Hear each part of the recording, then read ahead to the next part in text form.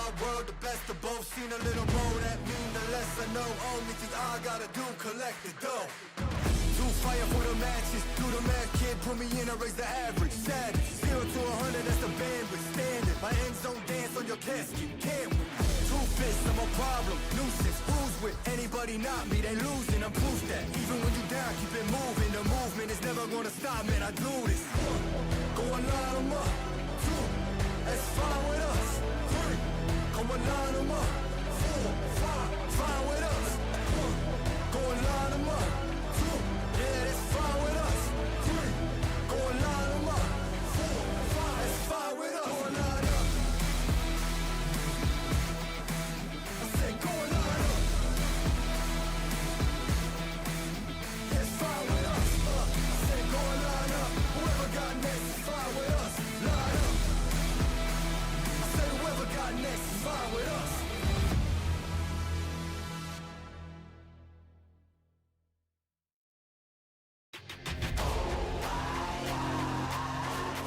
Never fall back. We will stay right where we at. We never fall back. Yeah. We never fall back. And you can find me where I'm at. We never fall back. Ha. We never fall back. And you can find me where I'm at. We never fall back. Come up with a game plan. Double XL up in the pen, you can't shake that.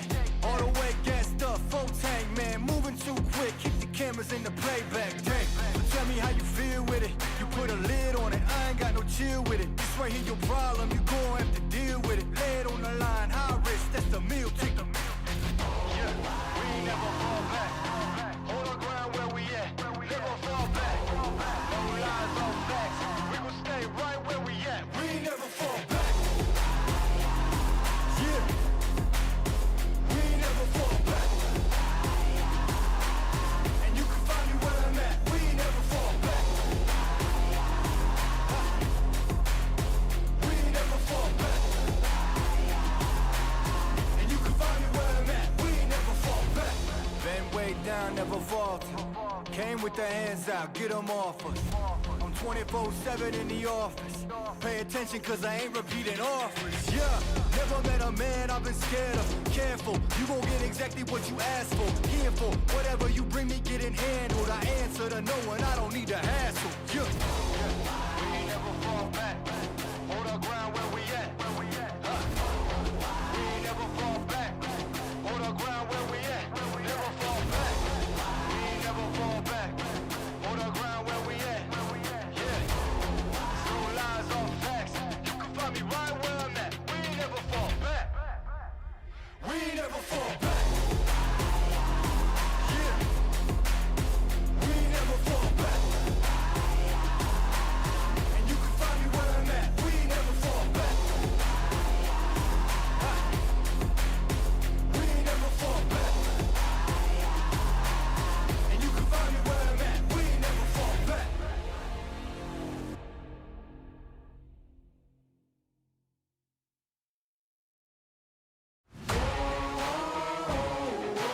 Man on a mission, I'ma get it. You know I be on a what? Yeah. You know I be on a what? Man on a mission, I'ma get it. You know I be on a what? Yeah. It's all hard, ain't no fear here. You ain't giving this at all, you steer clear. Never beat, I've been down and I reappear. You got some money on the line, you better put it here. Rolling in and doing that work. Check priorities, I'm doing that first. Checks big and I'm sure that hurts. But it's checkmate, we ain't selling short, know the work. Ain't nowhere to hide. You ain't gotta see me come and keep me on your mind. Cause I be on the work. Yeah. You know I be on the work. Man on a mission, I'ma get it. You know I be on the work. Yeah, man, we coming for them bags that they said I couldn't have. Get the team. I got a vision for the things you ain't believe. And here's the motto: hard work, this over everything.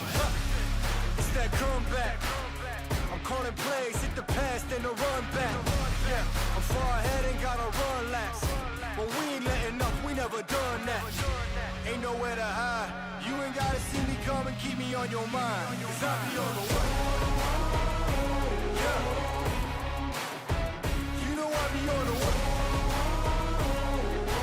Man on a mission, I'ma get it. You know I be on the way. Yeah. I'm on the way. On the way. Yeah. On the way. I'm on the way. I'm on the way.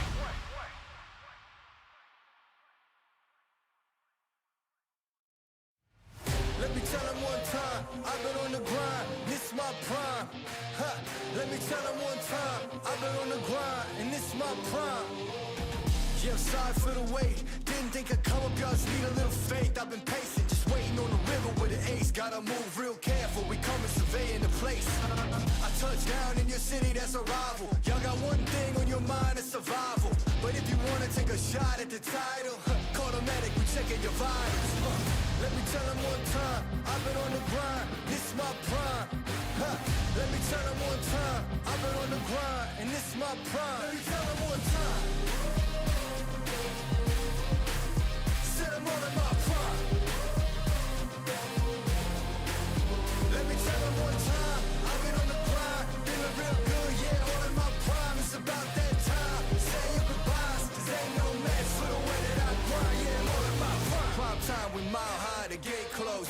Same city as voice and I mean rolls. It's flatbeds for the checks, that's a bank rolls. I've been killing it, I'm guilty, case closed. Yeah, y'all are too basic, my reputation, borderline amazing. Good things coming, they just need a little patience. Ready for whatever, all you gotta do is say when. In my eyes, when I rise, I visualize. I ain't ever taking a break, you taking 5. Even if I ain't got it, know that I'll make the time. On my next move, by the time that the ink will dry. Let me tell them one time, I've been on the grind, this my prime. Ha. Let me tell them one time, I've been on the grind, and this my prime. Let me tell them one time. Said I'm all in my prime. Let me tell them one time, I've been on the grind, feeling real good, yeah, all in my prime. It's about that time, say your goodbyes, 'cause ain't no match for the way that I grind, yeah, I'm all in my prime.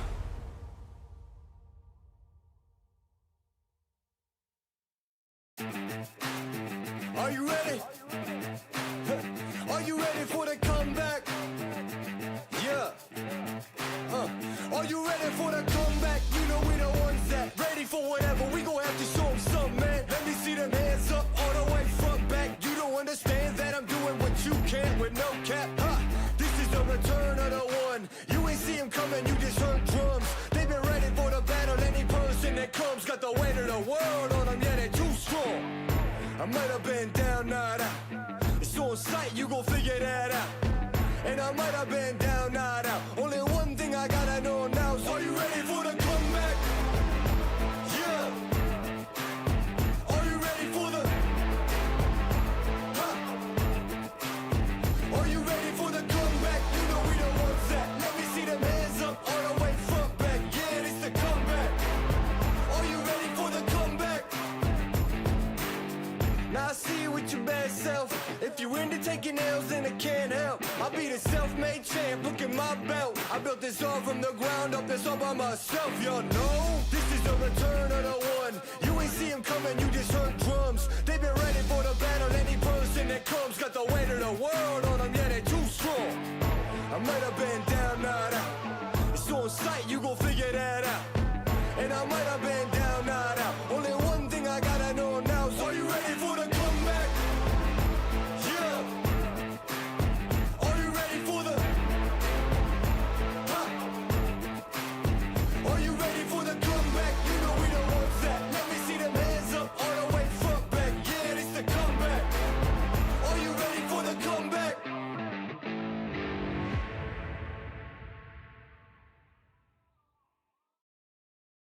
Cause I'm about that. Cause I'm about that.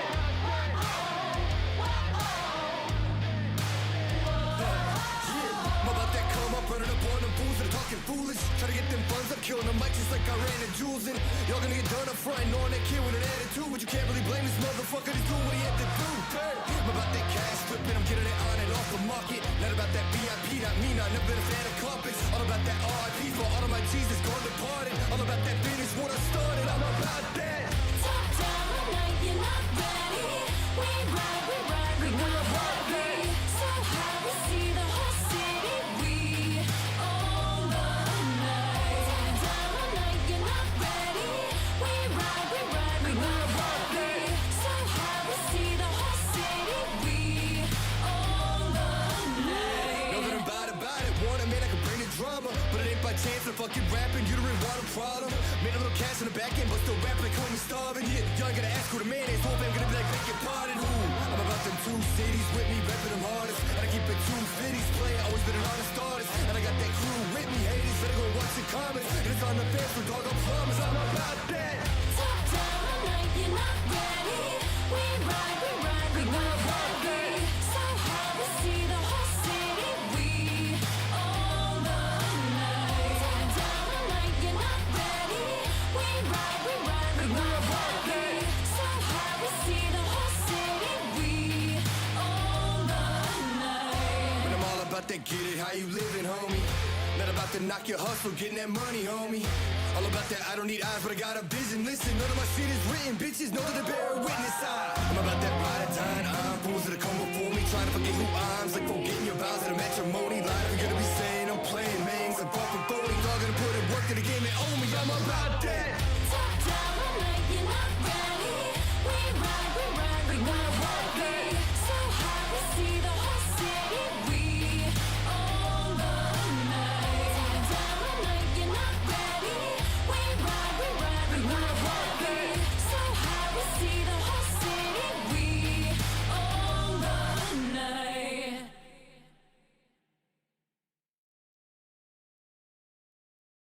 I give it all that I got will never stop. I give it all, straight to the top, will never stop. I give it all that I have, I let it be, cause nobody's better than me. What do you see? Give it all. Yeah, all that I got, I give it everything. They lost the plot, they think I'm menacing. They wanna talk, but I ain't settling. Circle is tight, feeling like where the rains. Whole lot of globetrotter, man, they don't know nada. Bro, gotta show something to me and go harder. So proper, nah, not that, we sure gotta give it all raw now, like Don Dallas. All that I got will never stop. I give it all, straight to the top, will never fly. I give it all, they want me rock, I never blow. I give it all, whoa. What you say, my man? Give it all, whoa.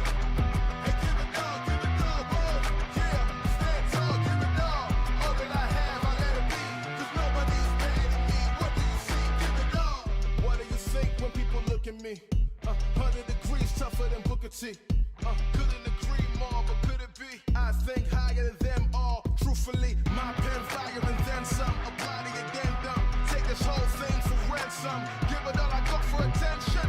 Not a mention of life well lived, for instance. Give it all.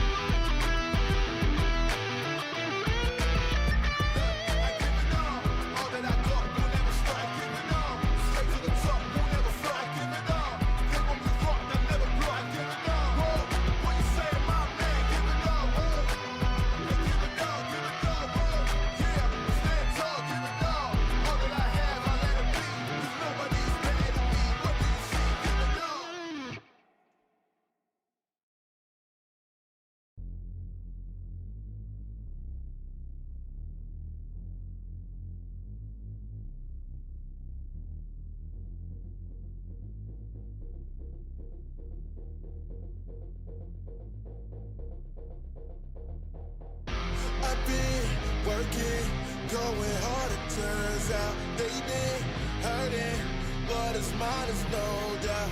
My moment is now, I've seen the 7 seas. My moment is now, no distant memory. I've been working, going hard, it turns out they've been hurting, but it's mine is no doubt. My moment is now, I've seen the 7 seas. My moment is now, no distant memory. My moment to shine, still gotta take this progress one day at a time. To my people that I'm holding the line, take a seat and better recline. Wanna break me down and then build me up. It's my time, I can't make this up. It's my moment now, you can't slow me down. I stand right next to Lady Luck, man, you know how I do it. Cruising, see my influence, show you how to move in a room full of Judas. Prove it, better stay sharp and prudent. Lose it, now brave hearts ain't moving. Yeah, I say again, man, my moment's here. Standing strong, I don't walk in fear. I still hear all the talking cheers. Who cares? I've been working, going hard, it turns out. They've been hurting, what is mine is no doubt. My moment is now, I've seen the 7 seas. My moment is now, no distant memory. I've been working, going hard, it turns out. They've been hurting, what is mine is no doubt. My moment is now, I've seen the 7 seas. My moment is now, no distant memory. This my moment. This my moment.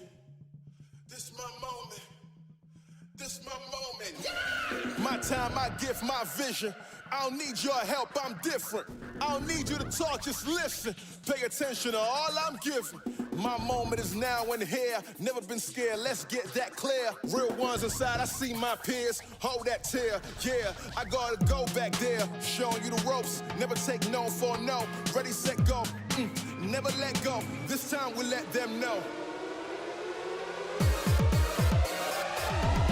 I've been working, going hard, it turns out. They've been hurting, what is mine is no doubt. My moment is now, I've seen the 7 seas. My moment is now, no distant memory. I've been working, going hard, it turns out. They've been hurting, what is mine is no doubt. My moment is now, I've seen the 7 seas. My moment is now, no distant memory.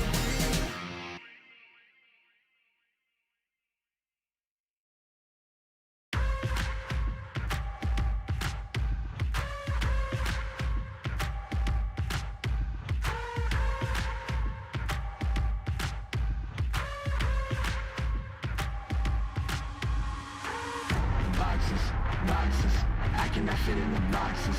Stop it, quitting was never an option. Exhausted, this passion is never exhausted. And you cannot stop it, nah, you cannot stop it. I had to switch up the flow, show you the way that it go. God is good, but his life is hard. But it gets better when you grind it smart. I'm just really trying to leave a mark. We tired of being who they say we are. That's the baton, we gon' take it far. Always been real, we don't fake it all. Tired of 9 to 5, just make enough to survive. Only living on the weekends. You really thinking that's why I'm alive? Listen not the scenes, time to live my dreams, do the things deep inside of me. This life it continues with fighting me, but I don't have quitting inside of me. I will not jump in these boxes they throw at me. Talking to God and there's so much he's showing me, shaping me, growing me, taking me sowing seeds. A growing tree, y'all get a load of me. Yeah, don't let them slow on me. I get the bag like a grocery. I'm on my grind like I'm supposed to be, and I do not care if you notice me.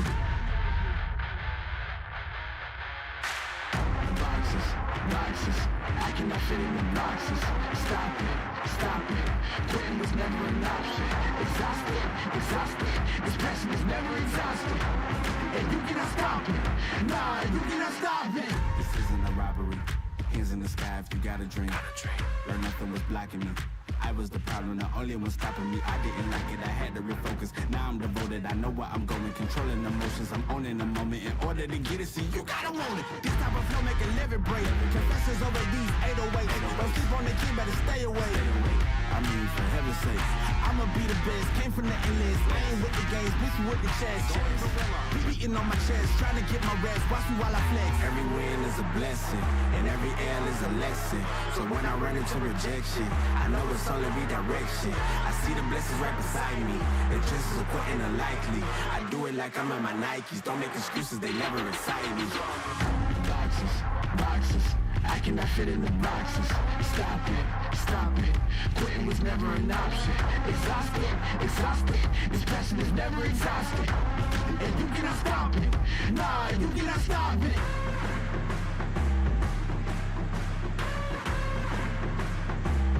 Quitting was never an option.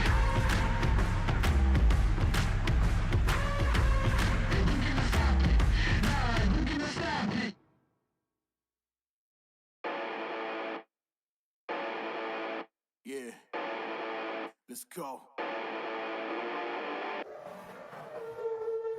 There's not a man that I fear. There's nobody here that can stop me. Cause I'm in a league of my own, yeah. Y'all can just sit back and watch me. They know who I am, they can't imitate. Don't stay in your lane, I'ma set it straight. I'm building my way to the top. You get in my way, you know that I'ma renovate. You know I'm about to lock it. All my monster they was looking for just like the Loch Ness. They think they gon' knock me off the throne, they better stop it. They can never reach me where I'm at, I'm in a rocket. Cockpit. In other words, you can't touch me. It's like I got the ball and it's rubber. And you won't see me when I'm coming through. You can't stop me, I'm running through. I'm untouchable, yeah, I'm untouchable, yeah, I'm untouchable, yeah, I'm untouchable, yeah, I'm untouchable, yeah, I'm untouchable, yeah, I'm untouchable, yeah, I'm untouchable, yeah. Feet fight both from. I'm the giant that they running from. Taking shots, I think they jump the gun. If they go against me, then they done. You cannot handle this. I don't think you can pay for the damages. I know when it's gonna be a first place. You gon' need first aid. Think you need bandages. Whoa, you know I'm about to lock it. All my monster they was looking for just like the Loch Ness. They think they gon' knock me off the throne, they better stop it. They can never reach me where I'm at. I'm in a rocket. Cockpit. In other words, you can't touch me. It's like I got the ball and it's rubber. And you won't see me when I'm coming through. You can't stop me, I'm running through. I'm untouchable, yeah, I'm untouchable, yeah, I'm untouchable, yeah, I'm untouchable, yeah, I'm untouchable, yeah, I'm untouchable, yeah, I'm untouchable, yeah, I'm untouchable, yeah. Now there ain't nothing to it. Go ahead and bring Goliath on. Ain't no giant, I ain't gon' fire on. Catch a fade, you I'm wrong, I'm gone. Y'all can catch the wave that I am on. I am icon, y'all are wide wrong. Think that I'm a reconcile bond, so ain't nothing to it though. This is on me, ain't got much to do with who you know. Keeping it true to form 10 L's into a milli though. But they already knew that those farewell to your opinions. Know that he is so. This is on me, ain't got much to do with who you know. Yeah, keeping it true to form, but they already knew that, y'all. Here we go. I'ma show you who I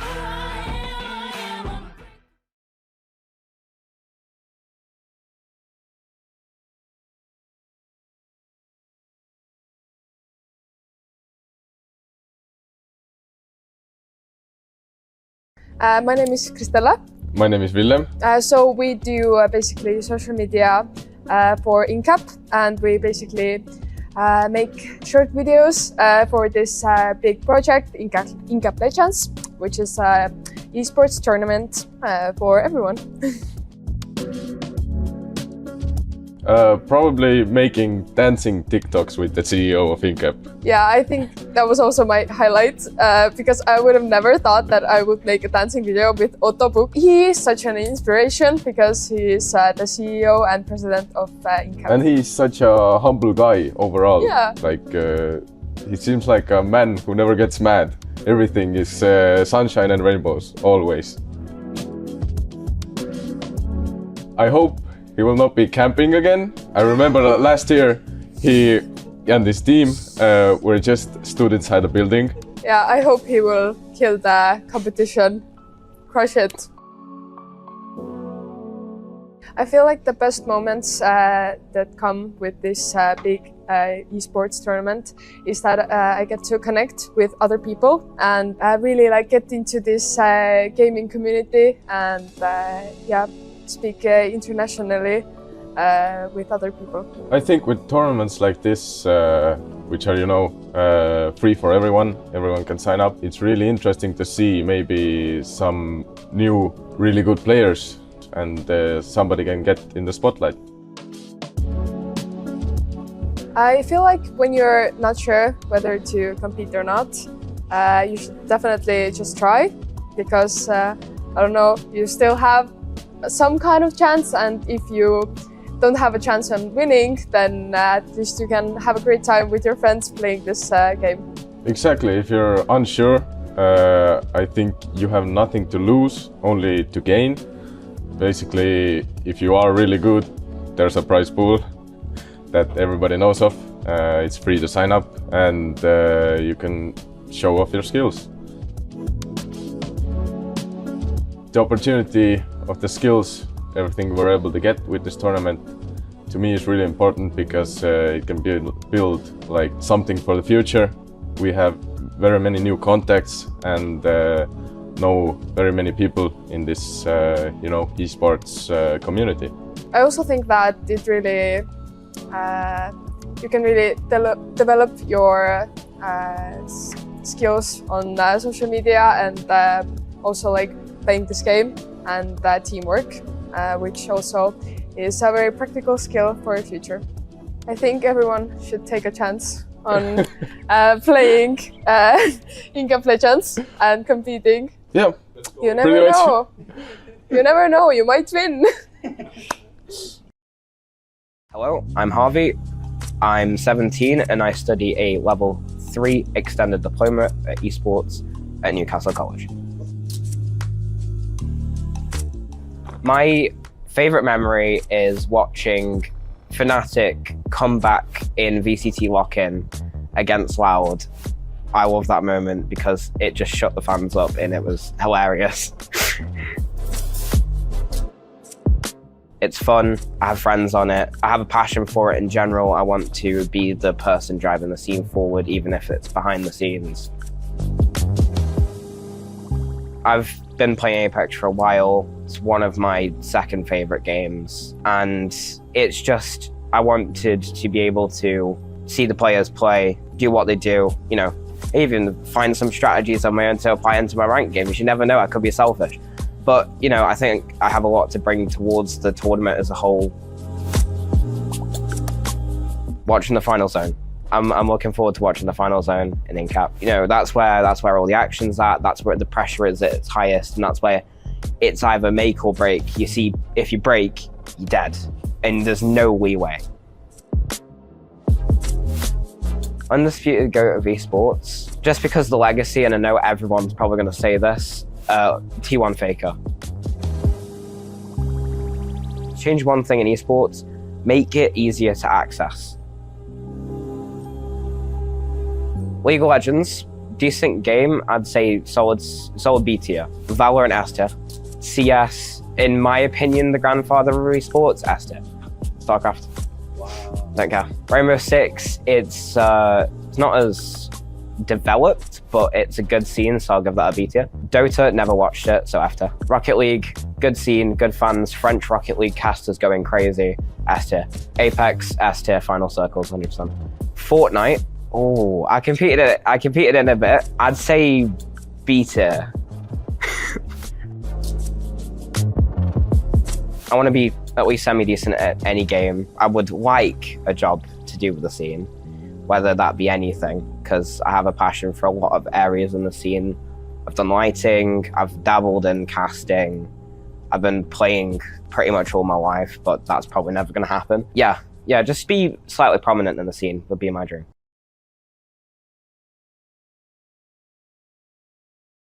Morning, evening, afternoon, wherever you may be, ladies and gentlemen, welcome to Incap Legends. Myself, Mad Dante, and the ever wonderful, the loveliest of men himself, Blazy Bard, here to take you through this. How are you doing, my man? It's an early start for us, and it might be a long day. It's bright and early here in Old Blighty, and indeed, we've got 12 rounds of Apex to get through, broken up into two halves. We'll start off with the first group of 6, and then we'll move on to the other group of 6. So there's plenty of game to play today, Dante. We are in for a long one, but we're in for a great one as well. We've got a wealth of teams from all over the shop, whether they be professional teams, community teams, student teams. There's a nice mix here, and I think we're in for some great games.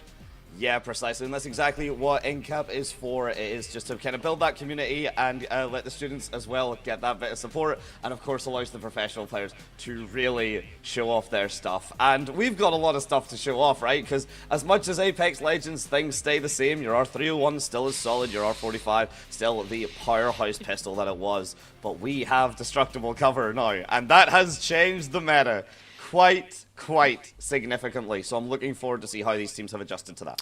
Yeah, I think, you know, there's so many players. We heard it even in the interview there, talking about how Otto last year spent a lot of his time camping in one of these buildings, hoping for a higher spot. Otto, I hate to break it to you, but you're not going to be able to do that this time around. Those buildings infinitely more breachable, and camping seems to be, pardon the pun, a little bit out the window.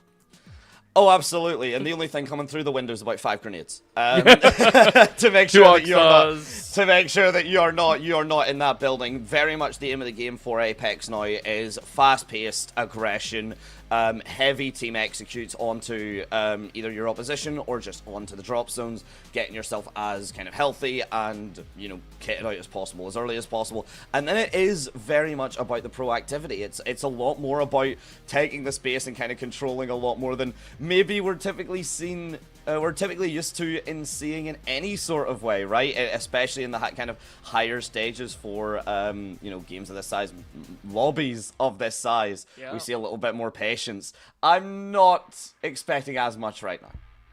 Yeah, and the lobbies are quite big. We've got 30 teams that lined up, ready to go. And we'll be starting off the day on Storm Point here, folks. You can take a look at the map rotation for the day. Storm Point will be our lead with World's Edge and E District in the back, and then we'll be going back around in the opposite direction. So 4 will be E District and so on and so forth. A quick note on that though, Storm Point has been having some issues, so depending on how the day goes, there might be a call to switch this one out to Olympus. We'll keep you posted on that, but for now, Storm Point does seem to be the point of call.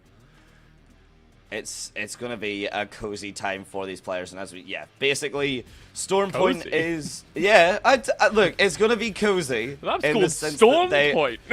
Yeah, but the teams are going to know what they are doing, and as well, for anyone that maybe got a little bit excited, because Olympus didn't get much of a run in the map whenever it came through, so anyone that's kind of crossing their fingers, maybe hoping that the Olympus knowledge can come out with for them, not impossible. But we are allowing, in terms of as well, just to keep you guys fully updated, we are allowing 2 crashes to kind of remake the server, of course, as long as, you know, the initial team fight really is all that's happened. Of course, if we start getting further down the line, things obviously might change up and we might be able to get the maps and such redone. But for the moment, those are your maps. And we have, as you said, a very diverse range of teams, but to kind of get a lot of you guys up to speed for exactly who to expect and who to maybe look for, well, we do have some teams, but Blazy, would you like to be the ones to kind of bring us through at least that initial team bracket, and particularly who we might want to keep an eye on?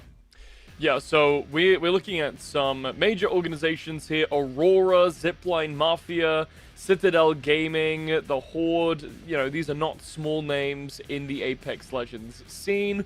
We've got as well some rosters that have been broken up, remade, a little bit homeless currently.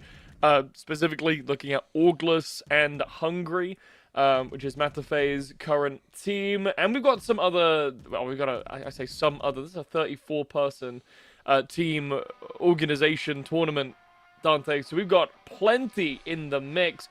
I want to keep an eye on Pro Destroyer, which seems just like the best team to walk around with. Ares as well is here, QGS. So there's plenty of teams to keep an eye on. And somewhere in this list, we will see Otto's team yet again. Otto, for those of you at home, is the proud owner and operator of Incap.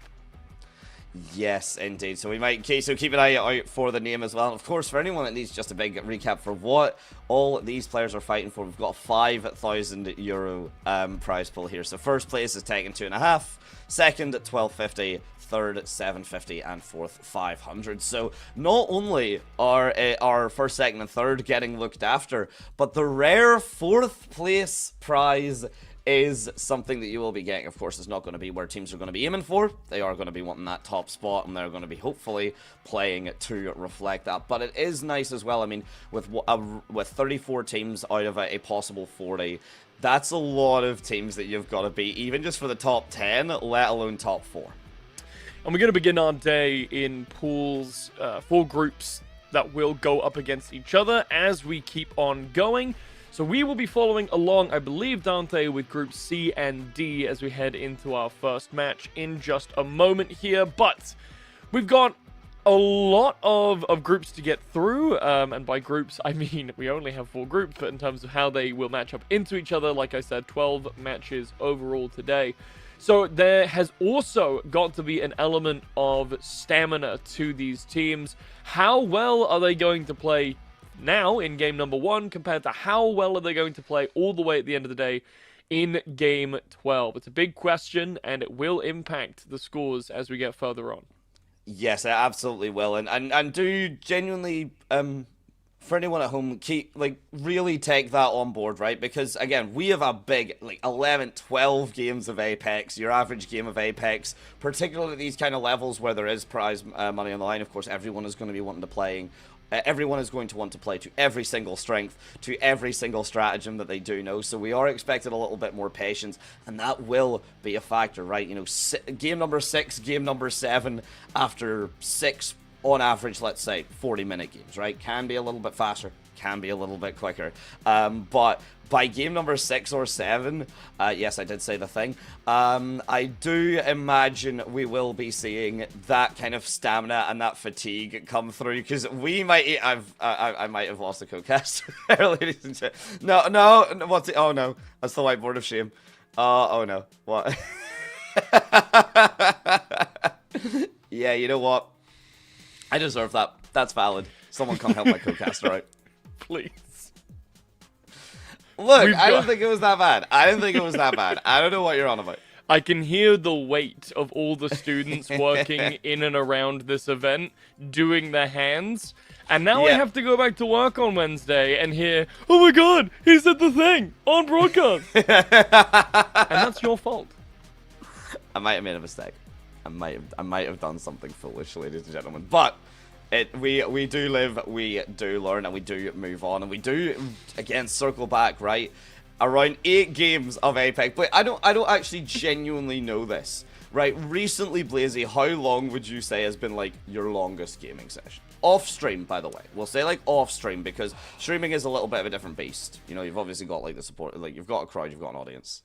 I guess the better question, Dante, is when was the last time I had a gaming session? Valid. Wasn't broadcasting point. In some way. Valid point. Probably about maybe 3, maybe 4 hours. See, that's standard. See, these players are going to be having a lot more of that, and we are going to be having a lot more of that to talk about as well. And there is a decent chunk to talk about. Again, we did mention not only the map rotation, of course, as well, but with the meta changing, the agents, sorry, oh my days, that's showing exactly what I've been working on more. Ooh. The champions, I do apologize. The legends. The legends, in fact. Have had a bit of a switch up, right? Okay, so everyone keep an eye out for Mad Maggie, because the pick rate has absolutely skyrocketed. Octane still refuses to die, has just been part and parcel with Apex as a meta overall. So very, very commanding stuff there. Keep an eye on the Octane players. They are going to get very, very scary. And Bangalore, still your tried, true, and tested, and as a good safe haven pick for a lot of these, for a lot of players and a lot of ranks. So do keep an eye. Probably be seeing some of her as well. It is really interesting to see how picks have changed up. It is, obviously, we're seeing a lot of preference over towards people that can inherently destruct some cover. Mad Maggie and Bangalore both having some ability to disrupt that cover space, but Alta still incredibly strong. The ability to lock down an area and to generate cover in an open field will never not be good. Octane, as you mentioned, speed in a game all about rotating and moving around. Who'd have thought it? Having mobility, a pretty strong call. Valkyrie, though, I think is an interesting one, because we didn't see Valkyrie this time last year when we ran the first Incap Legends. I'm not sure that I remember seeing much of any Valkyrie, but now a whole 10% pick rate in the Masters Predators lobby. So expect to see quite a lot of Valkyrie. And yeah, I mean, Mad Maggie, how much do you want to talk about Mad Maggie, given the fact that she is literally a 5th of all legends picked in the meta right now? Yes, there is look, we're going to be seeing a lot of her being showcased as well. We can talk a lot about the prospects that she's going to have, but we have, 34 teams that I imagine will basically, not all, but I'm going to say like 28, 27 teams are going to have a Mad Maggie. So we are going to see very comfortably and very fully how these teams do play off of their respective legends.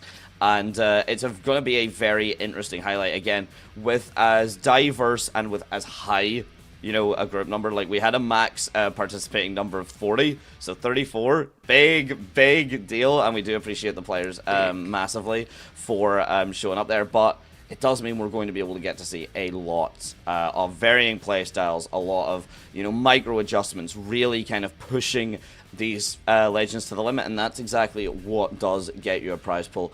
We are going to very quickly, ladies and gentlemen, because otherwise we will run out of just complete things to yap. We are still just getting the game sorted out. So what we are going to do, just while the last couple of techie things get sorted, I'm not going to give a time estimate, because if I do, it will be wrong. But we will be with you just as soon as possible, just after this short little break. So do not go anywhere, and when we're back, we should be right in on the action. We should see you in just one moment.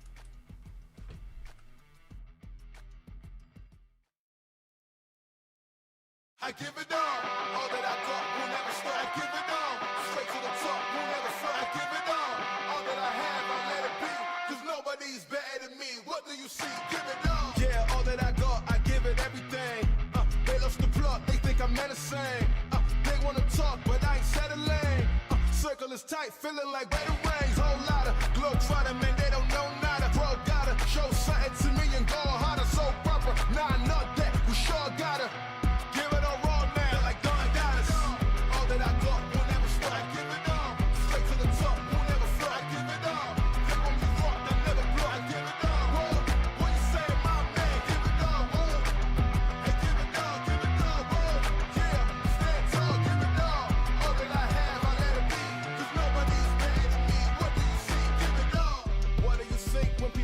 Me, 100 degrees tougher than Booker T. Couldn't agree more, but could it be? I think higher than them all. Truthfully, my pen fire and then some. Apply the addendum. Take this whole thing for ransom. Give it all I got for attention. Nah, the mention of life well lived, for instance. Give it all.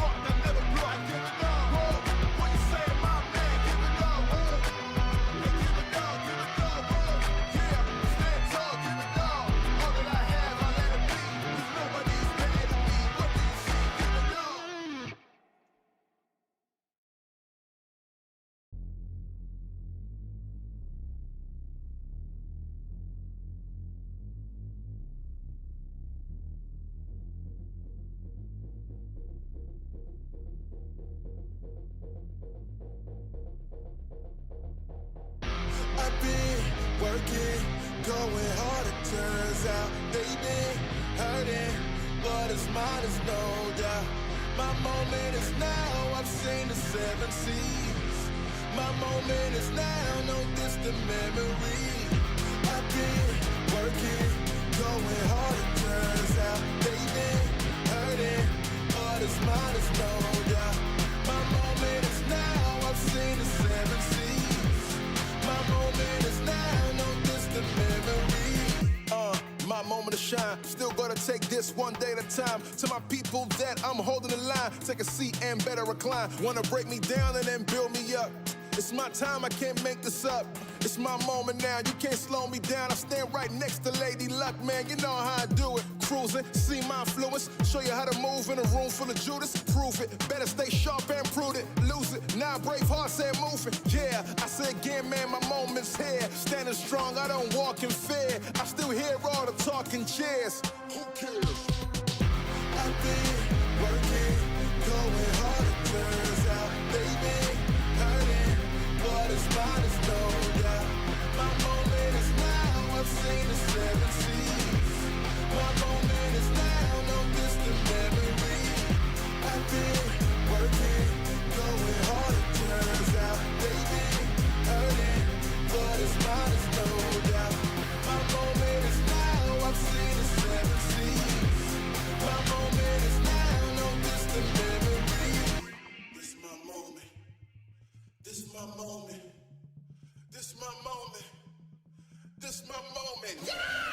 time I give my vision. I don't need your help, I'm different. I don't need you to talk, just listen. Pay attention to all I'm giving.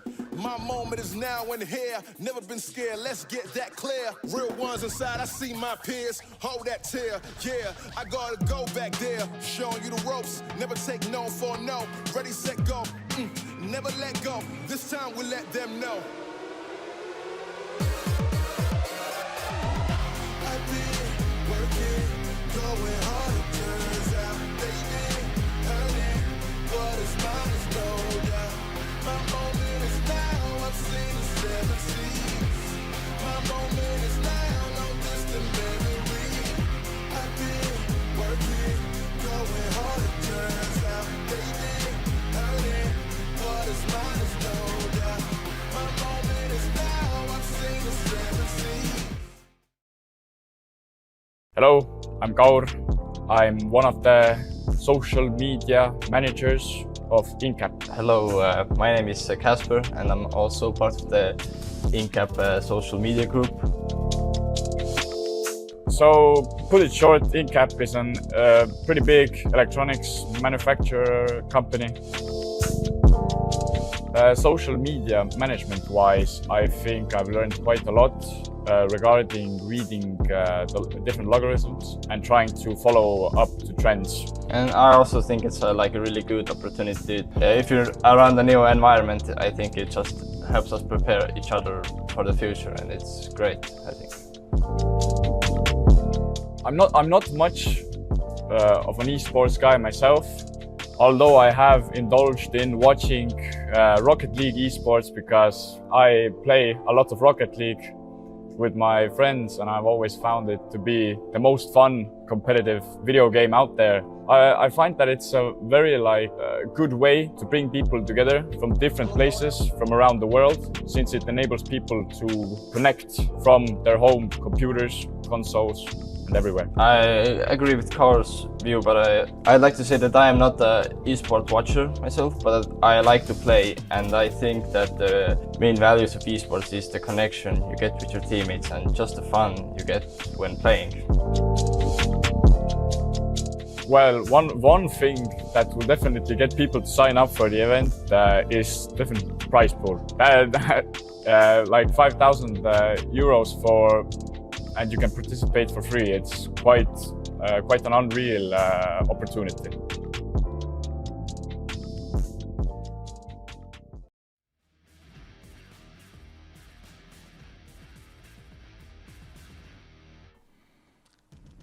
Hello, welcome back. Oh, we are getting the lobby booted up. It will be just good to go in a moment. And you know what, Blazy? I'm going to steal a little bit of a cue from the interviewer there just on the video that we just watched.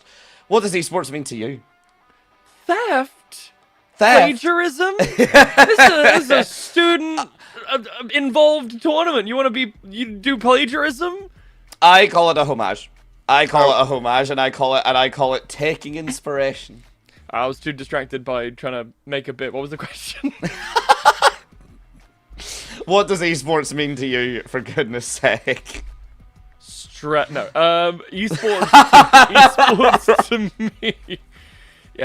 to me is people being able to express in a unified way their love for the highest level of competitive play. And as a commentator, there is very few things I love more than watching people compete at their highest potential output, seeing what it looks like when somebody puts everything on the line for what they love to do. And yeah, it also means sports, but with a little E in front. Oh, it does mean that. Well, that's the thing, depending on who you ask and the general definitions, because it changes. There can be a tiny E. Sometimes it's a big E, and those times are correct. What? I got asked this recently. Did you? I was interviewing for something, and they looked at my CV and they went, "So esports, is this a typo? It's capital E, lowercase s." And I was like, "It's just like a normal word. Just spell it like a regular word. There's no hyphen. It's not lowercase e hyphen capital S. It's not capital E, capital S. It's just a regular word." It is just a regular word. It is. What esports means to me is 10 minutes of debating how to spell esports, and that's what esports means to me. It is 10 minutes of going, is it a capital E, and then watching an entire room of people completely descend into chaos because no one can understand it. I think it's genuinely going to be one of those like very important.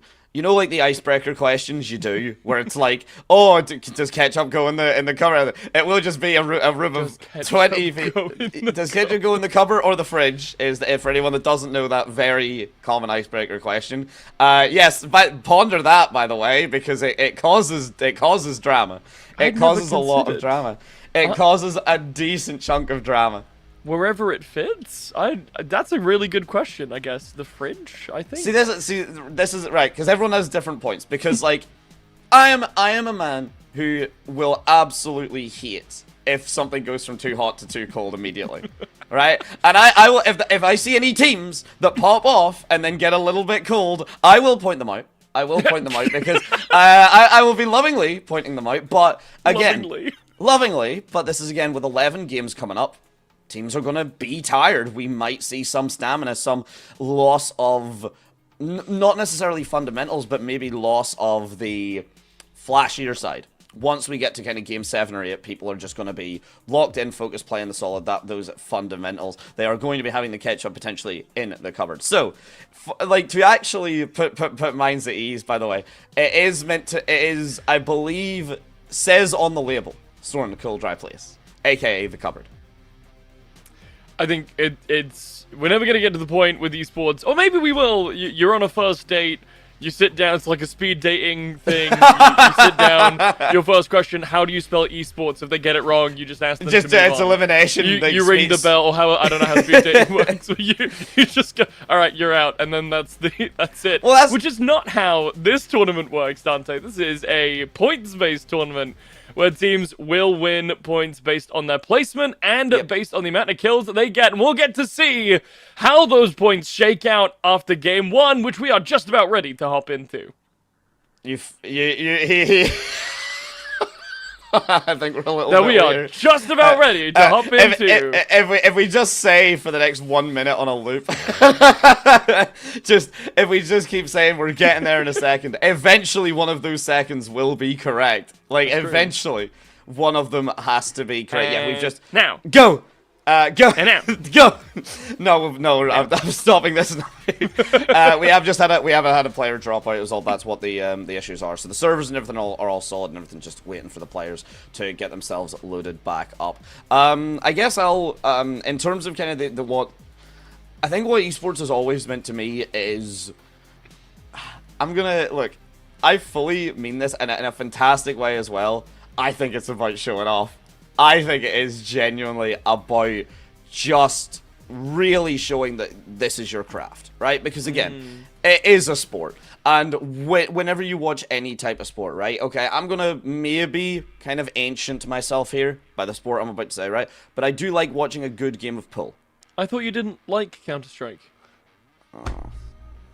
I wish I had a whiteboard. Guys, who wants to step in? Who wants to step in? One of my flush squad needs. Look, it's gonna age me by saying that I do quite enjoy myself a game or two of pool, and pool is quite nice to watch at the highest level because again, watching something at the highest level in esports or any kind of sport, right? It comes back to looking so easy. We are going to watch this entire day, a full tournament done in a single day, and Apex is going to look like the easiest game in the world. I'm going to go in and die horribly afterwards when I'm inspired by these players. I just want to point out for a moment, Dante, you went to talk about traditional sports, and then you picked... I said pool. Sorry. You picked the only sport that is still math and geometry, and yeah. I'm just... alright, sorry, I'll say this. I've outed myself as old, I've outed myself as old and a dork. And I'm okay with these accusations. I am okay with these accusations. That's fine. If we get Mad Dork Day Killer or Mad Dork Tay Killer then that's fine. I get it. I'm a massive nerd, and there will be. And do you know what the best part about me saying this now, early in the morning when my brain works? I'm gonna do some math on this stream at some point, and I'm gonna mess it up horribly because no one in the history of any broadcast or any production doing anything has done math correctly on stream. It is an immutable rule of esports. What does esports mean to me? It means not being able to do math on broadcast. It also means electronic sports, and it's always meant that to me. Because that's what it stands for. That wasn't a funny bit. Oh my goodness. So Dante, yes. I'm glad you enjoyed the bit. It was funny in the not funniness of it. Dante, we've still got a few moments here before we can head into the first game of the event. Now, I am curious. It's been a little while since we've seen Storm Point. It's been a little while since we've had Incap Legends as a whole. Now, are we expecting, in terms of playstyle, are we expecting maybe some high aggression play from the pro teams? Maybe some student teams being a little bit more cautious? Like, what kind of play are we expecting to see? Factions, etc. See, this is the thing. So, like, because for anyone that does need like the full rundown, we are not jesting. We are not being kind of exaggeratory when we say we are hosting basically a full tournament in a single day. That's why there's 11 to 12. We are doing the group stages. We are getting all those points and everything aggregate. It is ALGS scoreline, which Blaze you did mention earlier, and it is plus 1 extra point for every kill. So kills are important. Like, kills are going to be massively important, and I think even from last year, anyone that has either watched previous Incap or just watched any other kind of Apex Legends kind of tournaments and kind of shenanigans, you will know the best team and the most successful team usually has a very explosive start, a very confident start, and speaking of a confident start, now! Here we are, beautiful, right on time. The drops will be coming through, and we can comfortably say, welcome to Incap Legends. Game number 1 is just getting underway. Blazy Bard, I am terrifically excited for the bloodbath I imagine that these drop points are going to initially be. Storm is a brewing, and in this case, we are right on time and on point. We're going to walk around with some of these teams as they get geared up. It is, I believe, drop points pre-allocated, so we won't see too many off-the-rip team fights just yet. Each of these squads will get a little bit of time to at least find some equipment, some weapons of choice, and Massive and a wingman potentially locked in for Goose here as he's having a look around. But very interesting, already finds the Phoenix battery there. Yes, getting yourself that kind of res up immediately, right? Particularly early on, whenever the teams, of course, you're not going to have the red shields. No real legendaries or epics are going to be on the board just now. So getting anything that just gives that initial survivability, even if it's like a single additional shot that you can survive, it is going to be a massive difference. And again, with how aggressive everything has been, with the utility being as important as ever, because you want to do fights incredibly quicker than Apex has ever done beforehand. And while teams and stuff are getting set up, actually, we're having a bit of an engagement right now.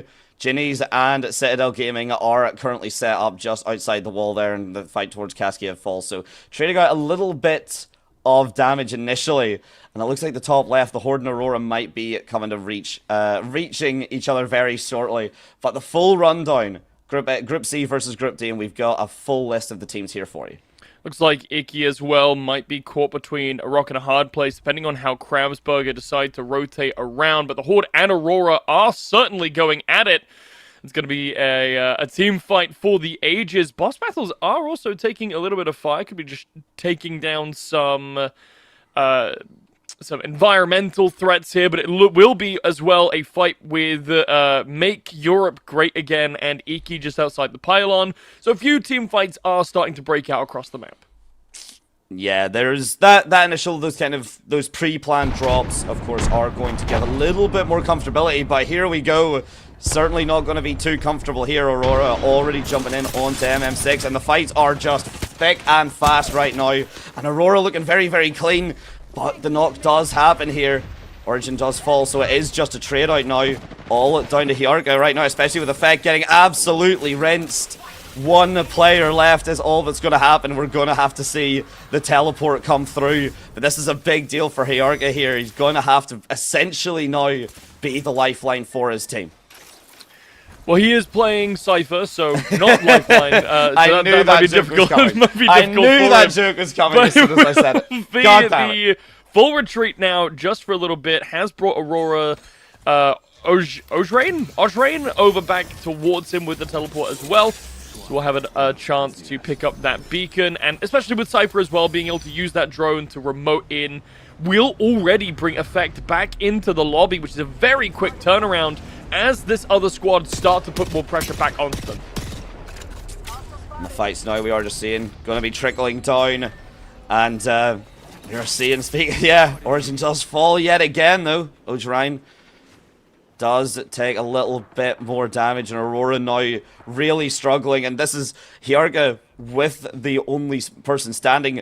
A big aspect I think isn't given enough love in Apex is essentially the minute you're down 2 team members, yes you're down guns, yes you're down the big important things, but even just you're down inventory slots to take utility away from other teams. Yeah, I think that's absolutely valid, right? No one's out here talking about how important your backpack is in terms of denial, but just taking and moving around some of these resources on the ground can make it more difficult. And even though Ojrain does fall down there for sure, another beacon has been recovered. And again, with the drone, it's just so easy to make these recoveries here. And it's an interesting team comp. We haven't really seen too much of Cypher in the pick order. In fact, sitting towards the bottom of the preference charts here, but you can see the utility, and you can see why Hyarka might have a preference towards this legend. Yeah, indeed, and I want to say very quickly, it's maybe not Cypher per se. Crypto. It's Crypto. It's Crypto, yes. Crypto the Space Dog. Yep. Crypto the Space Dog. But here's the thing, we're seeing like 1% pick rate on Legends, but that's actually like a 200% increase in the pick rate. So some agents are getting, I'm going to make that mistake a couple of times and I will correct myself every single time. Some Legends are going to be a little bit more sought after than others, and that's the difference, right? Because the meta exists for a reason, because the Legends have the best utility, but do you know how to play around a Crypto? Do you know how to play around those lower pick rate agents? And it seems to be right now a lot of playing around as the Arc Nade goes through, and 9, knowing someone is beneath him here, but can't quite land the first shot, does manage to get the battery down, gives himself the shield cell to get himself set back up, and he is going to get himself overcharged here as he runs in with the Peacekeeper, try and do exactly that. And the teleports the rifts in time, giving him all the space he could work with, but no, okay, I say that as soon as I say, but no shooting, and it runs down. A bit of a jiggle here, and 9 is able to stay alive. The drone finally does fall down, but so does Bangalore. Through the portal they go yet again, looking to try and find someone out of position. The Peacekeeper is dealing damage, but it's not going to be enough to stop the Horde from falling down. And after a hard-fought fight, Aurora do finally claim victory after having 2 deaths. How is this fair? They died first, but they still come out on top. Yeah, no, it really is a testament to that kind of backup plan, right? It's a testament to a longer standing team such as Aurora that are going to be able to, again, play to every single strength. You lose 2 of your team, heartbreaking, but not the end. Yes, the damage has been done. Yes, you're going to have to reclaim the shields. Yes, you're going to have to get the guns. Ooh. Oh my days, the shots are coming through. That is a good crack from Foresight. Not going to be able to get anything more off the back of it, but just one less shield battery for the opposition. One less piece of utility. It is a big war of attrition here, Blazy. And we're already seeing, by the way, 4 teams knocked out. Well, I mean, we might see even more teams be knocked out soon. Look at the end zone here. We've got 4 teams already congregated with Team Hartley already on their way. This is a massive 4 potentially 5-way team fight as the rest of the squads are still looting around. Aurora is still all the way out here. So are Mega, so are UAV. But right now, there are 5 teams trying to fight for superiority of the end zone. And, well, following along with Citadel Gaming, that's a very clean kill. Yeah, Remix looking very, very clean there. Of course, it's not an end just to get the down. We have seen exactly the survivability of some of these players, but you have to give it to them. Citadel Gaming are making sure that if you go down, you are absolutely out. And Pot is exactly that. And clean execute, concise fight. Citadel Gaming couldn't have asked for a better performance for that fight entirely. They don't have a lot of time to rest up, though. We saw the greater map just a moment ago. And there will be more teams descending on their position shortly. How much space they want to give them, though, will be the question. Although it already looks like maybe some shots have been fired. Meanwhile, LFG and Chud over here are trying to size each other up. Ultimates come through. And so is damage being traded across both. Guardian just getting caught quite literally between a rock. Not as much of a hard place as a lead place. And we can see Forsyth just wanting to capitalize off of the damage that has been done. Not wanting to give anyone the opportunity, as you highlighted earlier. It is a bit easier for these reses to come through. It is a bit easier for the beacons to be activated. So you're wanting to make sure that no survivors, no one lives to tell the tale. And as Guardian does fall, he still has that potential for his team to back him up here. But again, it's an absolute track, and the shooting is clean. Survey beacon taken out of the sky and taken out of the server. That was some next level tracking from Forsyth through the sky. I mean, and that shows you the level of play that we have in this lobby right now. Because I could tell you I could not do that in my regular ranked games. Not even close. Obviously, these players here at UAV, and I mean, this is one of our listed teams on the Liquipedia. This is a squad that knows what they're doing. They have some professional play experience, and it's very much obvious in the way that they're playing. I would say obvious is the key, and well, I'd say obvious, to be honest, not in a bad way as well, which is the thing. It's just so clear that it has been tried and tested. It's so clear that the execute is there, and speaking of, we get to see the initial flames come through. Keep an eye on those buildings, ladies and gentlemen, because they might not be standing for much longer. Decent chunk of damage. Another break on the shield does come through, but not enough for Nate to get the frag. But this is going to be a tough fight here, especially being trapped in the building, trapped in that region. But as we cut over to UAV, still having an absolute time of their lives on towards this edge of the ring, but about to be closing down. And much like the ring closing down, you can see UAV closing in on T6. And our Jesse, the last to fall, but will do so eventually. It's an interesting spot now, as more kills obviously mean more points. And with, I believe, 2 full squads slain between the entire team, UAV are looking in a pretty decent position. They're about to come up here against another team just at the top of this jump tower. Meanwhile, back over in the point, it's another scrap. It's 3 teams all on top of each other, and CTG are opting to reposition. They know that they are in between multiple rocks and multiple hard places. Citadel already claiming the life of one squad. Now they need to reposition and find a good spot to eliminate the rest. Yeah, indeed. And speaking of a good position right now, Citadel having this building on lockdown. It's a double-edged sword, Blazy, particularly at this kind of stage in the game. We still got 9 squads, 27 players left, so a decent chunk of the server remains, and getting yourself set up in a position like this in a really, you know, nice, tight and kind of confined building, it is a solid setup early on, especially for the ring's positioning, but it does put a clear target on your back. Everyone else is going to be wanting this positioning as well. They're going to want to try and force Citadel out, and again, you become very susceptible to the grenades, to the kind of crowd control aspect and the utility, especially the ultimates coming through, the scans, do a lot of damage. And Yaxu taking a decent chunk, but still staying up and healthy with the rest of his team. And another squad has now entered the game. Aurora has been able to find another victim. QGS taken off the board.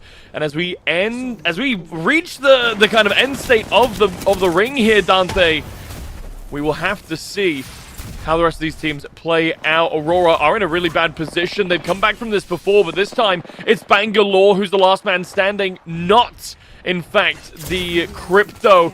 Smoke grenade goes out, and they might be able to pick up effect, but Hiraka is in a terrible spot, as are the rest of his team. Ginnies have already been taken off. A big thing, potentially a saving grace for Aurora, though. You can see right there, Citadel Gaming having to take their sights off of the initial squad, the initial fight, and it has given time for Aurora. Essentially right now, I say all the love to them, but the cockroaches of this server refusing to die.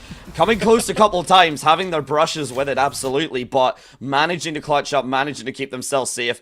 And while this ring gets closer and closer, make EU great again, it's attempting to be on a flank towards UAV. This would essentially be a 1 versus 3 here as the impact starts, but UAV gonna regroup very, very quickly, and we can see the Wraith teleport to get themselves back out into safety. And everyone here right now, basically bar Krabsburger here, Blazy, has a comfortable spot that they want to keep control of going into this endgame. Well, Krabsburger just ate an entire other team. They're gone now. They no longer exist. Meanwhile, Mega, the most spread out team on the map so far, they are starting to congregate. And UAV on the outskirts still. Aurora, I'm not sure how they've done it, Dante, but they've all been able to pick each other back up and are all back in the fight. And what I love to see, we were talking about how uncommon a pick Crypto is, but look at all these drones flying around the ring. Yeah, I mean, it doesn't... we used to see, I mean, back kind of in the previous years and such, both for Incap and kind of other work that has been done, we used to see Seer doing a lot of that kind of observational work. Of course, has been a little bit since he got readjusted, and I would say just a little bit fairer. But yeah, Crypto doing the damage here. The damage, though, Nate certainly the one to take it here. Immediately loses the shield. The battery goes online. The arc throw attempted just to stop it, but it will come through regardless. And the wall climb comes up, though, and everyone here is going to have to be worried about potentially getting third-partied. It is a showdown. Only 6 squads remain, so you just get shot in the back. Your timing is not absolutely perfect, both with the ultimates, with the executes. You can find yourself heading into a not early grave, but certainly earlier than you need.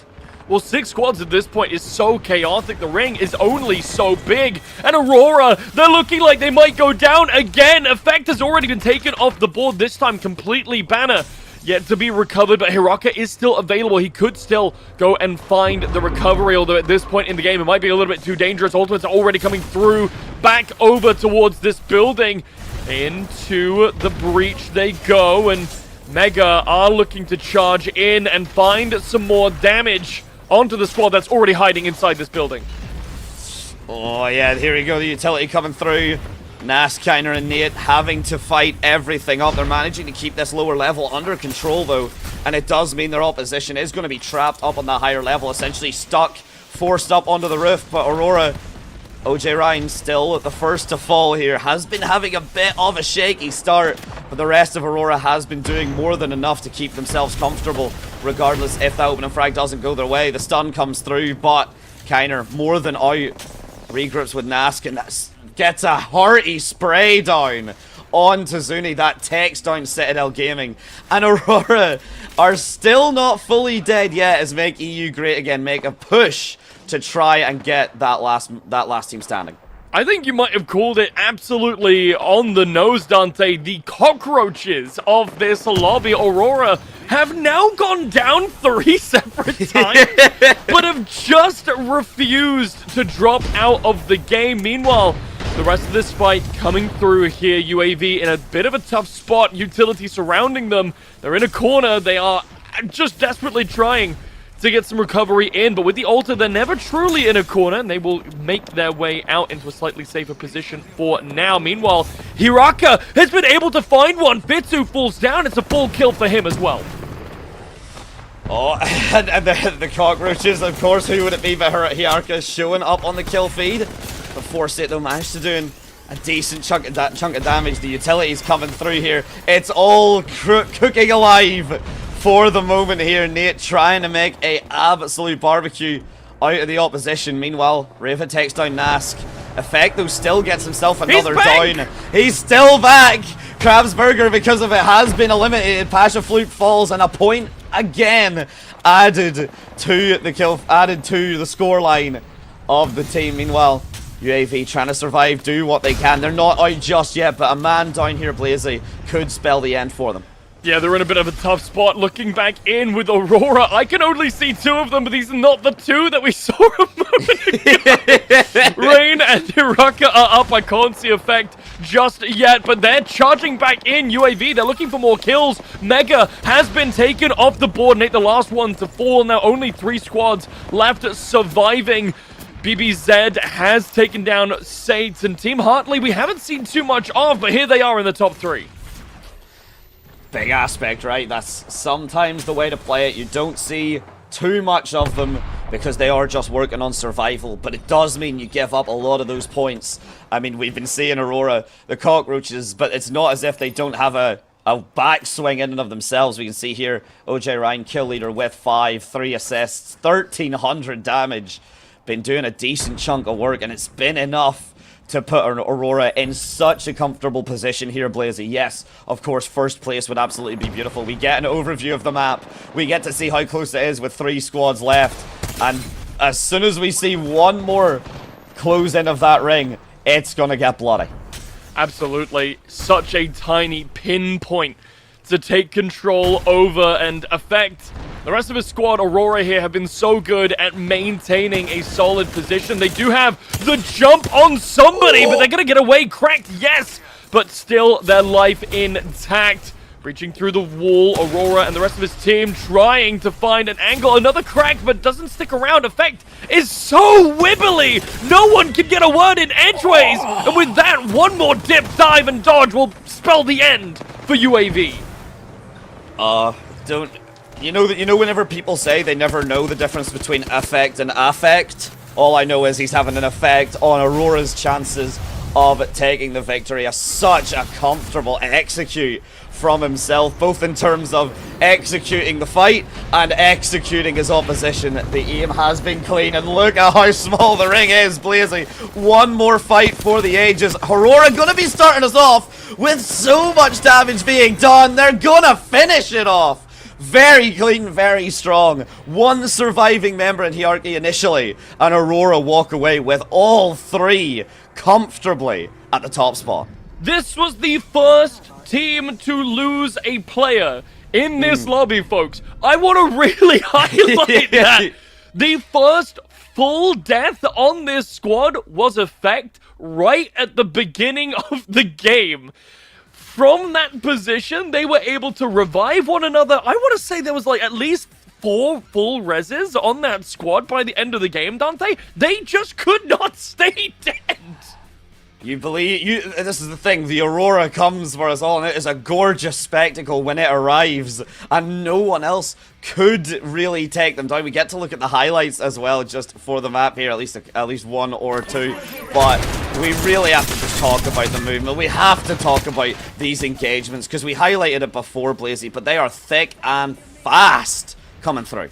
It's such a interesting team comp as well here, Dante, because yeah, we're not seeing them add Marge, but it almost feels like this is the playstyle that this team specifically wants to go for. Marge has so many abilities that allow you to put damage through walls, break these defenses, get some long-range poke in, whereas this squad just seemed to really rely on putting Hirata in a place where he couldn't be killed, push forward with the Bangalore and with the altar, use the teleports to dip, dive, and dodge, make space, and then if they do somehow go down, which they did often, I say somehow, there's just the crypto that had to pick them up and bring them back.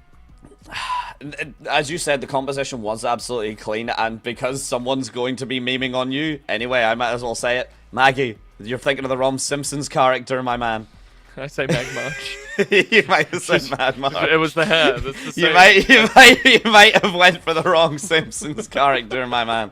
But Aurora did certainly not go for the wrong Simpsons character in any way, utilizing that build up to its absolute potential, right? That core that we discussed. Because again, all love to these players. Phenomenal. We have some of the best here. But because we don't have all of the best, not necessarily going for the meta pick might be a saving grace here. Comfort pick could be king overall for this series.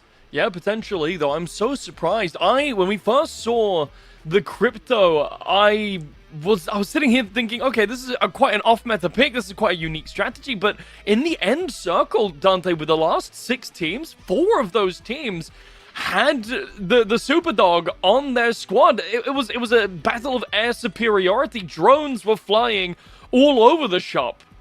Oh, the airspace in Storm's Edge just was absolutely taken apart. You could not jump without getting a drone taking your head off, and that's why in real life we have to make sure that we get our coverage, right? We have to make sure. You never went out drone spotting before for like taking photos? No. Have you never went out? Oh, No. oh, that's so fun! But you have to get legally you have to get like permits and stuff because otherwise you do just have an unmanned aerial vehicle potentially flying into someone's face. Spotting people, sending out EMP pulses, picking up revive tokens, and reviving people. We all know regular things that drones do in real life.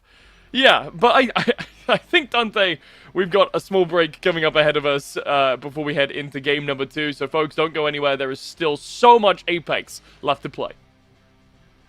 My name is Kristella. My name is Willem. So we do basically social media for Incap, and we basically make short videos for this big project, Incap Legends, which is an esports tournament for everyone. Probably making dancing TikToks with the CEO of Incap. Yeah, I think that was also my highlight because I would have never thought that I would make a dancing video with Otto Book. He is such an inspiration because he is the CEO and president of Incap. And he's such a humble guy overall. Yeah. Like, he seems like a man who never gets mad. Everything is sunshine and rainbows, always. I hope he will not be camping again. I remember last year he and his team were just stood inside a building. Yeah, I hope he will kill the competition, crush it. I feel like the best moments that come with this big esports tournament is that I get to connect with other people and really like get into this gaming community and yeah, speak internationally with other people. I think with tournaments like this, which are, you know, free for everyone can sign up, it's really interesting to see maybe some new really good players and somebody can get in the spotlight.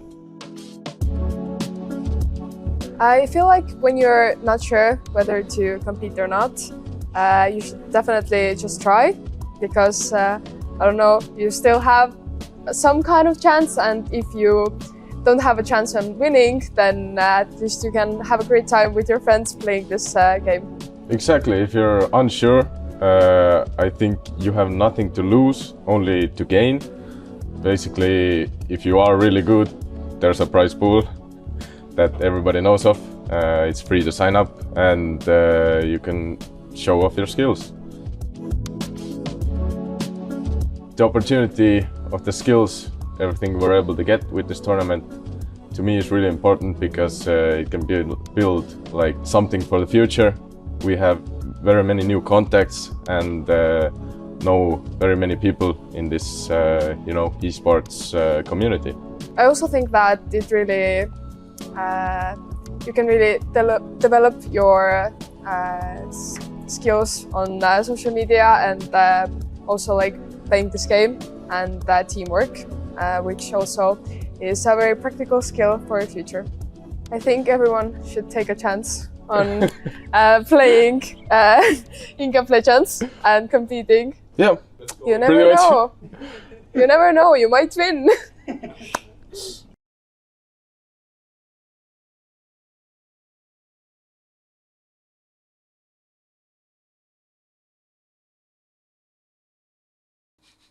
And welcome back, welcome back. Oh, we've already had our first game of 11, so we're not even 10% of the way done. But Blazy, it was a hell of a first game to start us off today. I think it is always so exciting when we start the day with a preconceived notion of the kind of pace that we're expecting to see, the kind of playstyle we're expecting to see, the kind of legends we're expecting to see, and then are immediately proved wrong. I mean, we were right on the most part, right? Yeah. Maggie, incredibly picked. Alta, I think there was an Alta on every single team. We saw quite a bit of Bangalore, but there were Wraiths, there were Lifelines, and most notably, Crypto surging up in terms of how much these players wanted to value him, especially at the higher levels. I'm really interested to see if that's just a game one kind of strategy, or if this is going to be prevalent throughout the event, because I am loving the cockroach plays. To be honest, so far, I'm really expecting it to kind of stay. I mean, especially with the Wraith setup that we've been seeing a lot of the players just really kind of make work. Crypto was an absolutely gorgeous version, but a big surprise, to be honest, at least none of the kind of last remaining teams that we did see, no full Octanes showing up at least immediately to do the damage. Everyone wanting a bit more utility kind of support behind their efforts. No one on a mad dash to try and do something incredible. If there were, clearly nothing incredible happened, and they kind of, let's say, fizzled out. They were not running fast enough, and therefore got caught. And, you know, Octane, I want to say Octane is one of the frailer characters in the game with the lower health bar, but so, you know, got run as fast as you can, but he didn't, so now he's dead. That's the rhyme. That's like, I do love starting my day off with poetry, and I'm glad that this time, yes, you are indeed. I really do appreciate it. You know what, dude? You get yourself noted down. Oh, he's taking. Write that down. I wish I had binoculars right now. Hang on, because we can do the bit.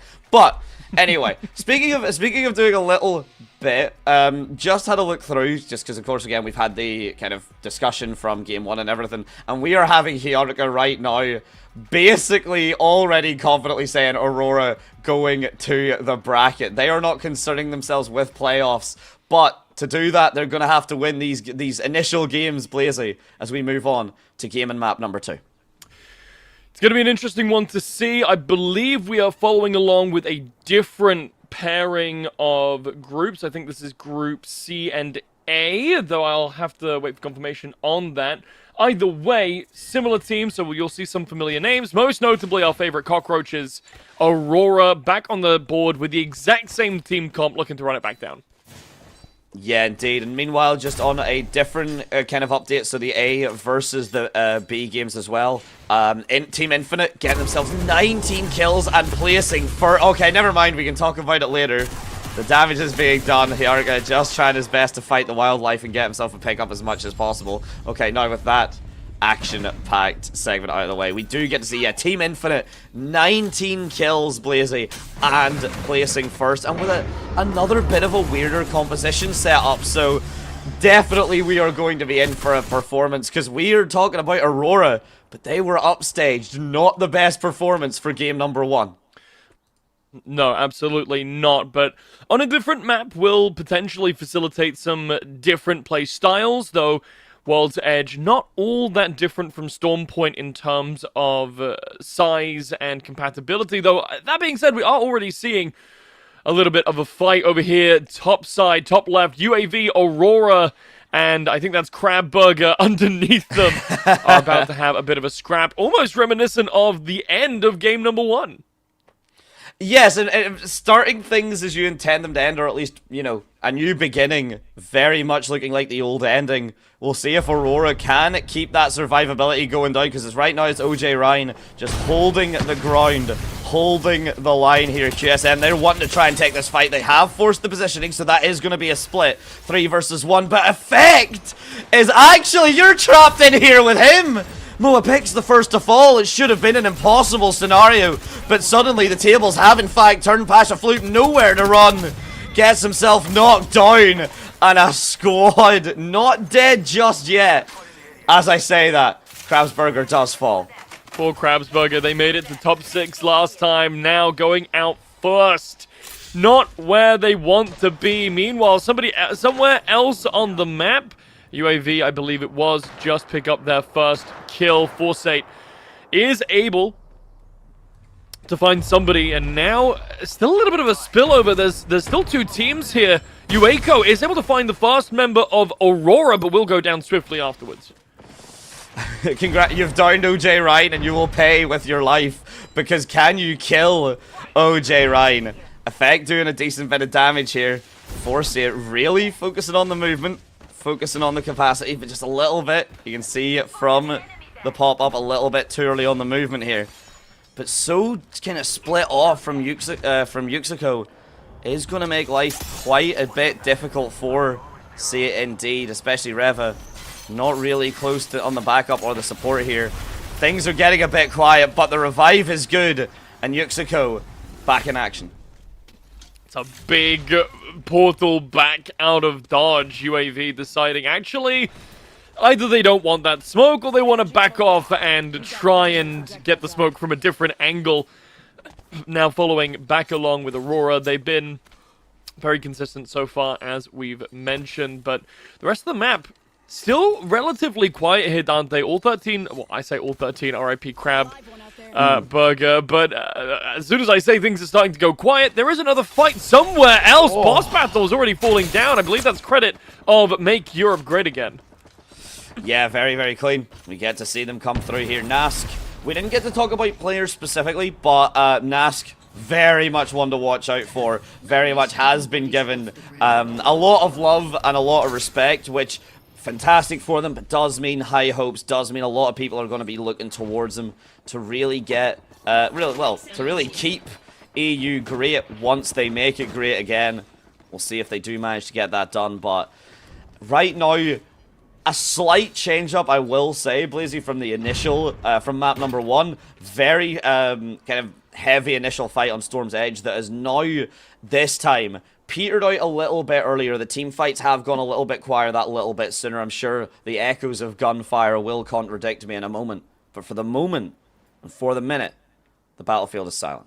I think it's an interesting dichotomy, right? Storm's Edge, on paper, the bigger map, but there's just so much cover, so many places you can wiggle in and out of World's Edge.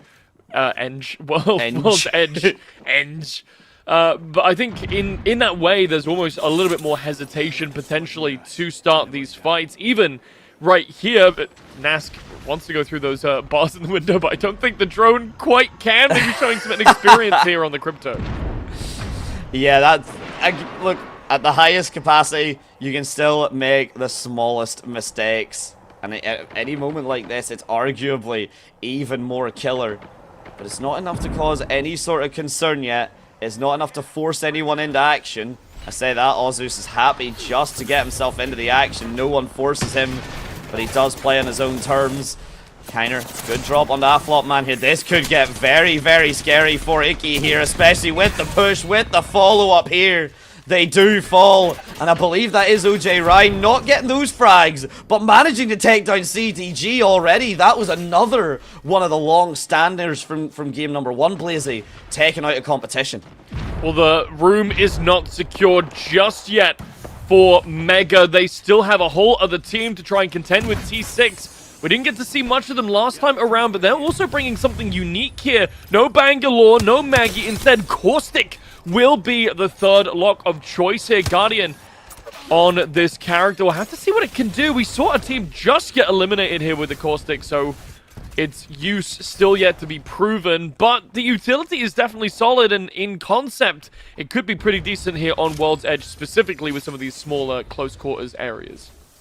Oh, we're getting very close quarters right there. You've seen Hyarka gets himself another down.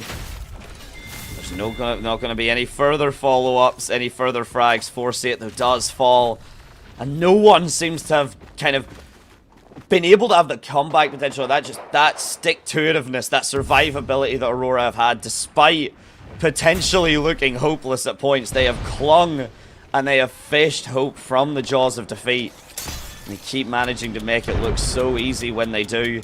Meanwhile, Janus is trying to take control of this building. QGS not going to let it down easy, though. We see the elevator shaft come through. The utility has been survived, has been countered.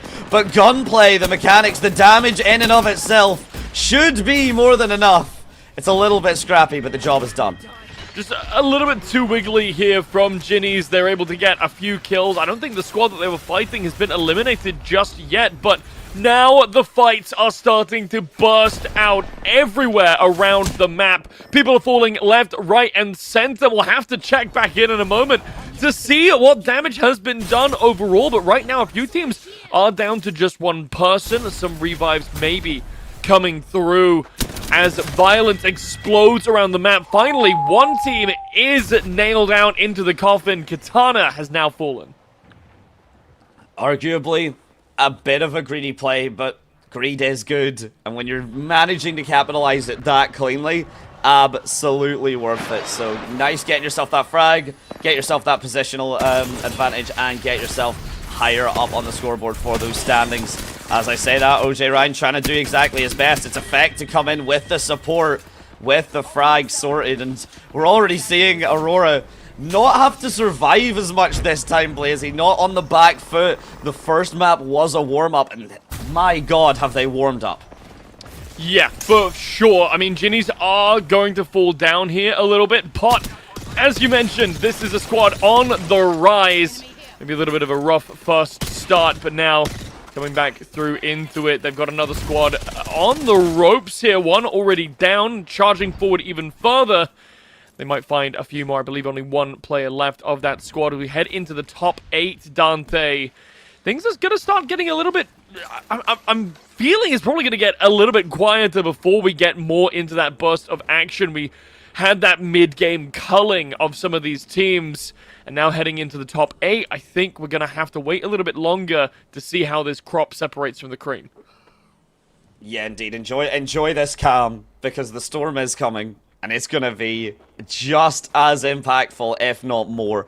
And I do want to just quickly highlight, because we've been giving, talking about Aurora, in terms of that idea of warming up, they still won game number 1. But again, it was just looking a little bit harder fought. This time, everything just looks so much more coherent, so much more composed.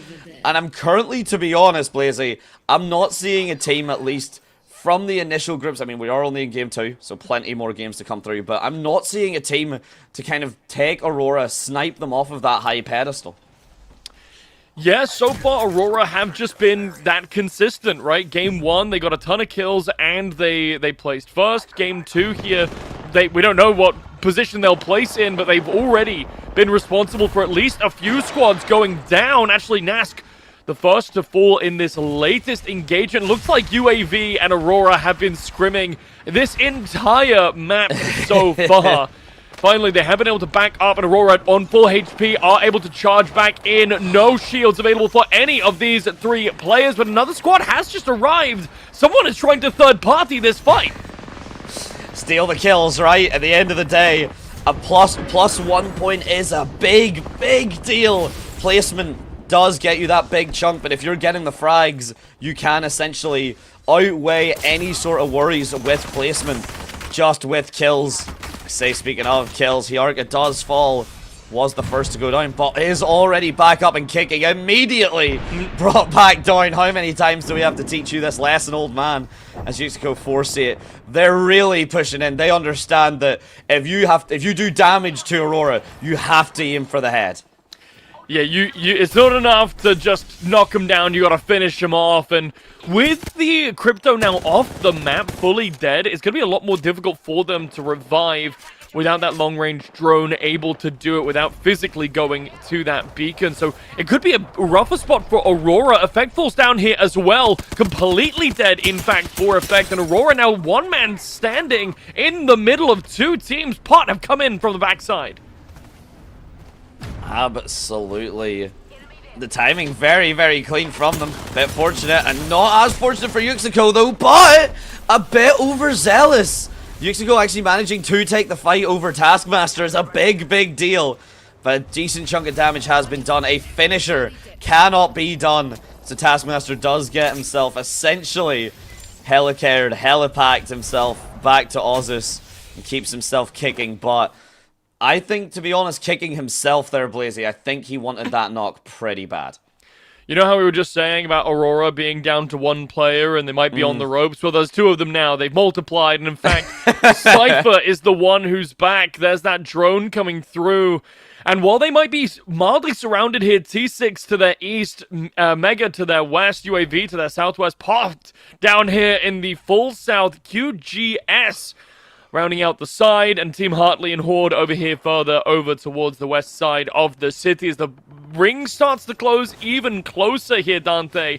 These teams are going to get more aggressed onto, but QGS, they're still on blue shields. They're not going to be able to trade into these fights as well as the other squads here. No, I mean, this is highlighted it earlier, right? The difference between placement and the difference between frags. QGS very much opting to play for placement points, but again, you're looking at teams like Infinite, teams like Aurora, both placing first and a chunk of kills to suit. Infinite on 31 total points because of that first place finish with 19 eliminations. Aurora behind them on 26. I'm already, to be honest, it's only game number 2, Blazy, but I'm already starting to see just playing for placement will be backfiring, and playing for placement here, it's an awkward placement for the squad. 9 still up, still kicking, but Prestige is gonna try and finish the job here. Going back and forth through this portal, it is literally the game of ducking, diving, dip diving, and dodging, but Prestige looks like he might actually be finding the worst part of the deal. He's gonna fall down, even though it's a terrible position for the opposing team. Has to be brought out of dodge by a teammate as the Horde fall down and Aurora get even more kills. OJ, it's not a frag just yet, but a down is a good starting point, and it is QGS, right? You just highlighted that scalability. Are they going to be able to survive this later side of the game? And so far, the answer is no. Ulfrage is going to fall. Aaron QG does go down, and you can see effect here on the chase. Kiner not going to be able to survive. The shots are clean, and you have to give love to effect here. Even with OJ Ryan, I was literally about to say out of commission, right back into it. Nate gonna have to fight for his life, but he's gonna lose it. Meanwhile, Yuxiko just rips Chud and LFG out. Both still alive. It's T6 Esports, the squad to fall after the bloodbath. Mega was just in this exact situation on the other side. They had knocked 2 from Aurora down themselves, and now it's them who are in fact in an awful position. Nask is seemingly able to res maybe one person, but we're all grouped up in the corner, and there's just too many Aurora Borealis in this part of the day, in this part of the country, fully localized into this kitchen. Can I see it? No. Oh. These are some steamed clams, Chalmers. These are some steamed hams. Everything right now has been cooked, and I mean, you gotta give it to Aurora. They are making themselves another statement, but they really have to, right? They have to be keeping up with Team Infinite. 5 points currently ahead of them. Just to give you all a full breakdown right now, in terms of the total point scorage, 31 for Infinite, 26 for Aurora, and then it's UAV and 3 Slona with 16 each. So quite a difference between first and second, and it looks like that difference is only getting bigger as time progresses, and as Aurora still, Blazy, refuse to die. Yeah, they're still up, they're still here. Effect has gone down, but the rest of the squad is still kicking, at least for now. Yuzako is taking credit for that one, as the rest of these squads get closer and closer. This ring is starting to get devastatingly small. Taskmaster, a thermal grenade will take down Invincible, and Team Hartley will find their way out of the match entirely. Only 4 squads left, and they're all in the same building. This is the part of this map, the verticality and just the high rises. It comes down to, are you on top or are you on the bottom? And so far, Aurora now having to fight their way through this tower block, having to get themselves as comfortable. Ring closes less than 60 seconds, Blazy. Final round is upon us. The positioning from Ozus isn't fantastic. Gets himself caught out by Aurora, but OJ Ryan having to stay alive. The shield cell is good. Gonna have to get themselves knocked fully back up, though. Same with Yarka. A lot of low HP, but no one dead. And that has been the difference maker. You can do damage to Aurora, but can you finish them off? Meanwhile, it's 4C online for UAV, getting the first couple of kills. QGS still alive longer than I had anticipated, but will get eliminated. Low kills on for them as well does make their life a lot more difficult here, Blaze, even with a decent positioning in the top 4. Still possibly not enough, as absolute carnage is coming through. Those windows are going to shatter. The buildings stay standing, but a lot of cover has been lost. And you can see just how focused in Pot at this point, trying to snipe away a kill. Make sure Aurora don't do the same. Prestige has found the damage, and OJ Ryan falls because of the Arc Star.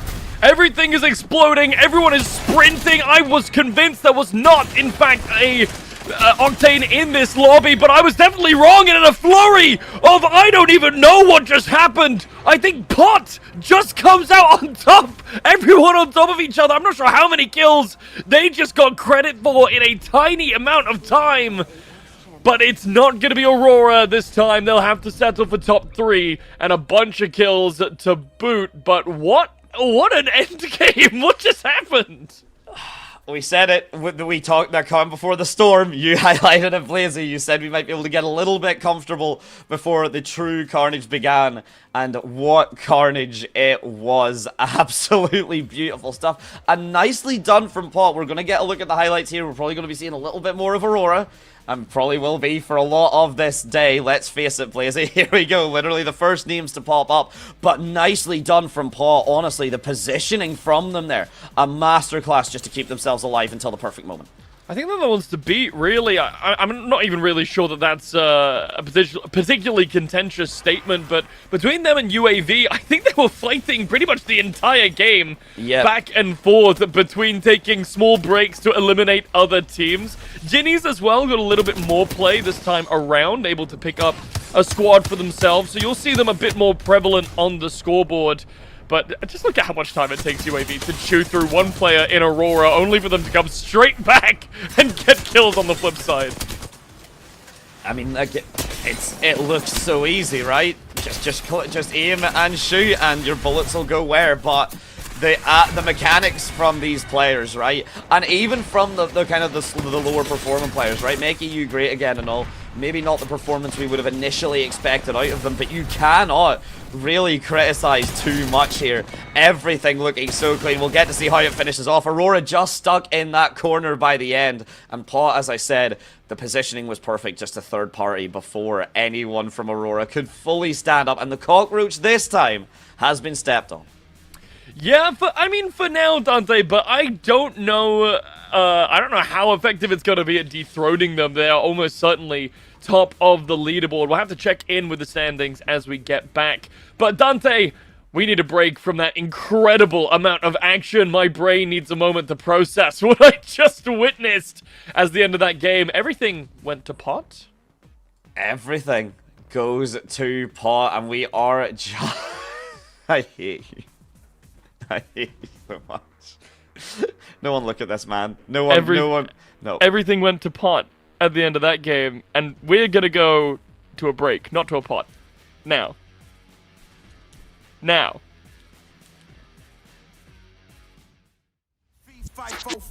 I'm the giant that they running from. Taking shots, I think they jump the gun. If they go against me, then they done. You cannot handle this. I don't think you can pay for the damages. I know when it's gonna be a first place. You gon' need first aid. Think you need bandages. You know I'm about to lock it. Like my mom said they was looking for, just like the Loch Ness. They think they gon' knock me off the throne, they better stop it. They can never reach me where I'm at. I'm in a rocket cockpit. In other words, you can't touch me. It's like I got the ball and it's rugby. And you won't see me when I'm coming through. You can't stop me, I'm running through. I'm untouchable, yeah, I'm untouchable, yeah, I'm untouchable, yeah, I'm untouchable, yeah, I'm untouchable, yeah, I'm untouchable, yeah, I'm untouchable, yeah, I'm untouchable, yeah. Now there ain't nothing to it. Go ahead and bring Goliath on. Ain't no giant, I ain't gon' fire on. Catch a fade, you I'm wrong, I'm gone. Y'all can catch the wave that I am on. I am icon, y'all are wide wrong. Think that I'm a reconcile bond, so ain't nothing to it though. This is on me, ain't got much to do with who you know. Keeping it true to form 10 L's into a milli though. But they already knew that those farewell to your opinions know that he is something. This is all me, ain't got much to do with who you know. Yeah, keeping it true to form, but they already knew that, y'all. Here we go. I'ma show you who I am unbreakable. I don't think you understand. Watch me escape it all. The world is in my hands. I am unbreakable.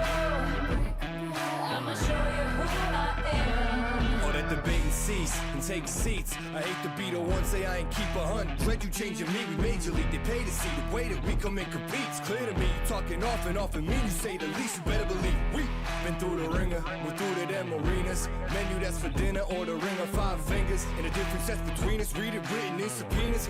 So in other words, the game that need us, we just reinvigorated. Little agitated, had to get them activated. No kind of active ain't it. And my occupation got me agitated, but I'm obligated later. Rest of conversating, be an understatement just to say that. This is all me, ain't got much to do with who you know. Yeah, keeping it true to form, but they already knew that though, so here we go. I'ma show you who I am unbreakable. I don't think you understand. Watch me escape it all. The world is in my hands. I am unbreakable. I'ma show you who I am. Yeah, they don't know their own strength. We go to length to show them all. That's why we came with no restraint. Anywhere we go against, it's over with. We pull the boulder at the bottom, older than just know that we are not gonna be going quiet. Got it on autopilot, automatic, stuff louder than all your bias. We on top, give you my word, you hold them by it. Hold the rise, letting the army that's behind them remind them that I am I'ma show you who I am unbreakable. I don't think you understand. Watch me escape it all. The world is in my hands. I am unbreakable. I'ma show you who I am.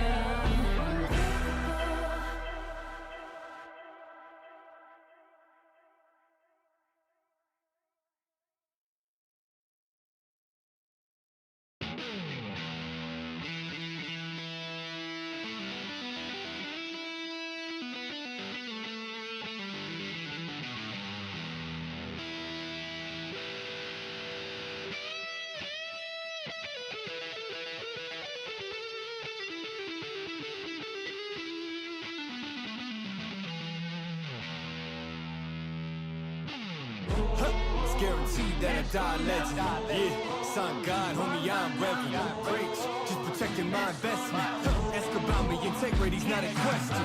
Straight up, all the way up, with the same ones that was down from the jump. Day one, same ones, been around when there ain't funds. Even got love for fake ones that changed up like they break ones.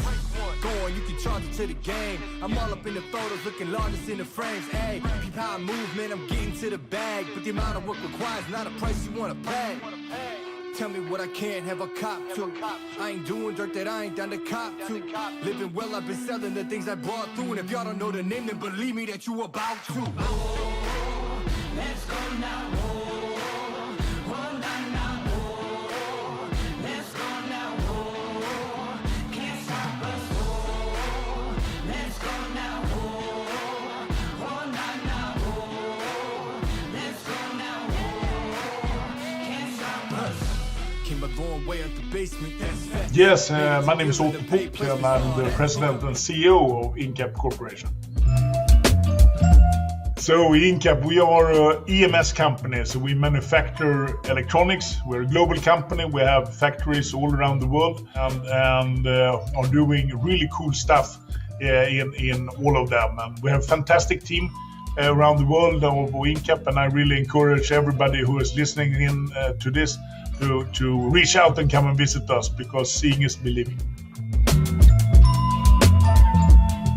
I think it's really important, and Incap, we have started this now. It's the second year we are running this Incap Legends, and I believe strongly that the skills and so that you have and that you develop here in e-gaming also is very much in use for us in the industry, and the key thing is somehow to bring together young people that are interested in technology and in electronics and computers, and so together with us who are in the industry, and I think good things can happen from there. No, hopefully that people get an interest in what we are doing as well, who are supporting this event and creating this event for the young people, and through that get to know more about our industry and what we are all about in that sense. No, I think we got very good feedback from the first event from our target group, of course, young people and people who are in college, but also from gamers and from our partners and customers and all of our, I would say, stakeholders were very positive that we engaged, and the first event became a big success.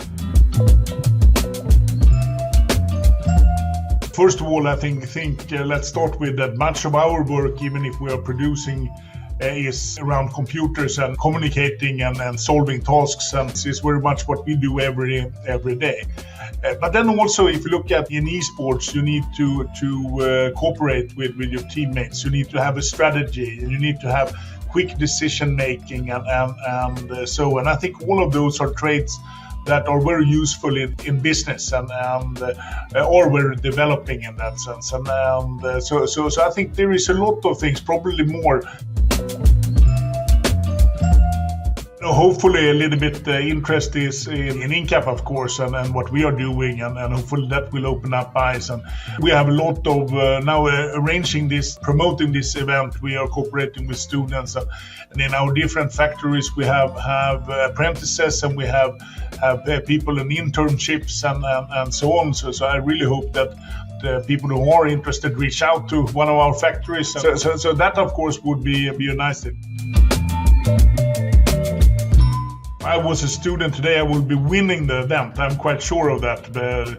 I played a lot of computer games when I was a student, and unfortunately nowadays I don't have the time to practice so much as I should in that sense. But why not? I think it's great, and also these colleges and high schools that we are cooperating with, I think this is a great opportunity for these students as well to arrange a professional event. So for sure, this is fun and useful in many ways.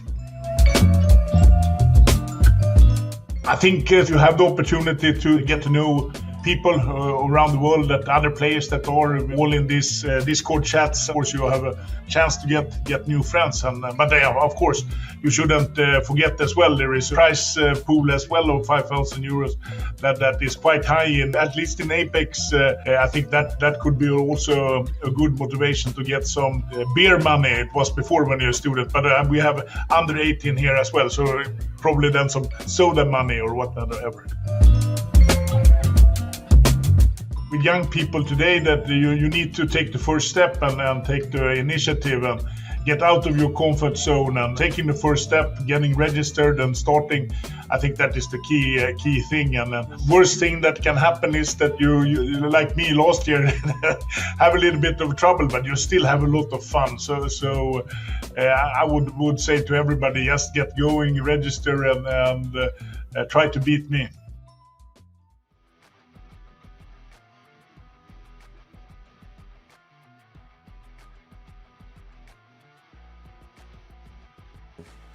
And a big thank you to Otto just for the words there, for the interview there. Literally in cap, by the way, if you noticed. The in cap. Oh, no cap. No cap. I'm not going to say the rest of this because it'll sound ancient, and I don't want to sound ancient. But what is not ancient, what is freshly newborn, is the series, Blazy. We're only 2 games out of like a possible 11, but you want to update the beautiful people on how things currently look. Yeah, I mean, even though it was a very strong showing from Pot and UAV in that last game, the nearest, and I say the nearest in terms of closest points to Aurora is UAV, and they are 21 points behind first place. Aurora sitting at 52 total points with 31 eliminations. UAV just underneath them, 31 points overall. Pot got a big boost from that last game, now sitting at 26. followed by Team Hartley, Mega, and Krabs Burger. Citadel Gaming a little lower than I was really expecting here, all the way down at 7th. Yeah, having a little bit of a kind of slower start, right? Like, definitely not the Citadel Gaming that we would have expected. Do want to highlight as well, and it is just because they did make it to that kind of top 4 spot, so they did get the placement points, but QGS finishing that map with 0 kills. So right now, they're kind of struggling at total points, 7 points in total. Just a measly 45 that they would need to pick up over Aurora. Just a measly 45 points to catch up, and we only kind of get further down from there. Meanwhile, though, Infinite in the other group also having a field day with it. 52 points as well, and the closest behind them is 3 Slona at 32. So a 20-point differential between first and second place in Group A, or Group A versus B, and a 21-point differential for first and second place in Group C versus Group D. So we've got 2 Titans here, Blazy, looking potentially all ready to battle it out. Yeah, it's so interesting to me how we see these players kind of rise in almost an exact similar fashion, right? The only difference between Aurora and Infinite is that Infinite have 2 more kills and must have placed like 2nd and then 3rd because they are down 2 placement points.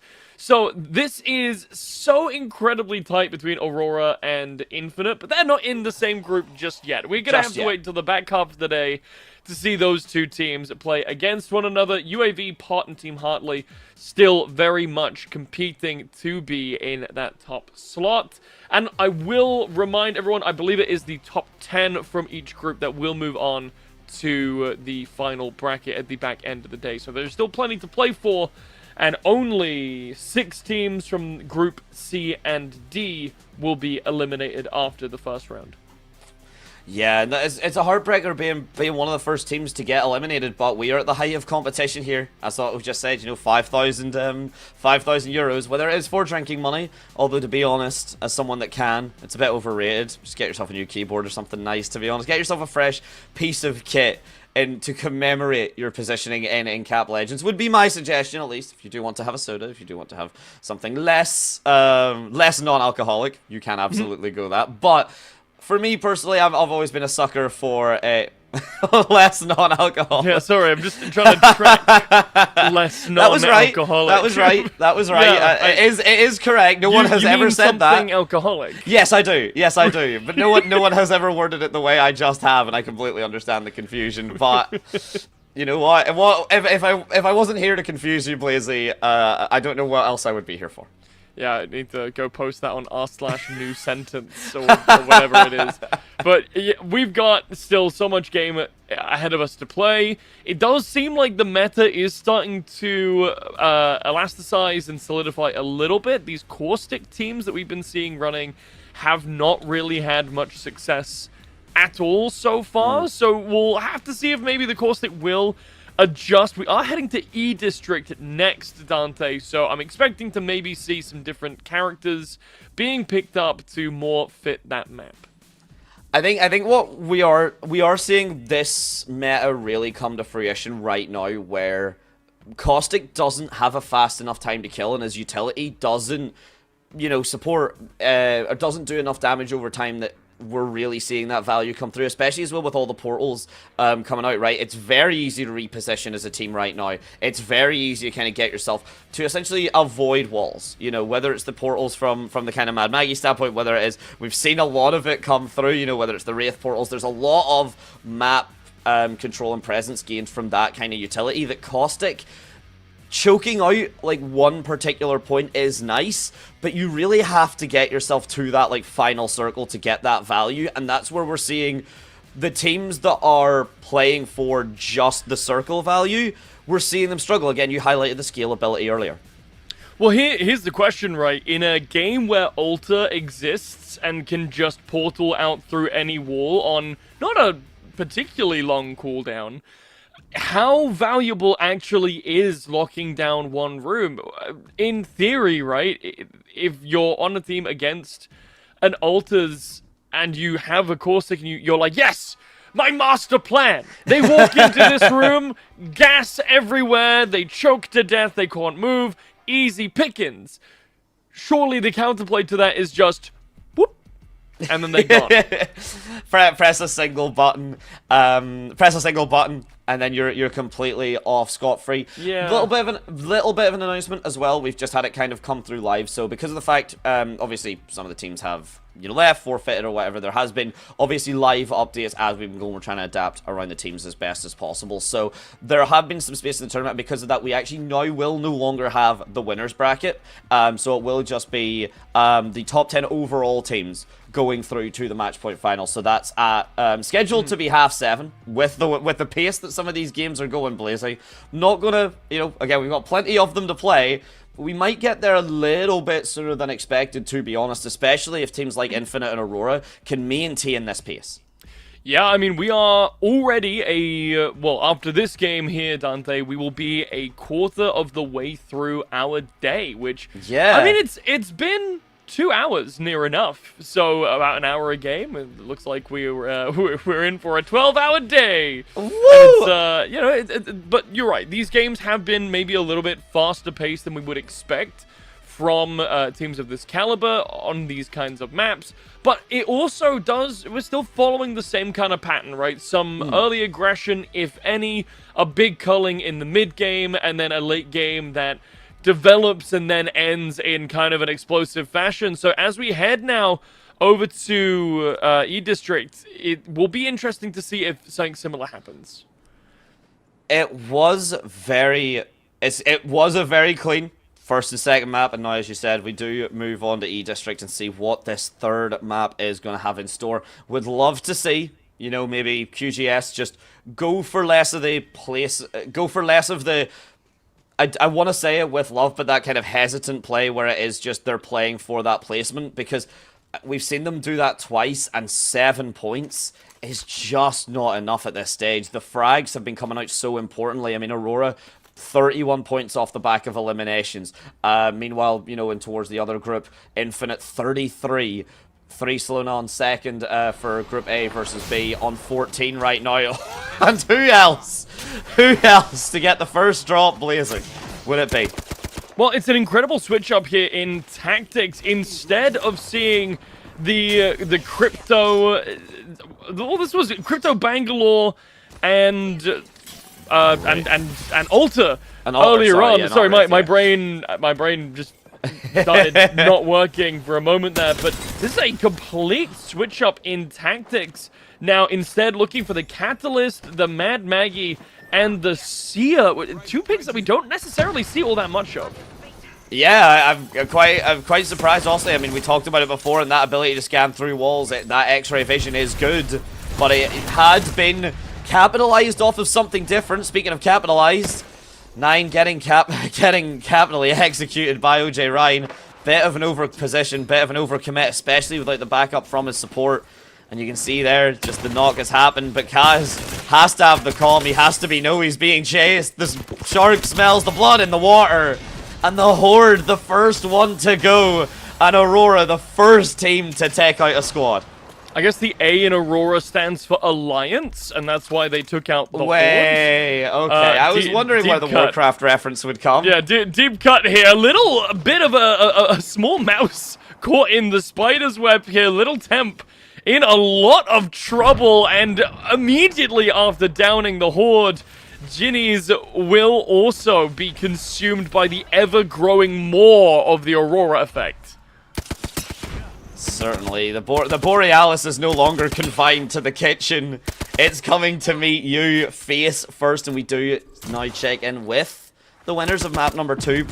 A very solid performance, by the way, from them. Not actually sure if I got to point out, but it was like, I want to say around kind of 10 to 11 frags on that game number 2, Blazy. So very solid performance from them as well, and definitely puts them in a momentous place to potentially catch up to their opposition, right? Especially with Ozus getting that frag.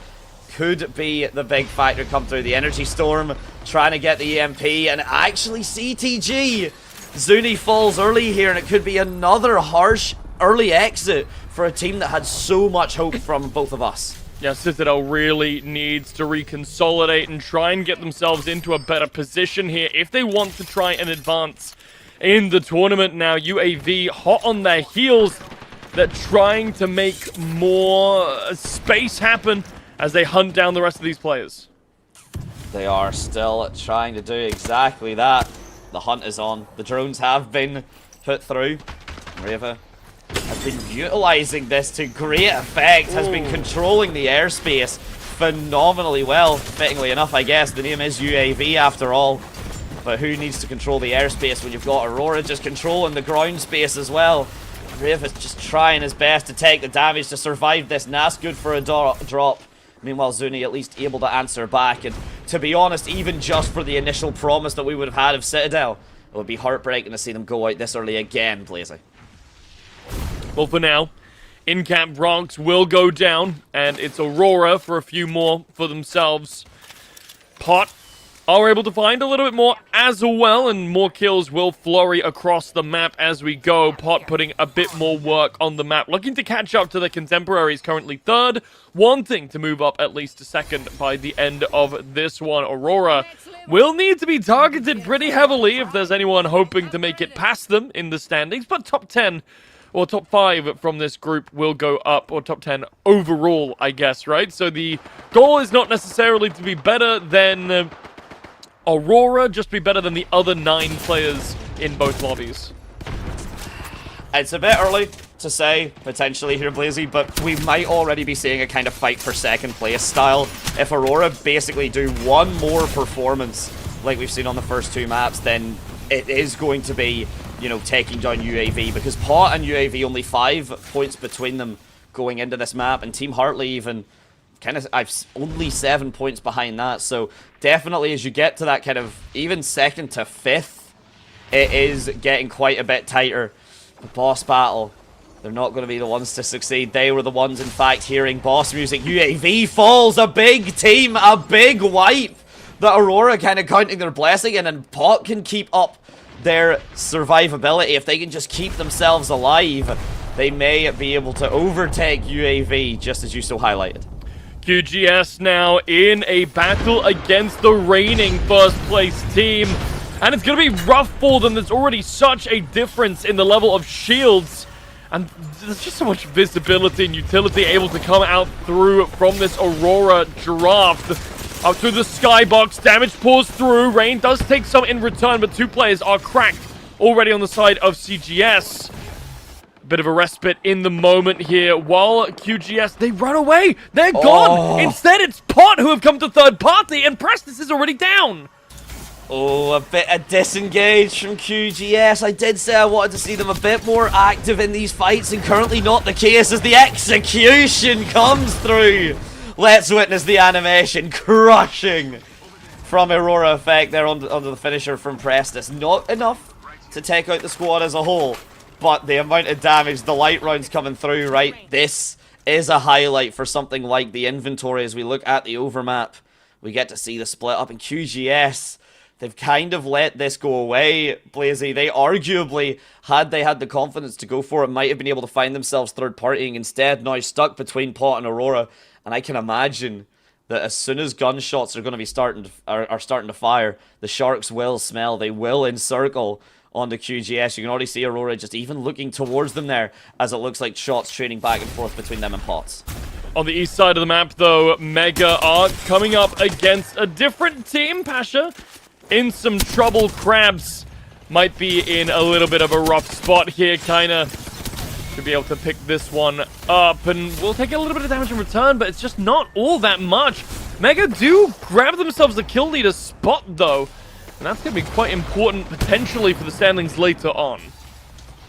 Yeah, indeed. We are seeing a little bit more of a show up right now from QGS, just showing up there on the kill feed in the top right. Still not enough right now to put them anything solidly, but at the very least can follow them along, and already showing themselves at least that they are playing patiently. It's just, is it too patiently? Is it going from caution to fear? And that's the kind of thing that only time will tell. The Phoenix kit, though, getting used. Prestis wanting to get himself right back up into full stopping power. And Aurora, again, just because they have been a team that's just so easy to highlight. Mega U have been doing it as well, Blizzy. But that kind of, the pairing into the solo play has just been so valuable for all of these squads and these stacks, and it just has to be said, Aurora currently playing those split stacks the best.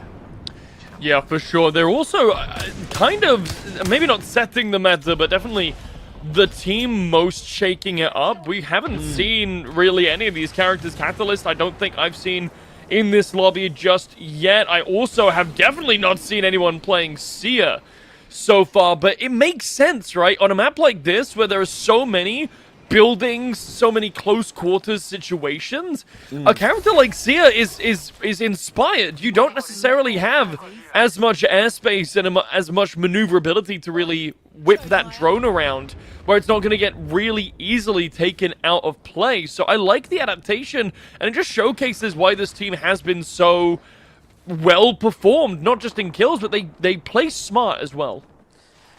Look, it's usually, especially in a game like this with so many characters that have like those kind of high skill ceilings and such, it's a difficult thing to kind of master a lot of these legends, and that's another thing Aurora have done. They've managed to get a kill on the QGS while I've been speaking, but the fact that we're seeing OJ Ryan jump off, you know, from kind of the Wraith and the Bangalore and such, and those other kind of legends now onto the Seer, right, or effect, doing the exact same, swapping out towards a different legend, and it really does highlight just the level of flexibility that this setup currently do have. Everyone changing around, chopping and changing. Seer, for anyone that needs to know a pick rate, 0.7%. The difference between him and Octane is a full 12.2, so at the very least a full 12% difference. But it might not matter. Seer could be the person that allows the vision to be sought very clearly by Aurora. Another fight coming through. The wall goes up from Catalyst as Krabsburger fall, finally finding their prey. Make EU were able to take those one out. T6 falls down as well here. Finally, some more action for Citadel, who were able to take out that squad for themselves. Now still piloting along with Aurora as they're dancing around. Make EU are somewhere else in this vicinity. They're nearby, but it looks like these two will pass each other like ships in the night. And not enough. And not really worth taking that fight right now necessarily. Just letting each other kind of overpass. You're going to be taking this fight anyway. You're going to be able to, you know, if you beat your opposition into that outer rim of the new circle, once it shuts down, then you're, if anything, just setting yourself up for a better position. So only take the fights that are absolutely necessary. Hyarga, though, not coming out of that unscathed. The damage definitely not going his way. And we see OJ Ryan here, Blazy. Finally, the cockroach is here. It's really one-man standing effect, not too much help. These gunfights is crucial. Taskmaster is certainly up for it. Does exactly that.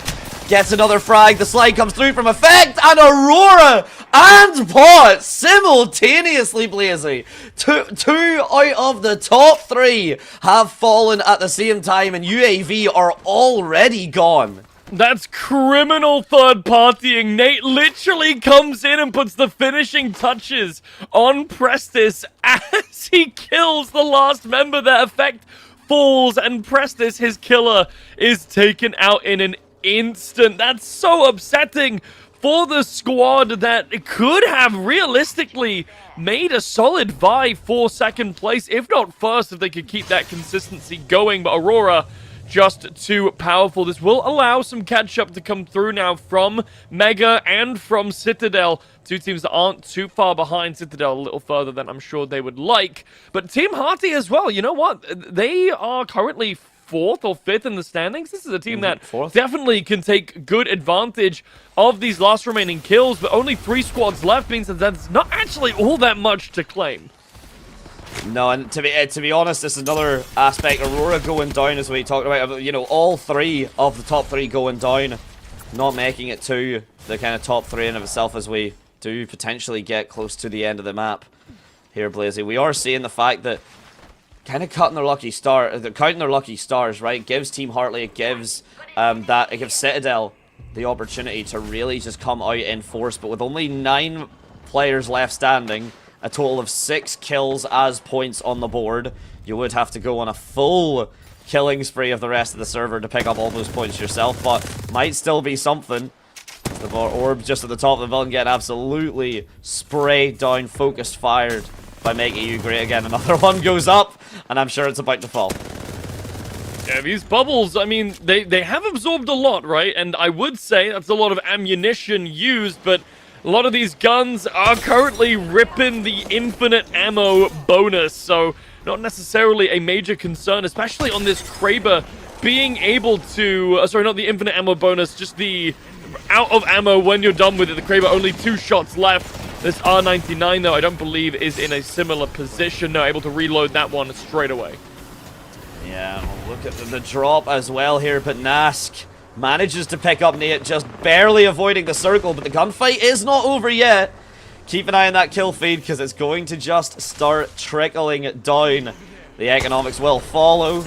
Missed shot from the Kraber, but not going to be end of the world just yet. Nask, he is hungry though, Blazy. He wants this fight, and he knows he's got the support of his team to do exactly that. The furnace does get lit up. The opposition, of course, then soon to follow. Beautiful disengage though. The shots, the first one was looking so clean from Nask. He cannot seem to replicate it. Another 150 though.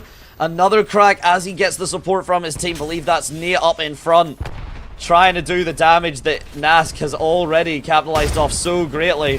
Him and Kiner both following up here. The assist, the first to fall from that riot drill. Artsy Cutie Tears does go down, but still a lot of people up. Charging forward, Make EU. They are searching for more, and Invincible will fall, as will the rest of this poor squad. Still one player left standing. They could make a play to resurrect themselves, but never mind. And I believe with the death of Kaishi, it might be the end of Citadel Gaming, or maybe that's just a separate team that they were able to hunt down and put in the grave. Team Harney and Citadel are flying around here somewhere. I'm not quite too certain on the current state of how many players they have left, but 7 on the board total means that there is at least 2 people off. Yeah, indeed. We're not facing full squads anymore. The only people with a full squad is Meg EU. Great. So Mega should have this one in the bag, Blazy, but it's Apex Legends. Anything could happen. Nask having to now disengage, getting the drone out. So much value. We get to see it from the POV. Just how informative that can be. Citadel Zip, the last player standing, I believe. Yeah, Hartley just trying to keep himself alive, but he will fall. Does not get his squad into that coveted second spot. But at least top 3 is secured. The no-scope from Nask attempted. Catching CTG a little bit unawares, but they do 180. They do get the damage online. A drop is important. Nask and Nate both are fallen, so it is 1 versus 3 essentially right now. Citadel looking so clean to finish the job here, though. A 1 versus 3, a near impossible ask, an impossible task, Blazy. And despite the fact we are changing stories, changing tune, Citadel will keep it moving and be crowned the champions for map number 3. You said it yourself here, Dante. This is Apex Legends. Anything can happen. We were following along with Mega, expecting, I think, manifesting almost the win for them. They've been so strong in this matchup, but now Citadel Gaming, a team we were so impressed by in game number 1, devastated by the early dropout of game number 2, have come back through with not only a solid amount of kills for themselves, but a first place victory to boot. Yeah, indeed, and we'll get to have a look at the highlights as well, exactly how they got to themselves that first place, as well as some other very solid performances indeed. I did say, I know I was a little bit harsh on Nask, but really making the sniper work by the end. They're really just doing beautiful damage, and that headshot was clean as can be. And yes, let's have a look at the animation again, because that is unnecessarily overkill, and I wouldn't have it any other way. I do love the idea that we go straight from watching Prestis die to the next clip starting with Prestis having gotten a kill, and now Prestis dies again. I think this is a Prestis highlight reel, if I'm honest with you. Whether he's dead or alive, he's certainly a walking and talking highlight reel now as we get to the end of the highlights here. Just the final fight on the building. And Citadel just really had this lockdown, Blazy. The execute was perfect. The fight was good. The positioning as well, just to keep one of your players on that exterior angle. If you do try and jump out of the building, right? If you do try and save yourself, you're just into the open arms of that third CTG member. So very well played from Citadel. And we've now seen all maps in contention here. Barring some unfortunate scenarios, shall we say. Fingers crossed we don't have to go to Olympus. I mean, I say that. I quite like Olympus as a map personally, but some important things to note about this game, Dante. Even though Aurora came out 5th overall, they were the kill-leading group up until the very end there, where Make EU Great moved up to 12. Aurora with 10. Citadel, even though they placed in first here, only 6 kills to their name, so they are going to definitely see some point advancement, but it might not be as high as they would hope, now sitting at 6th with 26 points overall. Some other major shakeups: Make EU move all the way up to 2nd, with Parts behind them at 3rd. UAV only gaining 1 point from that entire game.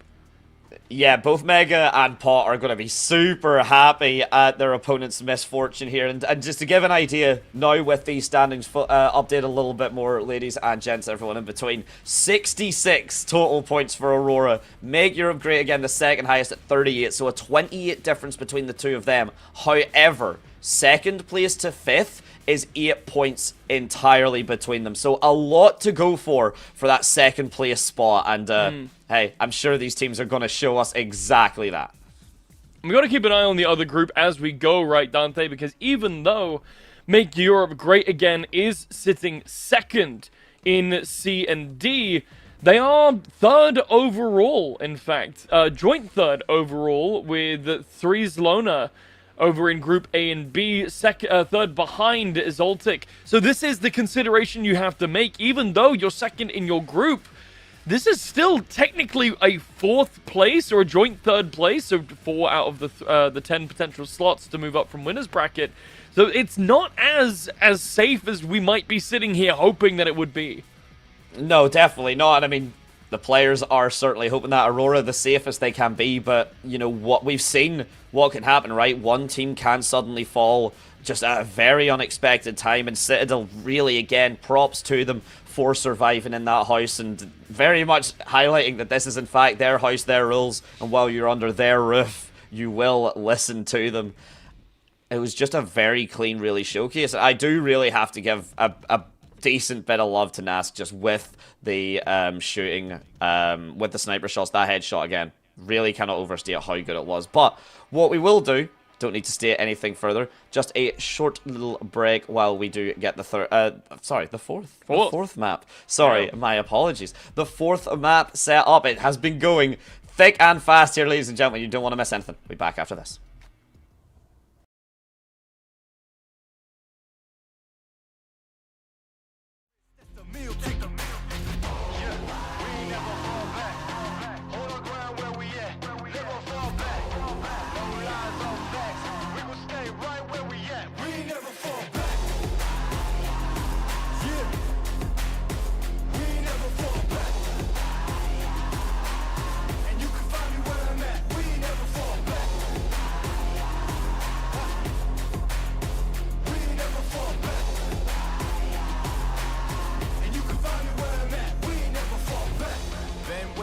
Never falter. Came with the hands out, get them off us. I'm 24/7 in the office. Pay attention cause I ain't repeating offers. Yeah, never met a man I've been scared of. Careful, you gon' get exactly what you asked for. Here for whatever you bring me, getting handled. I answer to no one, I don't need to hassle. Yeah, we ain't never fall back. Hold our ground where we at. We ain't never fall back. Hold our ground where we at. Never fall back. Never fall back. Hold our ground where we at. Yeah. No lies or facts. You can find me right where I'm at. We ain't never fall back. We ain't never fall back. Yeah. We ain't never fall back. And you can find me where I'm at. We ain't never fall back. We ain't never fall back.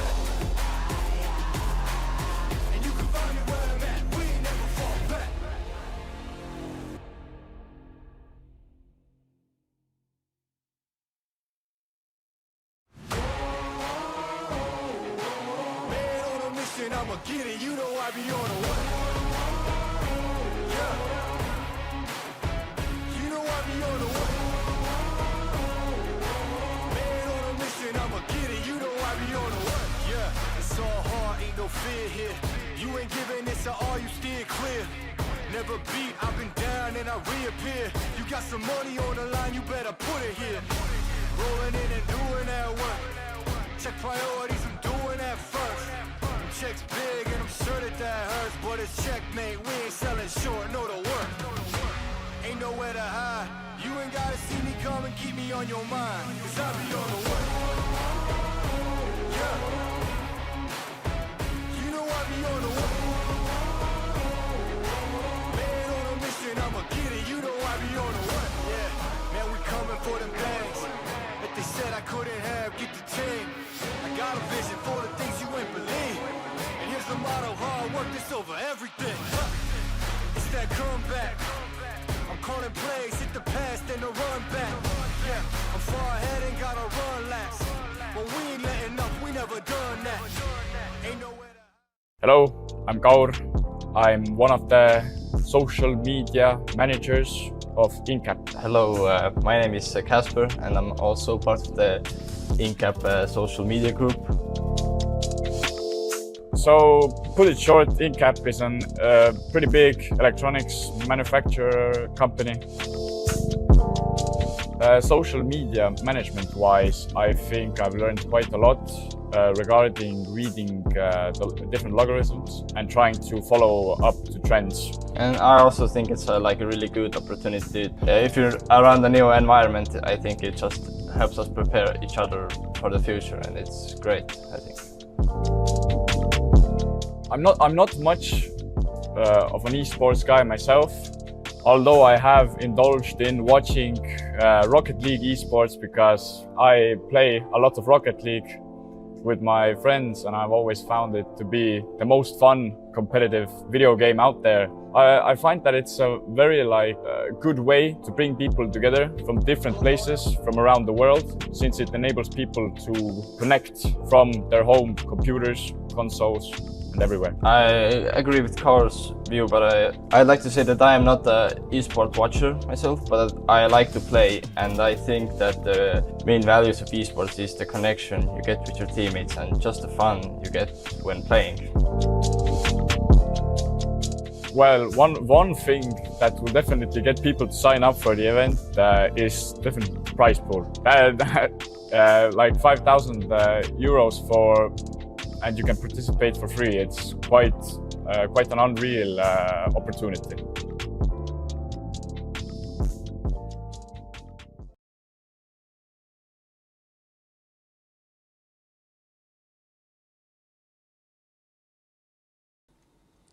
And welcome back all. Another quick short break just to get yourself fed, rehydrated and watered. 4 games, 3 games down, the 4th going on. Oh my days, I'm already losing count of the games because they have been so fast, but they have been an absolute spectacle, Blazy, to watch so far. They have been blitz rounds, lots of action, and lots of interesting twists and turns. Last game specifically, seeing the early fall of Team Aurora.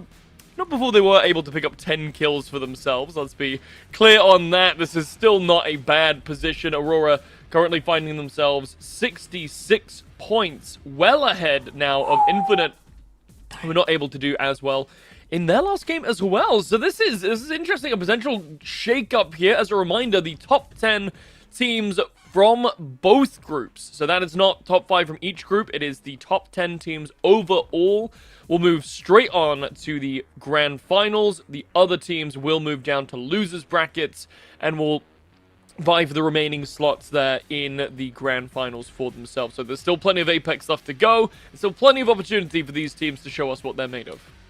5,000 euros on the line as well. A big deal, especially in a bigger deal in a game like Apex, right? You know, you look at your Valorants, you're the kind of more tactical shooters, the 5v5s, of course.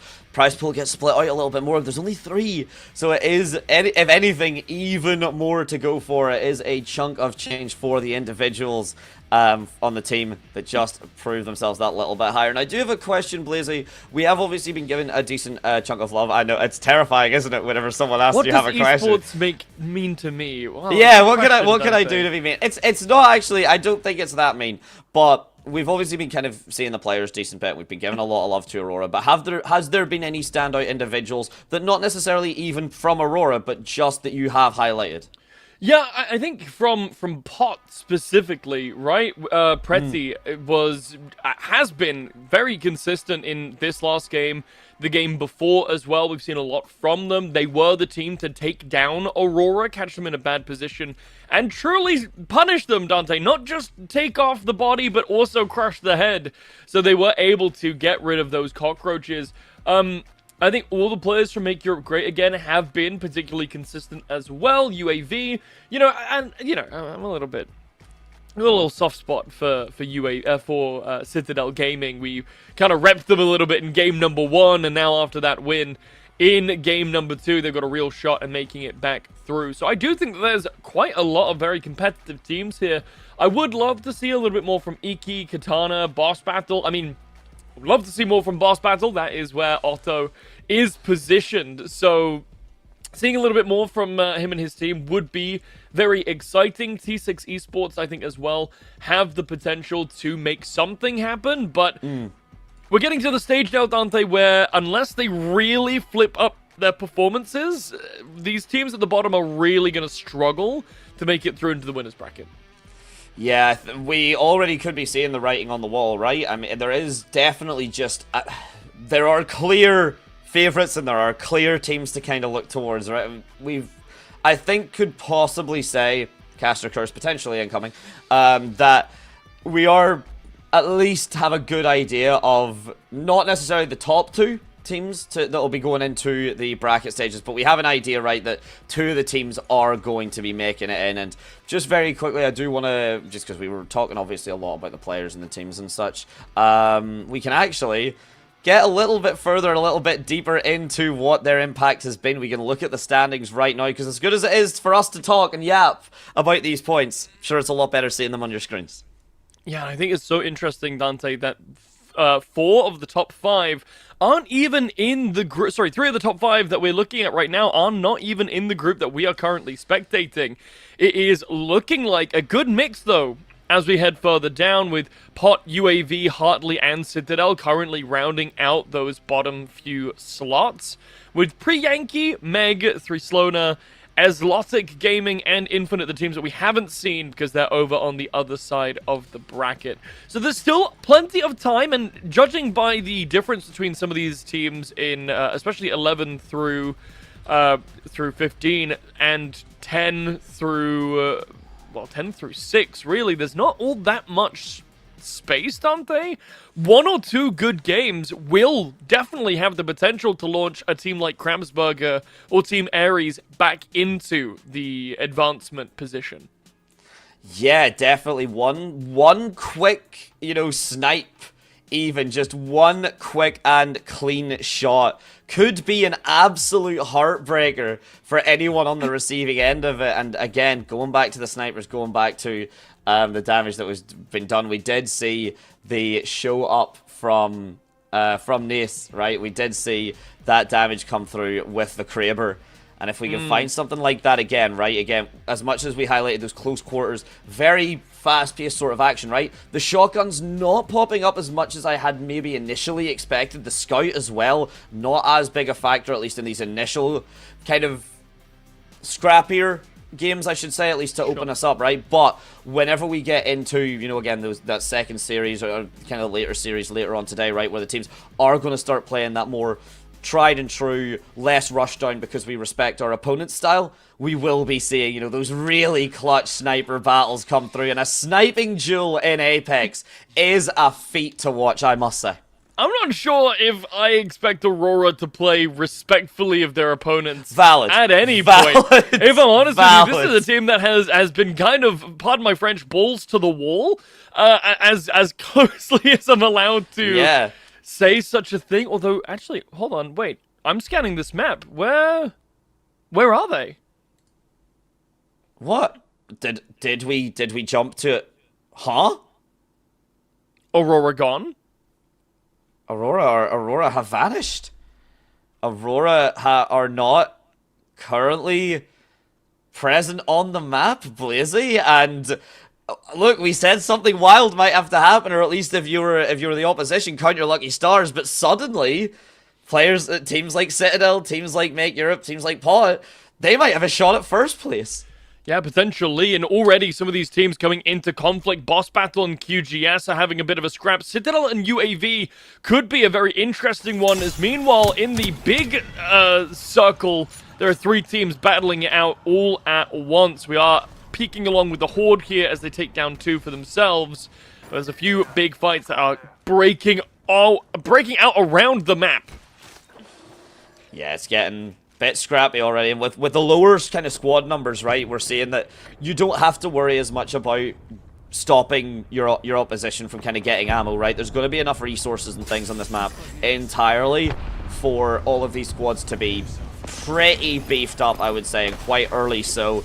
And so, how do you prevent them from getting an advantage? How do you prevent them from making use of that beefiness? It is by just going in and starting an immediate engagement here. Nate down to 1 HP, but can't quite get the down yet. These shots are going to have to come through. Oh, no. And they miss. A big whiff prevents a drop and keeps the hopes and dreams alive of, I believe that was CTG.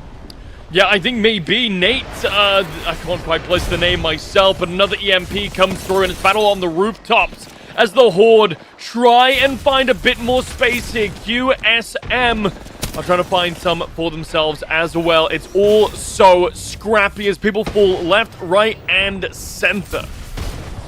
We're answering back. Nice to see QGS getting on that drop, getting another one as well. So could be getting themselves these points up. And here we go. Boss Battle being taken out by the namesake, by QGS. They're a very, very solid performance from them. Already down to the 10 squads left, Blazy, in just a matter of time. 29 players. I was about to say 30, but make it a little bit lower. And I believe, yeah, it was Nate from Make EU. Apologies. As him and Nask were able to get out there, so it was not Pop. My initial apologies for that comment. Oh my days, I've loved watching the executions, and I'm so nice that the finishers are popping out here. Blazy, I gotta say. Yeah, Pot's still very much in the running after a bit of a scrap has left them in not such a great place, but other teams are also making some history, some news as well. Aurora has made it into the lobby. We're not quite sure where they are on the map just yet, but they are somewhere. Pot are going to be the follow-along here, the winners of game number 2. And they are, well, looking for a place to revive Ozus, I'm assuming. Yeah, you cannot afford to. You cannot afford to have your squad of man down this early on, especially when you are against very, very solid teams. Again, like UAV have been popping up, doing a nice little performance. We've been seeing again. Pot, you highlighted them already, and then Mega coming through and doing the damage. A long-range engagement here, but Prestis getting cut down from behind. Ooh. Remix Powers, Citadel Gaming coming out for the steal, and they rob a point in broad daylight. Taskmaster, the only man left standing. Yes, he's got the drone. He can recover those beacons in theory, but are CTG going to let him get away with his life? They're still trying to chase him down. Taskmaster, the only man left standing, and Team Pot, currently 3rd on the leaderboard, 4th overall, go out here in the top 5, the bottom 5. That's a scary prospect if you're Pot. 3rd placement is tentative. Again, 1 point difference between them and Mega, 4 points between them and UAV, and 7 between them and Hartley. So, with a lot of those teams that I have listed off still in the running, Blazy, it's going to be a big change-up for these group brackets, for the placements at the end of this map already, regardless of how the rest of this game goes. The cops found them, and now they are gone. No more Pot on the map this time around. Nate, picking up another one as Make EU Great Again is storming through this map so far. UAV have to try and reposition and retreat to stay alive. But Nate so far, I want to say, has 4 drops all to himself. They are doing incredibly well. Speak of the devil, though, he's just been busted down. Shields are cracked. He might be in a bad position, but they are able to get away for now. Yeah, it was close. And Nate has been dancing with death a decent bit. Please, we've been seeing that HP value get really, really low, but no one been able to fully take the head clean off. Even one muscle tendon is keeping that body alive and kicking. That's all sometimes that is necessary. More frags, more points on the line for Team Aurora as we look at the overall, the massive map, and the Horde now potentially going to be meeting into Incap US. And I think just because Aurora, for anyone that did, they did just have a couple of streaming issues, so we did just get the match started. So potentially we just might not see them in the overhead map, if anything. Oh, there's Krabs. Krabs Burger are wanting to show themselves off, though, on the overhead map. They are caught in the circle. Will not be too much damage, of course, this early on. But yeah, look at them. They approach. Oh, I was looking at the map. I was like, what do you mean? I don't see Krabs Burger on here at all. Right? Then they come sneaking in from the top. Whether or not they're going to be able to make it is another question. At least this is an early ring. It won't be doing too terribly much damage to them. As long as they can find maybe a balloon to get a drop faster into the rest of the circle. It might be what they've just found here. Yeah, there we go, I think. So Krabsberger should be able to make it back in, but that's a sneaky play from out of nowhere. Meanwhile, the rest of the squads are very, very congregated. This is going to be a very brutal, scrappy few minutes. Yeah, indeed. I mean, well, as we just cut back to the POV of Kaz, we did see Incap US Rocks, they fell. And unfortunately for them, a total of 1 point to their name thus far. Not going to be able to get any more. Might see from the standings if they have potentially gotten themselves a frag, but I don't believe that to be the case, Blazy. So again, we're already down to that 8 squads left number. Bottom 10 here. Bottom 5 is an absolute heartache. There's more of a heartache coming through here. We tried CS_K helping out Aaron where he can. That is really, really solid use of the utility of those wire walls just to keep this room under complete and total lockdown. But we've highlighted before, can be a double-edged sword. If you're stuck in a room, there's only one place you need to aim a grenade. Yeah, absolutely. And again, with Alta just being around, it is so difficult to truly pin down and secure an area. T9, they're in a bit of a rough spot as well here as TTG. A few of them have been knocked. In fact, Citadel is off the board already. UAV will claim credit for that one. Big Turtle goes big and sends Citadel home. Now, the last 7 squads left on the map as QGS is able to find Big Turtle. Didn't have a lot of HP on his personnel anyway, but now only 1 player left from that squad. They'll retreat for now as the rest of this fight starts to go, and Guardian has just been absolutely melted. Oh, and Kiner, he wants a little bit of blood as well. He sees Nate up there. Doesn't want him to get too lonely in the kill feed, so he tries to add it in, but it's still Nate to take down T6 Esports. Him and Kiner have basically ripped apart 2 squads single-handedly with their bare hands.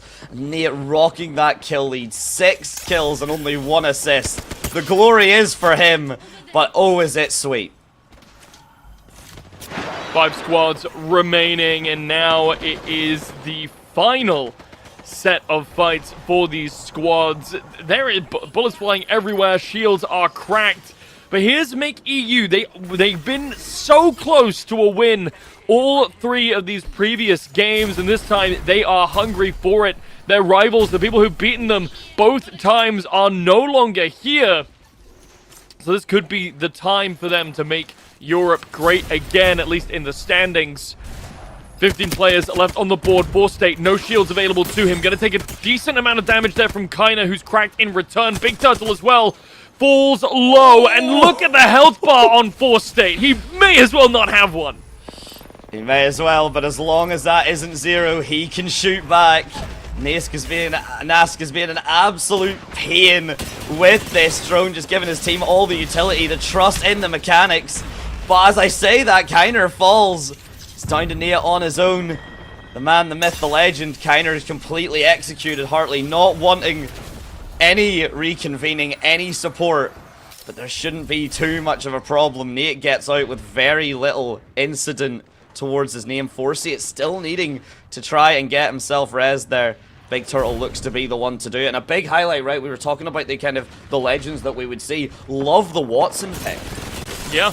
It's been interesting to see, and it's worked out pretty well for them so far, although Hartley are about to get absolutely devastated. Goodbye, ZIP Hartley. That's ZIP Hartley from Team Hartley, titular if you will. UAV now will finally go back and pick 4State up. 5 squads left, another one off the board, but none of these teams have actually committed to a fight hard enough to risk being knocked down. Nask in a lot of trouble, though. The Horde are going to pick up credit for that one. Leaving EU a little bit weaker than I'm sure that they would have liked.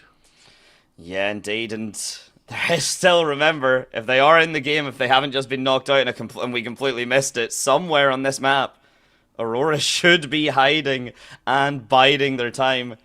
Krabsburger now stuck at the bottom of the next ring once the closure begins. Meanwhile, it's UAV just fully locked down on this mid angle, and this is a fantastic position from them, Blazy, right? Because you are in this building with a great outlook on to the next ring, and more importantly, you can be the gatekeepers if any members try and cross you. Speaking of crossing, meanwhile, Mega and the Horde are meeting, but it's a 3 versus 2 here. The numbers advantage not in their favor, but Nate first to fall in a different fight altogether, Blazy. Yeah, this could be another heartbreaking moment for the boys on EU. Only one player left standing.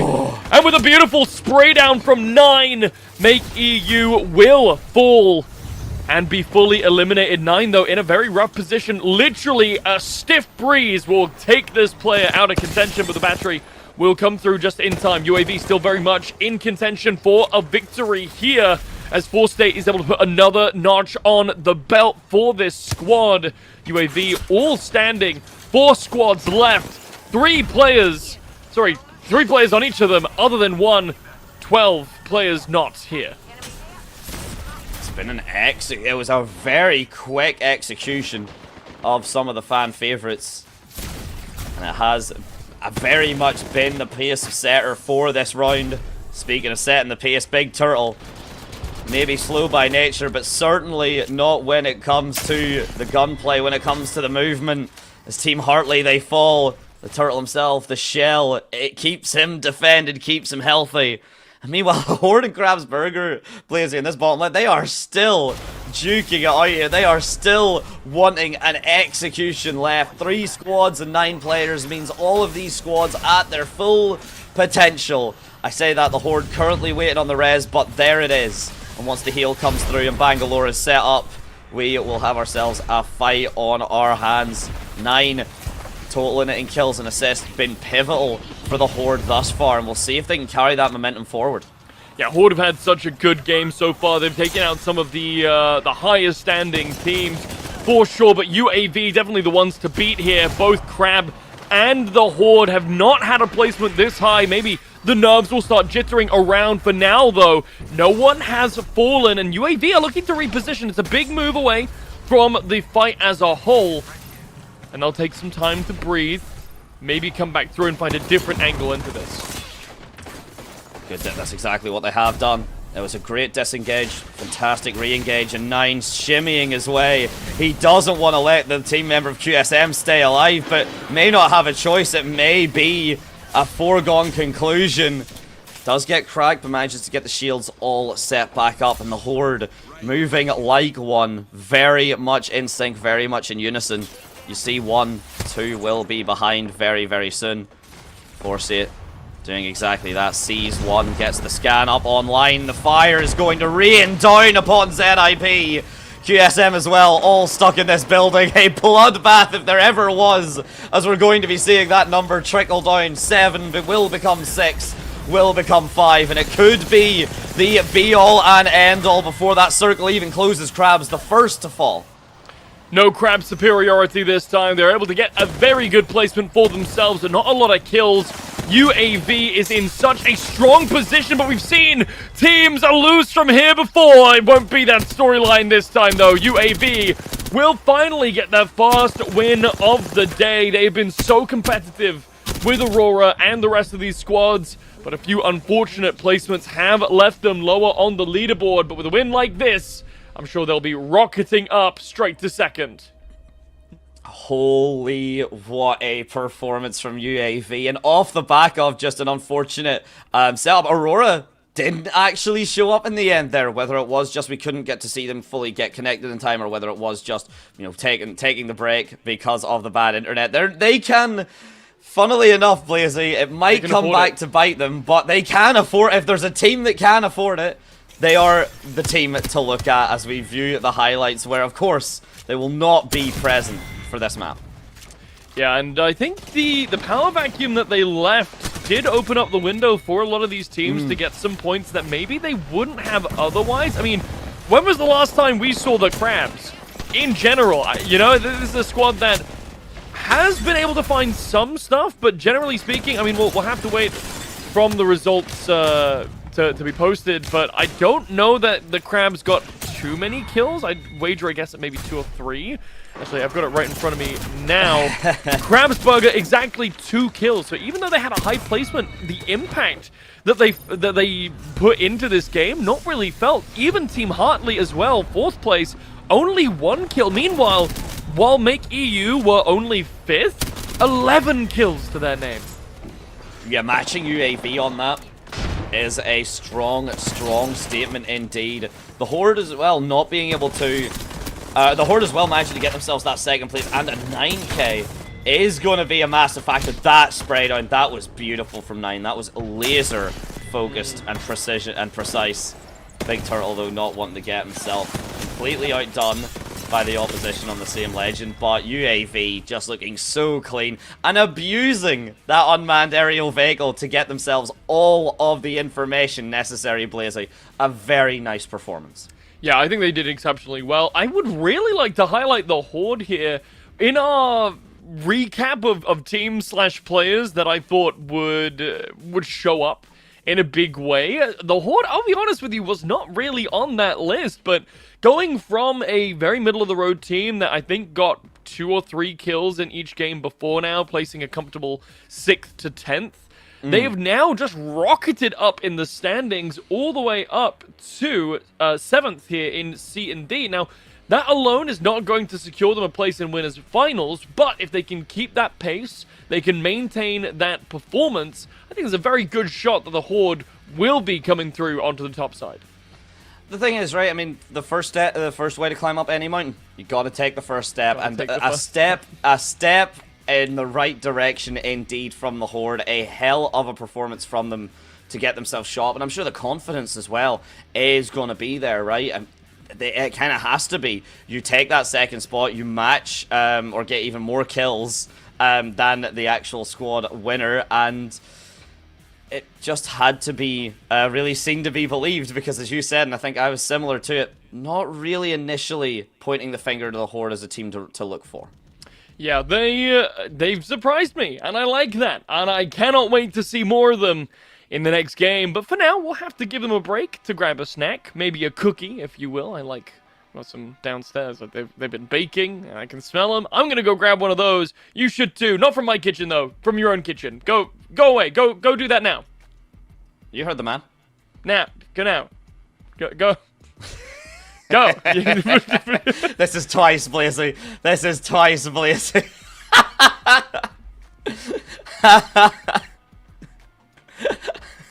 It's not working. Dante, stop force pushing me. Stop force pushing me. I'm trying to summon the break screen. The break screen. But I guess instead of going to a break screen, we could do something even better, Dante, and that is jump straight in to game number 5. I mean, we've only got 2 left of this half of the day, Dante. Why not round them off nice and quickly, I suppose? Game number 5. We're heading back over to World's Edge before ending our trip in Storm Point once again. Now, we saw some pretty big adaptations in terms of the legends picked up on World's Edge. I think on World's Edge, I was right the first time. I'm questioning myself. I think probably the biggest point of adaptation of any map, namely bringing out the caustic. Do you think we'll see more of that? Do we think we'll see maybe some other interesting picks? I don't think the caustic was that great myself. Hartley managed to get the caustic up to 4th place on the previous game. That's really all we can say. But that was then. This is now the penultimate game of the first half here of the day. And it's an important one, Blazy. A lot of teams could already be finding themselves completely either on or off the chopping block, depending on how these initial engagements could go. It'll take us a few moments to get into those first fights, though. World's Edge a little bit closer together. So some of these fights might happen relatively soon, but these teams just want to start off grabbing themselves some gear. As you know, I don't need to explain to you, the viewer, how Apex Legends early game cracks off. But now we will see how these teams adapt. I'm not looking at anything too special, though it does look like UAV have decided to run back to Sia. I'm really, to be honest, liking the Sia call from UAV, and I like the fact they have been sticking to it. Again, we did see the Watson pick come through as well. It wasn't from UAV. I forget exactly who was repping the Watson, but the Legend change-up has been very, very nice from all of these teams in the circle position. Now that we get a first overview of the big map, we get to see that everything is going to come down to the bottom. The fight at launch site will be heavy. We might even get to see a pre-launch of a team into that potential guaranteed spot. And speaking of a team that could be in the guaranteed spot, Make EU, Great, and Aurora potentially the first to butt heads. It looks like it's getting violent on the top right there, Blazy, and I'm sure we're going to see the outcome of that in but a moment. There's some separation here. One of the players from Aurora was a little further away from the rest of this fight than I'm sure he would have liked to have been. And now, I mean, we can't see the health bars, but something is going on the ground. Aurora are looking, I mean, actually not too bad given all these shots that were exchanged. Effect, just missing a little bit of health, a little bit of shield. Meanwhile, over towards the other side of the map, CTG are in a great position. They're already in a fight. They're going up against, I believe this is the Crabs. They've already dropped one. Yeah, that was quick. That was effective. And it gets Citadel Gamers another point on the board. Our Guardian, no answering back. Manages to get the down there as well. The damages, the cracks are coming through here. Survey Beacon as well. Another first time Legend, I believe, being picked for the scene. Survey Beacon rocking, I think, the third change-up that we've seen from T6 entirely. So nice to see again that overall flexibility on the Gibraltar. Clearly hasn't worked out just yet for Survey, but time could tell.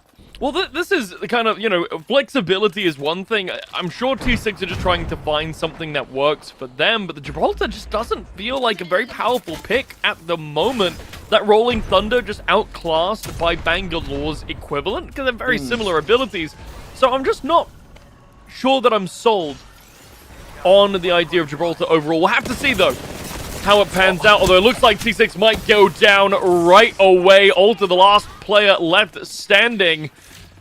CTG, they've pushed forward a little zealously. They've lost two players. It's just Remix Powers now. Hold on, what has just happened? This entire fight has just turned around.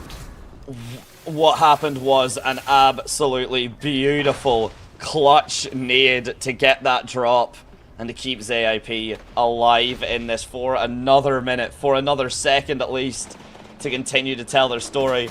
Meanwhile, Citadel Gaming have had the legs taken out from under them. Could easily crawl, could easily stay alive, but it's Hjarka, the first one to be crawling, put on his knees. Kiner introducing his dome to one of the bullets from his gun, and our Jesse taken down by Taskmaster. T6 Esports, the first squad to fall in this game number 5. Aurora are in a bit of an odd spot. Make EU Great again is trying to deliver on that promise, and Aurora knocked out. They don't even get any placement points. They came 11th in this match after missing the last one, and suddenly, Dante, what looked like a very secure first place for Aurora might slip through their fingers here as Make EU are poised to take that spot. Yeah, it's very much the case. UAV only 11 points behind. Make Europe Great 14. We said Aurora could afford one map, but that was really all they could afford. Blazy, suddenly, with a performance like that, a player was missing from the squad.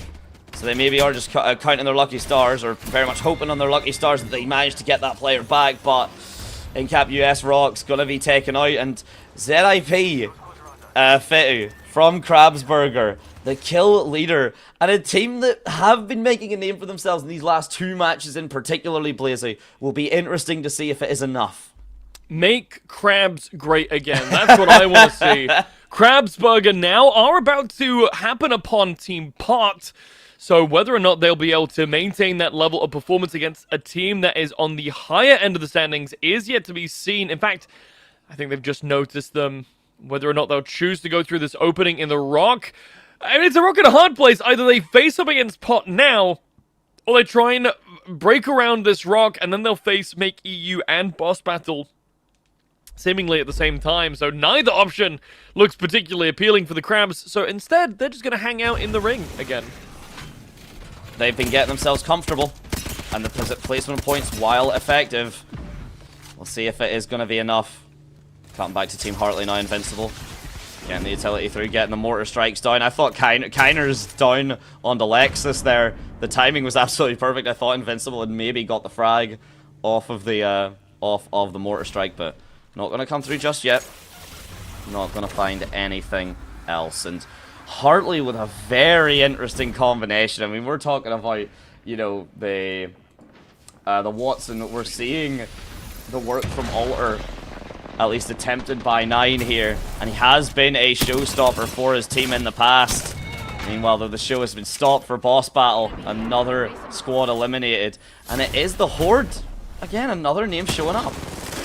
Yeah, 9 has been so consistently playing, and they are going up against QGS here in this room. The Watson walls just a little bit in the wrong place. They're not going to be enough to delay the Horde from charging on in, and that will lead to the elimination of the squad. QGS, they've had such back and forth. It feels like a yo-yo. They've been performing so well in some games and then poorly in other games. And this time, well, it's an early exit for them that they're not going to be particularly happy with. But I would love to go back and talk about the Newcastle representative on one of these teams. I forget which one exactly it was. But I'm just appreciative that the guy who's named after the city that NSCG College is in the game. Oh, speaking of in the game, Zuni just zooms in through the portal, trying to get themselves the confirmation on the kill just to farm up those points, but potentially an overstayed welcome here could go punished heavily. Blazy Kaisha stuck in this corner press that's not going to give any respite at all. Just going to get that drop down, and suddenly Zuni having to listen to their teammates fall incredibly, incredibly silent, but the TP should be good enough to bring them back. And Ozus, though, a clean shot onto Fitu. A name that we've been talking about so much for the Horde, gets eliminated. Ozus doing a massive piece of work, and meanwhile we cut down to Pot, potentially the favourites to steal Aurora's top spot away. 4th currently on the leaderboard and getting closer with every frag and every squad that they outlive. So it doesn't look like they've had much action on that front. Only, I believe, 1 or 2 kills between them. We'll have to check in at the end to see if that stays true. But look at Pasha right now, following in the footsteps. Sneaky, sneaky, just trying to avoid any sort of conflict with Team Pot, while they maybe try and vie for some of these higher placement points. The rest of the teams now are starting to make their way over towards the final ring, or the final location, anyway, not the final ring just yet. 7 squads remaining, so this is going to be a little bit of a smaller 4th ring than we've been used to. Yes, indeed, it's maybe a potentially quieter setup here, down towards the bottom of the map. And as the players fall, as Kiner adds on to the kill feed and make EU great again climb ever higher. They even steal the kill leader as well off of the Horde. Big factor for them. Actually, as soon as I say the name as well, Artsy in a different side of the map, a different area altogether, gets the drop on 9, that pivotal player for the Horde. If we see that potentially finish, that execution come through, that could be a massive factor. The execution from Nask, the shot's just not enough to get the knockdown. And you're thinking you're lucky stars that Nask's shots were not true. Yeah, I mean, very nearly they were, right? This is had to have been 2 or like 5 HP. One more shot might have done it. Some serious squeaky bum time there from the players at UAV, but they're turning around potentially to try and deal with Make EU, but they've got Team Hartley nipping at their backs as well. And only strong teams left standing here, aren't they? Pot, Citadel, EU, UAV, Hartley, and the Horde are your remaining squads here. Unless that's Crabs that I can see right at the very top trying to eke back onto the map. No way. I think it is them again. I'm no like way! I think it is them. Yes, you can. You can see the taglines coming up on the names. You can see. I believe it is them, Blazy. The Crabs have just completely migrated, Amazing. moved to a different country, but they always find themselves coming back home when the ring closes. I'm so here for Crab superiority. I hope that they can do well. Meanwhile, Pot and CTG fighting around this same area. In the building, Zuni comes on out. Oh no, it's an ambush! And the damage is raining through, but they are able to return a little bit. UAV is able to get a full elimination for themselves as well, but it will be Citadel to take the worst part of this trade. And what looked like it could have been a difficult spot for Pot to go in to that building turned out to be a deadly ambush for Citadel. Yeah, signing a death sentence is difficult. Signing one with your own blood because your opposition have come to meet you is a completely different sentiment altogether. You did say that consolation kill, at least a point added on, but otherwise Citadel hopes and dreams for map number 5 are completely out the window here. The shots do come through. Nate knows there is someone. Doesn't get shot, doesn't get picked up in any way. Nast. What? He's trying to get the information. The comms aren't clearly working. Maybe a headset issue or something, but tries to get his teammates' attention another way and can't quite find it. Crabsburger, they've made it into the fight somewhere. Fitzu is already in a rough spot.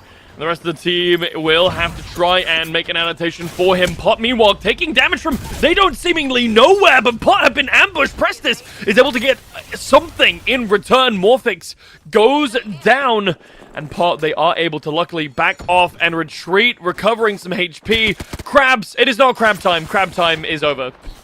It's a tragedy for the Crabs. They are, in fact, not making the burger. You're telling me a crab made this burger? You're telling me a shrimp fried this rice. They will not be cooking anything further up in that kitchen. Kiner trying to get himself a fresh fry. A cook up on Ozus. A good collapse onto him. And a surprise jump out from Nask as a distraction. Pot do fall. Hopes and dreams of that first place now shattered. A good showing. But depending on the performance of these remaining teams, Blazy, it might not be enough. Yeah, EU just looking so strong. They've been denied a victory 3 games in a row. The last 3 that they've actually been in contention for it. And now they've got a really good opportunity to try and third party the last 2 remaining teams. Horde and Hartley are the last 2 to stand up against Europe. And whether or not they will be able to finish their differences before Make EU Great Again arrive onto the scene is a whole other question. Right now, it does look like resources are potentially running low. I'm not seeing anything in the hotbar for Kha'Zix. He might not have any batteries or health packs left. The war of attrition that Apex can come down to at times, especially whenever you are on the bigger sightline maps, whenever you are on these bigger areas, that of course does come with World's Edge coming through on this map pick. And it does allow for these engagements to just go that little bit longer range. The potential for sniping drills, as we talked about earlier, not going to be coming through right now, but still a consideration. 9 and co from the Horde just trying to chill underneath this spot. They've got themselves onto the very perimeter of the ring as it shuts down. I think you are right, Blazy. I think it has to be a regroup for the Phoenix kit for the full battery, so Kha'Zix at the very least is going to get himself up and kicking if he's not killed first.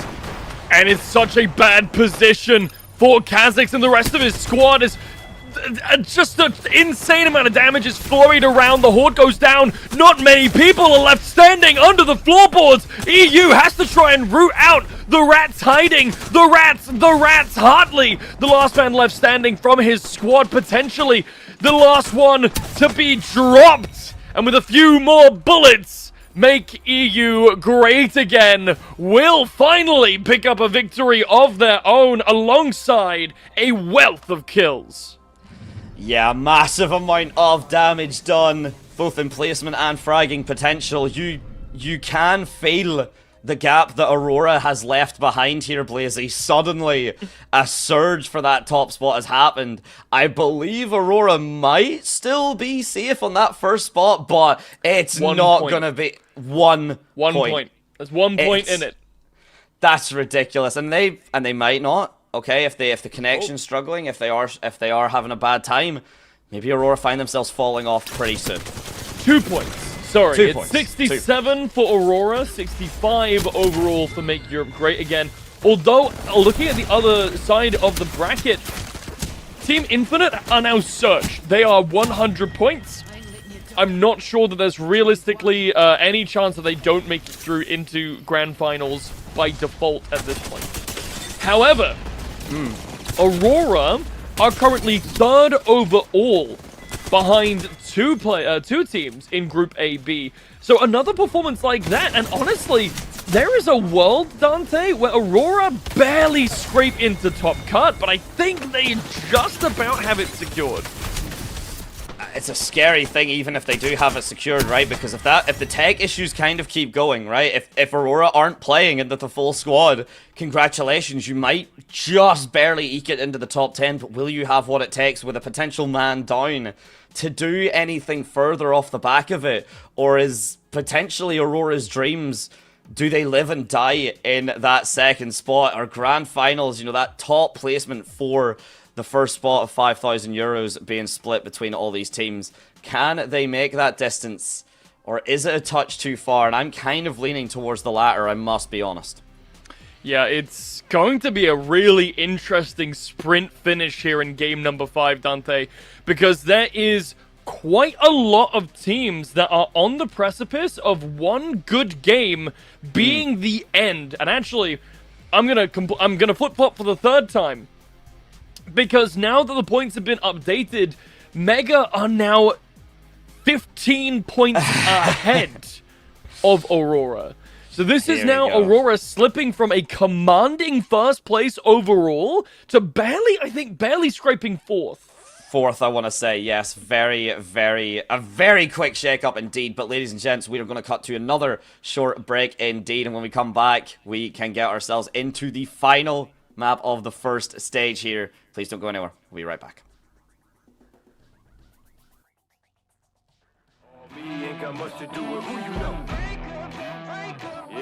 Keeping it true to form, but they already knew that, y'all. Here we go. I'ma show you who I am unbreakable. I don't think you understand. Watch me escape this. The world is in my hands. I am unbreakable. I'ma show you who I am. All that debate and cease and take seats. I hate to be the one say I ain't keep 100. Dread you changing me, we major league. They pay to see the way that we come and compete. It's clear to me, you talking off and mean. You say the least, you better believe we been through the ringer, we're through to them arenas. Menu that's for dinner or the ring of 5 fingers. And the difference that's between us, read it written in subpoenas. So in other words, the game that need us, we just reinvigorated. Little agitated, had to get them activated. No kind of active ain't it. And my occupation got me acting jaded, but I'm obligated later. Rest of conversating, be an understatement just to say that. This is all me, ain't got much to do with who you know. Yeah, keeping it true to form, but they already knew that though, so here we go. I'ma show you who I am unbreakable. I don't think you understand. Watch me escape this. The world is in my hands. I am unbreakable. I'ma show you who I am. Yeah, they don't know their own strength. To go to length to show them all. That's why we came with no restraint. Anywhere we go against it's over with. We pull the boulder at the bottom mold it. And just know that we are not gonna be going quiet. Got it on autopilot, automatic, stuck louder than all advice. We on top, give you my word, you hold them by it. Hold the rise, letting the army that's behind them remind them that I am I'ma show you who I am unbreakable. I think you understand.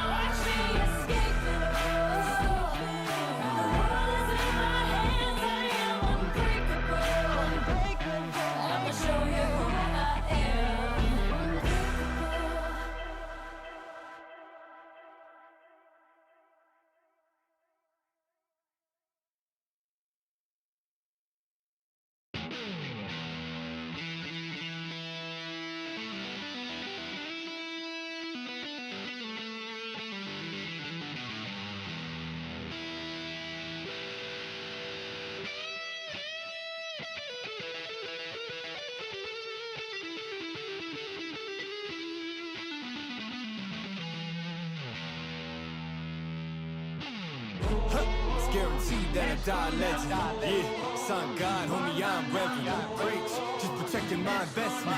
Ask about me, integrity's not a question.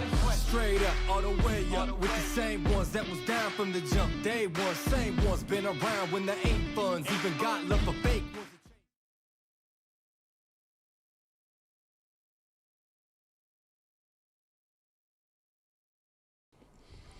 And so welcome back. We are here. The final game of the first stage is upon us, Blazy. We have had some ups, downs, trials, tribulations. And why don't we have a look at the standings just to see where we're now at? Straight away, we can see some major shake-ups, specifically Aurora dropping all the way from first down to fourth. And we're now seeing a big majority. Actually, I think it might be 5-5. Wait, hold on. 1, 2, 3. Sorry, loudly counting while on stream. It's actually 4-6. 6 teams currently in the running from the group that we've been spectating all day, C and D, for that top cut. In the meantime, only 4 from A and B have made it into the guaranteed top cut slot so far. There is still one full game left to play for, and I'm specifically interested in these teams, Dante, between 9th and between 14th, because these teams are where we are going to see the most movement. Because there is every potential for Citadel, Ares, or Crabburger to come and steal the Horde's 10th place spot. Yeah, there's a chance, and that's the thing, it's not a snowball's chance, it is a decently likely chance. The Horde took some time to warm up. We were saying that Aurora it did take them a minute to warm up between game 1 and 2. They just seemed a lot more active in the second game, but credit to the Horde, and it's been a very awesome situation, right? Seeing them go from struggling in the kill feed, struggling in the placement, to suddenly they found their footing. They understand the fights, they understand the mechanics, and what is required of them as a team to work well as a unit. So give the Horde one more map, which is exactly what they have, and we could be seeing a hell of a surprise performance come up from them. Yeah, and I think it's gonna be the big one, right, Dante? This is where players, teams, their backs start getting up against the wall.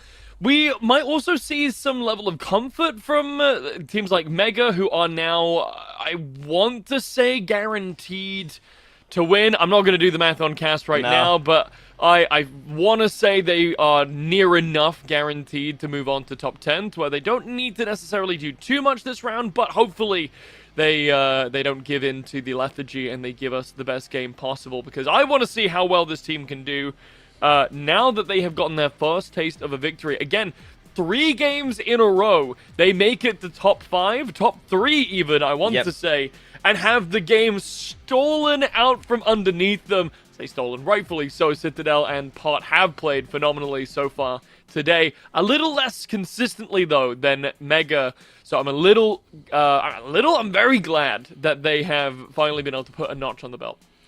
It's good putting that notch down, and it's good showing the level of competition that we now have, right? Again, this is in students, there is professional teams, there is some little bit more casual teams. You know, we do have the full kind of mix, the melting pot, if you will, of every type of Apex player right here, and seeing just the difference in the playstyle, seeing again how pivotal the legend lineup has actually been for some of these rosters, right? I mean, we're talking about the difference between, you know, we didn't see Seer at the start. We weren't really expecting to. All of a sudden, he's been a pretty confident pick, I want to say, for, I believe it's been UAV pretty consistently on that Seer since map number 2. So seeing that the players have the legend pool that they do, and seeing the decisions be made live on which pool they want to kind of dip their feet into, or at least dip their toesies into, shall we say, has been quite a cool thing to witness.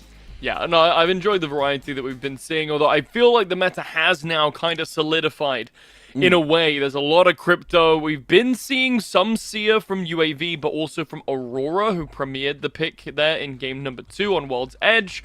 So I think, you know, all picks that have quite a bit of merit. We have now seen, I believe, the complete dropping of Caustic. We didn't see it in the last one. Newcastle was a fun experiment, but I also don't think Newcastle or, in fact, Gibraltar will see much play going forward for the rest of the day. It just did not look, neither pick looked particularly strong in that last one. Definitely we're seeing how the maps are impacting the legend lineups quite a lot, quite substantially. In fact, we are obviously seeing the clear favorites. Not as much of a showing from Mad Marge, as you so lovingly called her, as maybe we would have initially expected, and especially from the pick rate. I'm sorry, I had to. Especially from like the pick rate and such that she has had so commandingly on the stats all the way up to kind of that Masters and then the Apex Predator rank. Been very much consistent showing, but not necessarily all off the back of her, right? We have been seeing some solid performances from, I'd say, underrepresented legends. Yeah, and, you know, even picks like the Watson that have kind of felt like a little bit of an oddball pick have had some use cases and have been relatively successful for, I want to say it was QGS premiered it in that last game. They did fall down eventually, but they were able to get a little bit for themselves. I do want to highlight, Dante, the highest kills in that last lobby was Pot with 7, and then Make EU Great Again with 18. That's an 11 kill difference between first and second. So this is why the point number shot up so much. Not only did they place first in the lobby, but with 18 kills under their belts, Make Europe Great Again has certainly reduced the population of Europe. They have, for anyone who does want to do some quick math, by the way, because of the fact that we're looking about 12 to 13 squads maximum now from these groups, that's over half the server. That's over half the server, because if you take away them 3, then that becomes, you know, 33 players left for the kill. So if you're 18 out of 33, fragging potential is through the roof right now. And if Aurora can get their 3rd player back, might be the star that they need to kind of look to for hope, or could just be an extra kill that Make Europe Great Again are happy to take. Yeah, it's going to be dangerous, and all eyes will be on them in this match. I will go so far as to say that they are confidently in the top cut bracket. I think at this point, unless they bottom out, they place 12th with 0 kills, and everyone else does pretty significantly well, I think there's a pretty low chance that Mega do not make it through into the top cut bracket. So all eyes are going to be on them, sure, but we are certainly looking at a battle for second place in Group CD. A confident battle for second place, one that will absolutely ripple through, probably then the second half of today, right? Because once we go from the group stages and then the bracket comes through, we will be seeing the difference that makes and the impact that can have, right? And we really do have to highlight again, once this game is done, we are halfway through the day, Blazy. There's still plenty of games left to play, and that question of stamina, that question of fatigue, can you play the greatest Apex you've ever played for probably 6 to 7 concurrent hours? I said the thing again, I'm sorry, but it's a fair point, right? Like, that is a long time to be playing a game and to be playing as locked in. You can be as disappointed in me as you want. It's not my fault the 2 numbers are accurate and valid. I think it would be really interesting to see a graph of the performance of each of these teams based on the number of games that they've played so far today.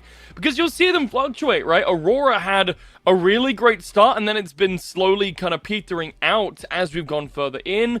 Mega have kind of had like small ups and downs, but they've been pretty consistently in that top 4, top 5. Pot, you know, they basically didn't exist game 1, game 2 through 5. They've had a lot more of a prevalent showing. So I think it would be a really interesting graphic to see just how these players' performances track throughout the day. And it'll be even more interesting to see how not only they stack up against the new teams that we haven't seen yet on stream later on today, but also how they play later on. Yeah, exactly, and it'll be cool to get a, you know, again, basically a fresh coat of paint on for Apex, from us at least, right? Because, again, we will be seeing entirely different playstyles, entirely new names and new faces. I mean, as much as we've loved seeing Aurora, and we might see them for this last match coming up, we will, remains to be seen just for the moment, Blazy, but once more unto the breach. Back onto the Storm Point. hovering above in the air, just having a quick look at where these teams are starting off. Aurora does look like they have recovered. I think it was Rain who was struggling with their internet, but they are finally now back. And Aurora, this is where everything started off for them. Started off with a bang. Can they replicate that same kind of magic? They should be able to get this sorted. Having that third player back up is pivotal. You get to see Aurora's name now joining the rest of the squad yet again. And suddenly, right, Aurora, potentially now the kind of, what would it be? The, oh, it would kind of be like the fake vote in a way, because if Aurora can just steal kills and get frags, then they prevent the teams like Citadel, they prevent the teams like the Horde or UAV, you know, coming up to their spot. And if anything, it makes life a lot more difficult for those kind of 2nd to 5th place spots in this particular group stage battle, just because of the fact there will maybe less points up to grab than there used to have been. Yeah, now it's kind of, you almost have to think as tactically as possible, right, Dante? Who do we go for? Do we want to make sure that we can maximize our kills? Right now, Citadel and Pot might have a replay of their ending in the last game, because Citadel has just spotted out the players from Pot, and they are closing in on their position. They see themselves what they can do, and already, first blood, potentially taken, in fact, will be taken by Prestus. Citadel Gaming already down a player, and it's Remix Powers who has been the showstopper for that squad. I'm sure the res will come through, it won't be the end of the world, but still a big thing to lose a player so early on and to, again, forfeit a point. It could be a factor coming up, but very, very quiet. Why'd I even spit? Why'd I even open my mouth? It's not quiet at all, Nate's about to get dropped. Silent as the grave. Silent as the grave, in fact. Nate falls down, and it's Aurora here to claim their first kill of this game, and I believe even in the last game. So they've been able to put themselves in a pretty decent position, and wait a minute. What is this? What is Rain playing right now? Oh, might be playing into his own demise. That's exactly what he could be doing here. Uxiko good on for Goose, and Nask has fallen as well, so a really solid performance from Aurora, and yeah, a little bit of a shaky moment there, I really have to say. Yeah, it's been an interesting one. Damage comes through from both sides. Uxiko wants to try and keep his team in this, but the Sparrow is such an interesting pick. It's catching even me off guard. Would not be surprised if it's a little bit off kilter as well to try and face, but we've also run back to the Bangalore for Hiraka. Let's make EU great again. Falling off. Dante, did I prophesize this? I said unless they dropped like below 10th place and got no kills, both of which have just happened. All of a sudden, Mega's eyes are on UAV and Pot. They are on Aurora as well, to maybe just actually do the damage to prevent their opposition from swooping in and taking that damage, but it would have to be a lot. Make Europe great again, knock themselves 15 points, as you pointed out, Blazy, above Aurora. A full, he's doing his quick math and it's gonna go wrong, 24 in front of UAV, with only 7 the difference between UAV and Pot. That's a big first squad to go down. A second one follows along, make it 3 as Boss Battle is taken down. Big Turtle has done another shell right into the hopes and dreams of Boss Battle, and I think that has been them relegated, unfortunately for them. Well, at the very least now, Boss Battle can take a screenshot of this game in particular and say, hey, look, we placed higher than Make EU Great Again, a team that very well could go on to win the event as a whole. So, you know, some small victories there for Otto and his team. Thank you very much for participating, Mr. Incap, John Incap, just fallen down. And now back to Aurora, who are looking for a little bit more damage, although they don't have a ton of shields available to them. If the other team that they're facing here decides to rush in, they might be in a spot of bother. Oh, just a little bit of chip damage, nothing major. And you've hit the nail right in the head. That timing is everything now. that one moment could be the make or break for so many of these teams. Even Krabsberger, you know, they are in 31, so relegation looking quite likely for them. But we've seen how confident and how consistently they do kind of survive towards that top 5, top 3 spot. Whether they actually are able to walk away with it is a different story, but remains to be seen for this final map of the first stage. Already only 9 squads left on the board, Dante. This has been very thick, very fast, very exceptional in terms of the pace. Now the Horde find themselves in potentially an odd spot up against QGS. Both of these teams relatively comparable. Charging forward, the EMP has gone through, but out in the open, the damage is able to be dealt through from the Bangalore here. One player already down, SK taken off the board. Meanwhile, on the other side of the map, some damage coming through from Hiraka onto an opponent. But right here, right now, that's 3 grenades chucked deep into the dome, and QGS are taking the damage.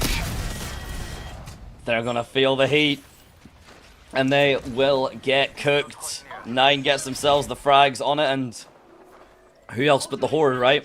Suddenly 8 squads left. It's a lot easier to make that to the 7th, 6th, and 5th spot. So getting that frag and getting this spot cleared out, these silos are such a solid position to hold. Again, can get fragged out, which we have literally just seen in real time, but still very, very good position to hold if it ends up favoring them, as we will get a look, I'm sure. Once we get a look at the rings, hey, wow, right on time. As once we get a look at the overall rings, we will see that it is going to be the fight towards checkpoint and towards that upper left side of the map. Aurora here with Hartley have found them in an odd position, and the fight might be devastating for either side. Although, given Aurora's track record, I'm more worried for Hartley than I am for Aurora. In fact, looking at the arrows on the board, it does look like maybe Aurora were able to catch one player, and then they've taken control of the Stormcatcher here, right? They've just gone, move away, this is our loot spot now. And Team Hartley will thread the needle, but they're right there, ready to encounter T6 as soon as they step into Cascade Falls. Looks like that will be the convergent path. Everyone else, though, is just playing it very, very patiently. Citadel's just chilling in the buildings down at the bottom, meanwhile Aurora just setting themselves up with the Stormcatcher. UAV were initially set up, but they're now kind of getting themselves to the point they now understand. They're not going to be able to sit locked down forever in that angle, and the rotate from them will come through. It's all fallen silent again yet, Blazy here. It's just a lot of scoping each other out and a lot of letting this ring get shorter and shorter. 24 players left. I think this is the largest number of people we've had alive this length of time into the game, and we might see that number fall.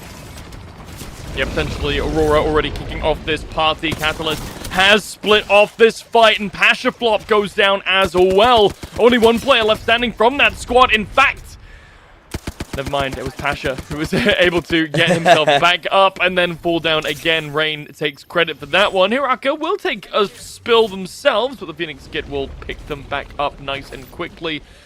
I feel like it was quite a while ago here, Dante. I was talking about how there are only 8 squads left and everything's been very fast-paced, but for the past 4 or 5 minutes, things have been relatively quiet here, but QSM might be in some trouble yet again. Mofa just picked up there. Frags upon frags, and here we go, the speeder now coming through, just to allow Hiraka and Co get themselves repositioned. They do have to now outrun that ring. It is slowly but surely chasing after them, but the vehicle will surely prevent them from damage. They're going to crash into a high-speed collision. Almost happening, but it is going to be an engagement nonetheless here. They're not going to drive the cars into each other, but they're going to run face first and do the damage necessary here. This could be do or die for Citadel Gaming here. If Aurora get the frags, they're more than happy to walk away. If they don't, they still get the advantage one way or the other. Blazy, as it's just back and forth around the boxes. The drops are going one, then the other. You cannot tell who's about to walk away from this. The ring then catches up, gets involved in the fight itself. No one to be sure, and it is Aurora to be eliminated as Citadel Gaming still stands strong. It's a big pickup for Citadel, and it might be the difference maker between them coming up into the top bracket or falling down and fighting their way out of losers. Pot now in a similar position, have to try and eat their way through another team. But in fact, hold on, that kill was stolen away. Prestis nearly had him, but from the distance, Yusako is able to take it away and pick up the kill. And now, even though Prestis is the new kill leader, that's another point that was taken away from Pot, and that's something I'm sure he's not happy about. We are at that stage now where every kill will matter. The placements have done their job, but really this is just about fragging out now. This is about getting to that spot, especially with the 7 squads left. Once we start, you know, we've got the top 5 confirmed, it will just be about these frags. And speaking of frags, it's Taskmaster versus Kaz, and the Horde fall down. A potential claw towards glory, a comeback from an impossible odd, and I believe the knee has just been taken out of that climb. Pot now in a very commanding position. UAV, the squad behind them, but they aren't inside the ring just yet, not fully anyway. Pot have better control, but now Citadel, they're driving on down. It's a drive-by in T6! Wiped off the face of the earth. Another team down, and count them down, because a lot of these teams that we unfortunately will be saying bye-bye, or at the very least going towards the losers bracket for one last-ditch attempt at staying in the Incap tournament. We will be saying bye for them for a decently long time as well. Even the teams that make it, they will be in winners, which is a long time from now. I'm sure all of these players and teams can feel it. I know I certainly can. The fight behind the big rock is Prestis here, just going for the shot. The Crabber needs to come up clutch. First shot not going to be as good. The rechamber of the gun, and the fight to re-ensue. A few more shots off the mark. The big dome has come on through, and Prestis is the one taking the worst side of things. The damage is ticking down, but Taskmaster has found a decent flank. Not that it's going to do much for him this time around. Ozus falls, so does Taskmaster. Another snipe away from Yusako. And now it's all starting to fall apart at the seams for Pot. Citadel have come into this one, and they've reigned supreme. Zuni's shot's not quite on the mark, however. And it will be Hartley to fall down there. Remix Powers takes another L, another spin. QSM, just one player left on the board. This is starting to get very tight. All these players are coming at each other at the same time. I think they've heard us, Blazy. I think they know. I think everyone now understands, especially with the circle as closed as it now is. These sightlines are going to be do or die. A lot of these squads, it's going to be die. But for one, it will be do. It will be Scooby-Dooby-Doo, in fact, is exactly what it will be. And the first person to try and Scooby-Doo take a kill is going to be Uxico. Not going to be able to do it so far. Decent chunk of damage is done, and we might actually see, we've seen it previously, Blazy, with like kind of running out of utility, running out of the shield cells and the shield batteries. We might see that here. Yeah, it's been so much damage back and forth. Poke traded out. 5 squads left, but only 12 on the board, which means a few of these players aren't alive anymore. As soon as I say that, of course, the resurrection beacon has been lifted. UAV are sitting here ready to try and take the kill when possible. And look at this rotation from Uxico. There is no shot this player is not... There's no shot this player is able to make it onto the ground and get geared up when all 3 of these players from UAV are ready, waiting for him to drop. This is unironically for one of these teams, with how close the standings are. We obviously got to review them before the game, before the break. But with how close the standings are, you might be better just guaranteeing that you're the one to get the kill and play aggressive. Even if it means you get third-partied, even if it means you give up the idea of placing first, just to steal the kills away for yourself, and potentially more importantly, keep them away from others, might be the factor, as it looks like Citadel Gaming are trying to do exactly that. Kaishia does a good chunk of damage and manages to take down Fitu. Meanwhile, Invincible just trying to work along the outskirts, trying at their best to get as close to the encounter as they can, and we'll see what type of encounter it will be. 1 player left standing for Team Hartley, though 2 revive beacons in tow. Might be able to pick up the rest of his squad, but for now, has to try and play it safe. Look at all the players in this dome. This is a small area for this many people to be in. Looks like Citadel are just trying to get themselves out of dodge. The Void Breacher will take them downstairs. They're going in aggressively. Crabsburger. Unfortunately, it's no longer crab time, boys. Sit down. The other side of the fight is also breaking out at the same time. It's almost like a pistol went off and everyone went go. Pot charges forward. One already down. A second falls as well. Only one left standing. It's the Big Turtle. And can they take him down?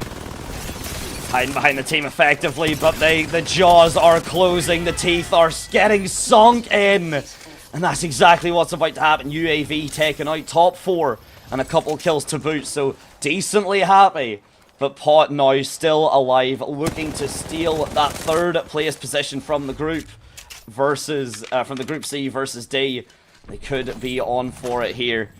At least 2 or 3 more kills potentially for them to get. At least 3 if they are wanting to take this victory. And then get themselves those placement points. Citadel really need this win. It is all to play for them. They were so close to 10th place, and a good finish here with a good amount of kills will put them in with the chance of making it through straight into top cut, but they're going to need to beat at least one of these other 2 teams to get the point, and they need those kills for themselves. Pot and I believe, I actually don't know what Team Hartley are the 3rd team. Trying to pass those usernames there. Team Hartley and Pot are the 2 teams standing between Citadel and a potential run at top 10. It's getting more and more likely. So far, Citadel have been doing a phenomenal job with their utility. The damage seems to be leaning their way. Plenty of shield batteries, plenty of resurgence power from them here. Azuni takes full value out of that. A grenade to the face that Remix Powers has to take, but more than comfortable. Will walk away regardless, and the circle is about to close in, I should say, on its final resting place. And the final resting place could be from that jettison here, Blazy. They're going to be welcomed in with a flurry of bullets and very open arms from Pot. Yeah, up into the sky they go. Hartley's going to be the first to land, but he's taken so much damage. Not dropped just yet. The riot drill will take one, and the rest will fall very shortly afterwards. Meanwhile, Prestis immediately off the back of those kills snipes in, gets one dropped immediately. Cassius is down. The rest of CTX have to try and find a bit more ground here. Pot have already lost 2. It's just Ozus left standing, but the rest of the team on Citadel are so low. It's everything right now. 60 seconds before the circle closes in. We're not going to have 60 seconds. It's going to be over in the next 15 if I have to make an estimate. Make it 1. Citadel is your champion, and I believe, Blazy, with that effort, with the most placed effort that you can muster, they managed to get themselves into that winner spot. It's going to be so dependent, Dante, on the other side of the groups. But we'll see the standings when they're updated. I would echo your sentiment. I think I'm relatively confident that Citadel, with that final push, will be able to put themselves in range of top 10. But this is exactly what I was talking about at the start of this round, Dante. Teams with their backs against the wall, everything to play for. This is the kind of performance that we can expect to see. Definitely so. Well, here we go. We will have the, updated standings and such, of course, in just a moment. But from a cursory glance from what I can do, we've seen Citadel Gaming jump up from 48 points to 60. UAV were at 59, so they take the third. So they would take the 3rd spot away, and I think with the kills, Citadel look to do it. These is cursory glances, could be wrong, but pretty confident that is enough, and we'll get to see the highlights of this final map. And to be honest, Blazy, the entire map itself did feel like a highlight. This opening kill onto Nate, and Aurora doing such heavy damage so early on is an absolute factor that cannot be ignored. No, absolutely not. And it was just so great to see so many different teams get some great moments, right? The Horde, they were so quiet at the start of the day, and, they've been able to make some really great plays here towards the end of the first half of matches. I'm not sure, I'm not too confident as to how this will affect them overall in the standings. At the moment, they're sitting at 7th. I'm not sure if the standings have fully changed yet. But 7th in their own group does not look very promising for how that stacks up into the other group. I can update you though, Citadel Gaming now sitting on 59 points, which I believe does just about eke them in at 10th place. Looks like it. Congratulations, Citadel. A hard-fought battle. One less positioning, coming second, or getting one less kill. Either or could have been the difference between winners and losers. But this moment here from Prestis, I really want to highlight it because it was so quick and so clean. Yeah. They take down UAV. Oh, we don't get to see it. Okay, well that's that's a really big. Oh wait, no, we do. It's exactly after this. So after they clean up these players, and it's a very quick cleanup, right? Straight back around, switches into the scope immediately down. It didn't end up working for them, but what a play from Prestis. Yeah, it's a potential moment there that just wasn't quite enough, and that's a wild thing, right? That headshot really came through. You should, at that moment, you believe comfortably, right? It's a team fight, everyone's ready to go, 3v3, oh, one of the team's gone. At that moment, everything, the hopes and dreams, the confidence that you have in winning a fight is going to be completely shot, much like your player was. And speaking of things being shot, hopes, dreams, and everything to be answered for as we look over towards the standings, and Blazy, take it away. I was wrong. They did not eke into 10th. They eked into 9th. Just 2 points, 3 points behind Sloaner and 1 point ahead of Team Hartley.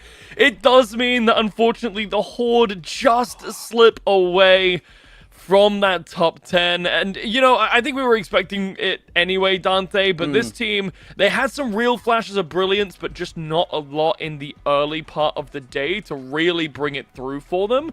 But overall, looking at this this layout, Dante, this is a overwhelmingly CD-sided top cut. Yeah, indeed, right? I mean, so we've got, like, we've seen all the names, right? The only, if you don't recognize the name, that's who's came from Group A and Group B. Infinite, 104 points. We might have seen Aurora kind of grasp that as well, or glimpse that, had they not had the issues with the players, but they're still comfortably in 4th. Breaking 100 points is a big statement, however. One thing I will say is, I know you said the top 10 predominantly coming from Group C versus D, but the top 3 is 2 from Group A and B. Yeah, it's a 6-4 split. So we've definitely been watching the more competitive side of the bracket. I mean, we can just see how dominant Infinite have been overall. 104 points, Dante, and we'll get to see them later. After lunch. It's a big break, so for anyone that needs to run it through, if anyone does need a big run through, we might be able to get that graphic up for you, just the updated one for how the run of the day will go, because of course we are no longer having the full kind of like losers bracket and such as well. It is just the top 10 going to winners, just because of team changes and switch ups. So everyone has now been decided, right? The top 10, this is it. We're not having the additional run onto losers, just because, again, there's not really enough players and teams to make that viable. So it is just now the battle for that top 10, or the battle for that top 1, the battle for top 10 has been decided. And Blazy, again, it's not necessarily favoritism, but are you looking towards anyone right now to maybe not even win, but to go for the top 3, let's say?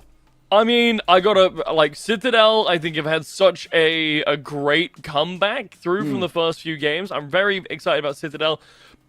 The level of play from Prestis, especially on pot, has also made me into kind of a, pardon the French, pothead. And I think if you had to nail me down and force me to pick a favorite team, it would be between Citadel and pot. They've just been so much fun to watch. I would definitely can't disagree with that sentiment at all. I am excited to see what Infinite looks like, though. However, I am so excited to see what a team that breaks 100 points is capable of doing.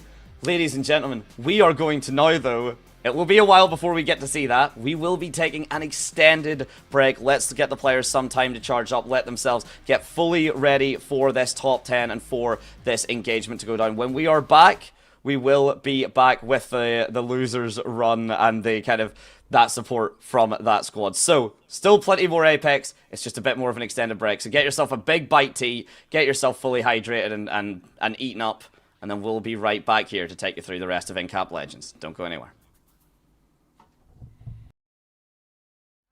That's the meal ticket. Yeah, we ain't never fall back. Hold our ground where we at. We never fall back. No lies, no facts. We will stay right where we at. We ain't never fall back. Yeah, we ain't never fall back. And you can find me where I'm at. We ain't never fall back. We ain't never fall back. And you can find me where I'm at. We ain't never fall back. Bend way down, never fall. Aim with the hands out, get 'em off. I'm 24/7 in the office. Pay attention cause I ain't repeating offers. Yeah, never met a man I've been scared of. Careful, you gon' get exactly what you asked for. Careful, whatever you bring me getting handled. I answer to no one, I don't need a hassle. Yeah, we ain't never fall back. Hold our ground where we at, where we at. We ain't never fall back. Hold our ground where we at, where we never fall back. We ain't never fall back. Hold our ground where we at, where we at. Yeah, no lies, no facts. Fuck me right where I'm at. We ain't never fall back. We ain't never fall back. Yeah, we ain't never fall back. And you can find me where I'm at. We ain't never fall back. We ain't never fall back. And you can find me where I'm at. We ain't never fall back.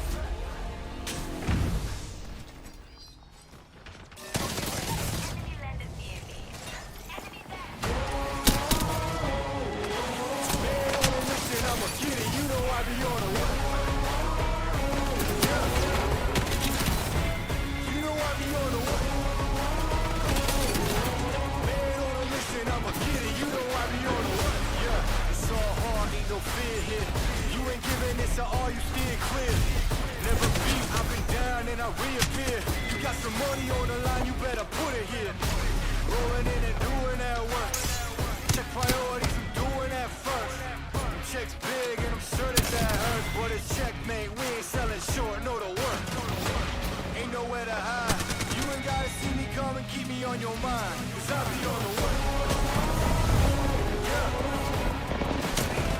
You know I be on the work. Man on a mission, I'ma get it. You know I be on the work. Yeah. And we coming for the bags. If they said I couldn't have, get the team.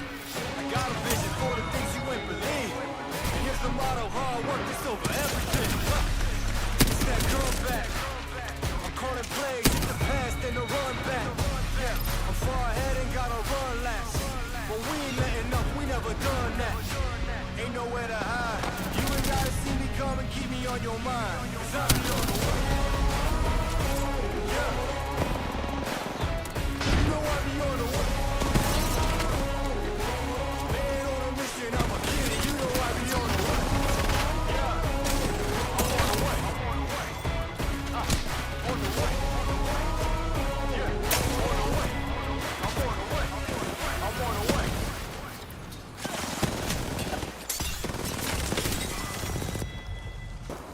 Let me tell them one time, I've been on the grind, this my prime. Ha. Let me tell them one time, I've been on the grind, and this my prime. One side for the wait, didn't think it come, just need a little faith. I've been patient, just waiting on the river with an ace. Gotta move real careful, we coming surveying the place. I touch down in your city, that's a rival. Y'all got one thing on your mind, it's survival. But if you wanna take a shot at the title, automatic, we checking your vitals. Let me tell them one time, I've been on the grind, this my prime. Ha. Let me tell them one time, I've been on the grind, and this my prime. Let me tell them one time. Say it one more time. Let me tell them one time, I've been on the grind, feeling real good, yeah, all in my prime. It's about that time. Say it's a vibe, say no mess for the way that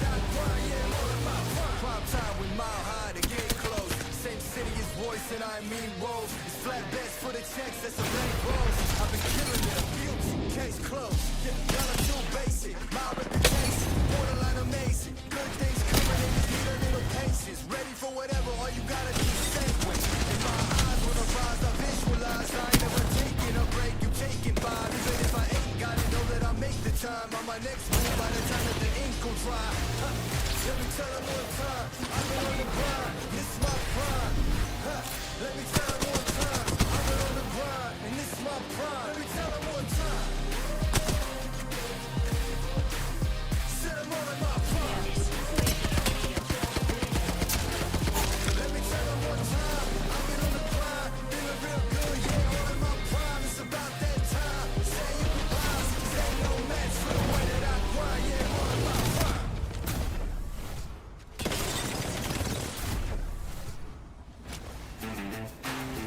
Are you ready? Are you ready for the comeback? Yeah. Are you ready for the comeback? You know we the ones that ready for whatever. We gon' have to show them something, man. Let me see them hands up all the way front back. You don't understand that I'm doing what you can with no cap. This is the return of the one. You ain't see it coming, you just heard drums. They've been ready for the battle. Any person that comes got the weight of the world on them. Yeah, they too strong. I might have been down, not out. It's on sight, you gon' figure that out. And I might have been down, not out. Only one thing I gotta know now is, are you ready for the comeback? Yeah. Are you ready for the... Are you ready for the comeback? You know we the ones that... Let me see them hands up all the way front back. Yeah, it's the comeback. Are you ready for the comeback? Now I see you with your bad self. If you into taking L's, then I can't help. I'll be the self-made champ, look at my belt. I built this all from the ground up, it's all by myself, y'all know. This is the return of the one. You ain't see him coming, you just heard drums. They've been ready for the battle, any person that comes got the weight of the world on them, yeah, they're too strong. I might have been down, not out. It's on sight, you gon' figure that out. And I might have been down, not out. Only one thing I gotta know now is, are you ready for the comeback? Yeah. Are you ready for the... Are you ready for the comeback? You know we the ones that... Let me see them hands up all the way front back. Yeah, it's the comeback. Are you ready for the comeback?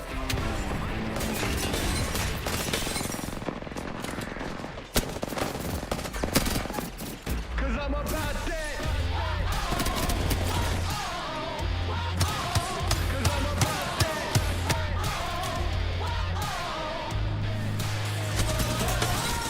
About that come up, running up on them fools that are talking foolish. Try to get them buns up, kill them mic just like I ran into jewels in. Y'all gonna get done up front and all they kill with an attitude. You can't really blame this motherfucker, do what he had to do. About that cash flipping, I'm getting it on and off the market. All about that VIP, not me, not never been a fan of carpets. All about that RIP for all of my Jesus, you want me started. I'm about that business, what I started, I'm about that. Top down, like you're not ready. We ride, we're about it. So high, we see the whole city. We all the night. Down, like you're not ready. We ride, we're about it. So high, we see the whole city. We all the night. Know that I'm about it. Want a minute to bring the drama. But it ain't by chance I'm fucking rapping. You don't know what a problem. Made a little cash in the back end, but still rap like homie starving. Yeah, y'all ain't gonna ask who the man is. Hope ain't gonna be like, beg your pardon. I'm about the two cities with me, rapping them hardest. And I keep it 250s playing. Always been an honest artist. And I got that crew with me. Haters better go watch the comments. And it's on the fence for dog, I'm promise I'm about that. Top down, like you're not ready.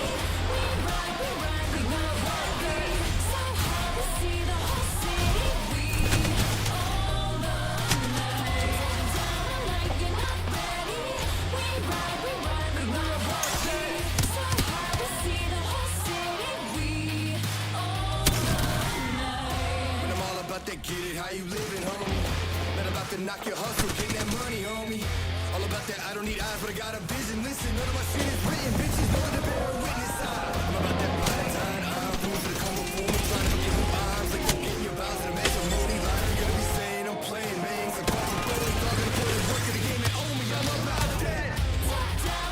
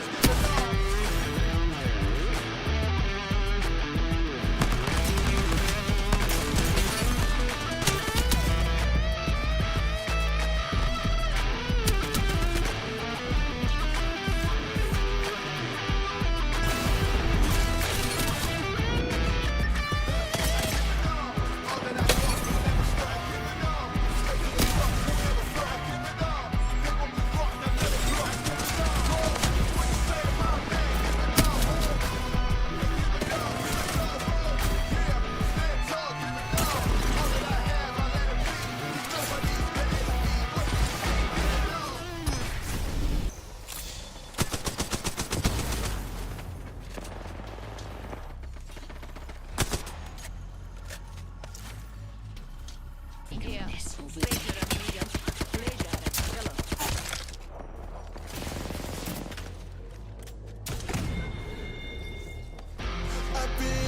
working, going hard, it turns out. They've hurting, but it's mine is gold, yeah. My moment is now, I've seen the 7 seas. My moment is now, no distant memory. I've been working, going hard, it turns out. They've hurting, but it's mine is gold, yeah. My moment is now, I've seen the 7 seas. My moment is now, no distant memory. My moment to shine, still gonna take this one day at a time. To my people that I'm holding the line, take a seat and better recline. Wanna break me down and then build me up. It's my time, I can't make this up. It's my moment now, you can't slow me down. I stand right next to Lady Luck, man, you know how I do it. Cruising, see my influence, show you how to move in a room full of Judas. Prove it, better stay sharp and prudent. Lose it, now brave heart said moving. Yeah, I say again, man, my moment's here. Standing strong, I don't walk in fear. I still hear all the talking cheers. Who cares? I've been working, going hard, it turns out, baby, hurting, but it's mine is no, yeah. My moment is now, I've seen the 7 seas. My moment is now, no distant memory. I've been working, going hard, it turns out, baby, hurting, but it's mine is no, yeah. My moment is now, I've seen the 7 seas. My moment is now, no distant memory. That's my moment.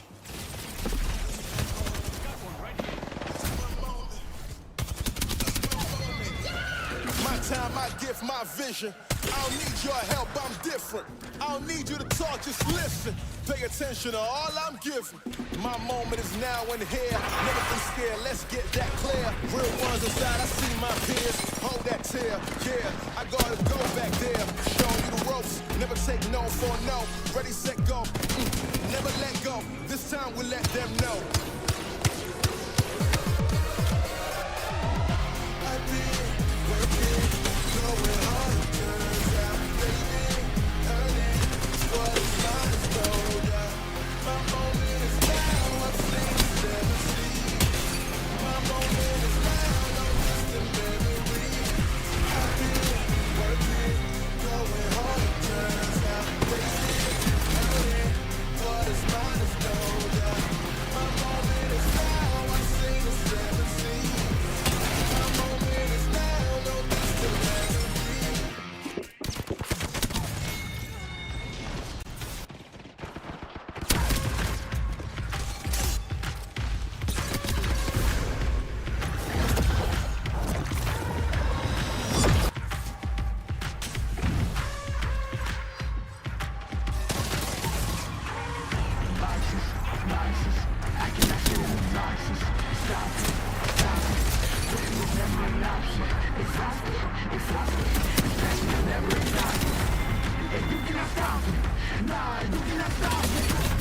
Switch up the flow.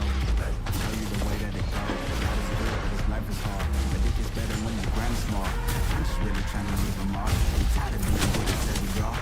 That's the baton we can take it off. Always be real, we don't fake it all. Tired of 9 to 5. Just making enough to survive. Only living on the weekends. You really thinking that's why I'm alive? Busting out the scenes, time to live my dreams. Do the things deep inside of me. This life it continues, we're fighting me. But I don't have quitting inside of me. I will not jump in these boxes they throwing me. Talking to God and there's so much he's showing me. Shaping me, growing me, taking me somewhere things. A growing tree, y'all get a load of me. Yeah, don't be showing me.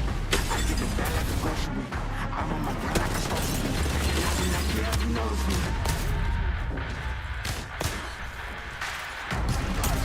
Boxes, I cannot fit in the boxes. Stop it, stop it.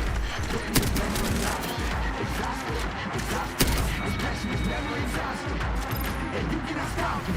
Nah, you cannot stop it. This isn't a robbery. Hands in the sky if you got a dream. But nothing was blocking me.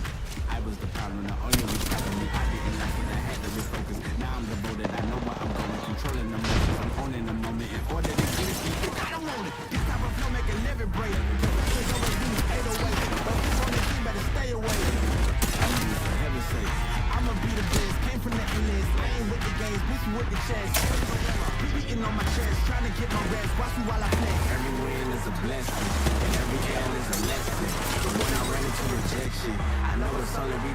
shit. I see the blessing right beside me. They just so putting unlikely. I do it like I'm in my Nikes. Don't make excuses, they never excite me. I cannot fit in the boxes. Stop it, stop it. Quitting was never an option. Exhausted, exhausted. This passion is never exhausted. And you cannot stop it. Nah, you cannot stop it.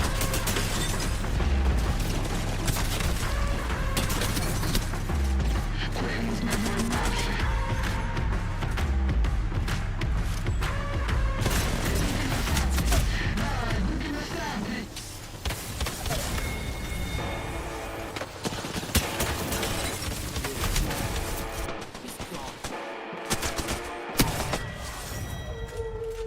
There's not a man that I fear. There's nobody here that can stop me. 'Cause I'm a leader of my own. Y'all can just sit back and watch me. They know who I am, they can't imitate. Don't stay in your lane, I'ma set it straight. I'm putting my way to the top. You get in my way, you know that I'm a winner.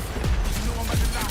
My mama said they was looking for just like the lock. This second they gon' let me got the door, they better stop. They can never reach me where I'm at, I'm in a rocket. Cockpit. In other words, you can't touch me. It's like I got the ball and it's bumping. You won't see me when I'm coming through. You can't stop me, I'm running through. I'm untouchable. I'm untouchable. I'm untouchable. I'm untouchable. I'm untouchable. I'm untouchable. I'm untouchable. I'm untouchable. Feast, fight, both from. I'm the giant that they running from. Taking shots, I think they jumping guns. If they go against me, then they come. You cannot handle this. I don't think you can picture the damages. I'm the one that's gonna be the first place. You gon' need first aid. Think you need bandages. You know I'm at the lock it. My mama said they was looking for just like the lock this. They gon' let me got the door, they better stop it. They can never reach me where I'm at. I'm in a rocket. In other words, you can't touch me. It's like I got the ball and it's bubbly. And you won't see me when I'm coming through. You can't stop me, I'm running through. I'm untouchable. I'm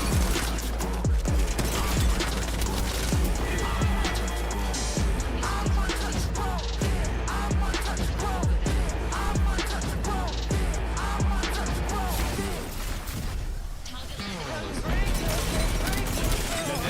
To it, go ahead and bring the lights on. Ain't no giant, I ain't gon' fire on. Catch a fade, you I'm wrong, I'm gone. Y'all can catch the wind that I am on. I am icon, y'all are wide wrong. Think that I'm a reconcile bond, so ain't nothing to it though. This is on me, ain't got much to do with who you know.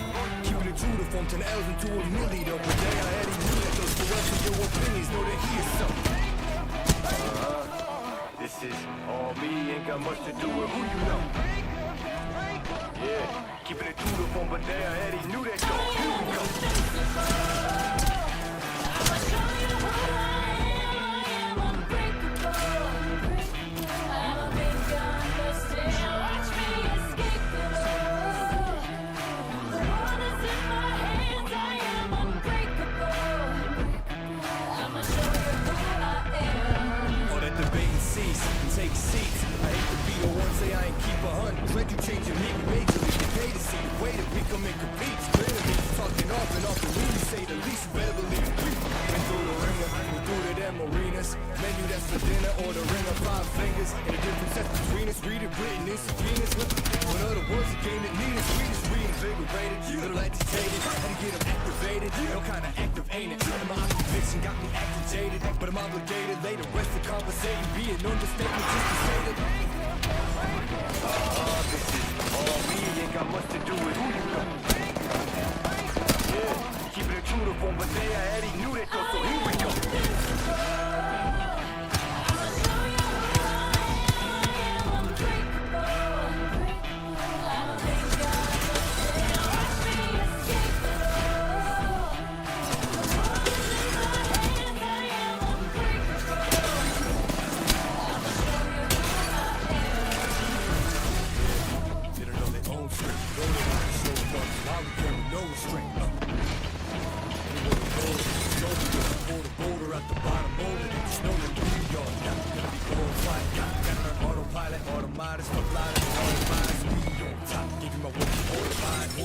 Letting the army that's behind us remind us that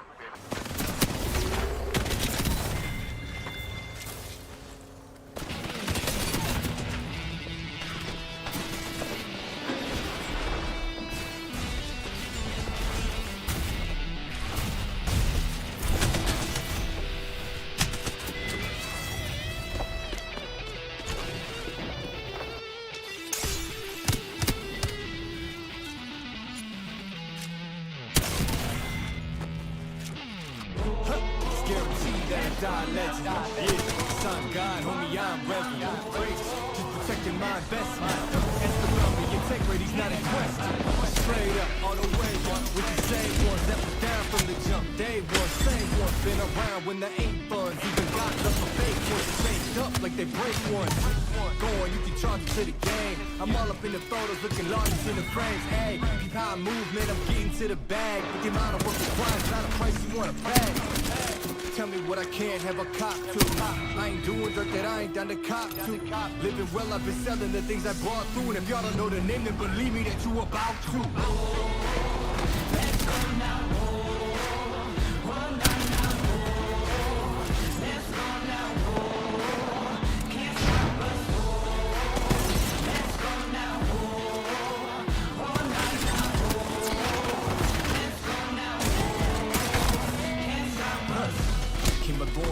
Basement, that's facts.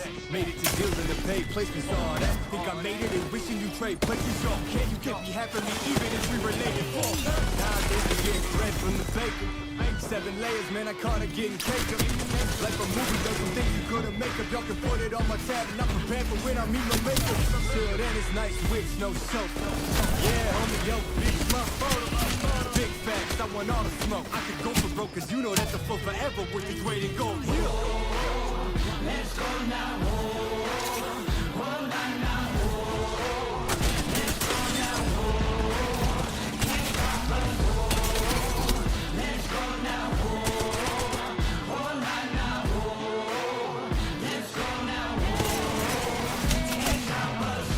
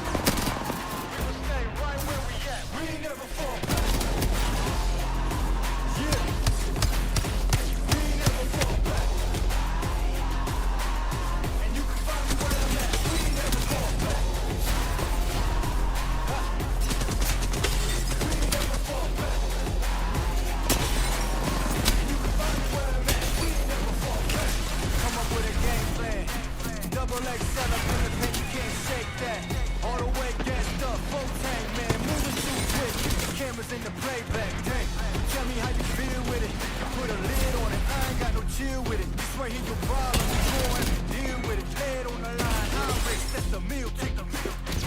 Yeah, we ain't never fall back. Hold our ground where we at. Never fall back. All lies, all facts. We will stay right where we at. We ain't never fall back. We ain't never fall back. And you can find me where I'm at. We ain't never fall back. We ain't never fall back.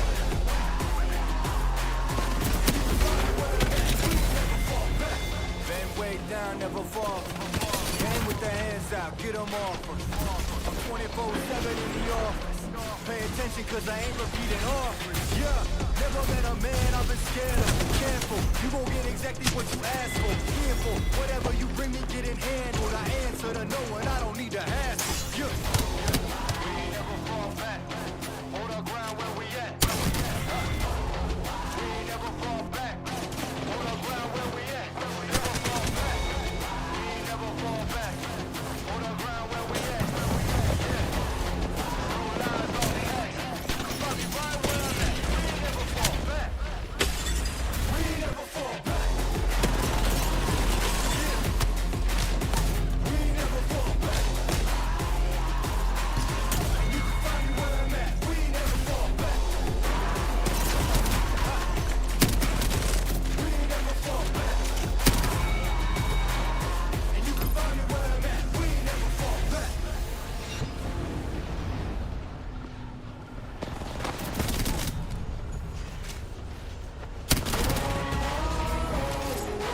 Man on a mission, I'ma get it. You know I be on the way.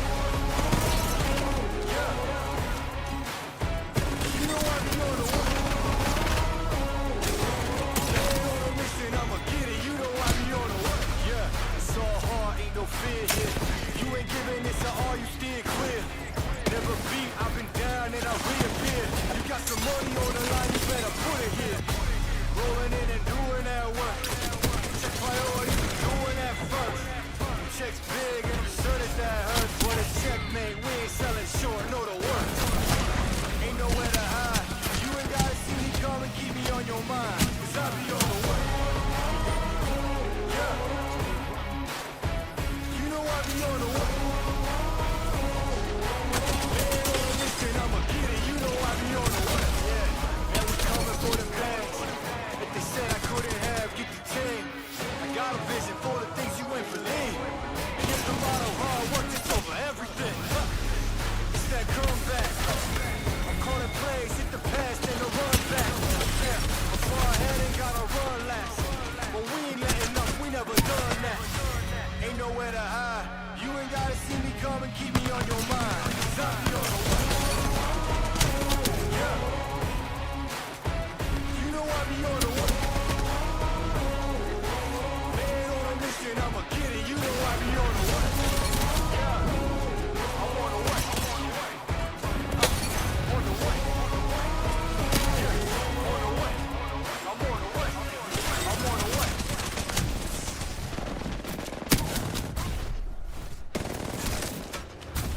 Let me tell them one time.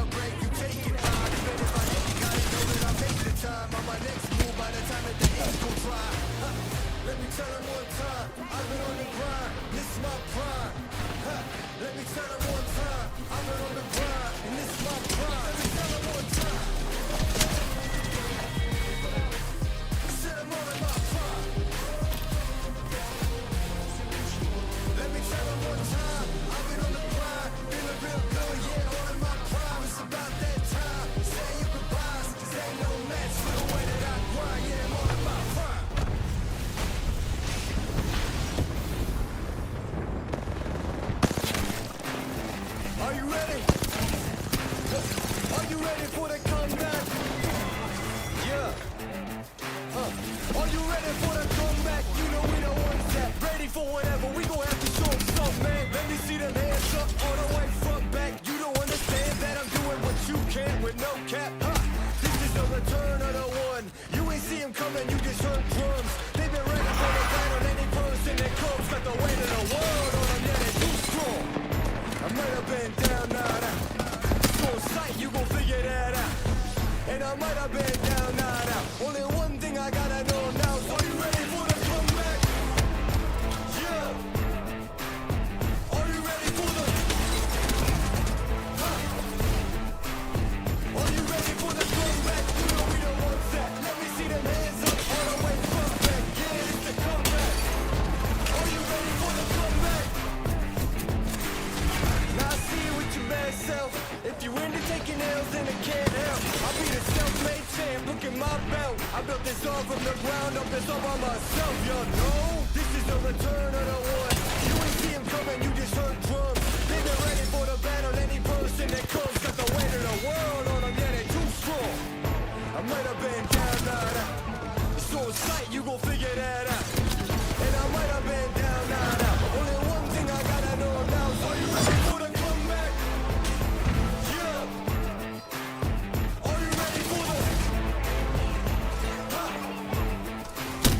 Are you ready for the comeback? You know we don't want that. Let me see them hands up all the way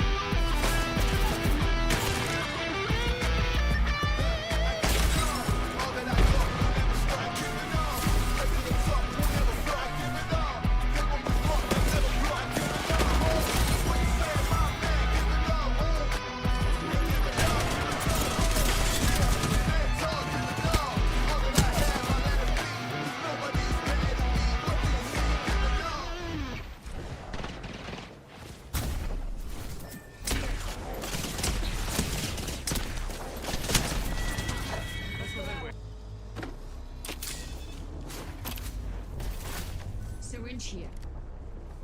So mark over there. Not alone. There are a lot of squads around us. I've been working, going hard, it turns out they've been hurting, but it's mine is no doubt. My moment is now, I've seen the 7 seas. My moment is now, no distant memory. I've been working, going hard, it turns out they've been hurting, but it's mine is no doubt. My moment is now, I've seen the 7 seas. My moment is now, no distant memory. My moment to shine. Still gonna take this one day at a time. To my people that I'm holding the line. Take a seat and better recline. Wanna break me down and then build me up. It's my time, I can't make this up. It's my moment now, you can't slow me down. I stand right next to Lady Luck, man. You know how I do it. Cruising, see my influence. Show you how to move in a room full of Judas. Prove it. Better stay sharp and prudent. Lose it. Now wait, hard said move it. Yeah, I say again, man, my moment's here. Standing strong, I don't walk in fear. I still hear all the talking cheers. I've been working, going hard, it turns out they've been hurting, but it's mine is no doubt. My moment is now, I've seen the 7 seas. My moment is now, no distant memory. I've been working, going hard, it turns out they've been hurting, but it's mine is no doubt. My moment is now, I've seen the 7 seas. My moment is now, no distant memory. This my moment. This my moment. My time, my gift, my vision. I don't need your help, I'm different. I don't need you to talk, just listen. Pay attention to all I'm giving. My moment is now and here. Never been scared, let's get that clear. Real ones inside, I see my peers. Hold that tear, yeah. I gotta go back there. Showing you the ropes. Never take no for no. Ready, set, go. Never let go. This time we let them know. I've been working, going hard, it turns out they've been hurting, but it's mine is no doubt. My moment is now, I've seen the 7 seas. My moment is now, no distant memory. I've been working, going hard, it turns out they've been hurting, but it's mine is no doubt. My moment is now, I've seen the 7 seas. My moment is now, no distant memory.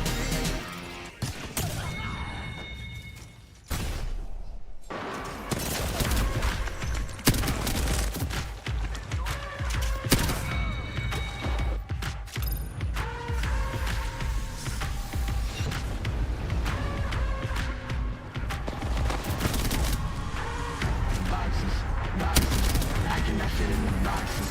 Stop it, quitting was never an option. Exhausted, this passion is never exhausted. If you cannot stop it, nah, you cannot stop it. Show you the way that it goes. God is good, but his life is hard. But it gets better when you grind small. I'm just really trying to leave them all. We tired of being who they say we are. Tired of 9 to 5. Just making enough to survive. Only living on the weekends. You really thinking that's why I'm alive? Watching out the scenes, time to live my dreams. Do the things deep inside of me. Life it continues with fighting me, but I don't have quitting inside of me. I will not jump in these boxes they're throwing me. Talking to God and there's so much he's showing me. Shaping me, growing me, taking me sowing seeds. A growing tree, y'all get a load of me. Yeah, don't let them showing me. I keep it bad like it's supposed to be. I'm on my grind like I'm supposed to be. And I do not care if you notice me.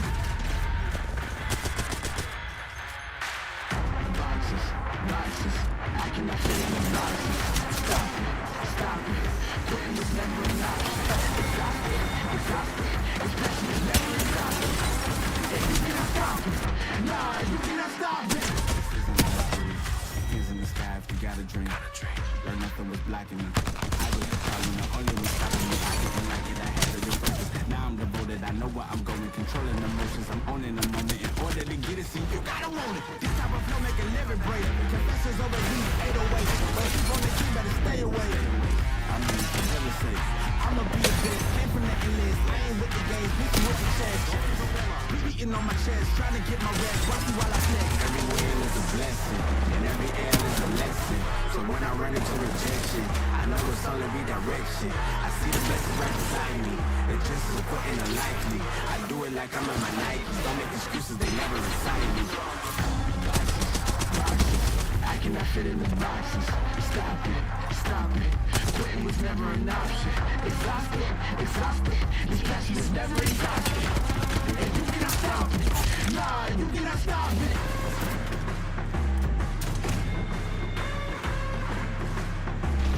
Quitting was never an option.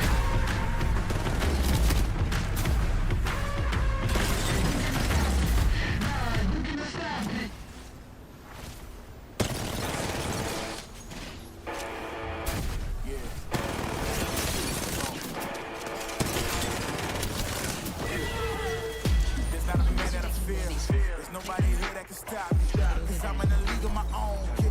Y'all can just sit back and watch me. They know who I am, they can't imitate. Stay in your lane, I'm a put in my way to the top. You get in my way, you know that I'm a friend of fate. You know I'm about to lock it. All my monster they was looking for just like the Loch Ness. Like a nigga, my eat up, so they better stop it. They can never reach me where I'm at, I'm in a rock carpet. In other words, you can't touch me. It's like I got the ball in this club. You won't see me when I'm coming through. You can't stop me, I'm running through. I'm untouchable.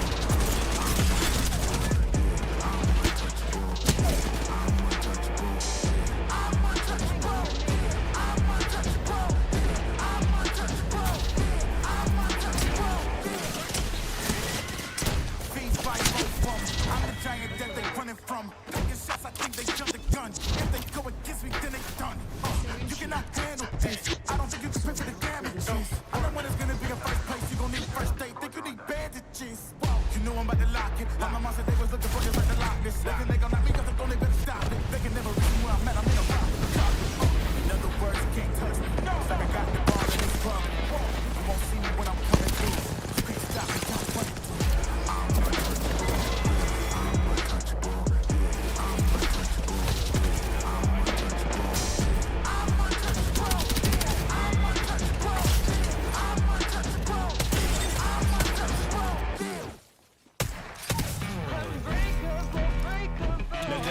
To it, go ahead and bring the life on. Ain't no giant, I ain't gon' fire on. Catch the face, you I'm on, I'm gone. Y'all can catch the wave that I am on. I am icon, y'all are wide born. Think that I'm a wrecking sideboards, ain't nothing to it though. This is on me, ain't got much to do with who you know. You the two, the phone to the L's and to a milli though. But they already knew that those for well to your opinions, know that he is so. This is all me, ain't got much to do with who you know. Yeah, keeping it true to form, but they already knew that though. Here we go. I'ma show you who I am. Unbreakable. I don't think you understand. Watch me escape the world is in my hands. I am unbreakable. I'ma show you who I am. All that debate and cease, take seats. I hate to be the one say I ain't keep 100. Dread you changing me majorly. Get paid to see the way that we come in competes. Clear to me, you talking off and me, you say the least. Better believe we been through the ringer, we're through the demo arenas. Menu that's for dinner or the ring of 5 fingers. And the difference that's between us, read it written in subpoenas. So in other words, the game that need us, we just reinvigorated. Little agitated, had to get them activated. I'm kinda activated, my obligation got me agitated. But I'm obligated later, rest of conversating. Being understated just to say that this is all me, ain't got much to do with who you know. Yeah, keeping it true to form, but they already knew that though, so here we go. I'ma show you who I am. Unbreakable. I don't think you understand. Watch me escape the world is in my hands. I am unbreakable. I'ma show you who I am. Yeah, they don't know their own strength. Go to like the show up. Why we don't know strength? It's over,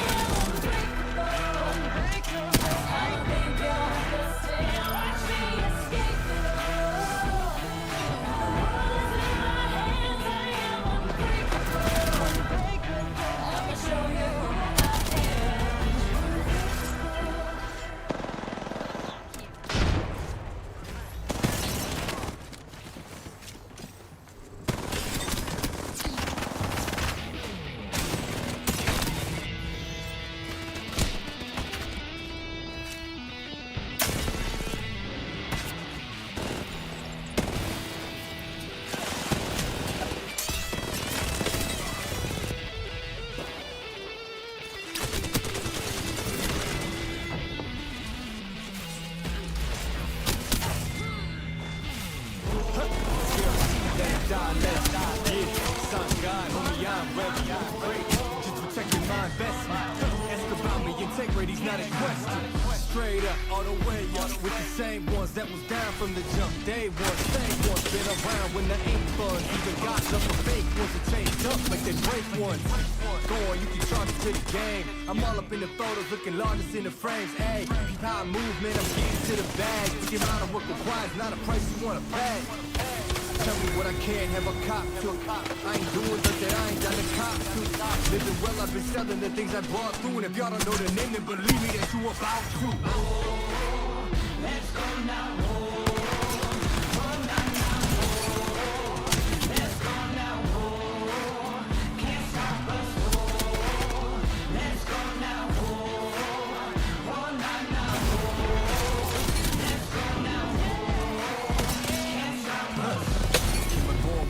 Basement, made it to deals in the paid placements, all that. Think I made it and wishing you trade places, y'all. You can't be half of me even if we related.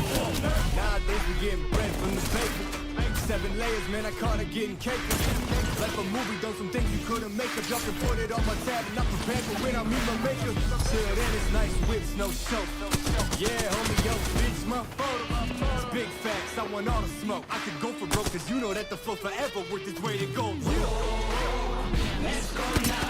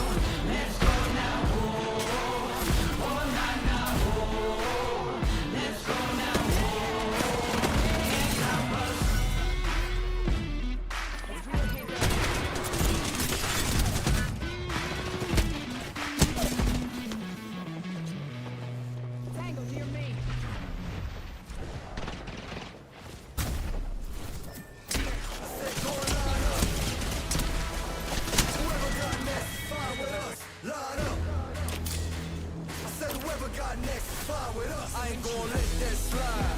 Think you fly home? Me and stay wheels up, it's a ride off. Ain't no shortcut, heading to the top floors. Me, I'm too smart to drop costs, and I got 2 fists, I'm a problem. Nuisance, who's with anybody not me? They losing, I prove that. Even when you down, keep it moving. The movement is never gonna stop, man. I do this. Going line 'em up. That's fine with us. I'ma line 'em up. Fine with us. Going line 'em up.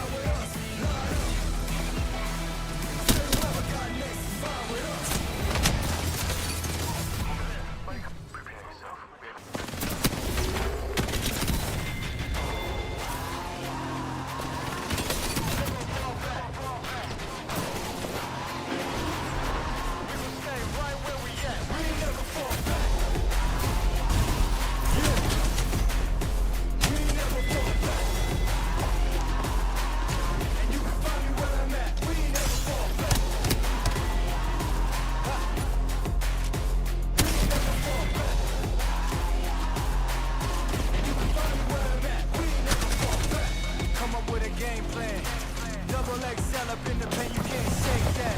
All the way gassed up, full tank, man. Moving too quick, keep the cameras in the playback. Dang, tell me how you feel with it. You put a lid on it, I ain't got no chill with it. It's right here's your problem, you go and deal with it. Head on the line, high risk, that's the meal ticket. We ain't never fall back. Hold on ground where we at. Never fall back. All eyes on back. We gon' stay right where we at. We ain't never fall back. Yeah. We ain't never fall back. And you can find me where I'm at. We ain't never fall back. We ain't never fall back. And you can find me where I'm at. We ain't never fall back. Been way down, never fall. Came with the hands out, get them off us. I'm 24/7 in the office.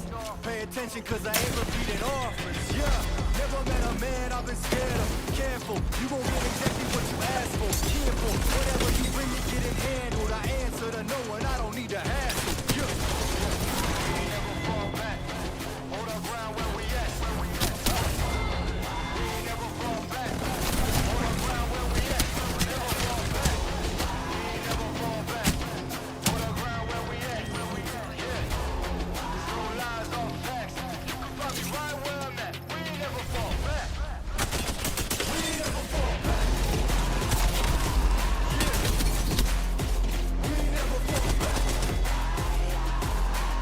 And you can find me where I'm at. We ain't never fall back. We ain't never fall back. And you can find me where I'm at. We ain't never fall back.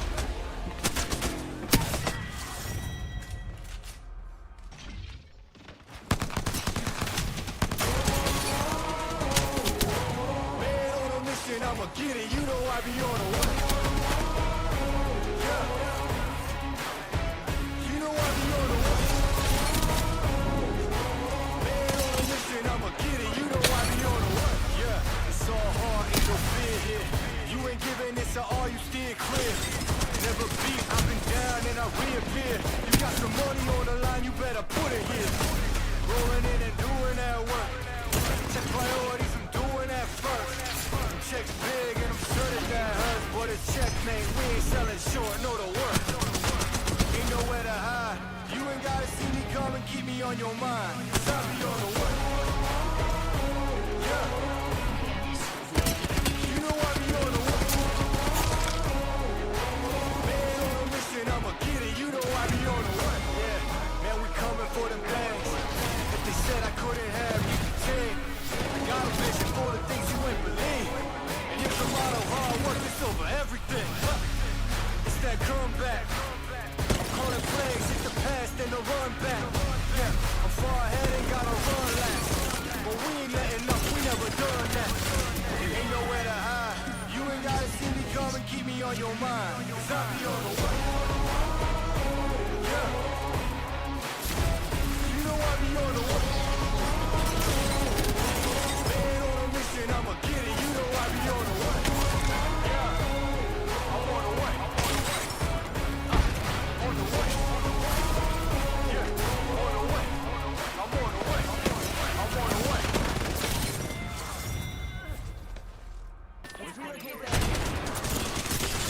Let me tell 'em one time, I've been on the grind, this my prime. Ha. Let me tell 'em one time, I've been on the grind, and this my prime. Yeah, sorry for the wait. Didn't think I'd come up, need a little faith. I've been patient, just waiting on the river with an ace. Gotta move real careful, we coming surveying the place. I touch down in your city, that's a rival. Y'all got one thing on your mind, it's survival. But if you wanna take a shot at the title, automatic, we checking your vitals.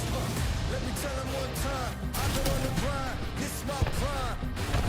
Let me tell 'em one time, I've been on the grind, and this my prime. Let me tell 'em one time.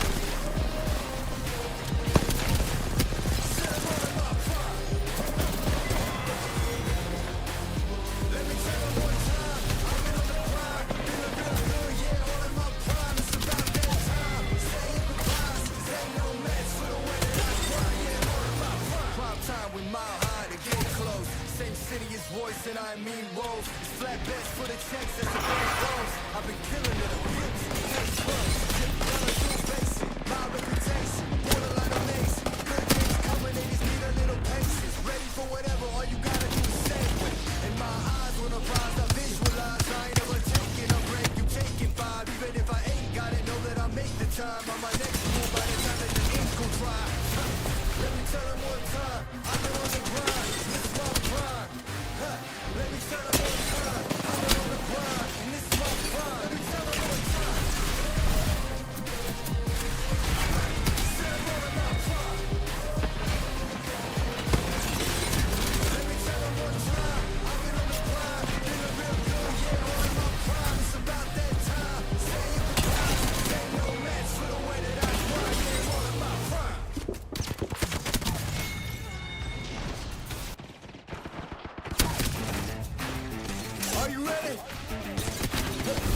you ready for the comeback?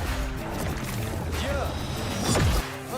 Are you ready for the comeback? You know we the ones that ready for whatever. We gon' have to show 'em something, man. Let me see them hands up all the way front back. You don't understand that I'm doing what you can with no cap.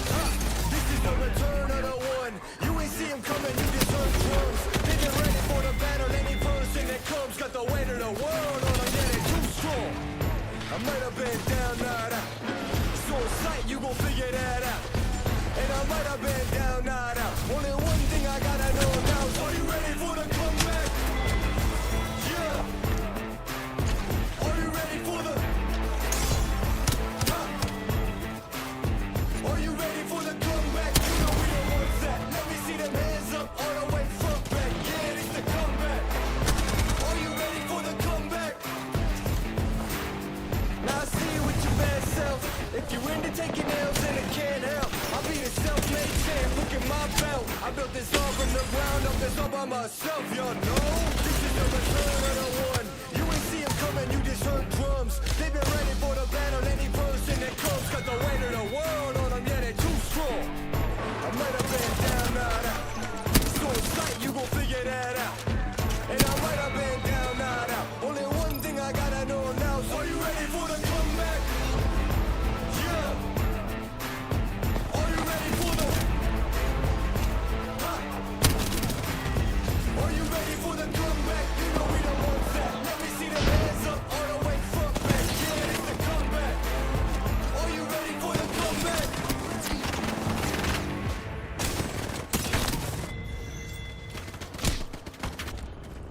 Cause I'm about that. Cause I'm about that.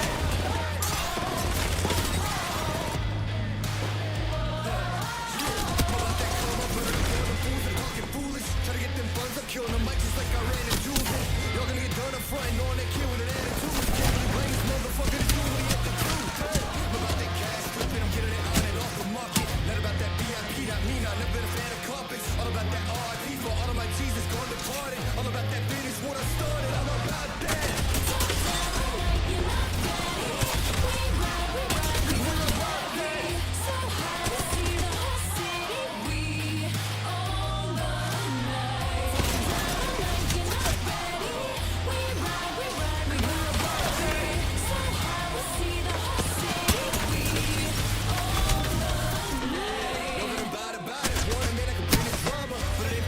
Fucking rapping, you don't really want a problem. Made a little cash in the back end, just still rapping, when you starving. Yeah, y'all gotta ask who the man is. Hope they're gonna beg your pardon. Who? I'm about them two cities with me, rapping them hardest. And I keep it 250s playing, always been an honest artist. And I got that crew with me, haters, better go watch the comments. And it's all the things we talk, I promise I'm about that.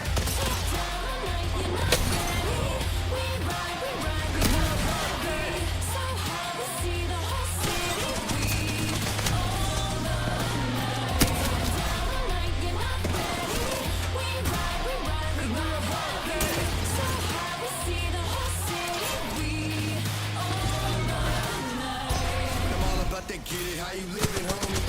Not about to knock your hustle, getting that money, homie. All about that, I don't need eyes, but I got a vision. Listen, none of my shit is written, bitches know that they bear a witness. I'm about that body time, I'm fools that come before me, trying to forget who I'm. Like forgetting your vows at a matrimony. Life you gonna be saying I'm playing, man. So bump and phony, y'all gonna put in work to the game and own me. I'm about that.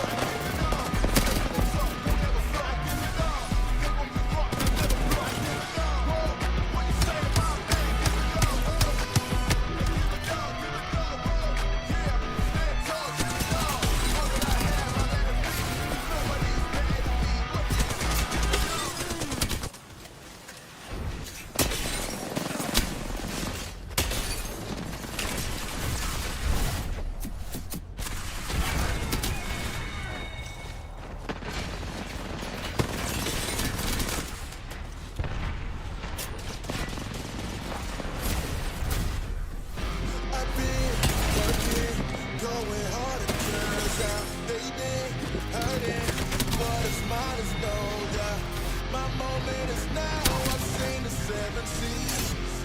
My moment is now, no distant memory. I've been working, going hard, it turns out. They've been hurting, but it's mine to slow down. My moment is now, I've seen the 7 seas. My moment is now, no distant memory. My moment to shine, still gonna take this one day at a time. To my people that I'm holding the line, take a seat and better recline. Wanna break me down and then build me up. It's my time, I can't make this up. It's my moment now, you can't slow me down. I stand right next to Lady Luck, man, you know how I do it. Cruising, see my influence, show you how to move in a room full of Judas. Prove it, better stay sharp and prudent. Lose it, now break hearts and move it. Yeah, I say again, man, my moment's here. Standing strong, I don't walk in fear. I still hear all the talking chairs.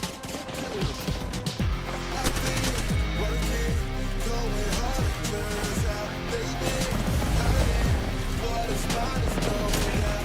My moment is now, I've seen the 7 seas. My moment is now, no distant memory. I've been working, going hard, it turns out. They've been hurting, what is mine is no doubt. My moment is now, I've seen the 7 seas. My moment is now, no distant memory.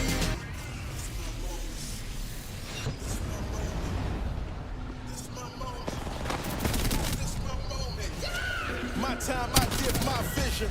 I don't need your help, I'm different. I don't need you to talk, just listen. Pay attention to all I'm giving. My moment is now and here. Never been scared, let's get that clear. Real ones inside, I see my peers. Hold that tear, yeah, I gotta go back there. Showing you the ropes, never take no for no. Ready, set, go, never let go. This time we let them know. I've been working, going hard, it turns out. They've been hurting, what is mine is no doubt. My moment is now, I've seen the 7 seas. My moment is now, no distant memory. I've been working, going hard, it turns out. They've been hurting, what is mine is no doubt. My moment is now, I've seen the 7 seas. My moment is now, no distant memory.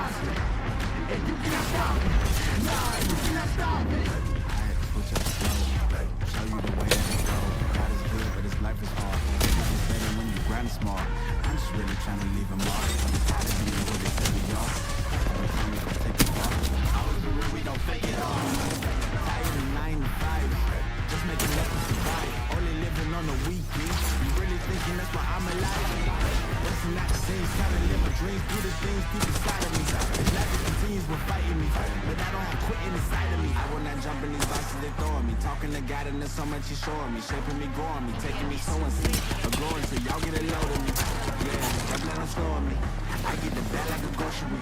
I'm on my grind like I'm supposed to be, and I do not care if you notice me.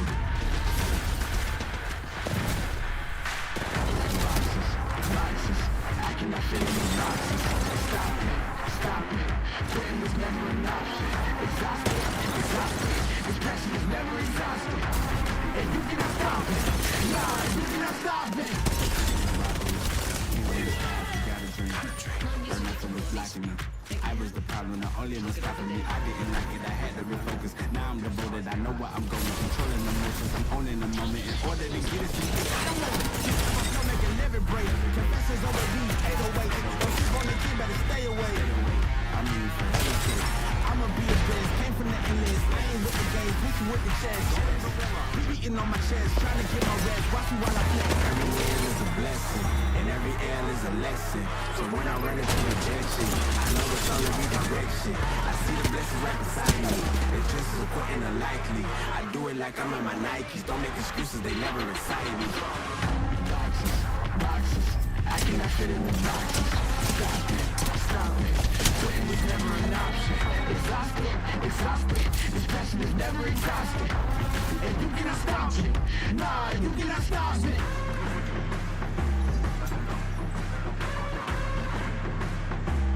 Quitting was never an option.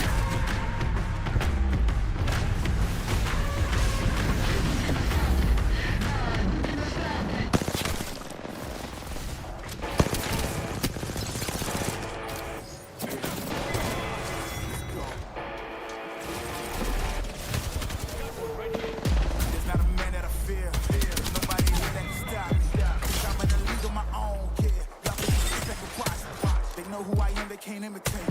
Stay in your lane, I'ma set it straight. I'm putting my way to the top. You get in my way, you know that I'm a fan. You know I'm about to lock it. I'm on my face, put your body like a lock it. They gon' let me, don't they better stop it. They can never reach me where I'm at, I'm in a rock.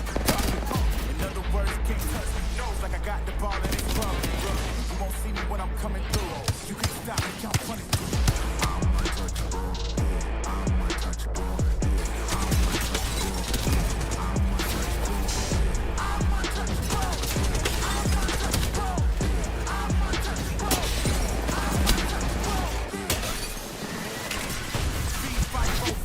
I'm the giant that they running from. I think they jumped the gun. If they go against me, then they done. You cannot handle this. I don't think you can picture the damages. When it's gonna be a first place, you gon' need first aid. Think you need bandages. You know I'm like a locket. I'm a monster, they was looking for just like a locket. They gon' let me got the phone, they better stop it. They can never reach me where I'm at, I'm in a rock carpet. In other words, you can't touch me. It's like I got my ball in this problem. You won't see me when I'm coming through. You can stop me, I'm running through.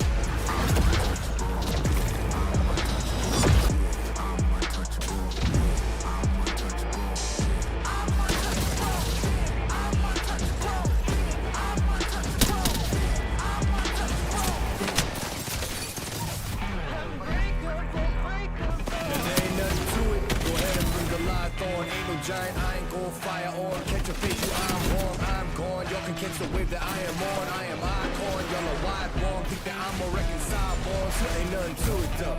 This is on me, ain't got much to do with who you know. Keeping it true to function, L's into a milli though. But they already knew that those farewell to your opinions. Know that he is so. This is all me, ain't got much to do with who you know. Yeah, keeping it true to form, but they already knew that though. Here we go. I'ma show you who I am.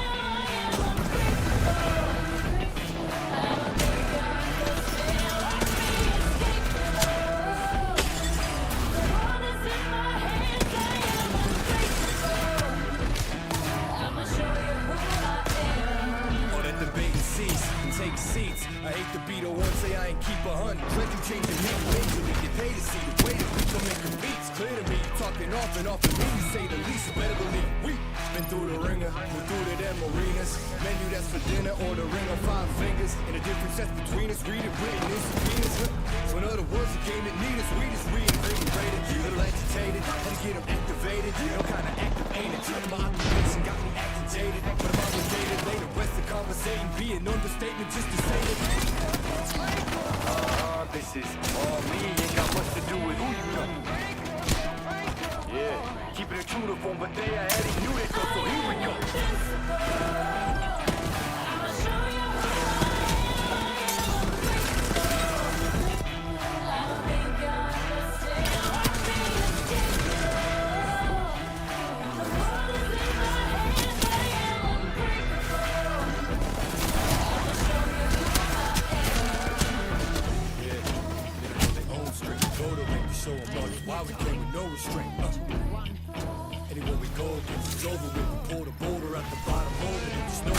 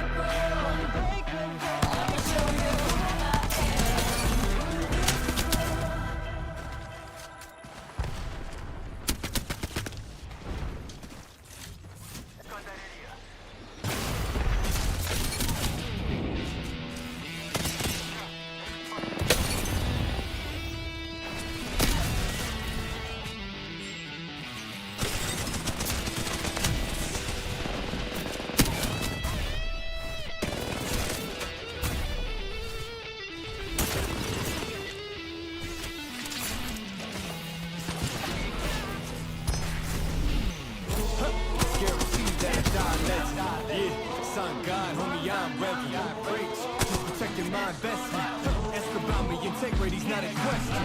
Straight up, all the way up, with the same ones that was down from the jump. Day one, same ones, been around when there ain't funds. Even got love for fake ones that changed up like they break ones. Going, you can charge it to the game. I'm all up in the photos, looking largest in the frames. Hey, peep how I move, man, I'm getting to the bag. The amount of work required is not a price you wanna pay. Tell me what I can't have a cop to. I ain't doing dirt that I ain't down to cop to. Living well, I've been selling the things I brought through. And if y'all don't know the name, then believe me that you about to. Let's go now. Let's go now. Can't stop us. Let's go now. Let's go now. Can't stop us. Going way out the basement, facts. Made it to deals and the paid placements, all that. Think I made it and wishing you trade places. Yo, you can't be half of me even if we related. For nowadays we getting bread from the bacon. 7 layers, man, I caught it getting cake up. Like a movie, done some things you couldn't make up. Y'all can put it on my tab and I'm prepared for when I meet my maker. Till then it's nice whips, no show. Yeah, homie, yo, bitch, my photo. Big facts, I want all the smoke. I could go for broke, cause you know that the flow forever with this way to go. Let's go now. Let's go now. Can't stop us. Let's go now. Let's go now. Can't stop us.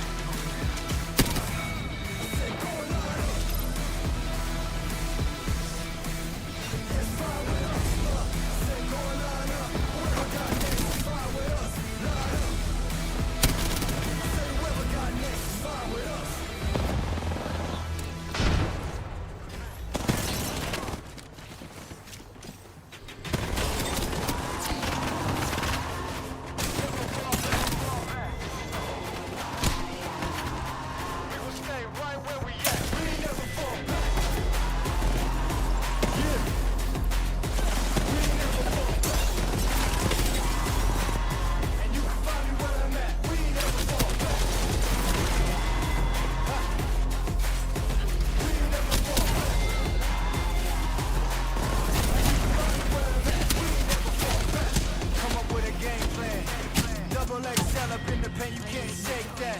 All the way gassed up, full tank, man. Moving too quick, keep the cameras in the playback. Dang, so tell me how you feel with it. You put a lid on it, I ain't got no chill with it. It's right here, your problem, you gon' have to deal with it. Head on the line, high risk, that's the meal ticket.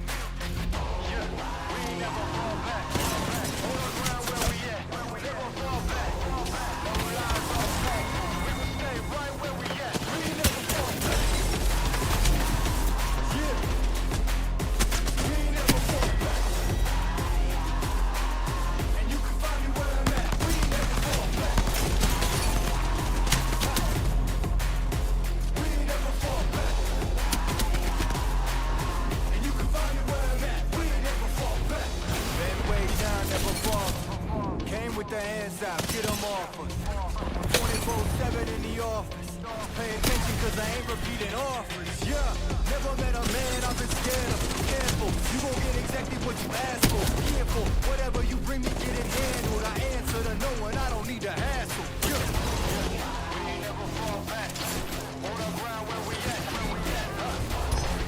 ain't never fall back. Hold the ground where we at. Never fall back. We ain't never fall back. Hold the ground where we at. Yeah, no lies, all facts. You can find me right where I'm at. We ain't never fall back. We ain't never fall back. Yeah, we ain't never fall back. And you can find me where I'm at. We ain't never fall back. We ain't never fall back. And you can find me where I'm at. We ain't never fall back. Not used to taking bodies. Like I have. Man on a mission, I'ma get it. You know I be on a what? Yeah. You know I be on a what? Man on a mission, I'ma get it. You know I be on a what? Yeah. It's all hard, ain't no fear here. You ain't giving this at all, you steer clear. Never beat, I be down and I reappear. You got some money on the line, you better put it here. Rolling in and doing that work. Check priorities, I'm doing that first. Checks big and I'm sure that hurts. But it's checkmate, we ain't selling short, know the work. Ain't nowhere to hide. You ain't gotta see me come and keep me on your mind. Cause I be on the way. Yeah. You know I be on the way. Man on a mission, I'ma get it. You know I be on the way. Yeah. Man, we coming for them things that they said I couldn't have. Keep the team. I got a vision for the things you ain't believe. And here's the motto, hard work is over everything. It's that comeback. I'm calling praise, it's the past and the run back. Yeah, I'm far ahead, ain't gotta run last. But we ain't letting up, we never done that. Ain't nowhere to hide. You ain't gotta see me come and keep me on your mind. Cause I be on the way. Yeah. You know I be on the way. Man on a mission, I'ma get it. You know I be on the way. Yeah. I'm on the way. On the way. Yeah. On the way. I'm on the way. I'm on the way.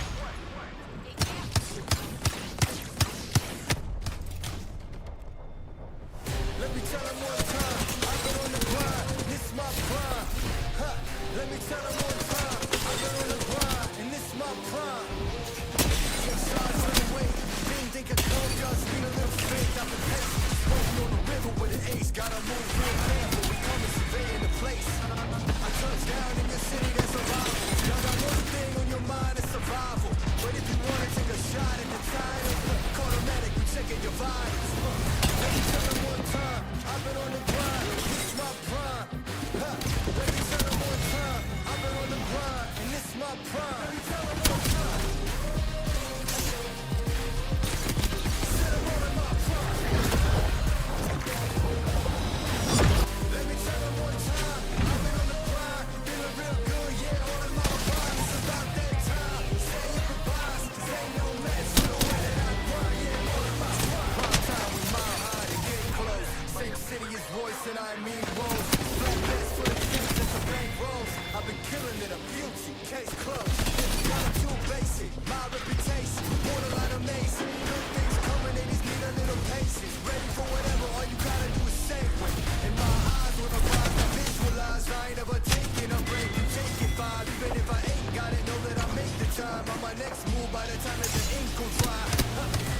tell them one time, I've been on the grind, this is my prime. Huh. Let me tell them one time, I've been on the grind, and this is my prime. Let me tell them one time.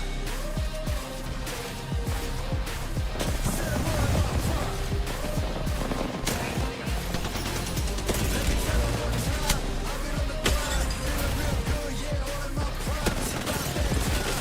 Saying goodbyes, saying no match for the way that I grind, yeah, I'm all in my prime.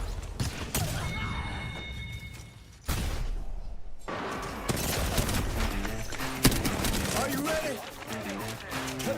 Are you ready for the comeback? Yeah.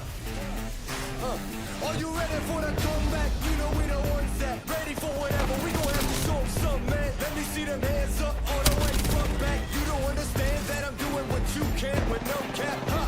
This is the return of the one. You ain't see him coming, you just heard drums. They've been ready for the battle. Any person that comes got the weight of the world on them. Yeah, they're too strong. I might have been down, not out. It's on sight, you gon' figure that out. And I might have been down, not out. Only one thing I gotta know now. So are you ready for the comeback? Yeah. Are you ready for the? Are you ready for the comeback? You know we don't want that. Let me see them hands up all the way from back. Yeah, it's the comeback. Are you ready for the comeback?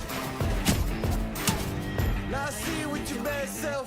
If you into taking L's, then it can't help. I'll be the self-made champ, look at my belt. I built this all from the ground up, it's all by myself, y'all know. This is the return of the one. You ain't see him coming, you just heard drums. They've been ready for the battle, any person that comes got the weight of the world on them, yeah, they're too strong. I might have been down, not out. It's on sight, you gon' figure that out. And I might have been down, not out. Only one thing I gotta know now, so are you ready for the comeback? Yeah. Are you ready for the? Are you ready for the comeback? You know we don't want that. Let me see them hands up all the way from back. Yeah, it's the comeback. Are you ready for the comeback?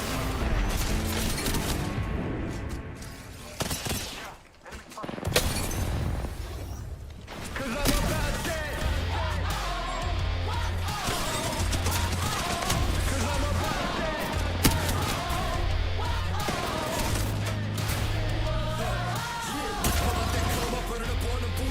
Foolish, try to get them buns up, killing them mics just like I ran the jewels in. Y'all gonna get done up front and on that kid with an attitude. You can't really blame this motherfucker, he's doing what he had to do. I'm about that cash flipping, I'm getting it on and off the market. Not about that VIP, not me, not never been a fan of carpets. All about that RIP, while all of my cheese is going departed. All about that business when I started, I'm about that.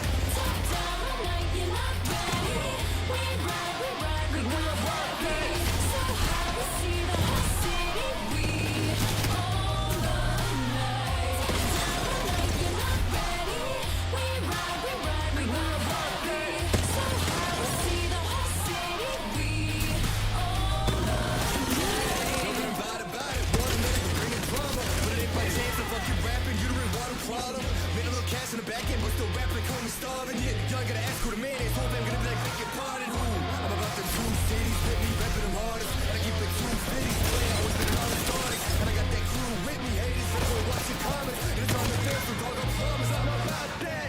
Top down like you're not ready. We ride, we go happy. So high, we see the whole city. We all the night. Down like you're not ready. We ride, we go happy. So high, we see the whole city. We all the night. When I'm all about that, get it, how you living, homie? Not about to knock your hustle, get that money, homie. All about that, I don't need eyes, but I got a vision. Listen, none of my shit is written, bitches know the bear witness. I'm about that pride of time, I'm fools that come before me, trying to forget who I'm. Like forgetting your vows at a matrimony line. I'm gonna be saying I'm playing, man. So fuck with phony, y'all gonna put in work in the game and own me. I'm about that. Top down like you're not ready. We ride, we go happy. So high, we see the whole city. We all the night. Down like you're not ready. We ride, we go happy. So high, we see the whole city. We all the night.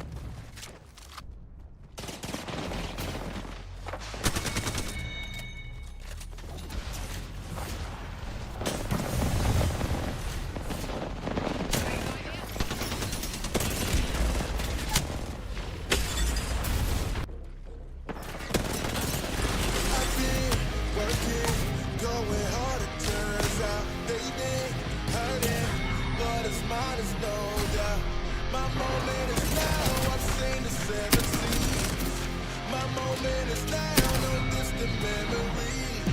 I've been working, going hard, it turns out. They've been hurting, but it's not as though, yeah. My moment is now, I've seen the 7 seas. My moment is now, no distant memory.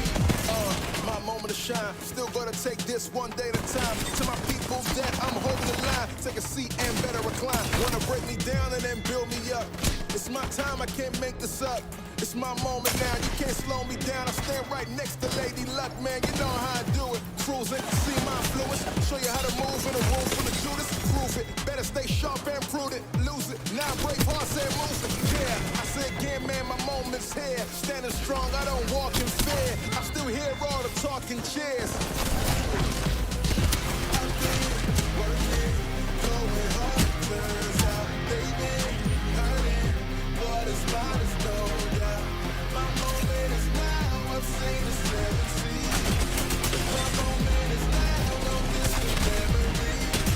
I've been working, going hard, turns out they've been hurting. What is mine is no doubt. My moment is now, I've seen the 7 seas. My moment is now, no distant memory.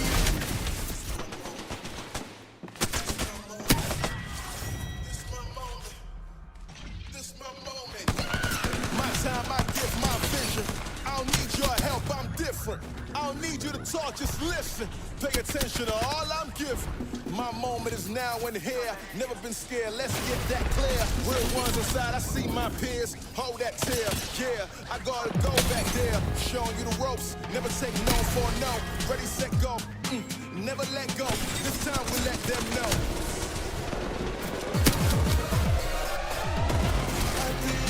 Working, going hard, turns out they've been hurting.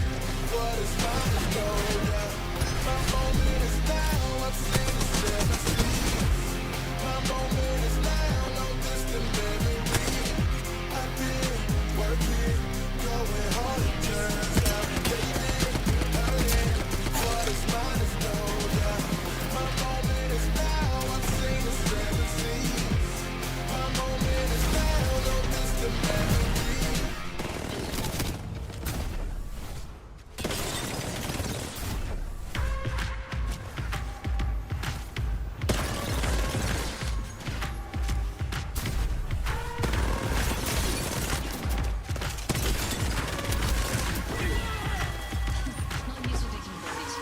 Boxes, boxes, I cannot fit in the boxes. Stop it, stop it. Quitting was never an option. Exhausted, exhausted. Passion is never exhausted. If you cannot stop it, nah, you cannot stop it. I had to switch up the flow, show you the way that it goes. God is good, but his life is hard. I think it's better when you grind small. I'm just really trying to make a mark. I'm tired of being what it said we are. Trust if we come, we gon' take a fall. I was the real, we don't fake it all. Just making up to survive. Only living on the weekends. You really thinking that's why I'm alive? Listen, not the scenes. Time to live my dreams. Do the things deep inside of me. This life it continues with fighting me. But I don't have chicken inside of me. I will not jump in the box of the door. Me talking to God and there's so much he's showing me. Shaping me, growing me. Taking me sowing seeds. A growing tree. Y'all get a load of me. Yeah, don't let them slow on me. I get the bag like a grocery. I'm on my grind like I'm supposed to be. And I do not care if you notice me. Boxes, boxes, I cannot fit in the boxes. Stop it, stop it. Quitting was never an option. Exhausted, exhausted. This passion is never exhausted. If you cannot stop it, nah, you cannot stop it.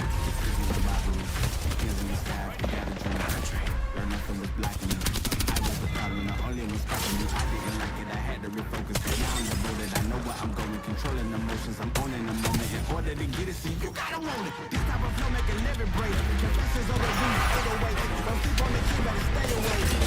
I'm in the heaven safe. I'ma be the best, came from that place. Playing with the cage, mixing with the chest. Beating on my chest, trying to get my rest. Watch me while I flex. Every win is a blessing, and every L is a lesson. So when I run into rejection, I know it's only redirection. I see the blessing right beside me. They just super and unlikely. I do it like I'm in my Nikes. Don't make excuses, they never excite me. I cannot fit in the boxes. Stop it, stop it. Quitting was never an option. Exhausted, exhausted. This passion is never exhausted. And you cannot stop it. Nah, you cannot stop it.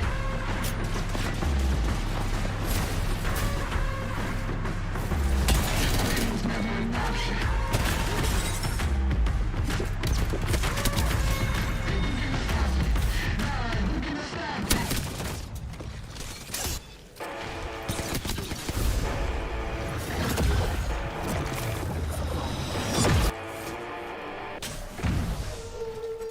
There's not a man that I fear.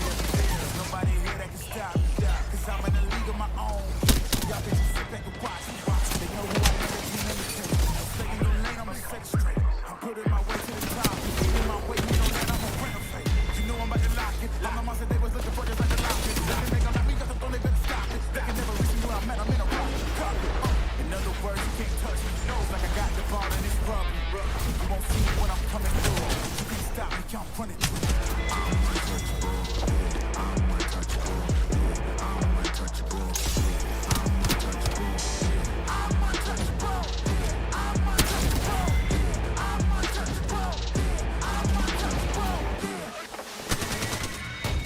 Fight both from them. I'm the giant that they running from. They jump the gun. If they go against me, then they done.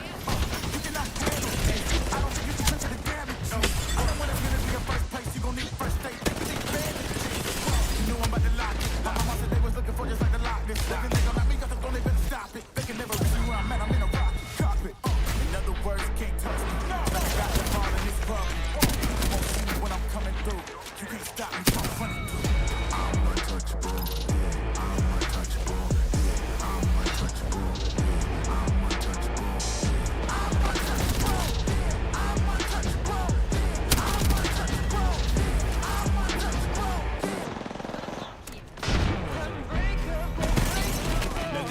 To it, go ahead and bring the live on. Ain't no giant, I ain't born, fire on. Catch a fade, you I'm on, I'm gone. Y'all can catch the wave that I am on. I am icon, y'all are wide wrong. Think that I'm a reconcile bonds. Ain't nothing to it though. This is on me, ain't got much to do with who you know. Keeping it true, go from the elder to a milli though. But they are heading you, that goes for up to your opinions. Know that he is so. This is on me, ain't got much to do with who you know. Yeah. Keeping it true to home, but they are heading you that go. Here we go. I'ma show you who I am. Unbreakable. I don't think you understand. Watch me escape the world. The world is in my hands. I am unbreakable. I'ma show you who I am. All that debate and cease and take seats. I hate to be the one say I ain't keep 100. Record changing me majorly. They pay to see the way that we can make a beat. Clear to me, talking off and me, you say the least. Better than make a beat. Been through the ring and through to them arenas. Menu that's for dinner or the ring of 5 fingers. And the difference that's between us, read it written in subpoenas. So in other words, the game that need us, we just reinvigorated. Feel agitated and get them activated. No kind of active ain't it. And my occupation got me agitated. But I'm obligated, lay the rest of conversating. Be an understatement just to say that. This is all me, ain't got much to do with who you know. Yeah, keeping it true to form, but they already knew that go, so here we go.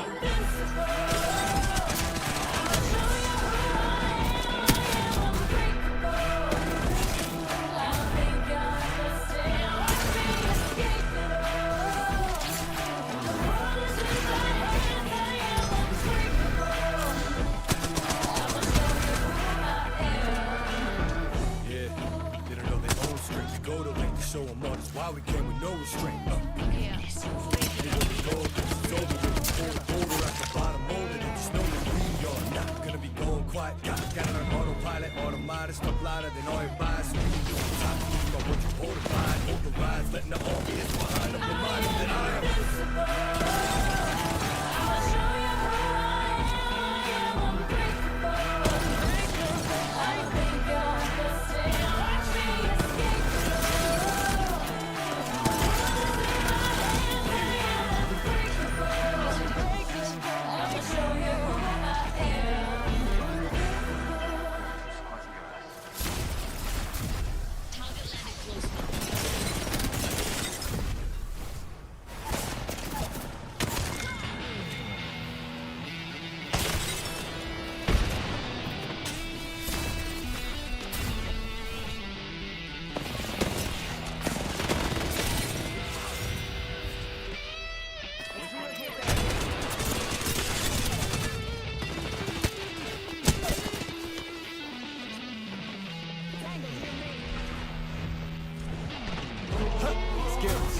die legend. Yeah, son God, homie, I'm ready. Checking my investment. Ask about me, integrity's not a question. Straight up, all the way up, with the same ones that was down from the jump. Day one, same ones, been around when there ain't funds. Even got love for fake ones that changed up like they break ones. Go on, you can charge it to the game. I'm all up in the photos, looking largest in the frames. Hey, how I move, man, I'm getting to the bag. The amount of work required, not a price you wanna pay. Tell me what I can't have a cop to. I ain't doing dirt that I ain't down to cop to. Living well, I've been selling the things I brought through. And if y'all don't know the name, then believe me that you about to. Let's go now. Let's go now. Can't stop us. Let's go now. Let's go now. Came a long way out the basement.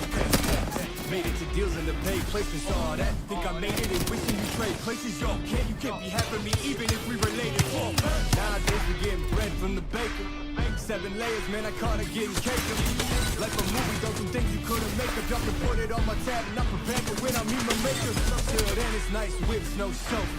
Yeah, homie, yo, bitch, my photo. Big facts, I want all the smoke. I could go for broke, cause you know that the flow forever was the way to go. Let's go now. Let's go now. Can't stop us. Let's go now. All night now. Let's go now. Can't stop us.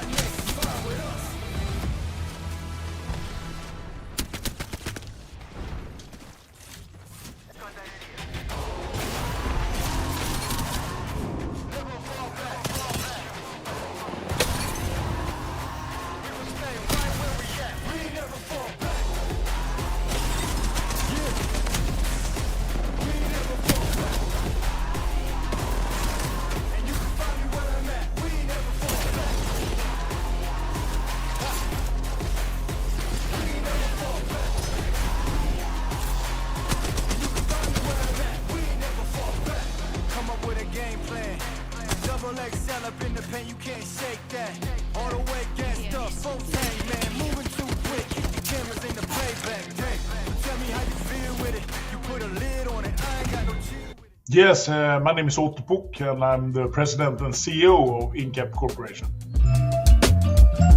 So Incap, we are an EMS company, so we manufacture electronics. We're a global company, we have factories all around the world and are doing really cool stuff in all of them. And we have a fantastic team around the world of Incap, and I really encourage everybody who is listening in to this to reach out and come and visit us, because seeing is believing. I think it's really important, and Incap, we have started this now. It's the second year we are running this Incap Legends, and I believe strongly that the skills and so that you have and that you develop here in e-gaming also is very much in use for us in the industry, and the key thing is somehow to bring together young people that are interested in technology and in electronics and computers, and so together with us who are in the industry, and I think good things can happen from there. No, hopefully that people get an interest in what we are doing as well, who are supporting this event and creating this event for the young people, and through that get to know more about our industry and what we are all about in that sense. No, I think we got very good feedback from the first event from our target group, of course, young people and people who are in college, but also from gamers and from our partners and customers and all of our, I would say, stakeholders were very positive that we engaged, and the first event became a big success. First of all, I think let's start with that much of our work, even if we are producing, is around computers and communicating and solving tasks, and this is very much what we do every day. But then also, if you look at in esports, you need to cooperate with your teammates. You need to have a strategy. You need to have quick decision making, and I think all of those are traits that are very useful in business and or we're developing in that sense. And so I think there is a lot of things, probably more. Hopefully a little bit interest is in Incap, of course, and what we are doing, and hopefully that will open up eyes. And we have a lot of now arranging this, promoting this event. We are cooperating with students, and in our different factories we have apprentices, and we have people in internships and so on. So I really hope that the people who are interested reach out to one of our factories. So that, of course, would be a nice thing. I was a student today, I will be winning the event. I'm quite sure of that. I played a lot of computer games when I was a student, and unfortunately nowadays I don't have the time to practice so much as I should in that sense. Why not? I think it's great, and also these colleges and high schools that we are cooperating with, I think this is a great opportunity for these students as well to arrange a professional event. So for sure, this is fun and useful in many ways. I think if you have the opportunity to get to know people around the world, that other players that are all in this Discord chats, of course you have a chance to get new friends. But of course you shouldn't forget as well, there is a prize pool as well of 5,000 euros that is quite high, and at least in Apex I think that could be also a good motivation to get some beer money. It was before when you're a student, but we have under 18 here as well, so probably then some soda money or whatever. With young people today, that you need to take the first step and take the initiative and get out of your comfort zone, and taking the first step, getting registered and starting. I think that is the key thing. And worst thing that can happen is that you like me last year have a little bit of trouble, but you still have a lot of fun. So I would say to everybody, just get going, register, and try to beat me.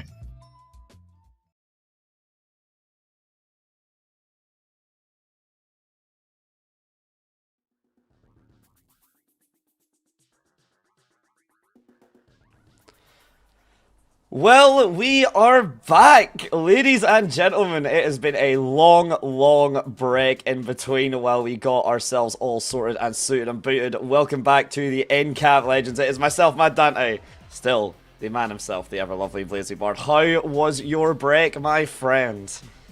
Sushi.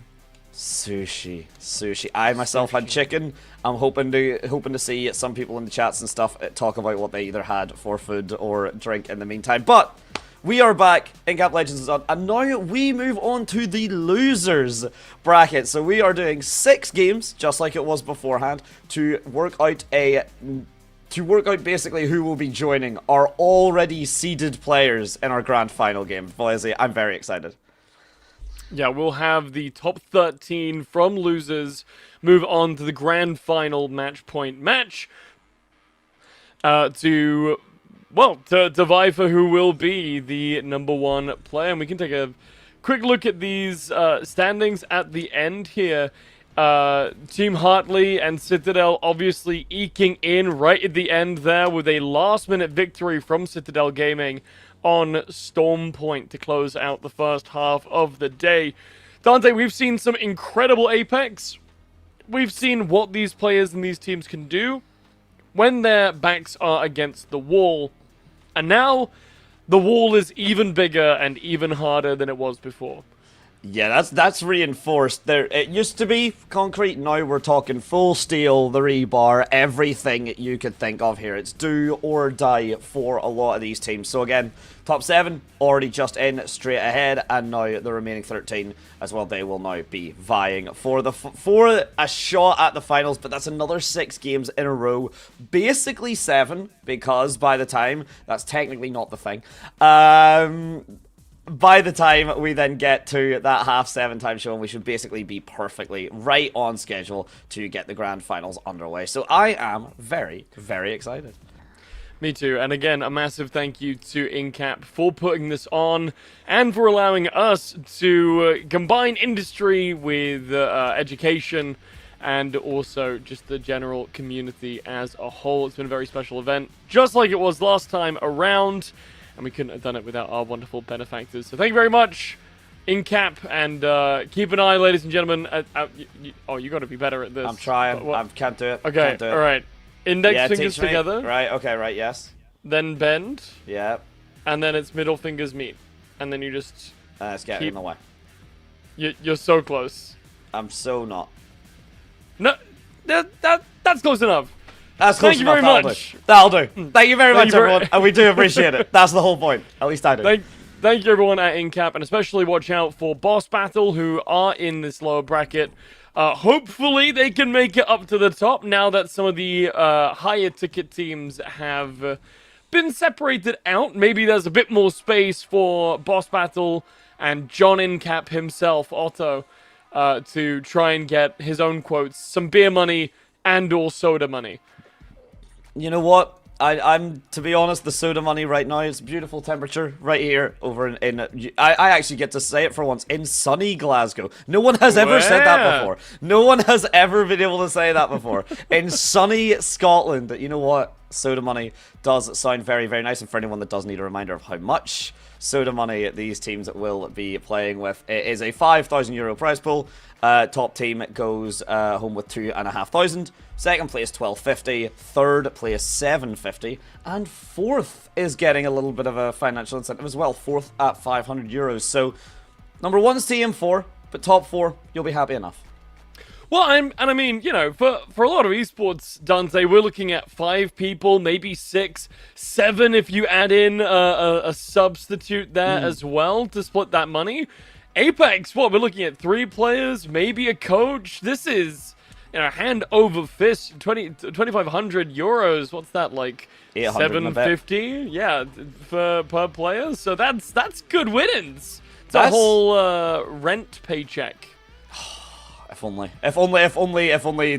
the housing up here was so reasonable. If only, but for a different time. Yes, you live in. Just lucky, I guess. Yeah, you have a fantastic time down in England at places. Some rental properties absolutely sky high, and then others are quite in the depth. But we are not in the depths, right? We are in the losers bracket, yes, of course, but we have seen a lot of these teams do quite excellent performances, right? Some teams that just barely, by the end, you know, one more match, had it been 7 instead of 6, we could have seen a completely different roster, and some teams upset the Horde, particularly the name that is going to come to my mind first of all, that just missed that initial seeding and now has to go through another round of 6 to try their best again. And there's plenty to work out for here, right? There's 13 slots open. 10 of these participants have already gone up. So we are, you know, we're not looking at a small amount of the participants here that get to make it through onto match point. And a lot of these teams, I mean, Jesus, the Horde, Crabs, QGS, we saw a lot of these teams. Obviously, we didn't get to see really similar in the other side of the bracket, the other groups, but there are so many of these teams that very easily, if it weren't for Citadel's Cinderella run right at the end of that last game, could have and would have been in this position. Yeah, precisely. And it's I'm glad you pointed out Citadel, because yeah, it was a Cinderella run, but that run was just a step too far by the end. They still couldn't quite cross the distance, so they are with us in the lowers. So 6 games of lowers and then 1 final for the grands is exactly how this is being set up. And to be honest, with how everyone has currently been playing and how the teams and everything seem to be interacting kind of in the background over the messages and such, everyone is quite focused and everyone wants to be performing their absolute best. There's not going to be very many mistakes, and to be honest, Blazy, we didn't see that many in the opening 6. No, we did not.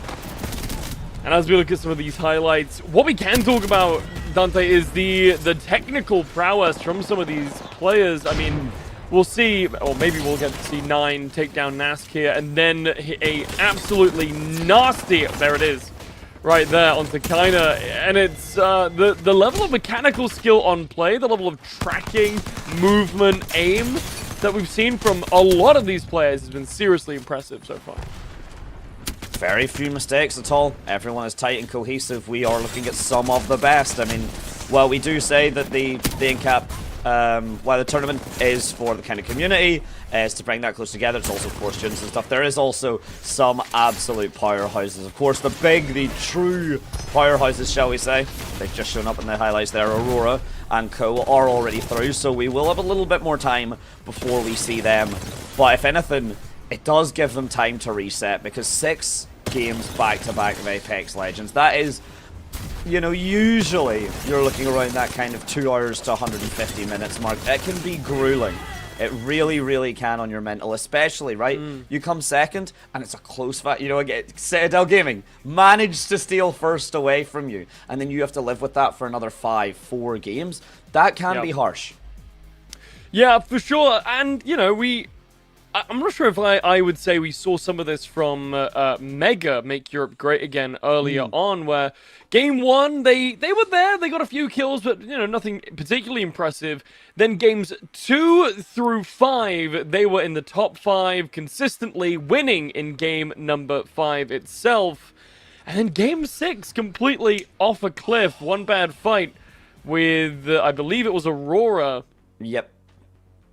Sent them off, and you know, on the opposite side of that, a team like Pot or a team like Citadel Gaming, who were relatively consistent and then had 1 or 2 games where they really popped off. Sometimes that's all you need, some consistency with one big point push, and that might just be enough to get our guys up and through. But it's going to be a tight race. I mean, could this afternoon, could it be crab time? Oh my day! You are so wanting it to be crab time in those crab finals. It could be crab time in those crab finals. We will have to wait and see if crabs are present at all for the finals, or if we will be crustacean-less. If we will in fact be crab-less, it would be a heartbreaking change of scenario, Blazy. I agree. You see, he rubs it in. Now he's like, not only can I do that, I can break it apart. He can do both, ladies and gentlemen. But it's going to be a uphill battle for all of these teams. And there is no breathing space. There will not be much room for respite at all. There we go. We got there in the end. And it's going to be interesting to see, again, how a loser's bracket, who have already played 6 games, some games did just not go people's way, what adaptations and what switch-ups, especially because, Blazy, you mentioned it earlier before the break during our first series, lot of Legend kind of switch-up and variety, which we like to see. Yeah, I mean, even in that last game, we saw a Newcastle, we saw multiple Catalysts, we saw some Watsons, Sparrow was being piloted by, I believe it was Aurora, by Rain in particular on this Sparrow, which was a very interesting pick. We've seen some resurgence of Sia. There has been some very interesting, unique picks that we weren't really expecting to see much of in this tournament. When money is on the line, Dante, it can have one or two effects. It can either push you closer and closer to playing the meta and not really straying from it, or it can have the opposite, pushing you to play characters that are super comfortable for you, but maybe not for other people to play against. And, as we mentioned, I believe it was yourself you mentioned earlier on, do these people know how to play against a Crypto? Do they know how to counter a Sparrow when they see one in the wild? Would they know how to deal with Horizon and the Black Hole? What adaptations is that going to bring? And in a situation like this, sure, it's not a best of one, so if you've got tricks, you might want to make sure that you reveal them in a cohesive and effective order. But also, these are the kind of games where you can really take someone off guard and win one just by being a surprise. I think that really hits the nail on the head. I mean, like, we talked about that kind of surprise factor. Alter basically being a pretty universal Legend on a lot of these lineups has been really interesting to see in the mechanics that they do bring.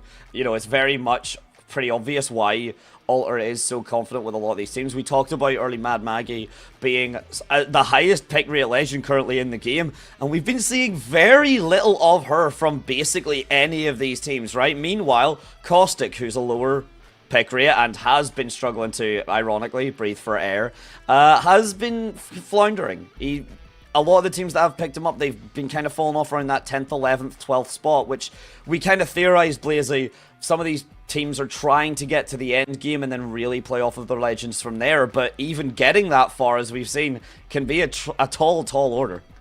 Yeah, and I think it harkens back to what we were talking about with Alter being so powerful. Now there's more ways to get out of buildings with destructible windows. It feels like while there is a niche for Caustic in the same way that there's a niche for Watson, Caustic relies too much on your enemies being in the building that you're trying to calcify, if you will, whereas Watson, at least you can play a little bit through the barriers. You can generate shield while coming in and out. You can punish people for coming in instantly rather than needing them to really stay in that area, which when you're facing down 20 other teams that all have an Alter on them is a very tall ask for them to just stay still for a moment. No one wants to... No. Staying still is never a good idea in Apex. Staying still with 5,000 euros on the line is a death sentence as well. We've seen, I forget who landed the shot, but that was the Kraber. It was that just before the end of Game 6 that allowed CTG to actually get themselves that victory. The clutch headshot coming up. And while I'm not too expectant of sniper duels or the kind of super long-range engagements just yet in the lower brackets, I'm still expecting those quite close quarters encounters that are very scrappy and very... what's going on, who's actually going to win, who's going to rise from the dust. Once we then get to the grand finals, that's when I am expecting the initial you're going to drop someone from 300 meters and you've asked what that coughing sound in the air was, and all of a sudden a Kraber has just completely taken your head off. Well, I mean, we saw some of that action coming out from some of the players from Pot last game. I mean, I'm not sure if it was in that highlight reel. There were so many amazing clips to have seen on the long form one, but the end of Game 6, going from picking up the entirety of a roster... It was a CTG, wasn't it?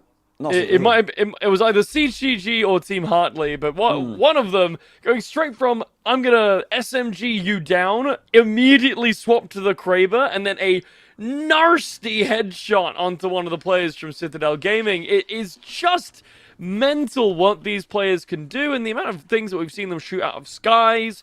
I mean, the amount of players we've seen them shoot out of the skies. I think it's, the longer we go in this day, Dante, especially now that we've had a little bit of a refresh, these players have now had a chance to have some lunch, take a bit of a mental break. We could potentially see game one maybe a little bit quiet as we start warming back up into it. But I think at the very least, up until grand finals, we'll see a lot of these players really hitting their swing. Yeah, everyone should now be at that kind of comfort mark, right? A couple games are always warm-ups. Even Aurora did need to have a warm-up in terms of just playing for comfort. Yes, okay, absolutely. They've still won. They still came very close to winning game one, and it was a very dominant performance from them. But we still even noted that while dominant, hesitant. It was a bit more control. It was a bit more cautious just because they were still finding the foot. By game 3, Aurora were just walking into gunfights with pistols out and just pointing them at the first person they would see, and they wouldn't miss.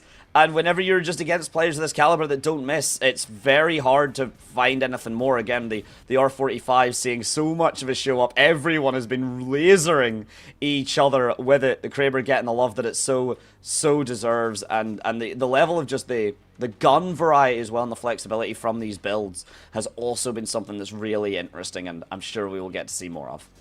Yeah, I'm not sure that I've really noticed, like, here is the weapon that everyone seems to be using. It, you know, tends to swap up a little bit, but these SMGs are very popular. The rifles are very popular. The Kraber, whenever we've seen that pop up alongside the R99, have probably been the standouts from what I've noticed so far today. But it does seem like every player has some fallback weapons that they like to go to that still fit into the meta and weapons that are strong. Now, Dante, we will be going back through the exact same map rotation, starting with Storm Point, then heading to World's End. Eng? I think you did that twice. I think, yeah, you did Eng twice. The exact same thing as this morning.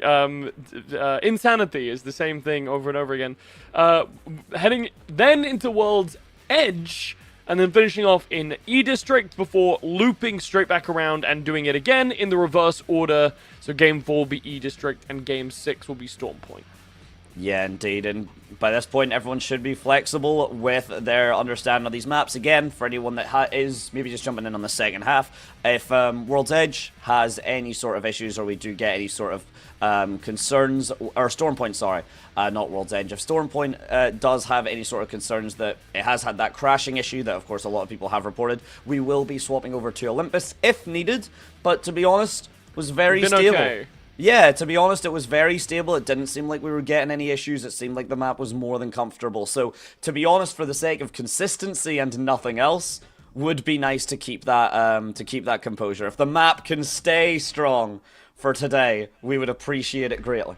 Yeah, I think so far we've been fine. Touch wood. We'll be okay. But yes, just in case, we will be heading over to Olympus.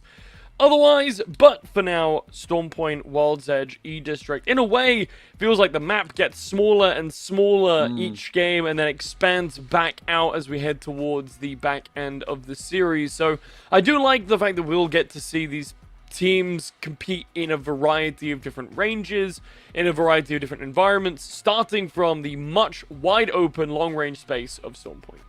Yeah, indeed. Those when the shots come through, the sniper tags can be fierce. Even just a broken shield can mean a lot, especially once that circle gets to really, really tighten down and the war of attrition begins and suddenly you don't have every supply crate on the map. They're completely up to you and you have to find yourself winning fights semi-decisively at the very least. And then just as you made it with Storm Point as well, the minute we then do move over, or sorry, you did say with World's Edge, but for Storm Point as well, World's Edge. World's right. Eng. Sorry, World's Eng. You're so right. That verticality and that kind of the lock-in for the buildings that we had been seeing quite a bit, right? Particularly more obvious in a map like Stormpoint, where the apartments are just so high and you can basically have 4 tenements or 4 tenement buildings with 3 teams as tenants all splitting the rent. Maybe that's what they'll use the prize money for. But by the end, because it becomes an absolute showdown on the tower block by the end, and it's always a great fun to see. But again, how do you adapt your build from the longer range to actually making sure that you are still in those in a close range powerhouse kind of style? Because the shotguns are not flexible enough. At least we're not seeing enough teams or players be comfortable enough with the shotguns that I'm confident we will see them even in ranges that we maybe should. Yeah, not a lot of shotguns really being picked up. We've seen a few peacekeepers here or there, but normally in a, okay, I've got this, but I'm going to get rid of it as soon as possible kind of situation. A lot of these players, they just seem to be preferring the higher bullet spray down kind of capacity. I think as you get better and better with learning those recoil patterns, being able to one-clip somebody from the other side of a map with an SMG because you just know how to spray from that range is just a higher skill reward than running the shotgun, right? So even though you technically make yourself weaker in those short-range positions for players at this caliber, I think the trade-off for the potential reward of safety at distance and also reliability of the spray pattern, I think maybe that's where we're seeing that preference for SMGs and rifles. I would have to agree. I mean, the whole point of the shotgun is the ridiculously fast time to kill if you're on like the close range environments, right? If you're more running at your opposition, if you are trying to take those fights. But you highlighted it there. I mean, these players, the aim speaks for itself. There's not really much of a concern that the Peacekeeper is going to one-shot you. There's not much of a concern that the Peacekeeper is going to one-shot you faster than someone can spray you down. It very much is the case, right? Like, sure, one shot from a shotgun, technically a much faster time to kill than the SMG, but if you do not kill with that shot, by the time you cock the shotgun again, you're dead. Yeah. And I think that's definitely another part of the argument, right? Is that there's a lot less punishment for making a mistake with an SMG. You can miss a few shots, and that's not necessarily going to lose you the fight. Whereas if you miss your first shot with the Mastiff or with the Peacekeeper, or dare I say the Mozambique, if we're in a Mozambique, you're probably not making it through the fight anyway. But there's a lot less wiggle room, a lot less wiggle room when you've made a mistake with one of those shotguns than there is necessarily with the SMG. So a few reasons why I think we're seeing more of a preference away from the shotguns, but definitely, I would still be expecting to see maybe 1 or 2 more than we have been for sure. 100%. I would like to be honest, like, one thing that we will be seeing, I would expect quite a decent of it in the grand finals. Again, not sure if we'll be seeing it here in the lower bracket. Just we are still just waiting for a couple players to get in. Hopefully be as fast as possible. No marksman rifles. The G7 in particular is such a powerful gun at this stage in the game right now, and a lot of people have been talking about it just for its proficiency in, again, as soon as those windows get shattered, different sight lines completely open up. It makes those marksman rifles quite a bit cleaner because you don't have to worry about, well, we've seen shots get hit with the Kraber, right? That headshot has to be deadly, and the punishment for missing is pretty big. The marksman rifle, in particular, the scouts and such, have been so good at middling that risk reward that we've seen some of the best players just pick them up, and they may as well just use it like a sniper rifle because it's three taps to the head, most shields can be broken, most damage can be done, and again, these players do not miss. Yeah, and there is something to be said as well for this point that I had directly locked and loaded in my brain that I've been wanting to take over and talk about for a matter of minutes. The longbow has been a relatively prevalent sniper rifle as well. Not so much love for guns like the triple take or the 30-30, so I am quite interested in that. It's always really fun, I think, Dante, to see the different kind of weapons that these players like to pick up. Something like the charge rifle, for example, I think we have seen exactly one time from we were watching someone get shot with it, and I was surprised by how little damage it actually did.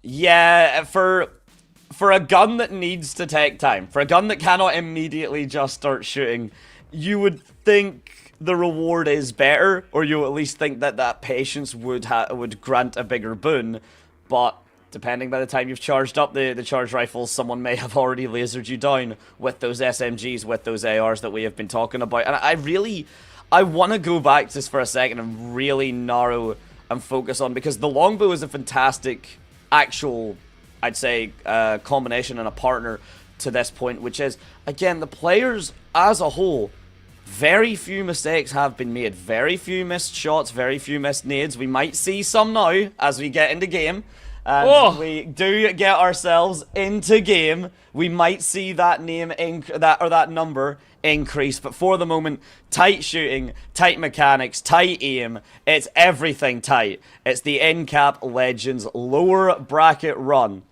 for a shot at the Grands. You heard it here first, folks. It's everything tight. Everything here is really, I mean, it's all to play for. And the first thing that we're seeing, not only is it a caustic from Boss Battle, but that is Revenant here from the White Lexus. A little bit of invulnerability, a little bit of scuttling around like a little weird spooky spider.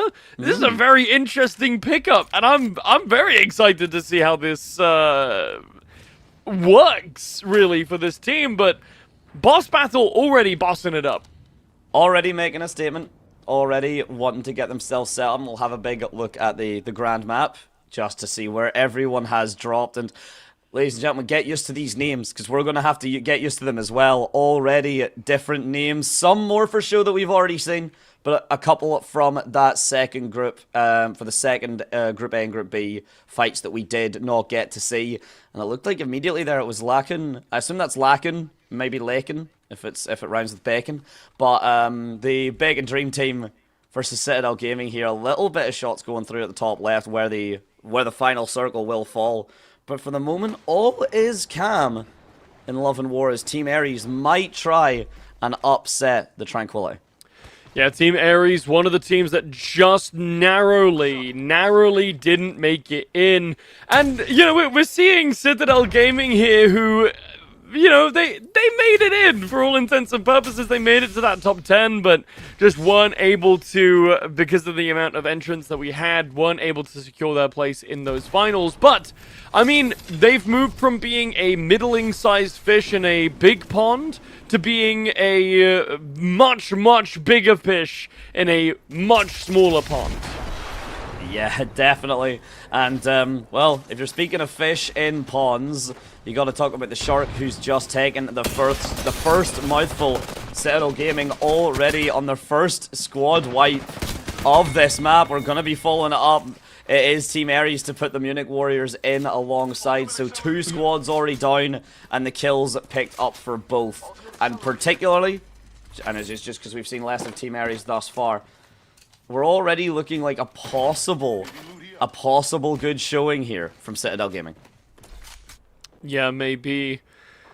And it's something to consider, Dante, is the fact that this is a full 20-man lobby. So while in the first series of games we saw this morning, we might not have seen so many early game kills, and we had a few big lulls. Now we are almost certainly going to see a big combination of people coming through.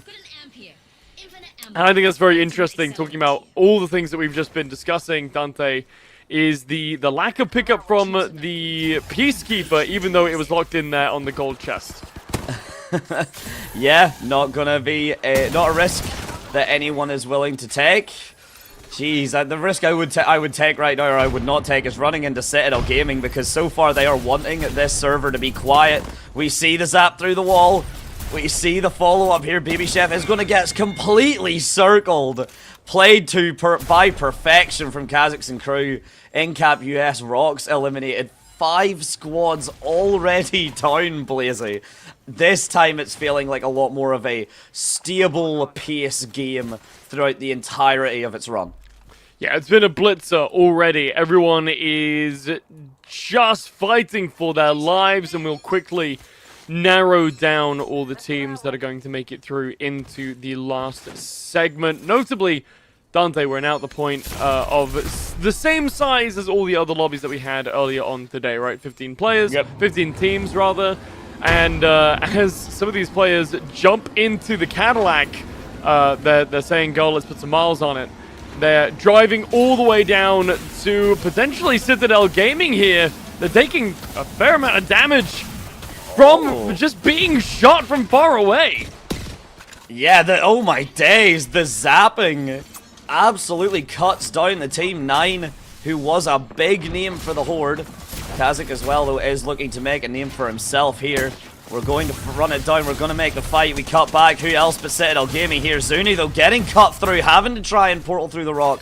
Does manage to get out, but Remix Power's already fallen. 9 already doing a lot of damage as well. Zuni barely getting out with his life, all things considered. Tomfoolery has been eliminated and taken themselves out, so 6 squads down, and there is still the fight to go. Taking a moment to retreat back over to the Nexus. Both the Horde and Citadel Gaming just needed a moment to consider their position and figure out how they wanted to respond to this. The Bangalore ultimate has been dropped, but it doesn't look like anyone has been targeted by the Rolling Thunder. Now dashing in, there's the EMP from the drone. And the Horde are now being encircled. They've got multiple people on different flanks. They're about to come up around on Citadel Gaming. Has anyone spotted out Kha'Zix from the side? They might have done, but Kha'Zix with a double portal makes it out.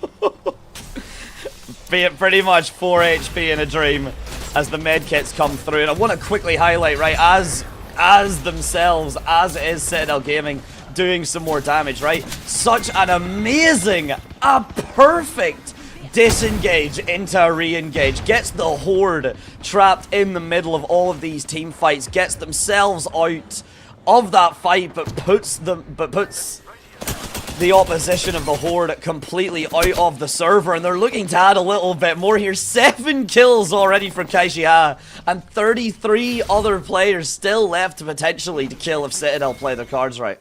And that's just on Kashi. That doesn't account for Cooney. Remix doesn't have any here. 7 assists to the Crypto on this squad, but they're charging in. They want a little bit more. Lobotomy falls down. The whole of Katana just got wiped out, and that's a 3K on the board for Zuni. How quickly. I think that is just a highlight there. One mispositioning, one miscomm on where you want to be to take your break, and you will get ripped apart. And Citadel right now are picking flesh from bone, getting all the value they can out of every engagement that they're in. And when they're not getting a value out of that engagement, they just leave. No overcommitment, no staying around too long and basically wearing out their welcome. As soon as they realize that they are not in the driver's seat, that this fight is not 100% being dictated by them, regardless of what fight it is, we see them opt to go for it again. It looks like it might be crab time over here on the North Pad. They've spotted out Citadel Gaming and will be in a little bit of a skirmish, but Team Hartley is coming in from the south. There's another fight going up with QGS and the Seminators a little bit further east from the circle. But for now, we'll follow along with Citadel as they look to invade this squad. And they've not been necessarily in a bad spot, the Crabs. They've had quite high finishes, but where they've really struggled is in these team fights. And right now, Zuni dashes up, but gets a massive amount of damage, drops straight back down. Amazing trade for the Altar. Just do a break. Get a break, do some damage. Do you have to get the kill? It's not necessary. We know that the HP values are low. We know that you're having a problem. The cut down is one. Zuni having to watch as the opposition does get out, but tracks them down, chases them, will not let them go into that good night, in and out of the portal. Exactly as clean as you would want it. And this is just picking up frags for the taking at this stage.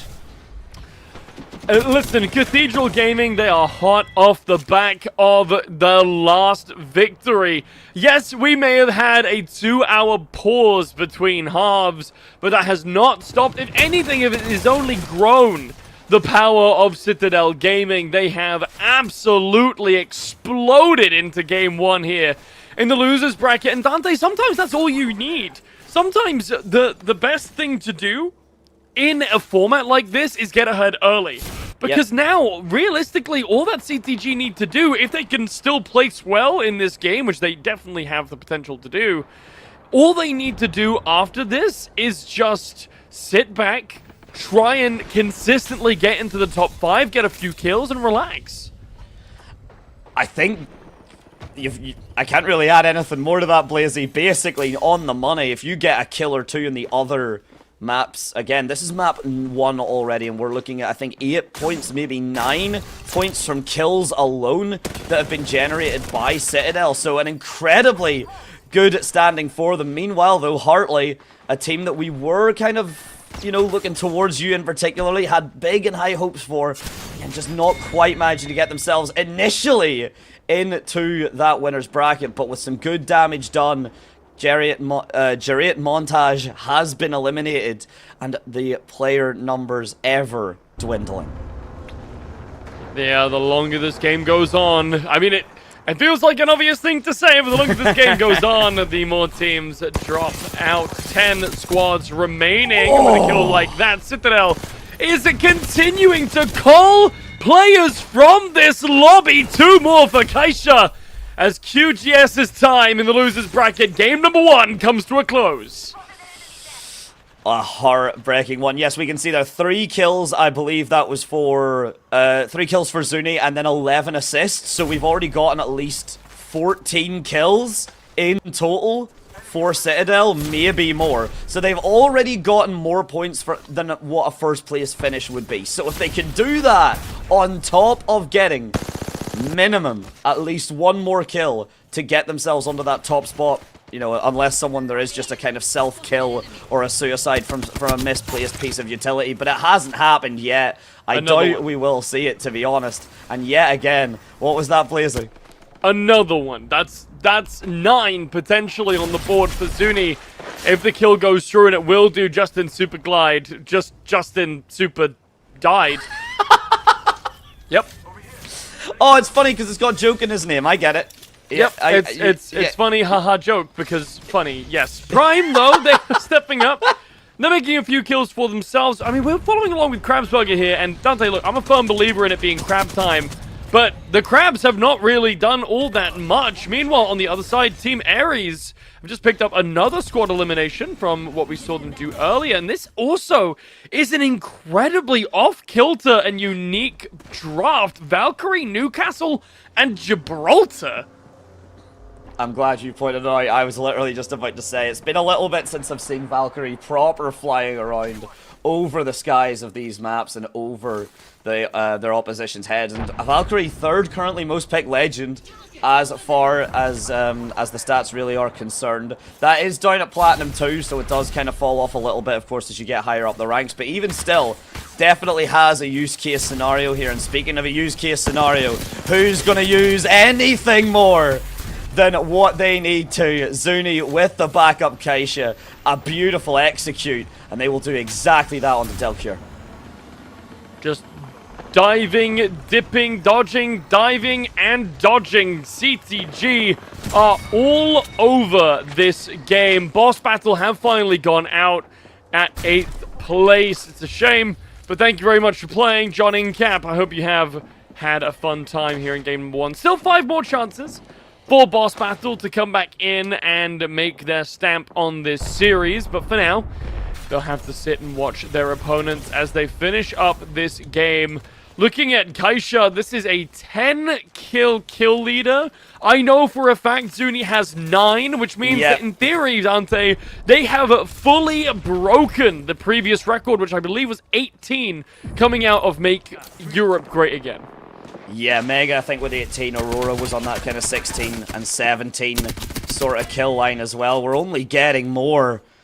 Honestly, I think a lot of people should be concerned here that it may no longer be about your performance. You may genuinely just have to rely on Citadel Gaming making a mistake and putting themselves out early on one of these other maps, because right now, I was saying it earlier, but they are putting on a flawless show. One that I was so heavily commenting about, and it looks like this show is going to continue to be put on as Team Ares, the war god, sent back up to Olympus, where we shall hopefully, servers pending, not follow. That is the second highest rated team in the lobby, I believe, behind three... the name is 3 something. Oh, or rather, 3 Sloaner. 3 Sloaner. It's like First Sona, but there's 3 of them. 3 Sloaner, the other highest rated team in the lobby, and it just looked like... It looked like child's play. Citadel walked in, they killed all 3 of them like it was nothing. Like this is a pub stomp for the boys at CTG. And right now, Zuni has gone down for, I believe, the first time in the game. To be followed up there, Kaishi trades them out. T6 with one more shot will fall. And Zuni, he has gone down to the revive beacon, but, well, he's back now.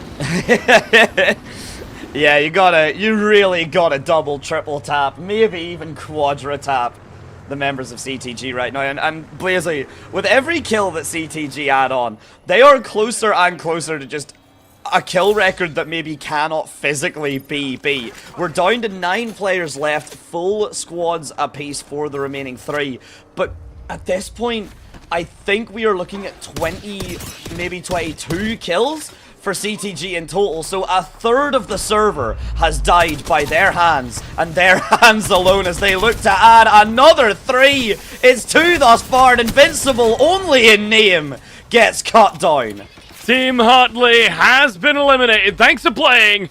Only one other team left, and do you know what time it is, Dante? It's actually crab time, and they're going to take first blood on Citadel. Remix Powers has just fallen down. It's a 2v3 situation, and the Crab Boys are here and are ready to maybe put a dent into Citadel. They have been playing flawlessly so far. Can the Crab steal this away from them? It would be an absolute cinematic show if that were to be the way this first map ends, but so far, it looks to be the way the Crab want it. It is their time to shine. No mistakes here. Numbers advantage. You don't have to worry about the res, so just win your gunfight. Stay stacked up, and don't allow yourselves to get chipped down is the aim of the game right now. But this circle is only getting smaller, Blazy. Doom for one of these teams is around the corner, if not incredibly imminent. And it's down to who breaks first. Zuni looks to be the one to do it.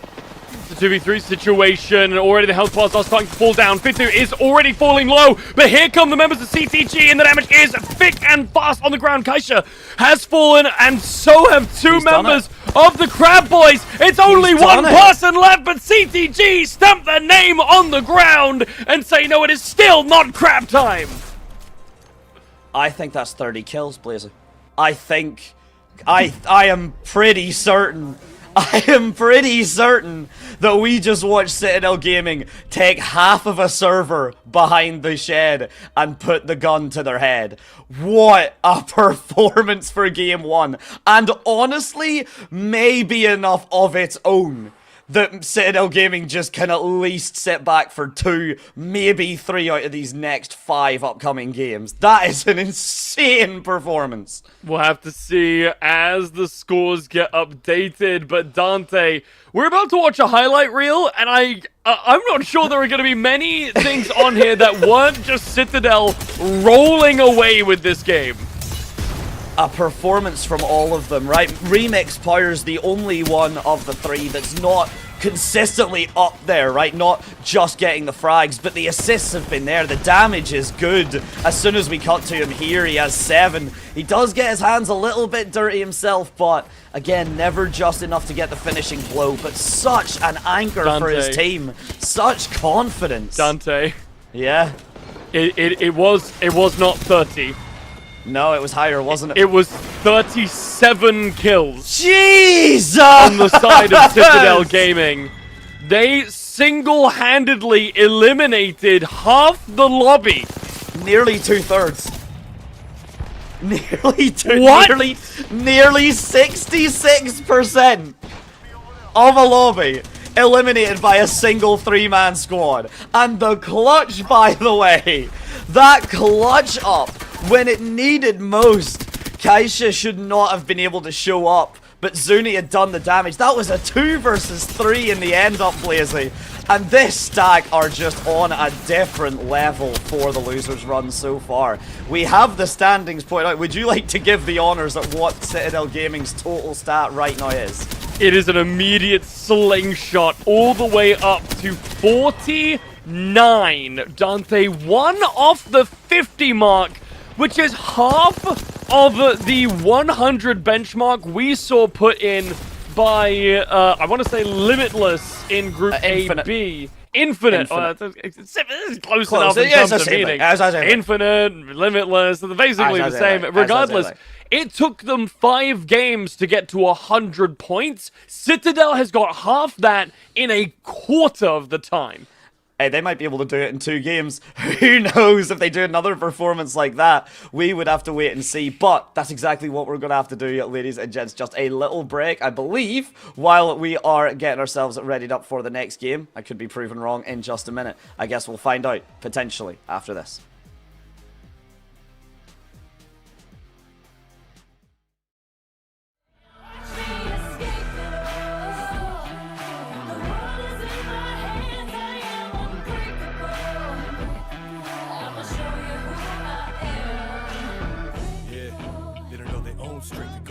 Show them all that's why we came with no restraint. Anywhere we go against it's over with. We pull the boulder at the bottom of it and just know that we are not gonna be going quiet. Got it on autopilot, automatic, stuff louder than all your vibes. We on top, give you my word, you hold them by it, hold the rise, letting the army that's behind them remind them that I am invincible. I'ma show you who I am unbreakable. I think you'll understand. Watch me escape.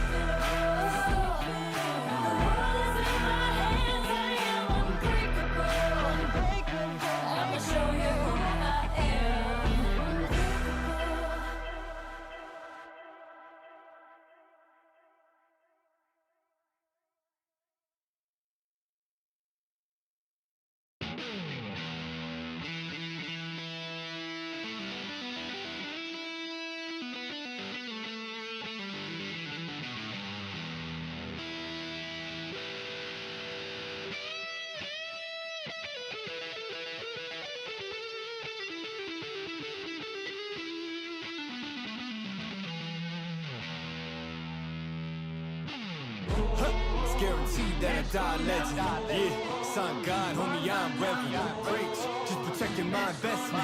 Ask about me, integrity's not in question. Straight up, all the way up with the same ones that was down from the jump. Day one, same ones been around when there ain't funds. Even got love for fake ones that changed up like they break ones. Go on, you can charge it to the game. I'm all up in the photos, looking largest in the frames. Hey, peep how I move, man, I'm getting to the bag. But the amount of work requires not a price you wanna pay. Tell me what I can't have a cop to. I ain't doing dirt that I ain't down to cop to. Living well, I've been selling the things I brought through. And if y'all don't know the name...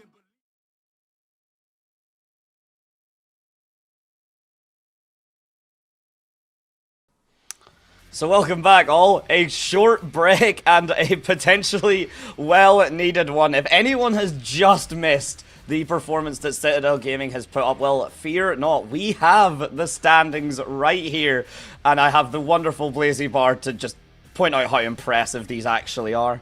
I mean, do I need to? I feel like people with eyes, you know, there are people who don't have eyes who are probably watching. That's absolutely fine. For the people who don't have eyes, this is a full, what is that?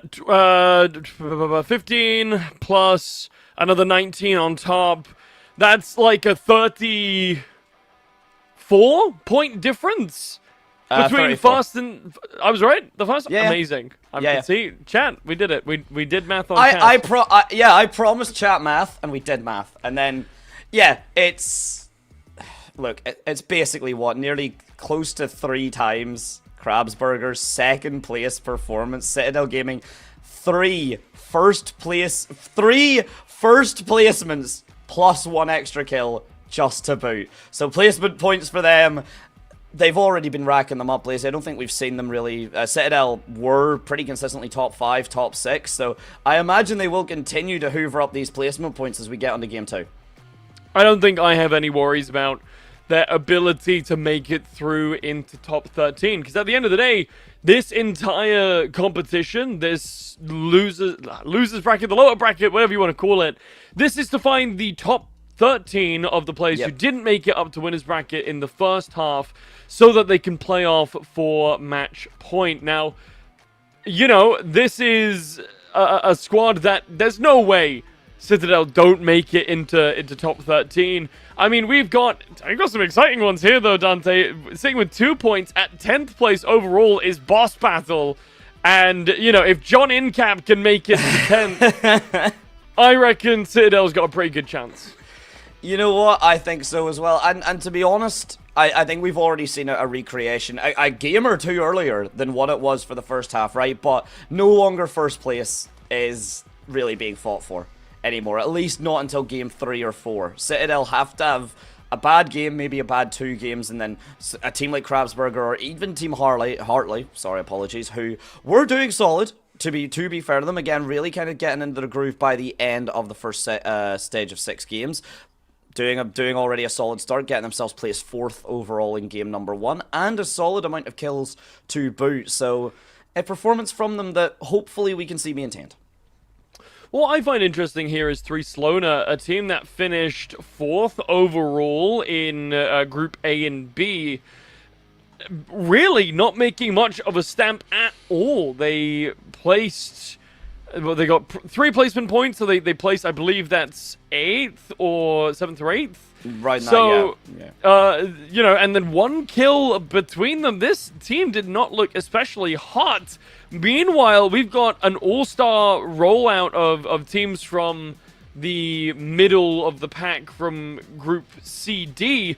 Citadel, Crab, Hartley, T6, the Horde. These are all teams that did consistently well in the first half. I'm scrolling down a little bit and I'm seeing, really, those are the main ones that we were expecting. I think QGS we should be expecting to see a little bit more from over the course of this series. But I can't imagine, honestly, Dante, to see the standings change up all that much in terms of who's above and below that threshold line. Yeah, I definitely, I think that's a fair call out, to be honest. And in defense of 3 Sloana, as we get into game number 2 here, we didn't see them perform maybe in the first game, and I'm going to give it up to I'm going to make the defense for them. That's because they did not have the chance, as Citadel killed everyone else before they could get a chance. Incredibly valid. It's difficult to make a statement on a game and an entire setup that relies so heavily on fragging power and your capability to do exactly that whenever one team has went around with the express goal, it seems, of evacuating the server by force. So what you're saying is that they couldn't get a kill. They were they were in fact unable to get a kill. Yep, that's what I'm saying. So you could in fact go so far as to say that they were incapable of getting a kill? I'll take it. You know what? I'll take it. I'll take it. Okay. Incredible. You know what? Yeah, you know what? I was going to be mad and just not say anything, but you know what? That made me smile. I'll absolutely. Yeah, that was pretty good. That was good. You know what? I'm not gonna normally I would take every opportunity to meme on you and be like terrible, but I'll give you that. That was quite good, and we get to see how everyone's drops have looked at the end. Already, we do have to keep an eye on the current front running. We do have to keep an eye on the epicenter, where a lot's going on. But yeah, speaking of Boss Battle and Tomfoolery on the left here, a lot of overlap that could potentially result in any level of blood coming through and being shed in just a matter of seconds here. Who else to cut to but the originals? The drone shot out of the air. Yeah, even smooth aim like that. Not the hardest shots to land, but to do it that quick, definitely effectively, and allows Keisha to essentially start this aggression on their own foot. This is already a star team, but Keisha, the star player on the star team here, piloting Mad Maggie. Moving through now into trying to fight QGS already. Health bars are low. The rough position for them to be in, but they are able to rotate away for now. And you can see them zipping off through the teleport from Alta there. And it does look like QGS will live to fight another day with Citadel close on their heels. Very, very clean indeed. Towards the world's edge. Just chasing down.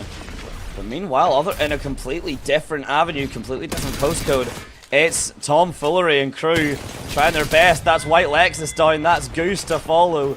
I believe, unfortunately, that is your babies, Blazy.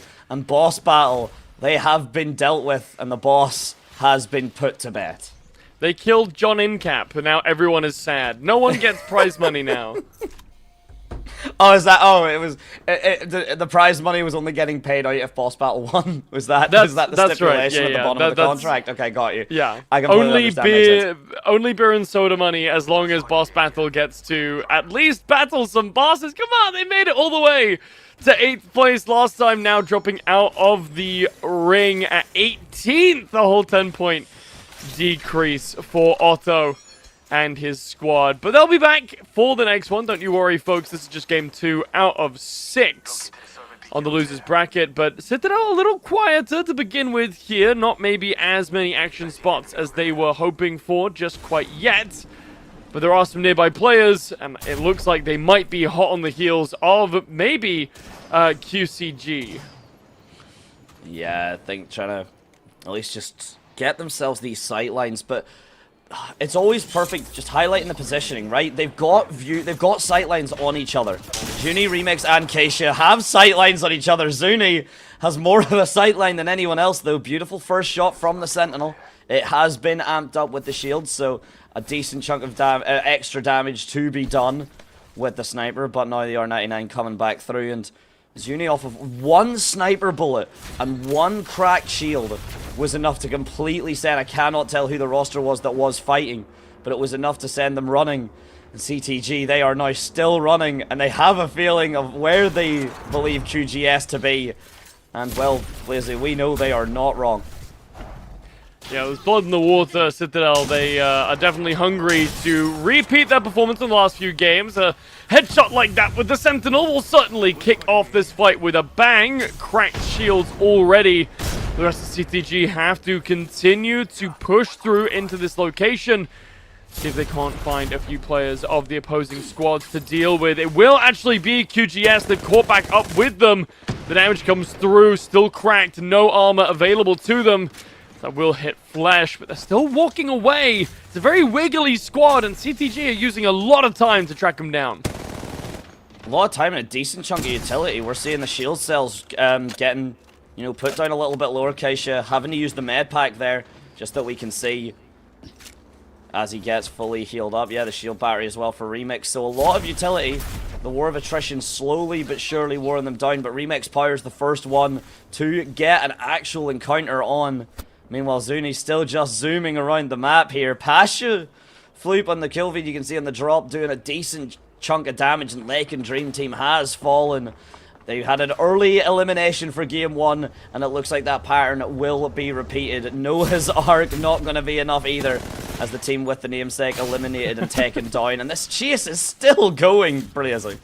Watching two alters trying to like play tag essentially is so funny to me, because they just go through every wall and it's just a battle of who can get through the wall faster. An EMP has come through down here though in the valley. Meanwhile, while we look away from the Looney Tunes chase scene that's currently happening elsewhere, the Horde are hot in pursuit of another team down here by this tree. A lot more chasing so far already. Definitely compared to the first time and the second time we've seen this map, but the chase, it might not be better than the catch. This time Tom Foolery are caught out. Team Aries doing what they can. Kaden with a lot of really nice movement with the Valkyrie, being a bit of a distraction, but CTG, rare misses from them. Means they cannot shoot that skeet right out of the air. But they'll have the information, they'll have the knowledge. That's one knock from Keisha. The information's put through for his team. It's a 2 versus 1, but he stands firm, he stands his ground. And Remix powers off the back of it, getting another one as well. Kaden about to be added to CTG's ever-growing kill feed.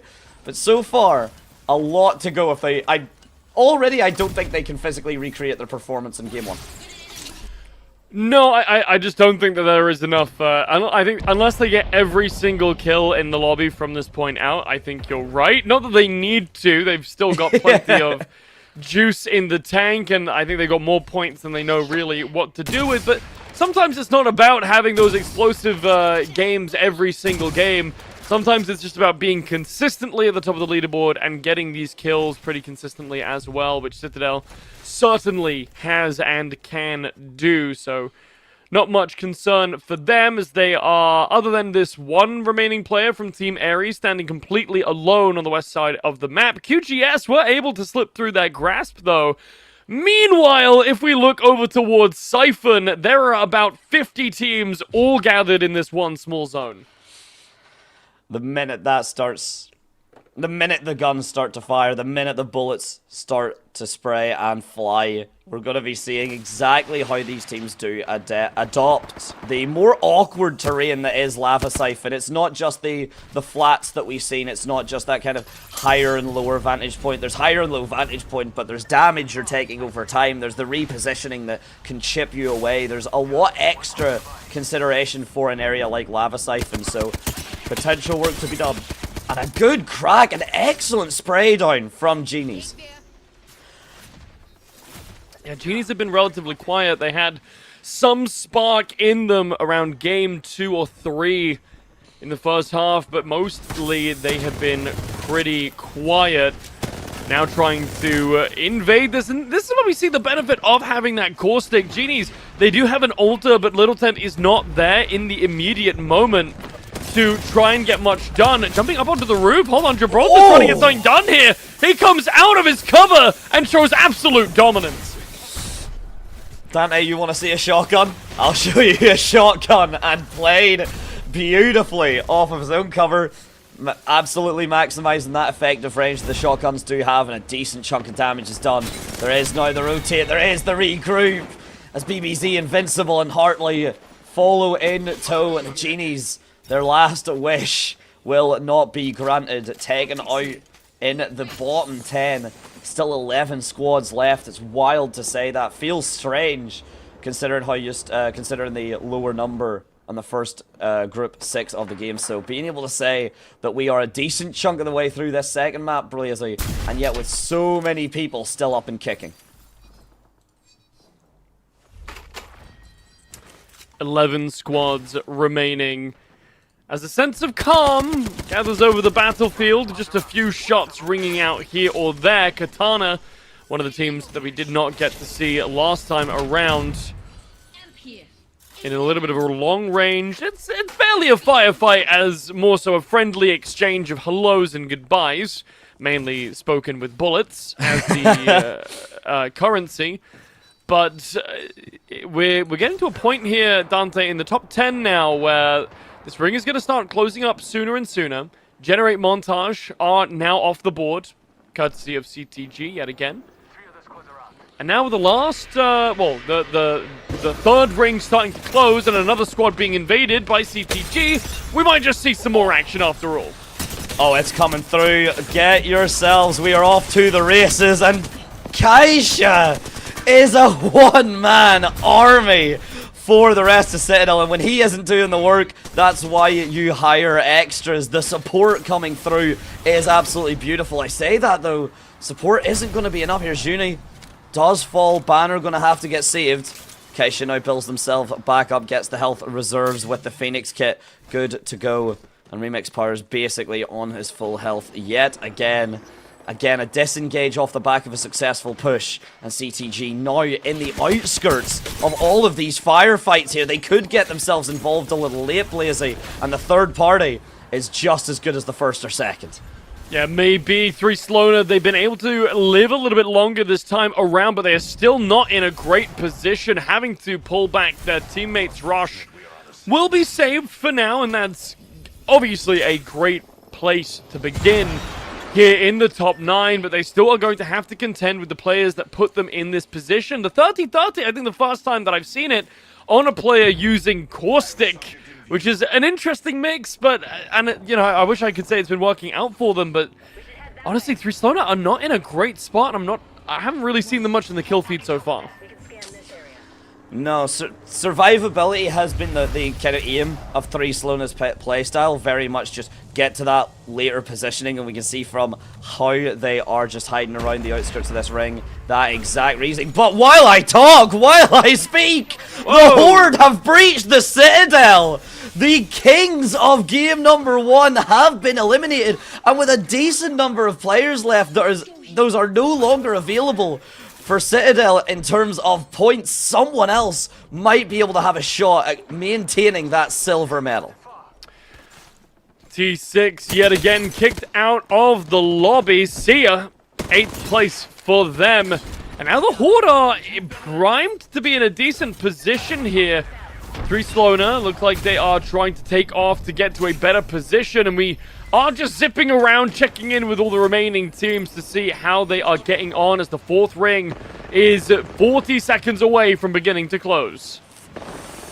Oh, and who else? We were just mentioning them there, but it looks like 3 Sloner are gonna get taken out. This attempted survivability, playing for the long haul and doing nothing else but just waiting out the timer.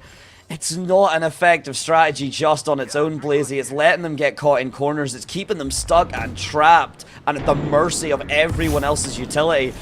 And we're seeing that everyone else are more than happy to show none. In a bad spot, the Loot Goblins, living up to their name. They've been looting, but judging by the shape of their Evo shields, they have not really been in too many engagements. They're about to be in one, though, for sure, as more fights spill out across the final circle. The Horde in a bit of a tight spot. Some damage has been dealt on both sides, but they're caught in the middle of about 3 different teams right now as they try and fight for their lives. 9 has just gone down. It's just Kha'Zix left. And yes, he does still have the Nexus available to him. He's going to go back and bring his teammates with him. Both of them have already gone down. So in fact, he can't even bring them out in time. He has to manually go and recover those banners himself. Look at how little room he has to do that, Blazy, and there are eyes watching. There are people everywhere at every angle. Yes, good damage, Kaz, but that's all you're going to do. No drops, just cracks, and the Horde have even been picked apart as well. But it was a valiant effort and certainly a statement to get the Horde, I would say, clutching, if not standing, atop 2nd place. Team Hartley will take credit for that one. Meanwhile, the Loot Goblins are diminishing drastically in number. Stuck between Ares and Katana. You can see how desperate they are, just running back and forwards, trying to find an angle to maybe pick up some more points, but they will fall down eventually. Team Hartley and QGS now. We've broken into 2 individual fights, Dante, on the east-hand side of the ring. QGS and Hartley are fighting. Meanwhile, on the other side, the remaining 2 teams that are still in this lobby are having a scrap as well. Feel like I'm watching a a single elimination happening right before my very eyes. It does feel that way with the level of engagements that have been coming through here. And okay, triple take. First shot is going by the way of Arsty. Been very nice with this triple take, gotta say. Been doing a lot of damage. Gets the barricade all up and set. The cover is now there and set up for them, and the triple take did a little bit of damage, but to be honest, not going to be any of a concern, as meanwhile in towards the factory, in and out of the Biodome shield. Mbame's trying his best with the Gibraltar, but it's not going to be enough, as Team Ares are wiped out. Katana sliced them down, and another squad falls. Now with only 3 left, Katana have the advantage of being able to move away from that fight into this one here between Hartley and QGS. Whether or not this will go the way of either of these 2 teams is yet to be seen. Both squads on full HP. QGS certainly not a slouch, but Team Hartley have been consistently one of the best performing teams that we've had so far. A lot of damage just poured in through the door. Grenade goes out. A bit more utility will keep pumping on in. It's a lot. Look at that. That's just so much. It's all coming out everywhere. Oh, the insides are going outside, Blazy. This is what we were saying about those interiors. Yes, they are easy to lock down, but you have to survive what's being thrown at you. And QGS cannot bear the brunt. Invisible adds another kill streak, or another kill to the streak, I should say. He's wanted to do some more. Hartley arguably a little bit overzealous, but does have the support from his team. But this is going to get real violent. This is going to be back and forth. Everyone is going to be firing every which way to try and get some level of value. Keep the peace is what Team Hartley shall do after the end of it all. They managed to keep some of the squad alive as well, even less points donated. And certainly, they've stolen your Hartley, Blazer. They've stolen my Hartley. That's very cute. Yeah, a little bit. I mean, I'm still not biased as a caster, of course. But if I was biased, then, you know, Citadel have my heart personally. Well, that's not true. The crabs. Yes, of course. But it is currently not crab time. It's not time for crabs at the moment, Dante. What it is time for, though, is the continuation of Group CD dominance in these games. Out of 2 games, both of them have been won now by teams coming out of the CD bracket. Whereas AB, the side seems a little bit quiet, almost. Like we've seen some movement from Katana here. We had 3 Sloaner make it a little bit further deep into the round, Ares as well, but for the most part, these are teams that just haven't really had much impact. Yeah, high placement, but not many of them have really had many kills. It seems to be the double-edged sword that a lot of these teams are going for, right? QGS in particular and 3 Sloaner have been very much playing around this. If we just make it to the top 3, that's going to be our placements, but what's also a tough part about that, right? Citadel Gaming, Hartley, even the Horde and like Ares and such, right? Because they're keeping themselves in fights at least semi-consistently, they're staying warm. Their mechanics are staying up to scratch. But if you make it to that top 3 and you've only had maybe 1 or 2 team engagements at most, against a team that are just laser beaming players, the way Hartley even was there, I don't see how you really ever touch that second or potentially that number 1 spot. It's certainly rough to line up against someone with insane mechanics. Not to say that other players weren't playing pretty well, but I mean, we did just see a clip from somebody walking around with dually Mozambiques, which my time as an Apex player would tell me is not the best weapon that you could probably be hauling around with you.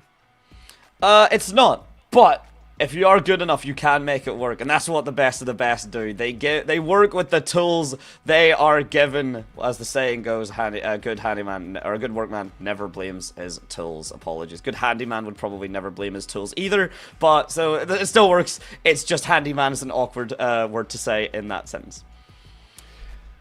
Okay, so looking at the kills, Dante.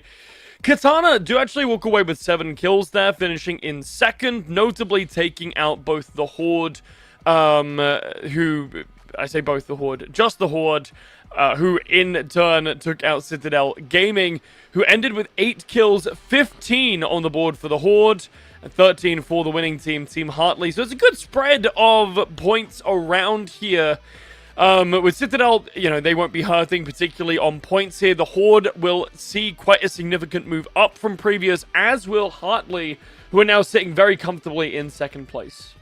Yeah, indeed. I think we've seen the Horde, jump from around that 7th or 9th spot, I want to say, up to top 3, joining Hartley and Citadel Gaming. So very, very nice climb from them. And it does go to show, right? I mean, again, the Horde placed 6th, and yet they are very close, very, very close to Team Hartley on the leaderboard, right? 12 points of difference. So 1 first place positioning would see you off to the races, would see you joining comfortably on that silver medal. So a lot still to play through here, and we're already down 2 games. We are a third of the way done with this second set of... I know, Blazy, it's very quick, and to allow you to grapple with that thought and the passage of time and the entropy and the existentialism that follows, we're going to cut to a short little break while my co-caster tries to unscramble his brain. We'll see you in a moment.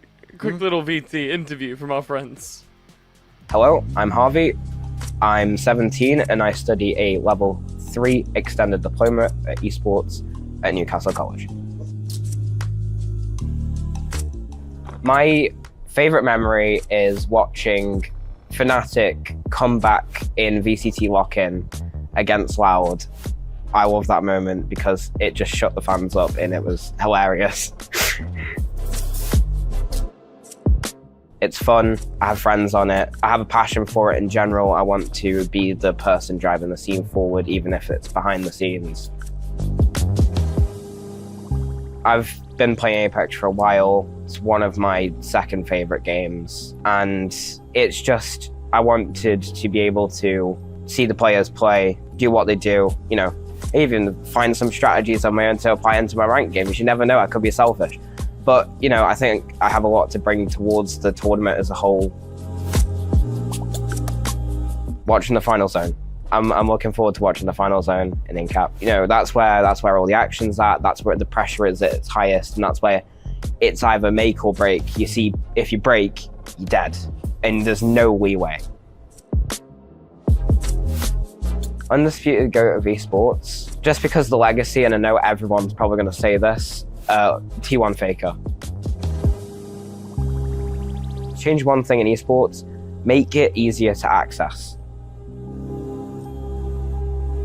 League of Legends, decent game, I'd say solid B tier. Valorant S tier. CS, in my opinion, the grandfather of esports, S tier. StarCraft.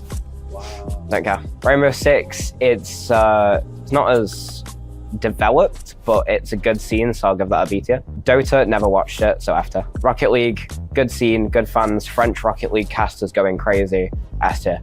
Apex, S tier. Final Circles, 100%. Fortnite, oh, I competed in a bit. I'd say B tier. I want to be at least semi-decent at any game. I would like a job to do with the scene, whether that be anything, because I have a passion for a lot of areas in the scene. I've done lighting, I've dabbled in casting, I've been playing pretty much all my life, but that's probably never going to happen. Yeah, just be slightly prominent in the scene would be my dream. Hey, a dream I share. You know, I was almost thinking that maybe we should let Harvey come and do some casting, and then I saw his tier list putting Fortnite in B tier. We've been teaching these students wrong, man. I think I need to quit my job. Oh, days, man, as well. For anyone that needs to Fortnite, Overwatch as well. 2016, we are a full decade from those types of shenanigans. A full 13 years from some other shenanigans in 2013, 2014 saga. I know it's been a long time. That's almost as old as the students. I know, man. Yeah, some of them are as old. I mean, genuine question, Blazy. I don't know if you would. I could not tell you, and I do apologize for not having this off the back of my head. But how long has Apex Legends been out? Because we must be hitting a decade on that. Oh, he's needing to breathe into his bourbon. I don't have a bag. He doesn't have a bag. It's the closest he's got is the bourbon creams. Apex released, I want to say in 2019 as a stealth drop. It was either late 2018 or early 2019 as a stealth drop. Respawn just dropped it with no advertisement. So we are we're creeping up towards the, I believe, 8 or 9 year mark. 7 year, we just Apex. passed it. Okay, yeah, so I was close enough. Yeah, just Googled it. So, you know, that's insane to think of, and not to completely disprove everything that our wonderful student Harvey just talked about there, but the grandfather of esports is not Counter-Strike, it's StarCraft. But I understand the sentiment in Counter-Strike really being the first esport to bring prominence to the scene, and it is insane to me that Counter-Strike has been going since, what, 2001? About that. With like 1.6 and Source did have their runs, of course. A lot of people very much knew it whenever Global Offensive came out. That was whenever it became 12. Sort of whenever it became sort of the powerhouse that it was. But that's not to say that 1.6 and Source were not kind of big ventures and big experiences all on their own. But yeah, while we get to like really simmer down, we're getting the players and stuff all loaded in. Believe the map did just have a crash, so but it's not Stormpoint, so I don't know why we're having crashes. I can't believe it. Players fault, not Stormpoint. Players fault, not Stormpoint's fault. No, we say that in good jest. It's yeah, Mudkip coming into is- game 3 Mudkip already. Mudkip It is a pregnant. weird Mudkip situation. is pregnant. What? I have no idea what that was. What did? I apologize. Did you find? Did you find a sign? What was that? That was a button. That was a button. Wait, move on. Yeah, you're right. Anyway, Citadel Gaming, can you get another 37 kills and we can look at that instead, please? Or Katana, come in and do something else. We can have a look at the standings, maybe, while we wait to get into the game. Looking at Citadel Gaming, still far and away ahead of anybody else. Team Hartley just behind them after their victory in game number 2. The Horde as well, following right up behind them, the kill leaders from that last one. And it's nearly crab time, Dante. Crabs down here in 4th place. This is not bad positioning for my boys. It is not, particularly because of how close they are to the Horde with only 4 points. Hartley and Citadel Gaming currently kind of in a league of their own right now. If we see an early elimination, I would say, if Team Citadel go down, I think Hartley do look at that with a sudden conviction, right? A sudden renewed vigor that they can seize that opportunity and seize all the additional kills that Citadel are no longer able to get and potentially cement themselves into 1st place. If not, basically make themselves untouchable at the higher echelon of 2nd place. Meanwhile, the Horde down to...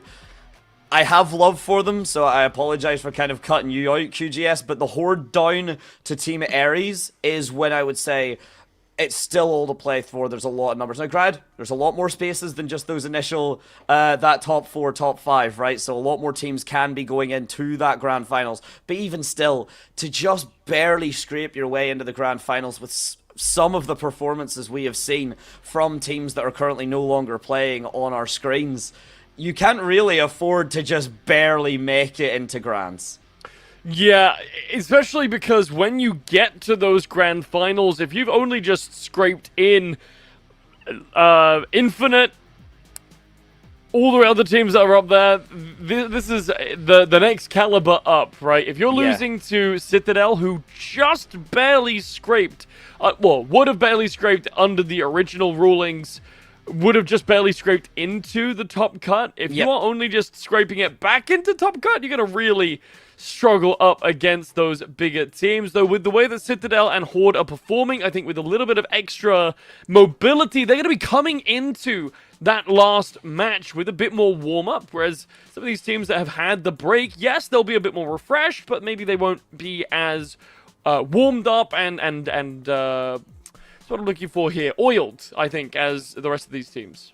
Yeah, not as limber, not as flexible, not as stretched or warmed up. Yes, indeed. You gotta do, always do your stretches before engaging in any sort of physical activity, rigorous or not, just to make sure your limbs and your muscles are nice and limber and good to go. It does seem like that has been the case right now. These players have been good to go every time we've had the ability to drop ourselves into a map. We should not have too much time left at all before the shenanigans will ensue. We have just had the update that it is a new lobby code, so lobby is just being remade as we speak, and then shouldn't be too long after that until we start shooting some guns. We'll be heading back to E-District with 20 full teams, and Dante, E-District was our most chaotic map last time around, and that was with 5 teams less than what are currently going to be on the board, which, you know, having a full, 15 players less or more on the map, I can't imagine this is going to be a particularly peaceful experience. No, I'm not seeing anyone gain peace, whether it's ourselves or in the server, or even the production. I don't think many people are going to get a lot of peace. And just while I do have them, big shout out to everyone in the background and the production, making sure that we sound and look as great for you all as possible. A big love to you all. Blazer, you can do that. He is the man that does that for me now. I've paid him. He is my person. To do that. He does that. The easy one? Do you want the easy one? No, I mess up the easy one. I still mess that one up because I just do that and it doesn't look right. No, it's like a little. It's meant to the be bottom a of the heart. heart. Yeah, it's meant to be the bottom of the heart, but I just can't. Like, even that, I messed that up.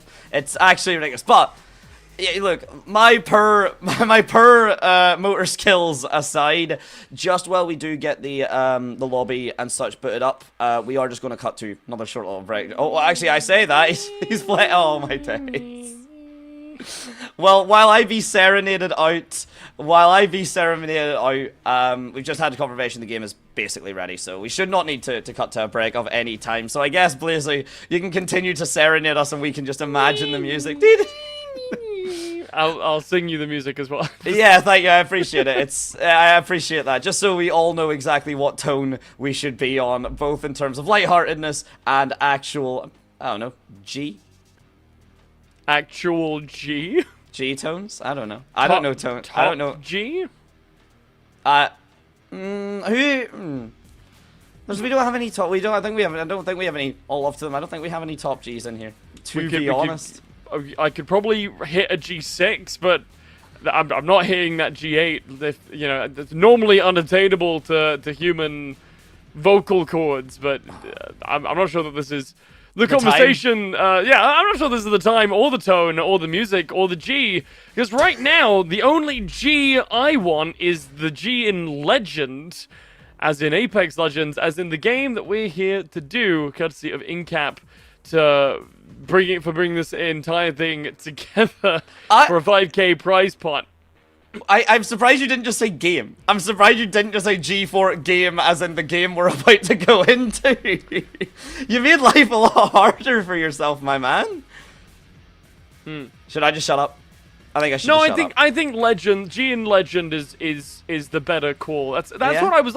I don't want to just see any game, Dante. I want to see this game. I want to see Game 3, Incap Legends 2, Electric Boogaloo, Losers Bracket, as we hit the halfway mark to see kind of what the general shape of our bracket will be, right, Dante? Because this is, at the end of the day, this is the... at the end of this game, this will be kind of the general look of the bracket, of the standings for most of it, right? The general teams will be pretty consistently on there. There might be some shakeups towards the lower ends, but as of right now, there isn't much chance of Citadel being dethroned, at least until Game 4, relying on them having another performance similar to this last game just gone. Hartley and Horde are in a little bit more of a tenuous position, but everything from kind of Katana down is relatively volatile from now. It's, blink and you'll miss it kind of thing. A blink and you'll miss it, or just to kind of make the decision to just push into the wrong fight, to, allow your opponent to live for just that bit too long. And another aspect I don't think is talked about enough for Apex is just how efficient you have to be at either disengaging from a fight entirely or going fully for the kill. But you have to end the fight quick. The longer drawn out fights mean you're likely to get third party, mean you're likely to just be at the disadvantage. You can't afford that. You need to be quick, concise with your executes, and have a plan to either fall back or fall out if things get a bit too rough. And again, not the only team that have been doing it. We've been seeing a lot, but Citadel, particularly on that game 1, were so damn good at the engage and disengage. Yeah, it's all about being wiggly, and, not many teams really exemplify that more than Aurora, right? The amount of times that we've seen them lose a fight for, definitively, not even a questionable, who really won that fight? Hard up, straight up lost the fight, had to get out of there, reposition, find a way to res their fallen teammates, and then still make it through and perform either incredibly well or straight up win. Well, if I had a nickel for every time I saw it happen, I would have 2 nickels, and that isn't a lot, but it's really cool that it happened twice. Again, this type of competition, this level of play, I guess I should say, you should never let a team you should never let a straggler be. Dead men tell no tales, as the saying goes, and that is the point. You cannot allow a survivor to come back and either do some really disgusting banner play, to just do a couple extra kills that you maybe don't want a team to do, right? Let's say, let's just go for example, Horde lose 2 of their 3. but you have one player left standing, and all of a sudden a couple kills get stolen here and there. A bit of damage is done that then followed up on, and suddenly what seemed to be an unlosable scenario for teams such as Citadel Gaming, teams such as Team Hartley, all of a sudden the Horde are chasing. Objects in the mirror are closer than they appear. And right now, game number 3 is in our mirror, and it is here. Closer than it appeared, I guess, if I were to follow yes. your train of speaking here. And like, I think we covered it pretty well in the pregame. This is going to be, in theory, a no-holds-barred, very quick aggression from all of these squads in terms of getting into the action. So enjoy this respite while it lasts, folks. This moment of quiet, because the storm is coming. It absolutely is. And as the first ring closes, we will get to see the impact that that's going to have and how this map is going to shift. We are doing E-District back-to-back, which is a lot of fun. It does mean we'll get to see how the map changes, like very volatile and very back-to-back. Whereas for the other maps, we will get a little bit more of a rest and a pace change. And as we get to look at the initial circles, going to be kind of finishing off around the net square. So we were talking about those higher altitudes, that elevation spots. This is an excellent place for the final ring to be for players that can abuse that environmental aspect to its fullest. So any team with an altar is what I'm hearing is going to have a great time. So 90% of teams in the lobby right now are going to have a pretty decent time, though. Here's an interesting one for you, Dante, is that Citadel has chosen to go for quite a central position, which means that they're not likely to come up against many other teams before making it into the circle. But they have the flip side position now, where they are going to be the defending team, like spiders waiting for other little flies to walk into their webs. It's, again, a testament to how many different playstyles you can have for Apex Legends. Citadel now saying they don't need to go hunting for kills. We did that in Game 1 and it was incredible. We did it in Game 2 and arguably were punished for it. So now we have learned from our previous mistake. If we get ourselves a good set position early, yes, we might struggle to get a couple kills. Yes, we're not going to be exactly the kill leaders in that regard. But we will have the advantage and we will watch our opposition essentially walk into our trap, just as you said. Flies into the spider's web, and the spider already, the feeler's doing a little bit of damage. Vlad being cut down, but it's a 2 versus 1. An impossible scenario for Caden here. Mbame, the last man standing, good for 1 as a drop. Would have to find the second. Vlad only on half HP, even less. And Mbame's on even lower than that. But he is able to get out. Not quite yet with his life. And as I say that, it's Tez lads to take it from him. It's Ares with the second drop. Actually, a team goes out before them and a team straight away after them. Lacon Dream has also been gone. And Dante, I mean, I've already said it twice now. So nice, I'll say it twice. I'll say it one more time as well. We're already down 3 squads. 4 squads even, down from 19 to 15 already. And we are only like 2 minutes into this map so far.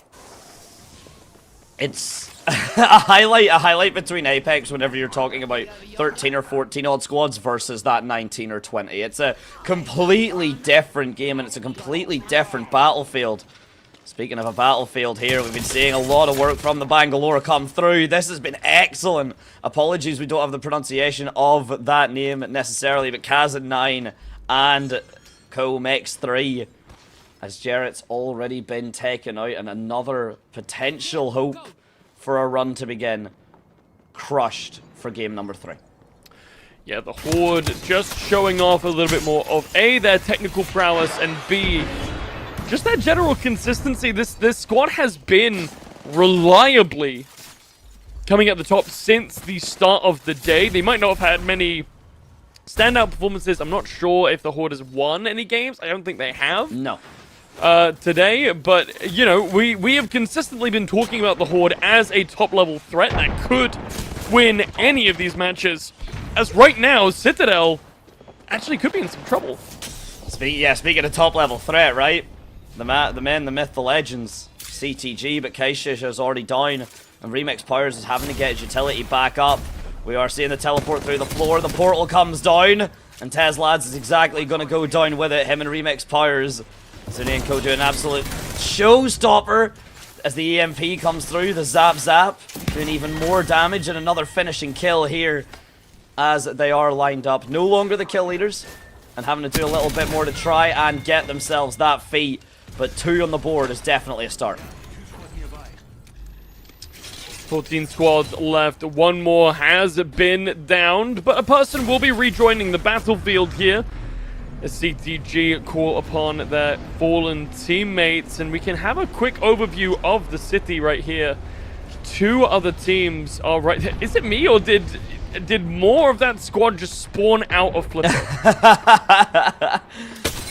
I know exactly what you mean. It may have just been you. Oh, but that's Zuni with an absolutely clean spray towards Guardian there. That is some good high distance, long distance shooting we're seeing from the R99 come through here. And so far, very much just living in the apps is this team of CTG here. The Citadel has formed, and it has high walls, Blazer.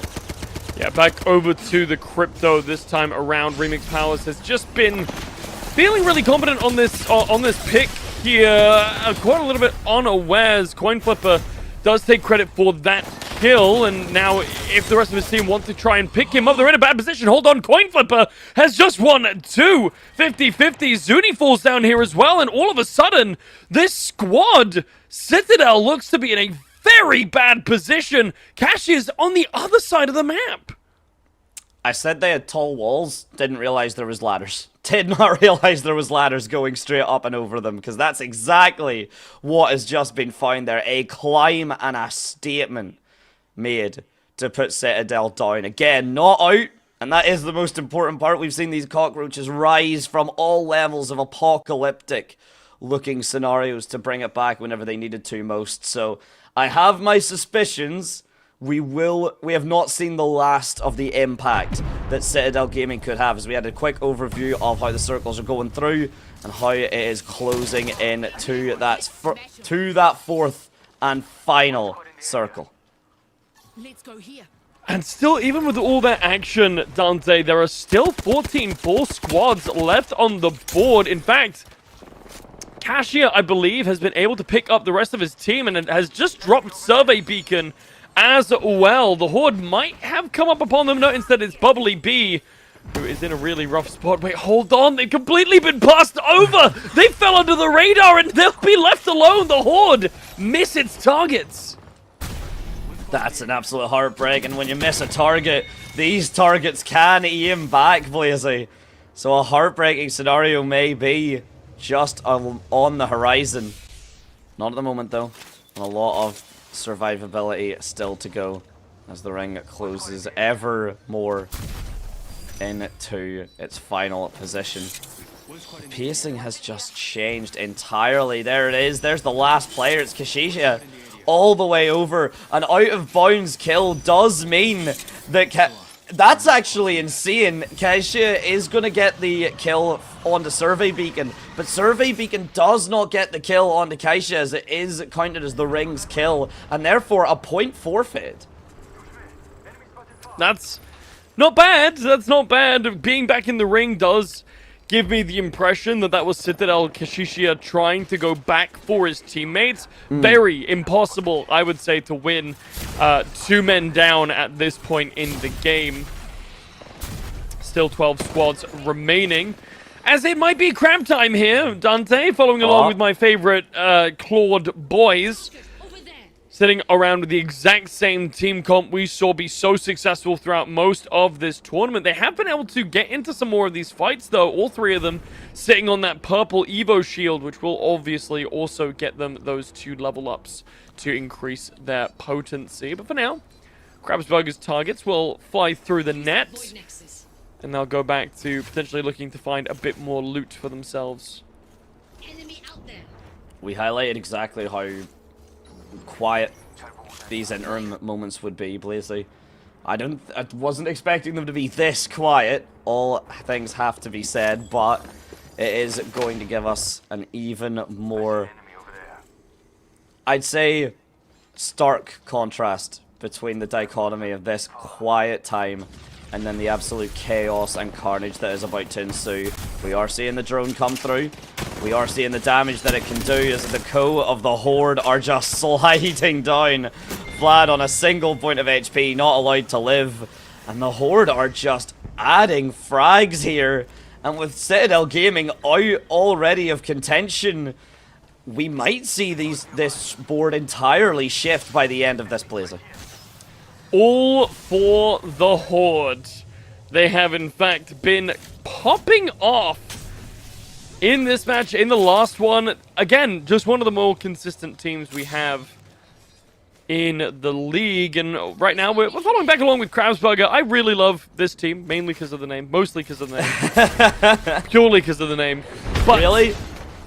Hey man, sometimes all you need from me is a good team name, and I'll be on your side forever. Katana, on the other hand, are looking like they are in a fight with QGS and coming out on top for now.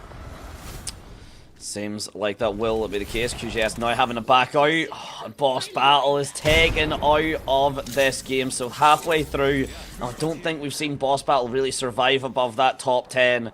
As you refer to him, John Incap for the legend himself, Otto, being taken out for another run. And we are now, at this point, I would say, close to over halfway through game number 3, and therefore the second series as the Munich Warriors now also fall.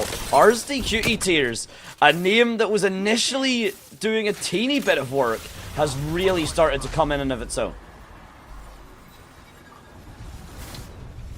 Now just trying to find position. It's an important part of the game here, Dante. 9 squads left. The last ring is beginning to close, or will be soon. 40 seconds on the clock. Krabsburger, they're about to come up against 2 different teams here. Fitu able to deal some damage back in return, but whichever team this is stuck in the middle is about to be in a very uncomfortable sandwich. Oh yeah, okay, but Fitu actually not able to get in with the engage immediately because of the utility. That could be massive. The Thermite doing a decent chunk of damage is able to get the drop on the Penguin Classics. Coin Flipper now able, off the back of it, to get his damage done. The shield batteries are now being used, but this is going to be a lot of team fights back to back here. We see kind of drop down. Tomfoolery, however, absolutely eliminated. The coin flips, it comes up heads, because that's the only body part he hits. Trying to find a little bit more now. Krabsburger, they know that there are more teams nearby that they could claim. This could be the big break for the boys. The boys with claws, I guess is where I was going with that. The Horde are charging forward. Vlad falls down. That's Vlad, if you will. And the rest of this squad is still nearby inside that building.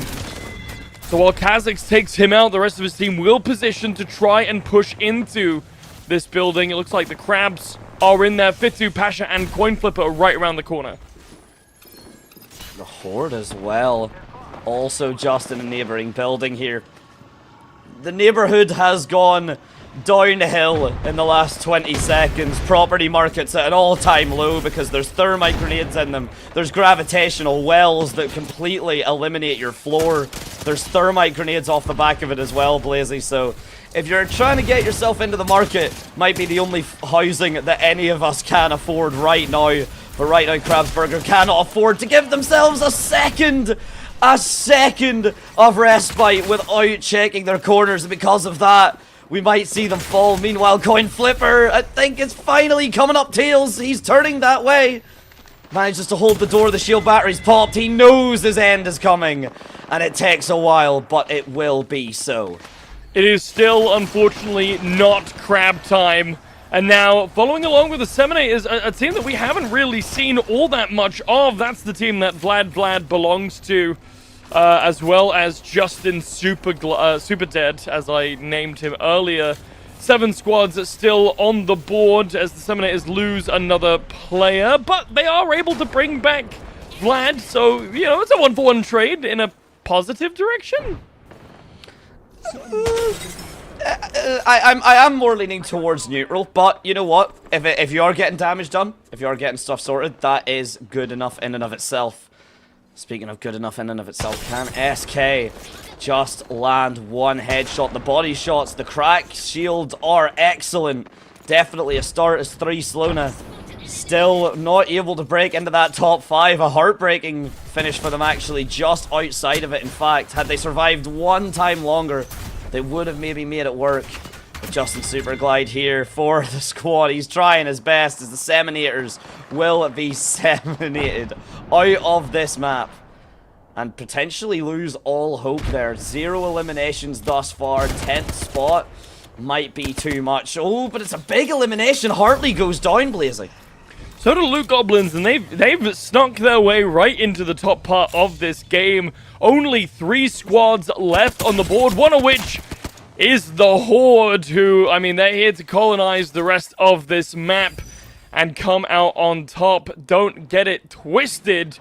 We've got the Horde QGS, which might be their highest placement so far. Yep. And then the little third-party team that could, it is Ginny's, who, again, we haven't seen much of, but this is not going to break our trend, Dante, of seeing only Group C and D teams making their way into winning positions. Whatever was in those groups, definitely it was the... I say it was the death group, but it really was more of the kind of evenly stated group. Group A and B just had a couple of really solid outliers. Definitely C and D did as well, but the difference between them is quite stark. And the difference is everything here. QGS stuck in the middle with you, with us, but it's a terrible place to be as RNGQ the first to fall from Fexus here. The jumping, the damage is being done. A little bit of spray. Not going to be much from the Hemlock at all as the mines go down. The Grav Hole attempting to kind of cut off those additional angles, give a little bit more insight into the positioning, but there's so little space left to work with, Blazy. The Void Breacher's so damn clean, it allows Kha'Zix to start up this fight with his team. The collapse onto Little Temp is clean, it is effective, and it is crucial. Only 2 players left standing now on that team. Ginny's not able to stand up with the big boys, as only 2 players left from QJS as well. The Horde are the only people on the board still with a full squad. And with that, they will, in fact, claim victory in this PvP round. Congratulations to all the dwarves, orcs, and night elves. You've finally brought one home for your team. It took some time. It took some time, but the Horde finally find their footing. They're beautifully done and very well deserved, as we are now halfway through the second set, halfway through the losers bracket, the losers groups, whatever you want to say. We are now moving on to game 4 with that. And as we look over the highlights here, Blazy, a nice performance, and potentially, if you're from the perspective of some teams, quite an upsetting one. Yeah, I think we could tell from the get-go of this game here that the Horde were really in it to play. From that initial kill with the R45, just like 4 clean shots, nothing missed, Yep. Just good tracking, simple mechanics, and sometimes you can just feel it in the air when a team is just playing that well. And this was certainly one of those moments. Now, as you said, heading into the back half of the group stage, things are going to start really rounding out and solidifying between these squads. I mean, Citadel Gaming actually is starting to look a little bit closer to the rest of the pack now, given their honestly mediocre performance in the last 2 games. They haven't really had much impact after their incredible pop-off in Game 1. It's been a little bit much to ask for, I would say. Citadel, to be fair, is such a commanding position after Game 1 that maybe there is just an idea of don't commit too hard, don't overexert yourself, because everyone, I believe, has had that moment where it's about 5 to 10 games of the game that you play, regardless of the rank you're at, regardless of the level, where you just find yourself completely warmed up, that you are on fire. Everything, as you said, it is in the air. The shots are just there. The game sense, the movement, everything is peak. And we might see Citadel attempting to almost min-max their potential by not overexerting themselves in these games because they've had such a commanding position. However, overconfidence is a slow and insidious killer. And as I said before with the game and objects being closer in the mirror than they appear, the Horde and Team Hartley might be catching up. Yeah, it's looking like maybe, and the Horde has just been updated, Dante. They are only 5 points away from Citadel Gaming now. They are within touching distance, and we can enjoy, we can hope, think, grasp, whatever word you want to use, the idea of seeing that gap close ever further in Game 4, which we'll see after this interview with one of our students. Hello, I'm Kaur. I'm one of the social media managers of Incap. Hello, my name is Casper, and I'm also part of the Incap social media group. So, put it short, Incap is a pretty big electronics manufacturer company. Social media management-wise, I think I've learned quite a lot regarding reading the different logarithms and trying to follow up to trends. And I also think it's like a really good opportunity. If you're around a new environment, I think it just helps us prepare each other for the future, and it's great, I think. I'm not much of an esports guy myself, although I have indulged in watching Rocket League esports because I play a lot of Rocket League with my friends, and I've always found it to be the most fun competitive video game out there. I find that it's a very good way to bring people together from different places from around the world, since it enables people to connect from their home computers, consoles, and everywhere. I agree with Kaur's view, but I'd like to say that I am not an esport watcher myself, but I like to play, and I think that the main values of esports is the connection you get with your teammates and just the fun you get when playing. Well, one thing that will definitely get people to sign up for the event is definitely prize pool. Like 5,000 euros for, and you can participate for free. It's quite an unreal opportunity.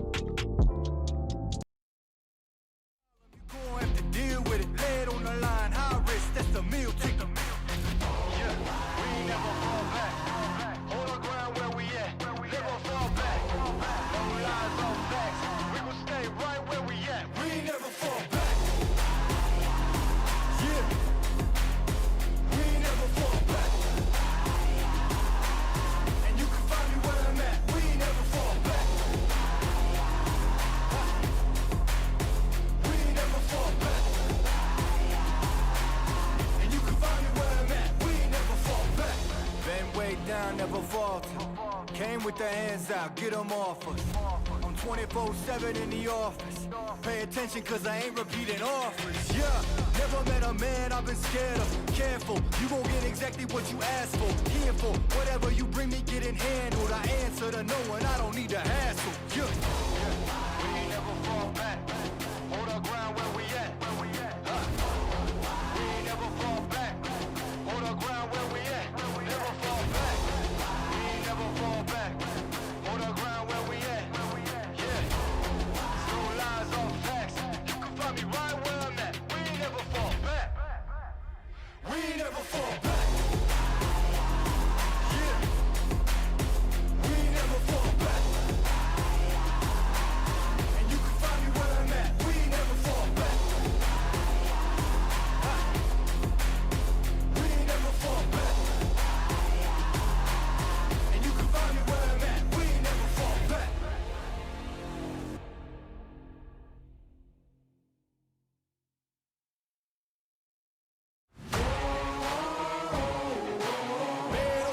I'ma get it, you know I be on the way. Yeah. You know I be on the way. Man on a mission, I'ma get it, you know I be on the way. Yeah, it's all hard, ain't no fear here. You ain't giving this to all, you steer clear. Never beat, I've been down and I reappear. You got some money on the line, you better put it here. Rolling in and doing that work. Check priorities, I'm doing that first. Checks big and I'm sure that hurts, but it's checkmate. We ain't selling short, know the work. Ain't nowhere to hide. You ain't gotta see me.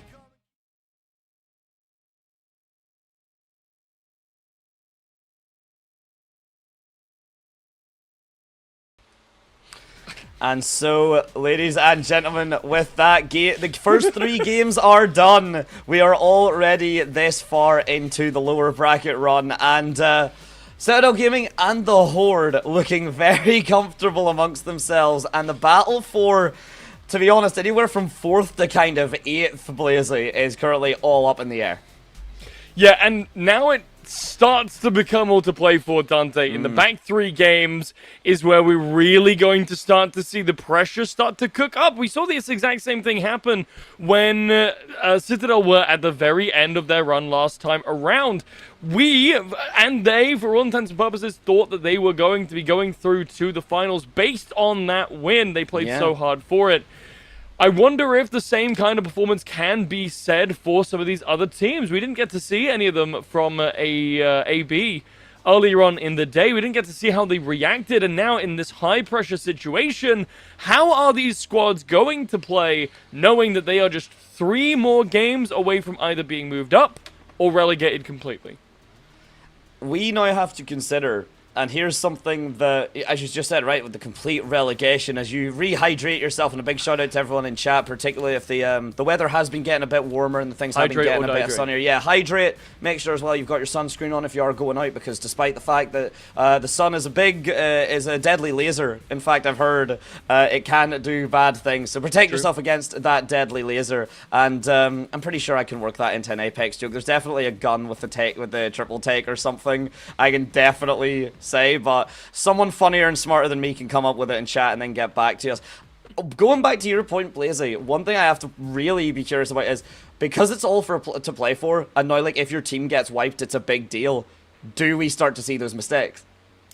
The nerves. Maybe, right? The pressure can cook both ways. It can either break or it can make diamonds. It really will depend on the mentality of the team, the skill level that they have.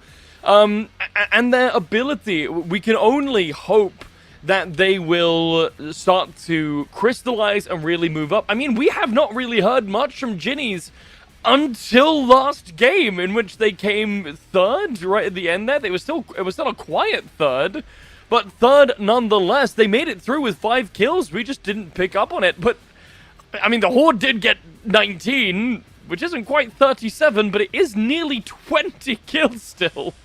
Oh, it's enough. It is enough. And as we get on to game number 4, we're not going to waste anyone's time. We want to get straight into this action as much as you do. So we're back on for, I believe, the last time of the day. I'm not sure exactly what the map choice is going to be for the grand final, so I could be wrong. But I believe for the last map, for the last time today, we're on E-District, Blazer. E-Strict D. E-Strict D. E-Strict D. You know what? That's going to be the next map added. E-Strict D. It's just this, but slightly different, and it has Dante's face on it somewhere. Yeah, one of the big towers that we were talking about, that I was mentioning with the property towers, it's just a big picture of my face, and funnily enough, it says the word free, which you can either interpret as a free kill or that I have no money. Both would be accurate. It's Mad Dante's Kill of Incorporated, and it's in the shape of your head. You know what? I'd take it. I'm not sure if anyone else would. I know I'd love it. I don't think anyone else would enjoy it, but hey, if I'm going to be selfish for a moment, then I will take that chance. And right now, no one being particularly selfish. Everyone's spread out quite evenly. Everyone just kind of pacing around. Again, it is the opening drop, so of course, to be expected, but even still, we typically at least see a triangle or 2 overlap here, even if no kills come off the back of that initial fight. Well, you know, you say that. Take a look at where Ginny's are right now, up here towards Resort. Looking towards Tomfoolery, it could be a early battle here. Munich Warriors and Cathedrals, it's the same kind of different. Citadel are also in relative close proximity. Now Seminators and Gerate Montage are as well. So we will shortly be seeing a few fights across the map, and as well, even towards that Galleria, Ares and T6 as well in a bit of a close quarters situation. But hold on, look at Crabburger. They're coming right up on top of Ginny's. The genies might be out of wishes already. We get the beautiful panning shots again. Big shout out to the production. Big shout out for everyone for getting these feeds, because they are absolutely beautiful and they do give us all the stuff we need to work with to give you guys the rundown of the game. And as you said, the Galleria, potentially a presentation. The main show in this gallery could be a team's demise. It might be Citadel themselves looking to reclaim a previously usurped throne. Remix Powers already off to a strong start. That's 2 downs and 2 kills. Yeah, it's a strong start, though. They have not rooted out the last player. They are a little bit higher up. The ping comes through. They know exactly where he is, and Miyuki not quite able to hide out for much longer, but there's no elimination flag, Dante, and that means that one player from this squad is still hiding out somewhere. Oh, no, different team, different team. Different team, different squad. That's a heartbreaker for Jurriet Montage, and this is the thing, teams that are going down in the early stages here, we're seeing a lot of drops happen right now, but Lake and Dream Team, another team that wasn't really having the best performance, already could find themselves basically out of this competition with such a low placement and such a low opportunity for those kills to build up that point deficit. The heartbreaking scenario is here, Blazy. Potentially one team's fate, maybe more, could already be decided by the outcome of this match, and Kaden will manage to not have his fate decided just for this moment.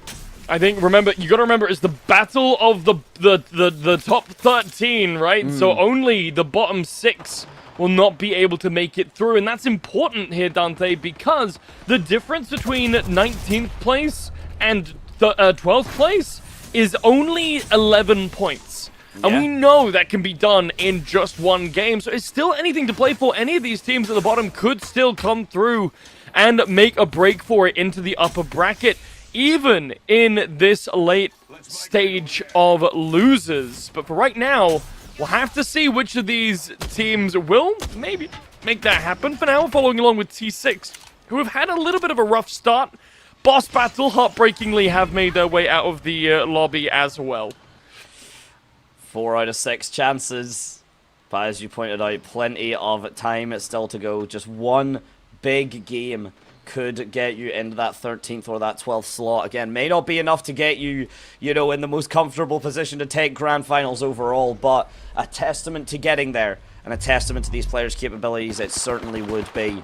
If they could go the entire distance, of course. Holy, speaking of the distance, 9 with a hell of a nade manages to get a drop on 2, and the follow-up from his support will mean that T6, the team that you just highlighted, Blazy, is having a bit of a poor performance, will continue to meet that standard.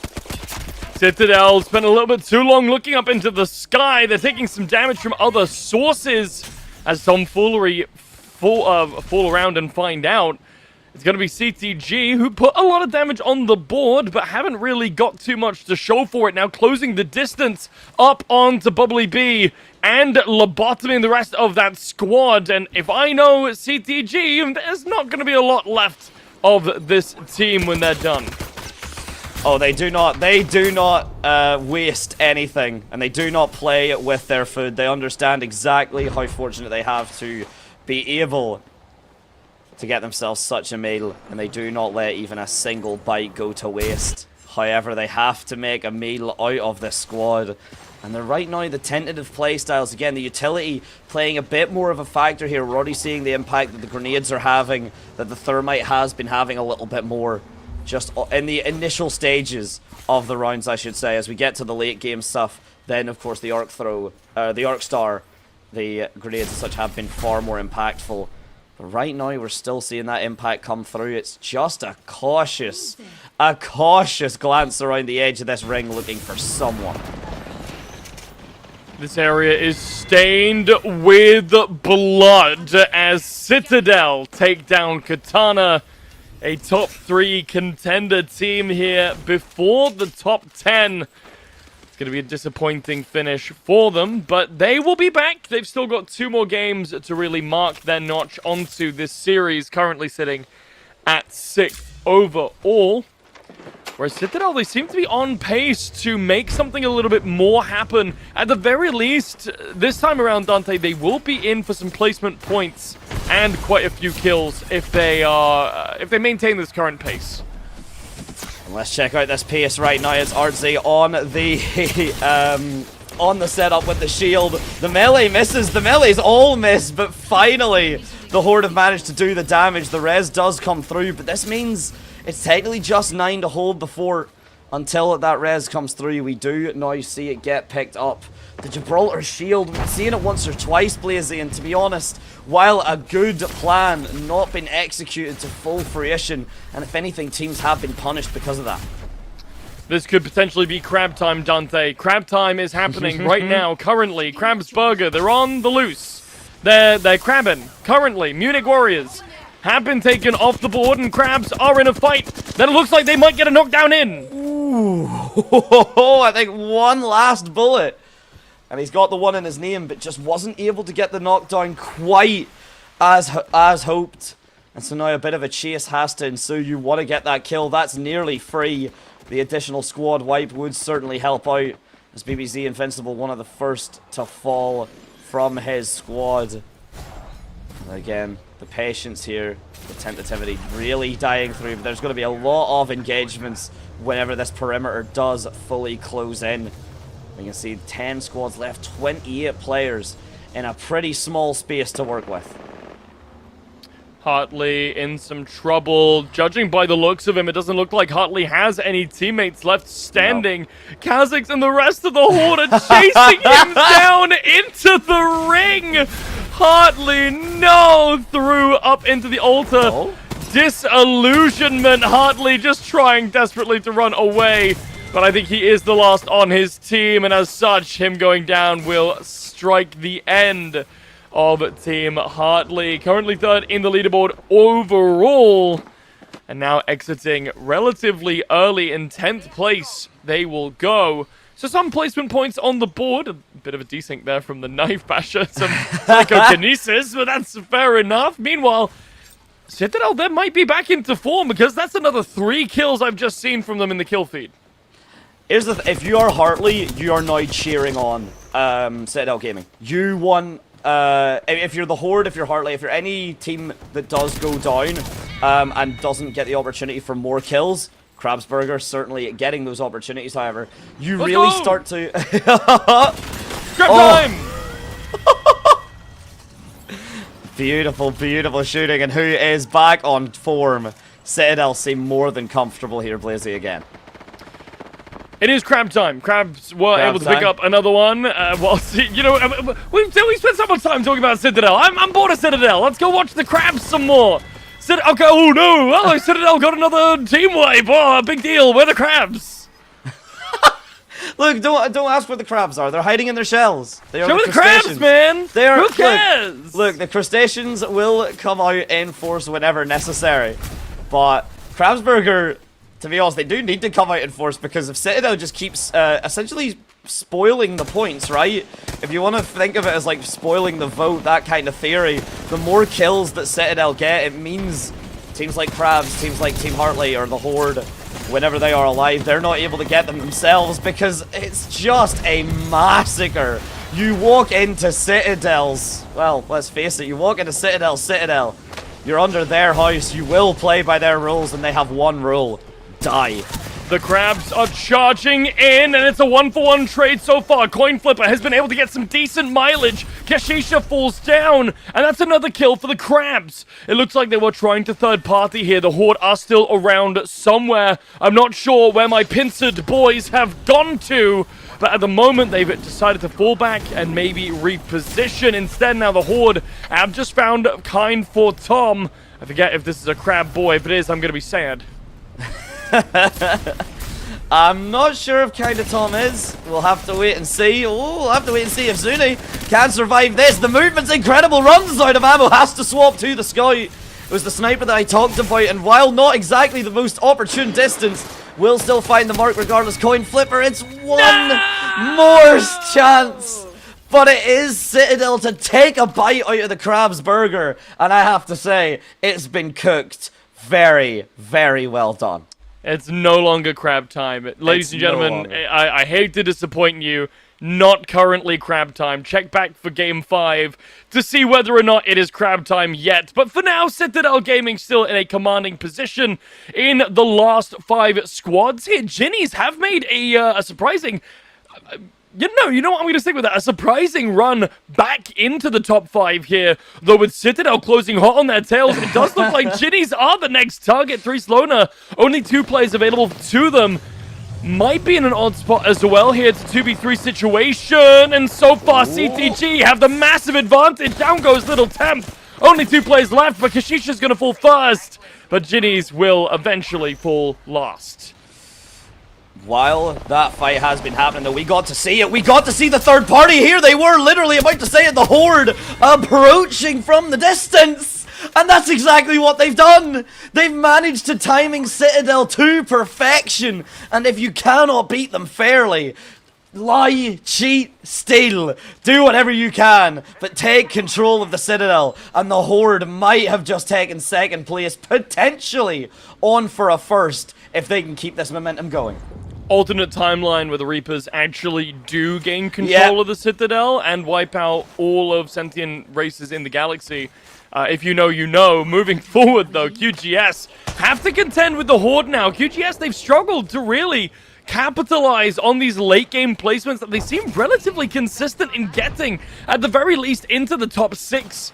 And for now, they haven't really been able to convert those into W's, and right now it doesn't look like that's going to change anytime soon, especially if SK can't start hitting these Kraber shots.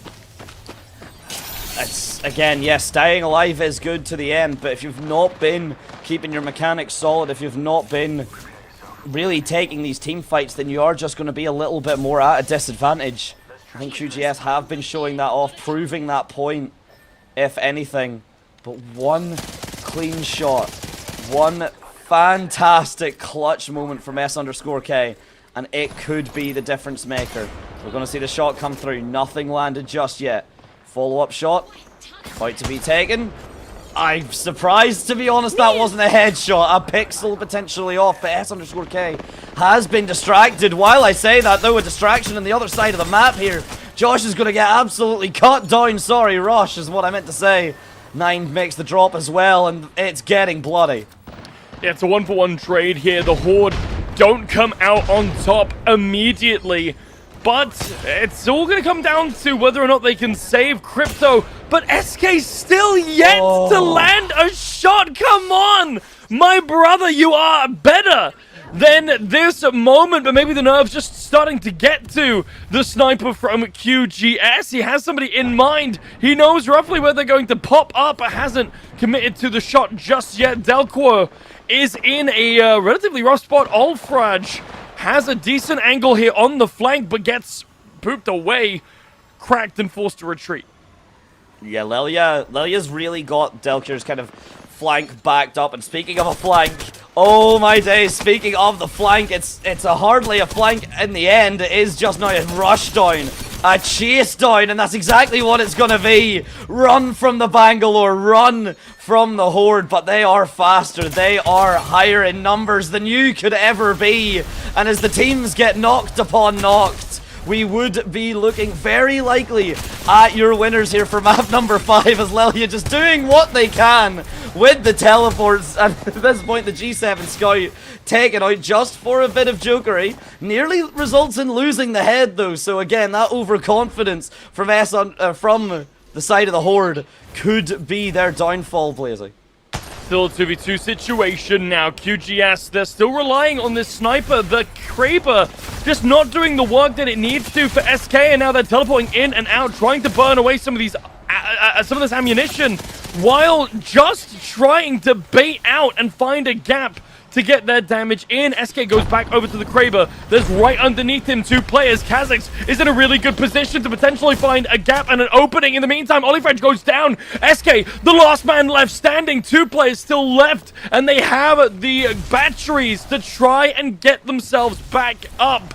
Olifraj goes down, potentially revealing the position of SK. He's round the corner. He's looking the wrong way. There's nothing left for him to do but die as the Horde become our first 2-time round winners today in Incap.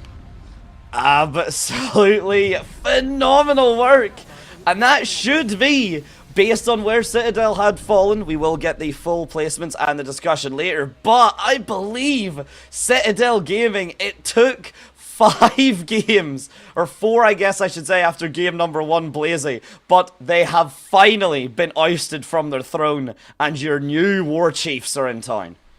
Well, this isn't... It's also not necessarily an awful position for Citadel Gaming. I think overall... I mean, we said this from the start, right? It would have to have taken 5 back-to-back really poor performances from them to really put them in danger of not making through into the next stage. But this level of consistency from the Horde is starting to become worrying. Because this is back-to-back W's from this squad who, you know, are now looking very dangerous, very hard to beat. And when they meet the track up in the winners bracket, if they can keep this pace, this could very much be a team to threaten the higher-ups. I have to give a bit of credence, right? It's not something that typically is as impactful, especially at the highest level, but maps, of course, are going to play a factor. Your positioning and what you have to work around, the terrain that you need to play, and win back-to-back on both E-districts is a statement. Definitely shows just a level of comfortability on this map and a play style on it that so heavily suits the Horde, and we get to see in the highlights here, Citadel no slouches themselves, in particular with the movement and with the gunplay, but the Horde, the decision making just on another level right now, Blazy. So comfortable and so decisive. Yeah, and, you know, even though the Horde were able to eliminate Citadel relatively, I say relatively early on, 4th place exit for Citadel, right? They finished this game with 20 kills, that's Citadel.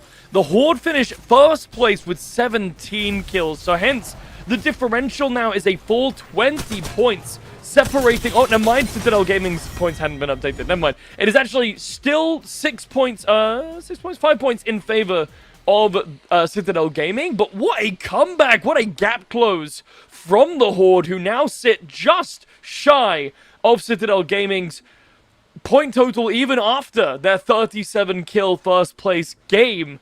After that, 3rd place, Dante, is 44 points. That is a 40-point difference, 39 to be exact, but help me round here. Yeah, well, I'll help you round.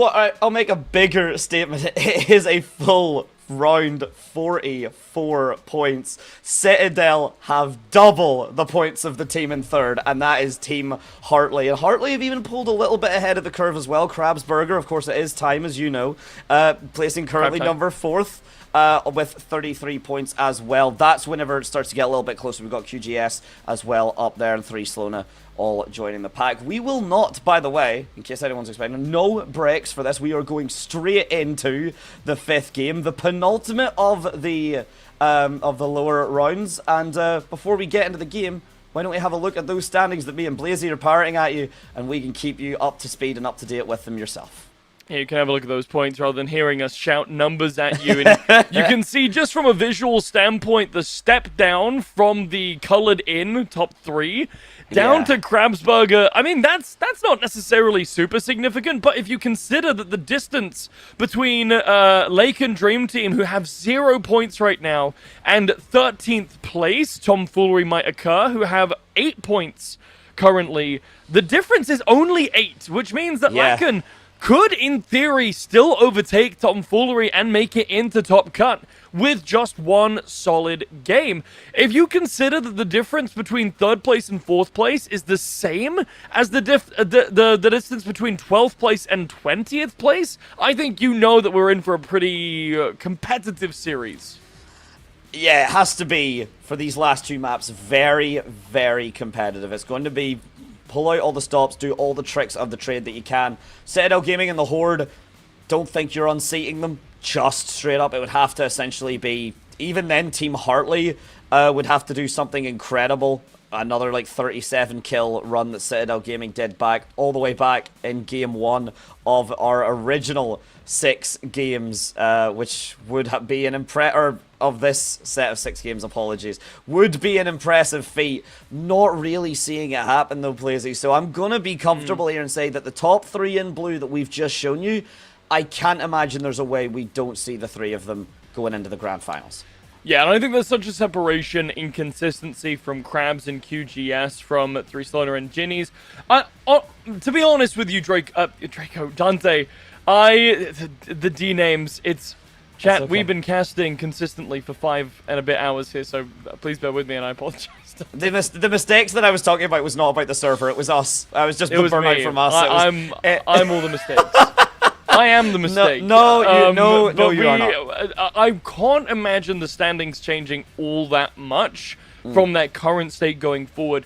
It is one of those things, Apex, the way that Apex is done, the reason that we run the tournament this way is because it fishes for consistency, not exceptionality, right? If it was just exceptional performances, then maybe Loot Goblins with their 3rd place finish in game number, the last one, would have been able to eke through into the next one, but this is all about consistency, and now that we are heading into the 5th game, these teams have kind of... The sentiment has faded away, right, Dante? We are now looking at what the bedrock is looking like underneath, and most of that is not likely to change.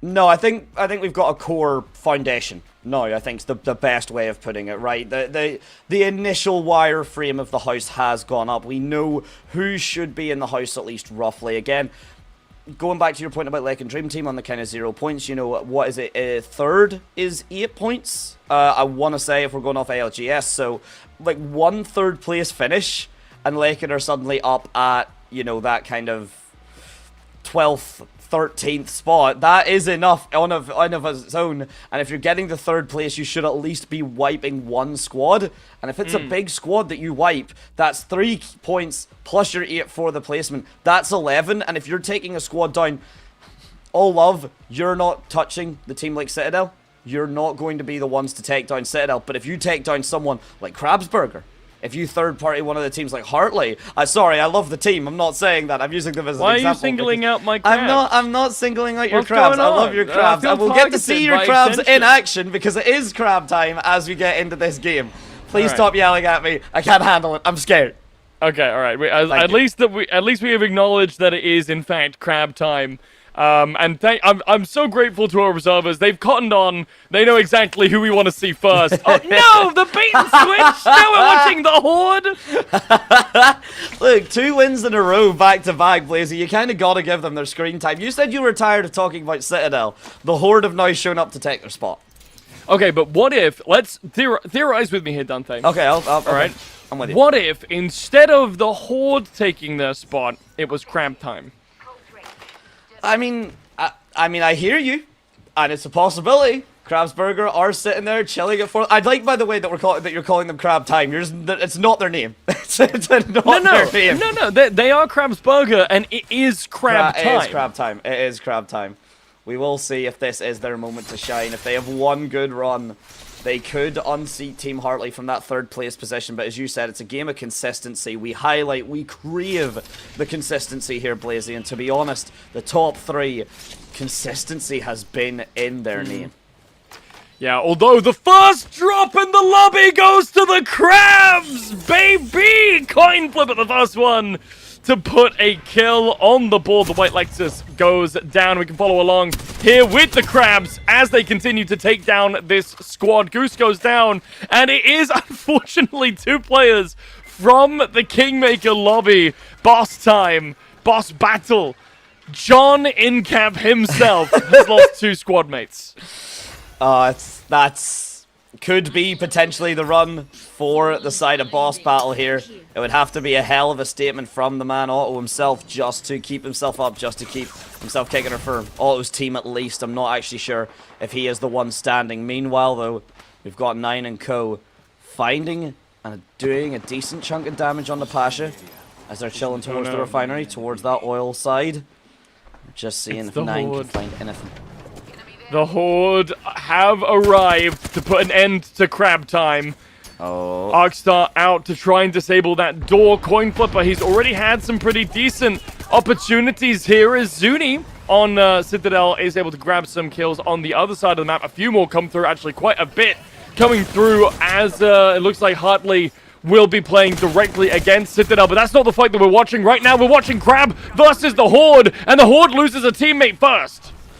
That breach charge, that lineup has been so good. No! And that is, unfortunately, crab time is over. This 3rd squad to get wiped out of game number 5 here, Blazy. A tragic turn of events. Hartley follows? Okay, wait a minute. That is 3rd and 4th down and out. T6 Esports to follow as well. A bloodbath somewhere on the map right now, ladies and gentlemen. We're just not able to fully see. We'll be able to, I guess, go and check out the carnage, the aftermath of such a showdown. But 3 out of the top 4, or sorry, 2 out of the top 4 already knocked out.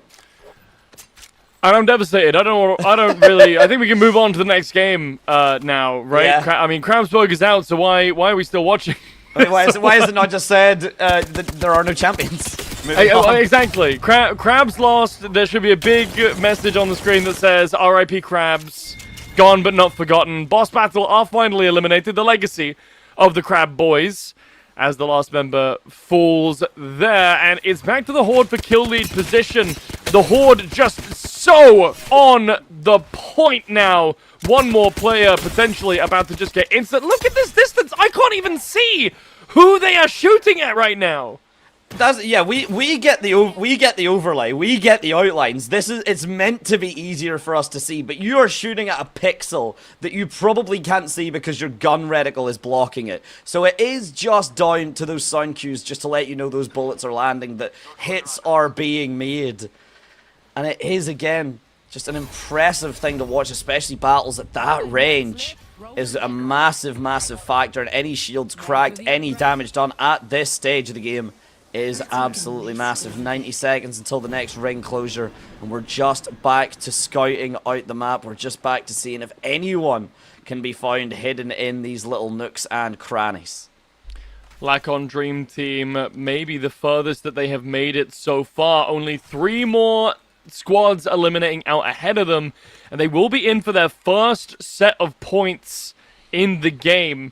Tomfoolery has just gone out, so there is a light at the end of the tunnel here for the Con Dream Team. If they can keep their heads down, or even maybe pick up a set of kills here, they might be able to make some magic happen. Meanwhile, the rest of the Horde are here. They are chasing down another poor target.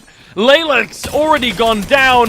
Delcure surely will be the next one to fall. Rampart, which is a really fun pickup there, but not quite going to be enough to solidify their legacy. 3Slona will fall out here at 12th place, further opening the door potentially for some of the lower spot teams to grab some points. And the Horde now with 5 kills as kill leader. Citadel Gaming doing a hell of a performance on this map on their own. We haven't got to see it as much, but yeah, to be honest, Citadel and the Horde, with Hartley gone, Krabsburger are more than relieved that 3rd place team is not going to be gaining any distance over them. And as you said, Blazy, it could open up the avenues for that kind of 13th, 12th, 11th, 10th spot even to certainly come out and play. And as the second ring begins its second round of closures, at least highlighted in 2 minutes, that will be the case. The fight for the buildings, the apps right now is very, very pivotal, and Kinda Tom is the first to swing, going to do a lot of damage. The caustic containers keeping Katana safe, but for how long? There's the EMP through from the Crypto, trying to just delay the Assaultants for enough time for him and his team to get re-shielded. Now at max level of this Evo shield, they might be able to find some space and time. Bubbly B coming back through. Bottomy in a bit of an odd spot here, as I believe it's just one player harassing this entire squad. Katana in a bit of an odd spot. Meanwhile, elsewhere on the map, it's more Citadel getting more kills and causing more misery for other teams. Okay, but QGS finding a frag, getting a drop and a kill, but it is onto the Lack and Dream team, so Dreams might be coming nightmares faster than you can speak out. The Wraith, use of the ability there, Kishia having to disengage. Again, we've talked about how solid they have been as a team doing it, but the Horde, if anything, have just been taking what their master has taught them and become exactly that. Citadel now in the learning seat, having to gain the momentum back. I say having to. It would be nice to. Probably not necessary, all things considered. Now an awkward position around the refinery, fighting from below. the Horde.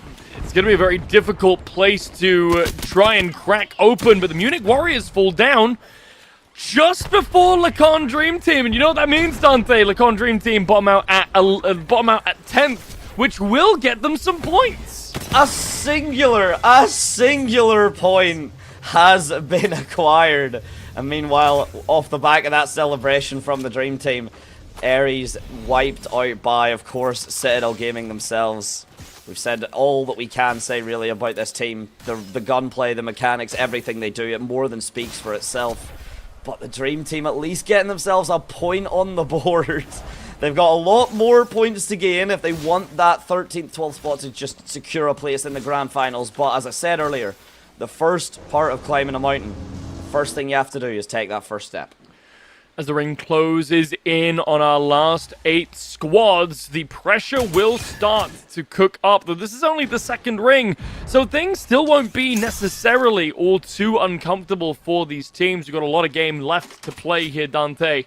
As hopefully these teams are going to get their second win soon. Ginnies have made it back up into the top 8 and maybe be able to pick up a few more points for themselves. What we did miss, however, is the Horde finally claiming the position at the top of this refinery and laying waste to the squad underneath. Only one player left standing, and, well, I'm not sure that the Seminators are going to be the team to take down the Horde. Nah, more just disseminated than anything else at the moment. Ripped apart. The Horde are thirsty and they are hungry. And when they find themselves some fresh meat, they are not going to let it go to waste at all. Meanwhile, on the other side, who else but Citadel going on a chase, going on a rush to try and take down TLG. The shots, at least initially, looking very, very clean, but Kaishia not getting caught with a tunnel vision, not just giving away that position here. They're making sure the rest of the team in Remix Powers is backing them up. Some boy, the first to get dropped by Zuni. And the Wraith ability still just scanning out this area. Macho Man trying his best to be a macho man, but Nacho Man is what he isn't. The Loot Goblins do fall off of a very, very clean aggress from Citadel. And now we're starting to head into the late game of this match, Dante. As we continue to move through, Gerate Montage have made it into what I believe might be their first endgame position. Yep. Citadel and the Horde still firmly on the board, and the Ginnies are about to be stuck right in front of them, pinched between 2 squads. There they are, Little Temp and Co. About to be absolutely harassed by the Horde. Up into the roof goes Ferox. Kha'Zix is right on his tail, trying to find a bit more damage.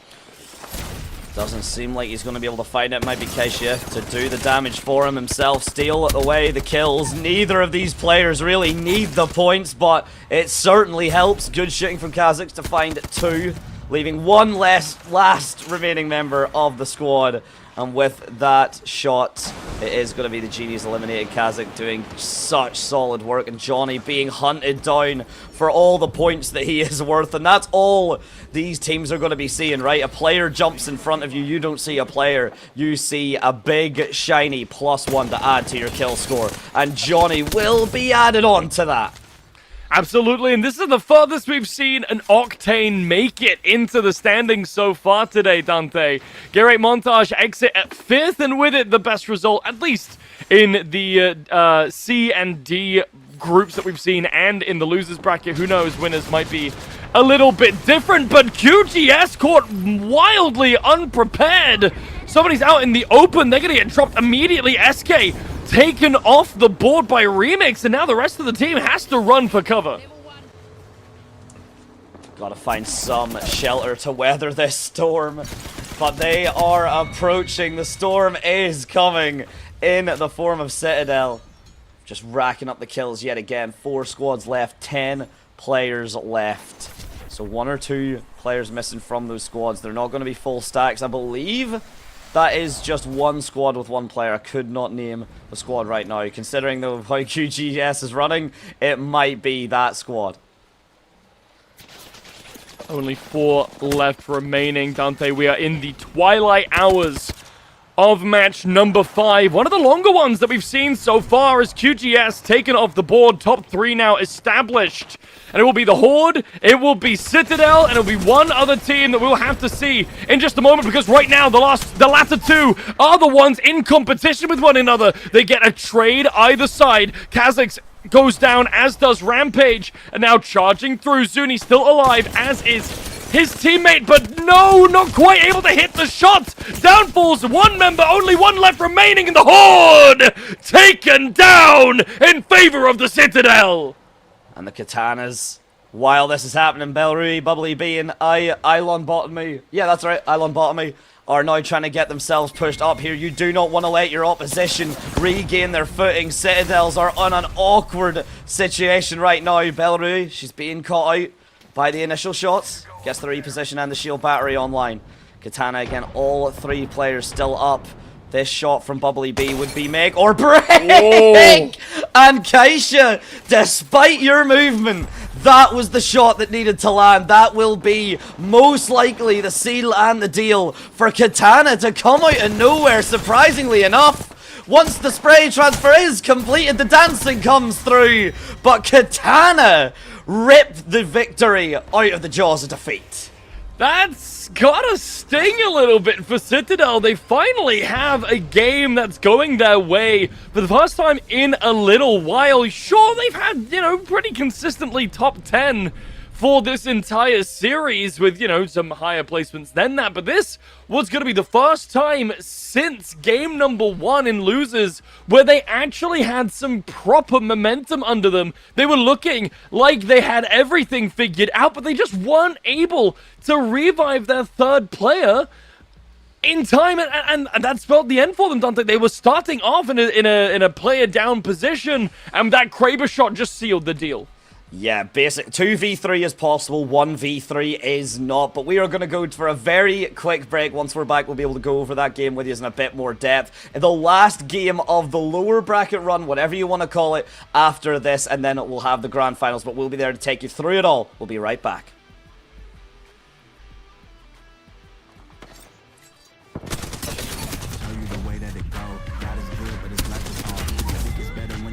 Small. I'm just really trying to leave a mark. We tired of being who they said we are. After the time we gon' take a fall. Always been real, we don't fake it all. Tired of 9 to 5, just make enough to survive. Only living on the weekends. You really thinking that's why I'm alive? Listen, I see trying to live my dreams through the things deep inside of me. This life it continues with fighting me, but I don't have quitting inside of me. I will not jump in these vices they throwing me. Talking to God and there's so much he's showing me, shaping me, growing me, taking me sowing seeds, growing till y'all get a load of me. Yeah, don't let them slow me. I get the bag like a grocery. I'm on my grind like I'm supposed to be, and I do not care if you notice me.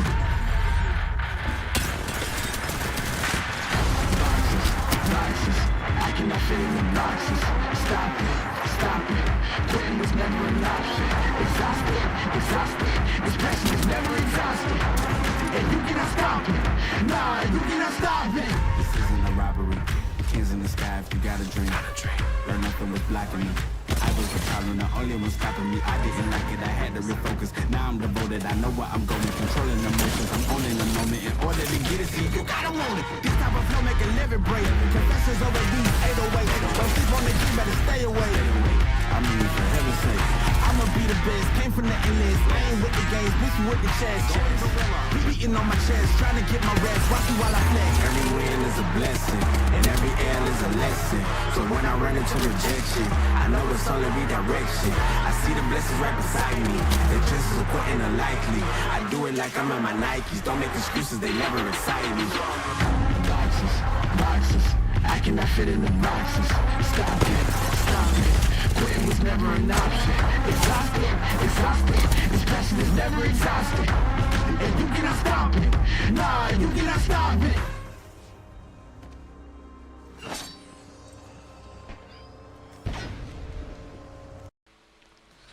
And once more into the breach, we are on to game 6 in just but a moment. But Blazy, would you like to run us through the shenanigans that really was game 5? And as we get the standings up potentially for you, we'll get to see a little bit more how that's impacted. Yeah, I mean, it was a pretty classic game. A bit, maybe a little bit, chaotic, especially towards the end there. But Citadel Gaming coming back through and proving, hey, actually, I know we've been quiet the last few games, but we've been consistently getting plenty of kills. We've been making sure to maintain our presence, even if we haven't been finishing in the top 3.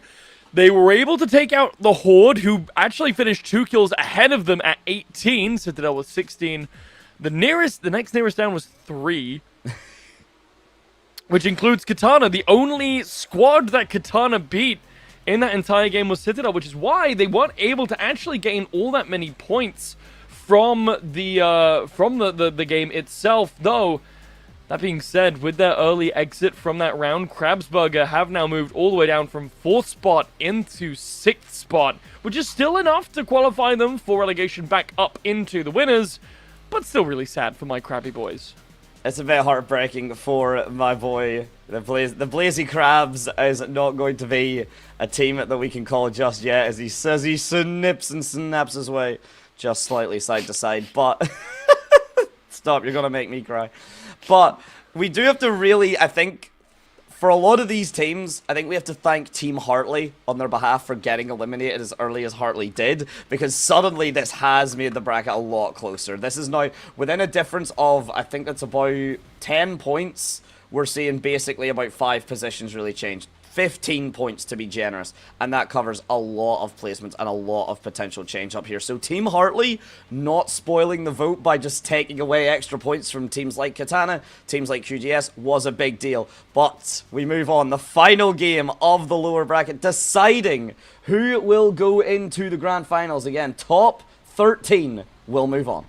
It is all to play for now, and as we mentioned, any of these teams in the lower third of the standings have every chance to still come back into this. If they can pull out one exceptional game, the number to beat is 9 points, is the current team at 13th place.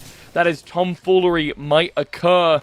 So all you need to do is either 9 kills or a combination of kills and placement. I'm not gonna, go out on a limb and say that Boss Battle are likely to place up all the way into 5th in this game. But still, there is every potential that they could pick up a few frags and get enough placement points to make their way into the upper bracket yet again. A final last-ditch effort, and we, of course, end on the map that it started it all on. So with that, Storm Point, if it stays stable, we might not see Olympus at all. And it seems to be the case right now. We get to look over the map, we get to see the circles and where that final fight will be. It is on the launch pad. If anything, quite fitting, a launch pad into the grand finals, depending on the team that proves to be the champions. All to be decided later on, and yet again, things looking a little bit slow. Team Seminators on that top left, though, looking to engage onto QGS. For a ride. And what looks like it could be the first major fight of the engagement. The Horde, of course. Who else would it be? Over here, they found a Valkyrie here as Aaron QG goes down from QGS. A team that we would not expect to go out this early, but when you put them up against the Horde at this point in the game, it is certainly going to be a big ask for them to keep their heads. One player already down, but it looks like QGS might live to fight another day, scattering into the wind. As long as they can stay alive, right? QGS currently in 4th at 40, so a position basically secured. But you cannot afford something incredible to happen here. You cannot afford that Citadel go out early, the Horde follow suit, and then all of a sudden so many extra kills that Citadel cannot get. But as I speak of the devil, Citadel gets the kills, and I believe take Lack and Dream Team out of contention altogether for the grand final slot. QGS will follow them very shortly, and now the Crab Boys, it is currently crab time. Dante and Krabsburger are on the move. They're rotating through, and they are fighting another team here. It will be Super Justin to go down first, so we now know that this squad is, I believe, the one that I can't pronounce with the G at the beginning of it, but they just come across a third team? Krabsburger about to get third-partied? Oh, maybe. Great montage. I believe we're going for. We still Gerate montage. Gerate montage, I believe, is the correct pronunciation, but I'm sure someone could bully me on it. Oh, the correct pronunciation of Hartley, though, onto Fitu. Does the damage incredibly well, and this is a team that has really been showing up, right? Hartley and Arsday in particular just doing a lot of work. Invincible not been able to have as much of a show off, I must be able to say, but still plenty of time to show me wrong, still plenty of time to make me look silly, because if there's one thing I love doing on the internet, it's being made to look silly. The Crabs are able to make it away from Team Hartley, though. They only lose one player, and they retreat to potentially live another day unless Hartley can get these shots himself. Not quite on the mark this time around, but still a tricky position for the Crab Boys to be in for sure. Now, Caden and the squad from Ares making their way over here towards the satellite base. They've found some teams, but doesn't look like Mbame wants to go in as hard as maybe he would have liked to originally. Now the Patience game looking for an opening into this area. Everyone just, again, trying to get a feel out of the locations. We're just trying to see how safe they are. And I say that, okay, there is a feel of one location, but it's Zuni just with the pistols, the guns akimbo, getting a little bit cocky with the double Mozambique, but if it works, it works. The shield gets refreshed. The damage is absolutely insane between Zuni and Remix. And T6 fall because of it. The blender that is Citadel Gaming. Add another 3 notches. Another couple of trophies to their belt. And they don't seem done just yet. Citadel don't even need these kills. They are already far and away. It's secured up into the top bracket, but at this point, it is just kind of showing off for them. The dome comes down. It looks like Ares have to leave here for a moment. Little Temp and the rest of the squad do get a little bit more space to breathe. As we return to the Crabs, as Coin Flipper is able to pick up a kill here onto Grinkle. The rest of the team have been reunited. The Crab Boys, it is crab time, by the way, in case you didn't know. Crab time currently going on. Oh my days. And if I know one thing, I know if crab time's happy, my co-caster is happy, and at the end of the day, happy happy co-caster, happy, I don't know, no woe-caster, we'll say that. It's my version of happy wife, happy life is a happy co-caster is a no woe-caster. Yeah, well, sure. That makes sense. That works. You know what? Yes. Hey, look, Citadel getting more kills. Wow. If you ever need us to say anything, just oh, the skeet shooting. No, okay. You know what? I'm a bit happy that Remix wasn't allowed that. Misty getting chucked into the grasp of the ring, but I assume, yeah. Ring around the roses. Get back here, you! It's time for bed! As Remix sails over the skies yet again. He's trying to chase down Misty. He is going to go down either way. There's no one coming to save him. But just the fact that Citadel so badly want that kill. They don't need it, as you said, Blazy. But just to prevent anyone else from taking it is a nice thing to say. Remix puts down the barrier, looking to get a bit more aggression. This is beautiful. He's just followed the entire portal from the Wraith. It could be a great position for him. Kaisha starts the animation for the finisher, but decides not to go through with it in the end. A simple bullet to the face will do.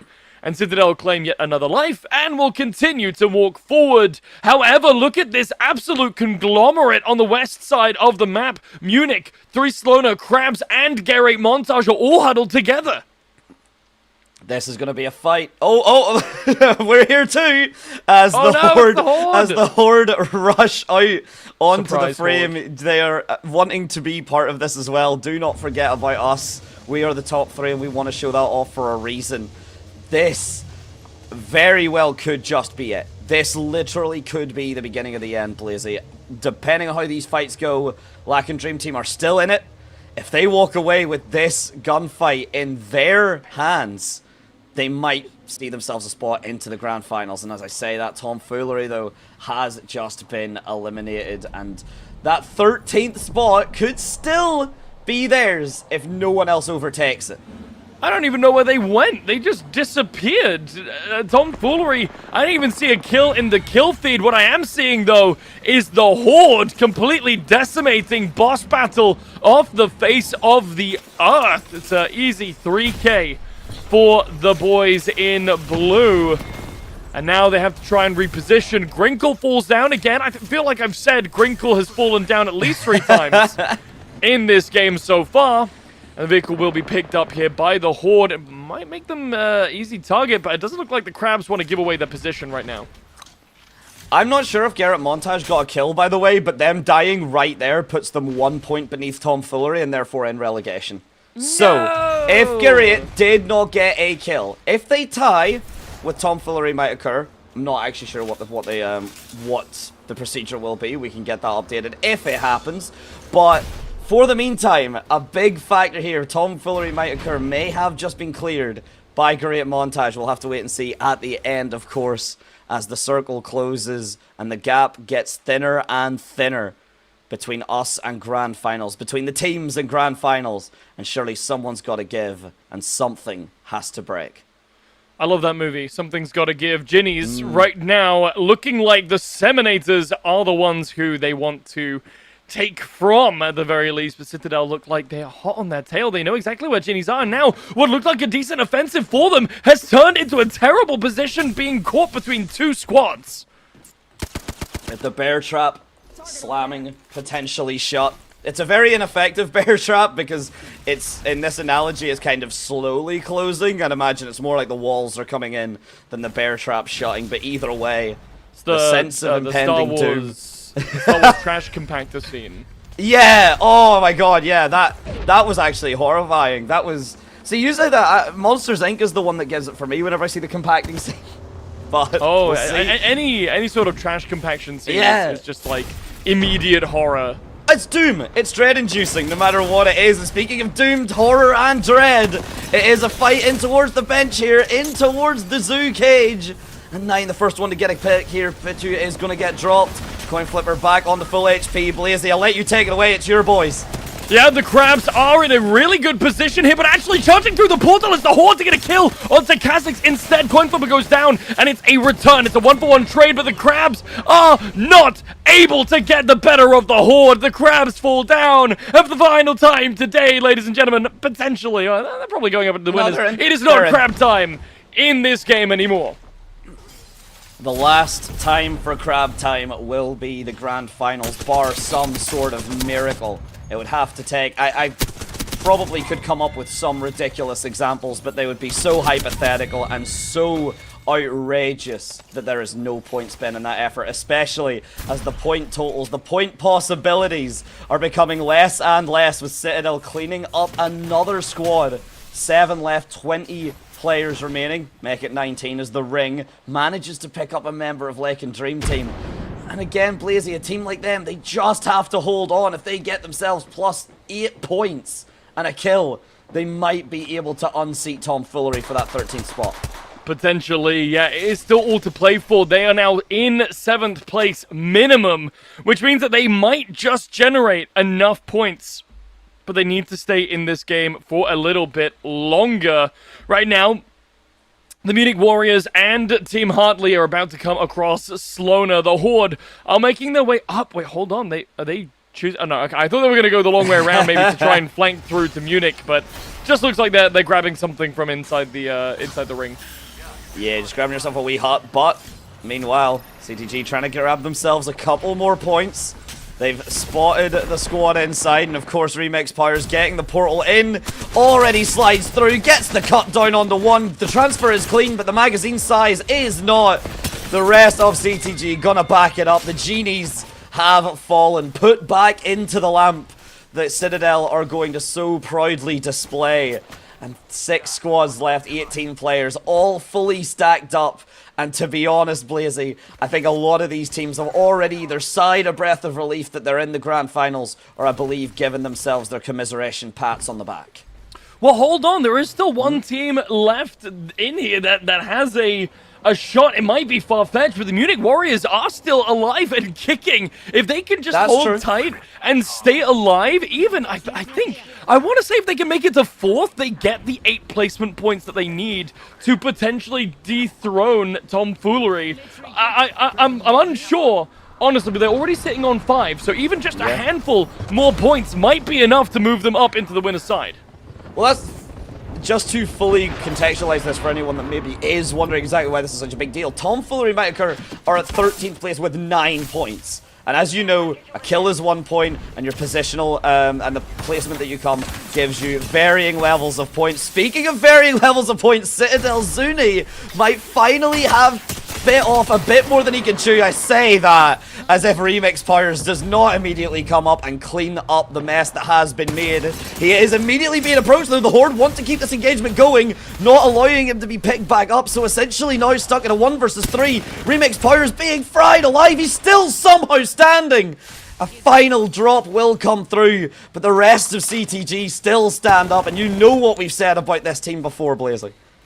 Yeah, this is the spiritual successor to the Cockroach Throne, CTG Citadel. 1 player still left standing. If the Horde aren't able to properly hunt them down, there is every chance for them to still come back through. So much so, in fact, that Zuni has just taken down Kha'Zix, but in doing so, reveals his position. The rest of the squad, the Horde, a little bit anxious about potentially going back through into trying to get this, but Zuni is not afraid. He's going back into this. He might have found an angle. He might even have the chance to get a kill, but instead he will just force them away. The Horde move away, and this could be the chance that CTG needs to pick up their beacons and make their way back into this game. Indeed, and 3 Slona, they pick up. The Munich Warriors have now fallen. I believe, unfortunately, that means their hopes of taking over that They're in 5th. That 13th spot could not be enough. 5th is a big deal. Sorry, they have 5 points. They're only 3 placements behind and 4 points behind. I think being 5th makes them get enough points. We'll have to confirm after the game, because right now something else is going on. The Horde now being revenge killed by the Citadel. They will come back. They always come back if you do not put them fully to bed. The Horde are decimated. The Citadel stands strong one more time. 3 squads left. CTG and the 2 others that we will be seeing in just a moment. BBC Invincible, though, manages to actually take down Remix Powers due to the ring. Not going to be offered the point for the kill or the drop, but regardless, 1 less player that you have to worry about is a massive factor. Kaishia down to half HP, the dual Mozambiques. Zuni not able to play at the effective range, and a beautiful third party from 3 Slona here, Blazy. That could be the end. Kaisha not in any cover, not in any position to stay alive as the shield is cracked and the skull follows. Name multiple games where Citadel has come out with an incredible run to the finals just to be third-partied.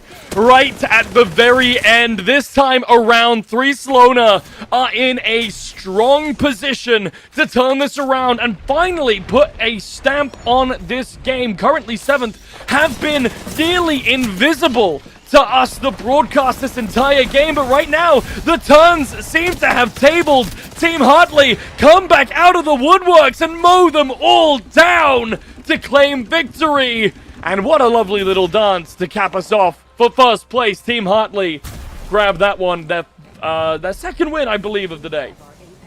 Yeah, very nicely done from them. And look, we knew they were comfortable anyway. We knew they were going to be safe. Top 3, it's difficult to drop, 10 places on a scoreboard. And with a performance like that, definitely not going to happen. So, that is the upper and the lowers done, Blazy. 12 games of Apex split up by a little bit of a break in between. But we are not done just yet with all of that fought, all of that tough fight.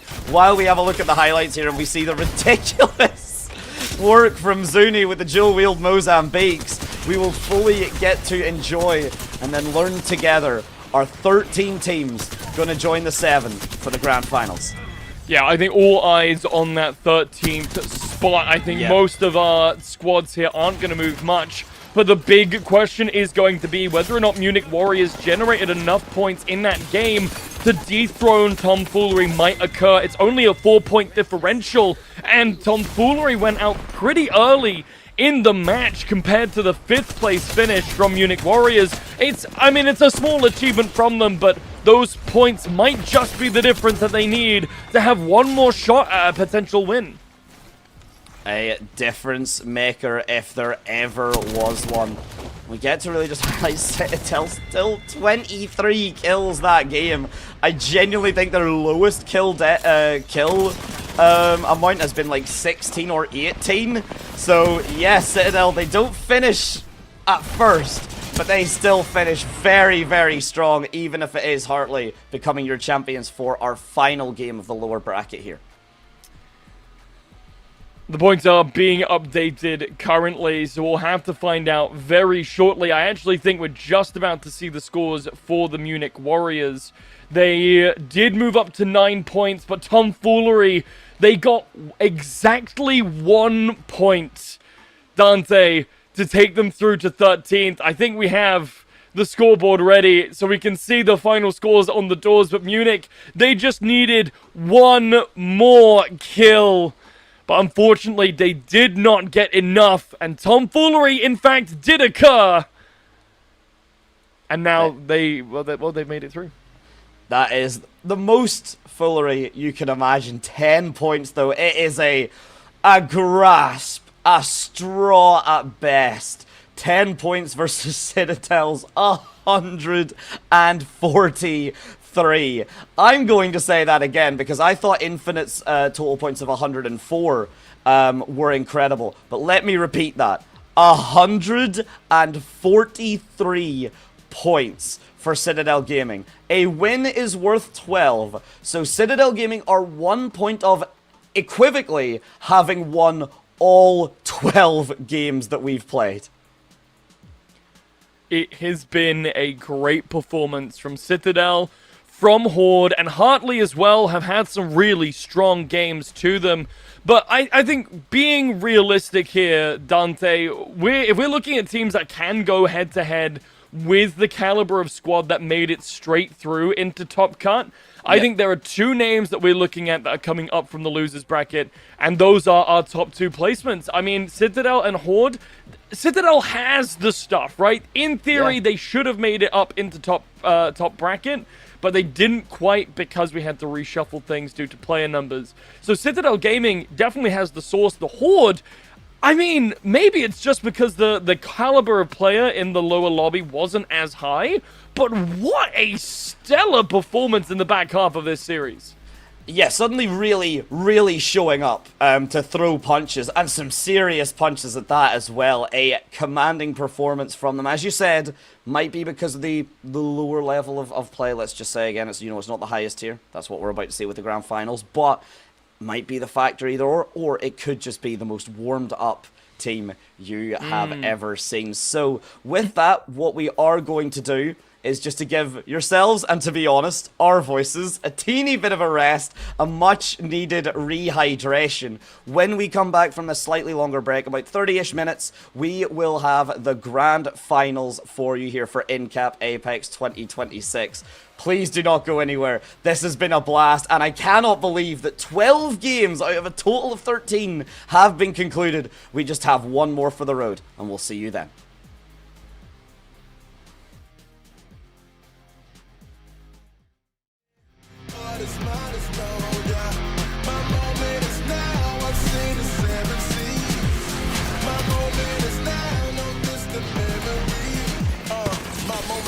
Still gonna take this one day at a time. To my people that I'm holding the line, take a seat and better recline. Wanna break me down and then build me up. It's my time, I can't make this up. It's my moment now, you can't slow me down. I stand right next to Lady Luck, man, you know how I do it. Cruising, see my influence, show you how to move in a room full of Judas. Prove it, better stay sharp and prudent. Lose it, now brave heart said moving. Yeah, I say again, man, my moment's here. Standing strong, I don't walk in fear. I still hear all the talking cheers. Who cares? I've been working, going hard, turns out, baby, hurting. What is mine is no doubt. My moment is now, I've seen the 17s. My moment is now, no distant memory. I've been working, going hard, turns out, baby, hurting. What is mine is no doubt. My moment is now, I've seen the 17s. My moment is now, no distant memory. It's my moment.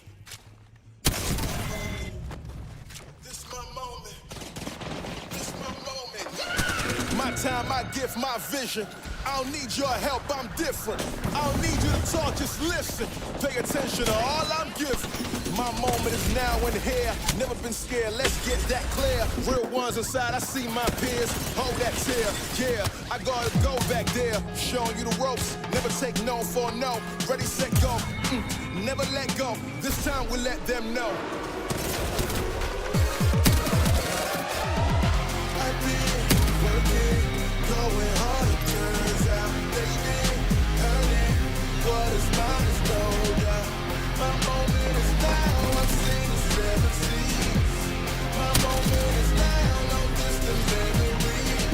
I've been working, going hard, it turns out. They've been earning what is mine is gold, yeah. My moment is now, I've seen the 17s. My moment is now, no distant memory.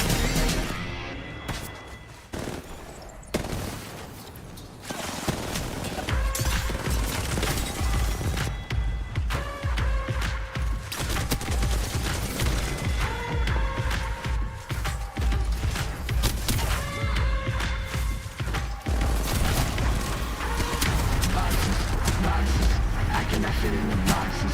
Stop it, stop it. Quitting was never an option. Exhausted, exhausted. This passion is never exhausted. And you cannot stop it. Nah, you cannot stop it. I had to switch up the flow, show you the way that it goes. God is good, but his life is hard. But it gets better when you grind smart. I'm just really trying to leave a mark. We tired of being who they say we are. That's the time we gon' take it far. Always be real, we don't fake it all. Tired of 9 to 5. Just making enough to survive. Only living on the weekends. You really thinking that's why I'm alive? Listen out the scenes, time to live my dreams. Do the things deep inside of me. This life it continues with fighting me. But I don't quit inside of me. I will not jump in these vices they throw at me. Talking to God and there's so much he's showing me. Shaping me, growing me, taking me sowing seeds. A growing tree, y'all get a load of me. Yeah, don't let them slow me. I get the bad like a grocery. I'm on my grind like I'm supposed to be. And I do not care if you notice me. Boxes, boxes. I cannot fit in the boxes. Stop it, stop it. Quitting was never an option. Exhausted, exhausted. This passion is never exhausted. And you cannot stop it. Nah, you cannot stop it. This isn't a robbery. Hands in the sky if you got a dream. Let me go and blocking me. I was the problem, the only one stopping me. I didn't like it, I had to refocus. Now I'm devoted, I know where I'm going. Controlling emotions, I'm owning the moment. In order to get it to you, gotta want it. This type of flow make a living break. Confessions over these 808. Don't sleep on the key, better stay away. I mean, for heaven's sake, I'ma be the best. Came from the endless, playing with the games, switching with the chest. You beating on my chest, trying to get my rest. Watch me while I flex. Every win is a blessing, and every L is a lesson. So when I run into rejection, I know it's only redirection. I see the blessings right beside me. The chances were putting unlikely. I do it like I'm in my Nikes. Don't make excuses, they never excite me. Boxes, boxes. I cannot fit in the boxes. Stop it, stop it. Quitting was never an option. Exhausted, exhausted. This passion is never exhausted. And you cannot stop it. Nah, you cannot stop it.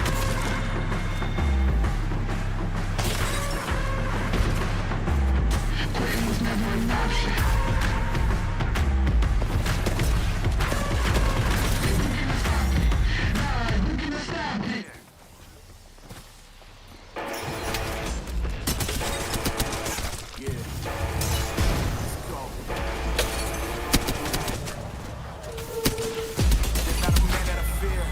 Nobody here that can stop me, cause I'm in a league of my own.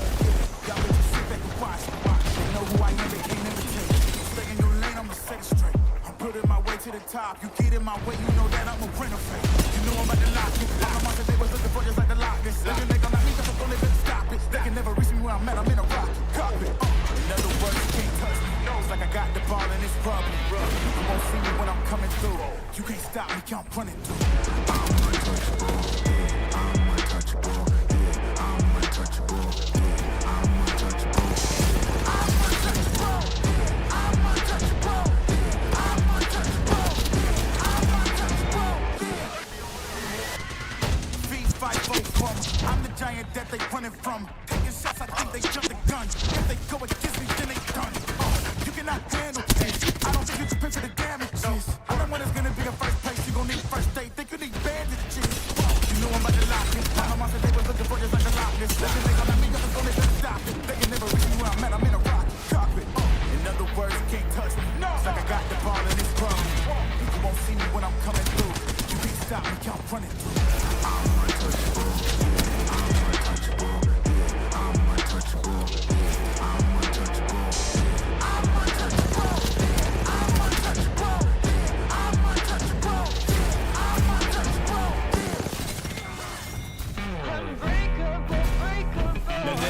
to it. Go ahead and bring the light on. Ain't no giant, I ain't gon' fire on. Catch a fade, you I'm wrong, I'm gone. Y'all can catch the wave that I am on. I am icon, y'all are wide wrong. Think that I'm a reconcile born, so ain't nothing to it though. This is on me, ain't got much to do with who you know. Keeping it true to form 10 L's into a million. But they already knew that those farewell to your opinions. Know that he is something. This is all me, ain't got much to do with who you know. Yeah, keeping it true to form, but they already knew that though. Here we go. I'ma show you who I am unbreakable. I don't think you understand. Watch me escape the love. With all that's in my hands, I am unbreakable. I'ma show you who I am. All that debating cease, take seats. I hate to be the one say I ain't keep 100. Record changing me, we major league. They pay to see the way that we come in complete. It's clear to me, talking off and me, you say the least. Better believe we been through the ringer, we're through to them arenas. Menu that's for dinner or the ring of 5 fingers. And the difference that's between us, read it written in subpoenas. So in other words, this game that need us, we just reinvigorated. Little agitated, wanna get them activated. No kind of active ain't it. None of my occupation got me agitated, but I'm obligated. Lay the rest of conversating, be an understatement just to say that. This is all me, ain't got much to do with who you know. Yeah, keeping it true to form, but they already knew that though, so here we go. I'ma show you who I am unbreakable.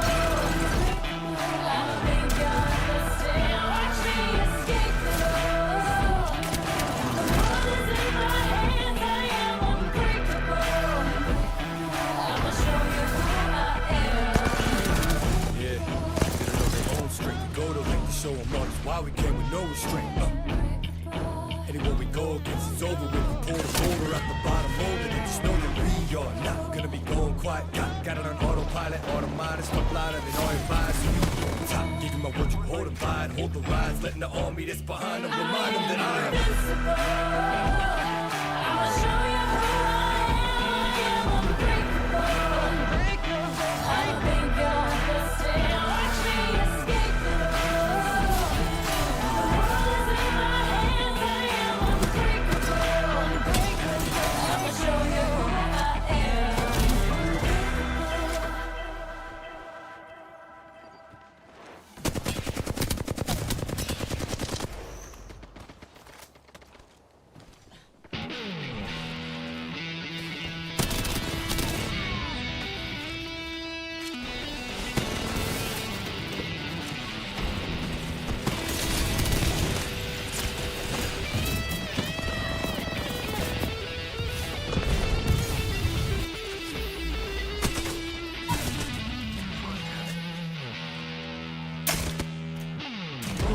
It's guaranteed that I die a legend. Yeah, it's on God, homie, I'm ready.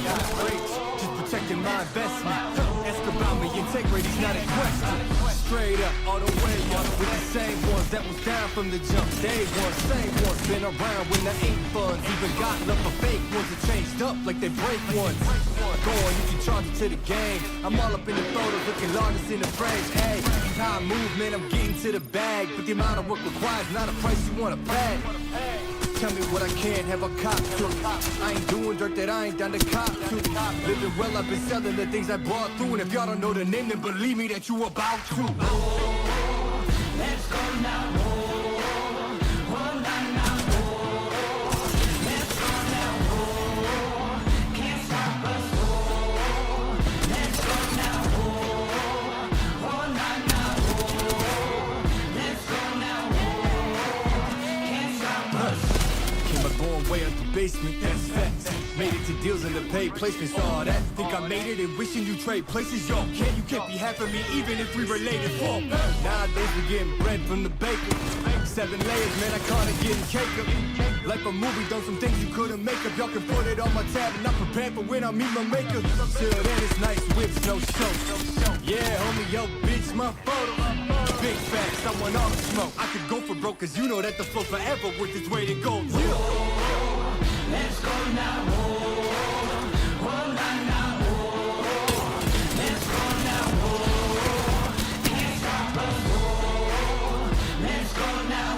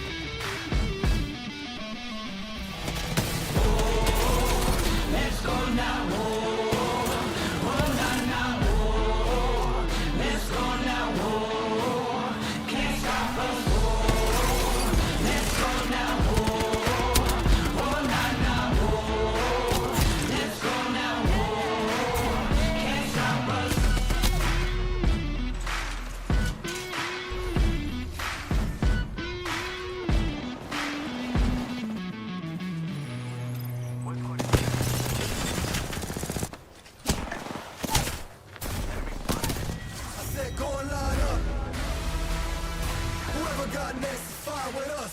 Line up. Say whoever got next, fire with us. I ain't gonna let that slide.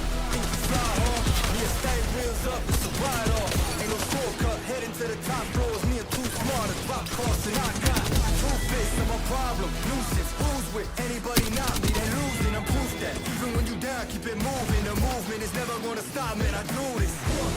Go and line 'em up. That's fine with us. Come on, line 'em up. 4, 5, fine with us. Go and line 'em up. Yeah, that's fine with us. Go and line 'em up. 4, 5, that's fine with us. Go and line up. I said go and line up. Yeah, it's fine with us. I said go and line up. Whoever got next, fine with us. Line up. I said whoever got next, fine with us. Let the blood run cold and the guests know they in my world. The best of both, seen a little more that means the less I know. Only thing I gotta do, collect this dough. Too fire for the matches, do the math, kid, put me in, raise the average. Static, still to 100, that's the bandwidth. Standard, my end zone dance on your casket. Can't win. Two fists, I'm a problem. Nuisance, who's with anybody not me? They losing, I'm proof that. Even when you down, keep it moving. The movement is never gonna stop, man. I do this. Go and line 'em up. That's fine with us. Come on, line 'em up. 4, 5, fine with us. Go and line 'em up. Yeah, that's fine with us. Go and line 'em up. 4, 5, that's fine with us. Go and line up. I said go and line up. Yeah, it's fine with us. I said go and line up. Whoever got next, fine with us. Line up. I said whoever got next, fine with us.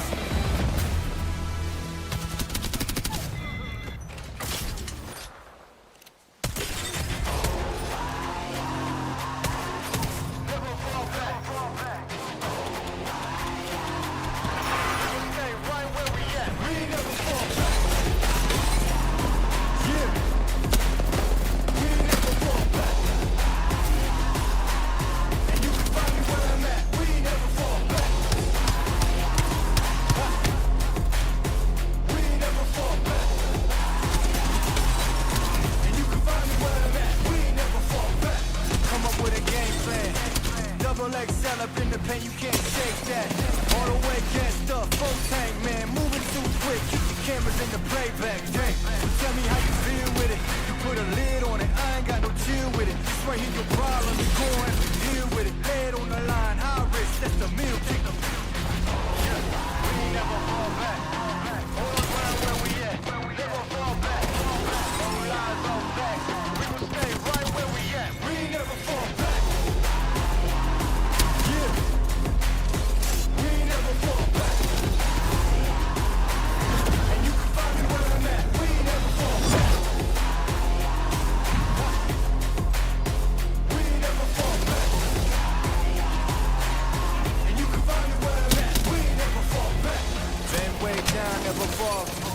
Came with the hands out, get them off us. 24/7 in the office. Pay attention cause I ain't repeating offers. Yeah, never met a man I've been scared of.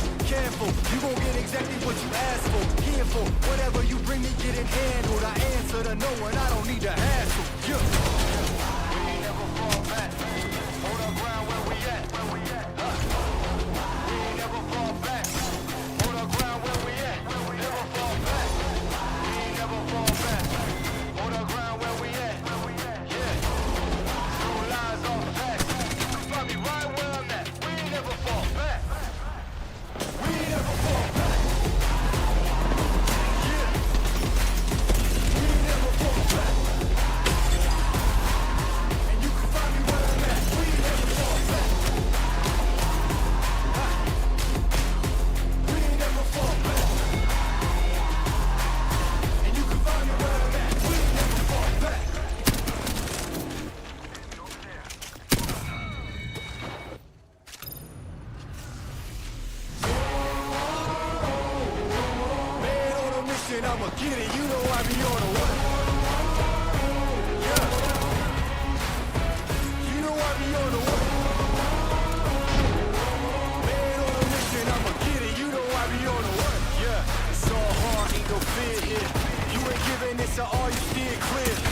never beat. I've been down and I reappear. You got some money on the line, you better put it here. Rolling in and doing that work. Check priorities, I'm doing that first. Check's big and I'm sure that hurts, but it's checkmate. We ain't selling short, no the work. Ain't nowhere to hide.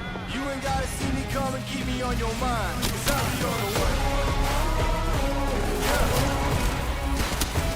You know I'll be on the way. Man on a mission, I'ma get it. You know I'll be on the way. Yeah, man, we coming for them bags. If they said I couldn't have, get the tag. I got a vision for the things you ain't believe. And here's the motto, hard work is over everything. It's that comeback. I'm calling plays, hit the pass, then the run back. Yeah, I'm far ahead and gotta run last. But we ain't letting up, we never done that. Ain't nowhere to hide. You ain't gotta see me come and keep me on your mind. Cause I'll be on the way. Yeah. You know I'll be on the way. Man on a mission, I'ma get it. You know I'll be on the way. Yeah. I'm on the way. On the way. Yeah, on the way. I'm on the way. I'm on the way.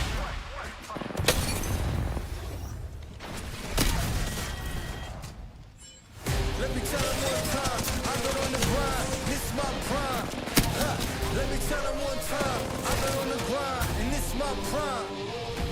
Yeah, sorry for the wait, didn't think I'd come up, y'all need a little faith. I've been patient, just waiting on the river with an ace. Gotta move real careful, we coming surveying the place. I touched down in your city, that's a rival. Y'all got one thing on your mind, it's survival. But if you wanna take a shot at the title, call the medic, we checking your vitals. Let me tell them one time, I've been on the grind, this is my prime. Let me tell them one time, I've been on the grind, and this is my prime. Let me tell them one time. Set them all in my prime.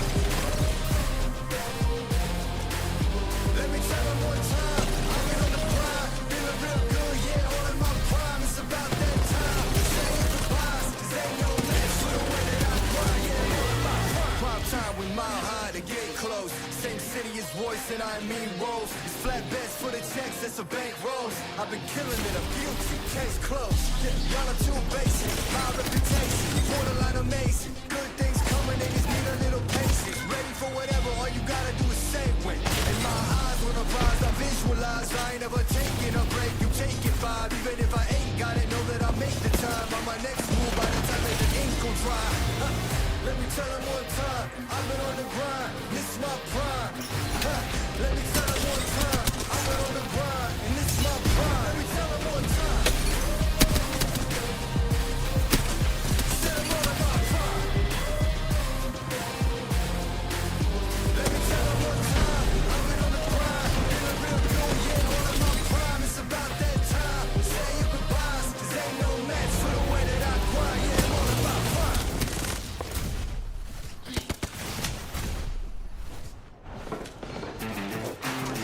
Are you ready? Are you ready for the comeback? Yeah. Are you ready for the comeback? You know we the ones that ready for whatever. We gon' have to show them something, man. Let me see them hands up all the way front back. You don't understand that I'm doing what you can't with no cap. This is the return of the one. You ain't see him coming, you just heard drums. They've been ready for the battle. Any person that comes got the weight of the world on them. Yeah, they too strong. I might have been down, not out. It's on sight, you gon' figure that out. And I might have been down, not out. Only one thing I gotta know now is, are you ready for the comeback? Yeah. Are you ready for the... Are you ready for the comeback? You know we don't want that. Let me see them hands up all the way front back. Yeah, it's the comeback. Are you ready for the comeback? Now I see you with your bad self. If you into taking L's, then I can't help. I'll be the self-made champ, look at my belt. I built this all from the ground up, that's all by myself. Y'all know, this is the return of the one. You ain't see him coming, you just heard drums. They've been ready for the battle, any person that comes got the weight of the world on them, yeah, they too strong. I might have been down, not out. It's on sight, you gon' figure that out. And I might have been down, not out. Only one thing I gotta know now is,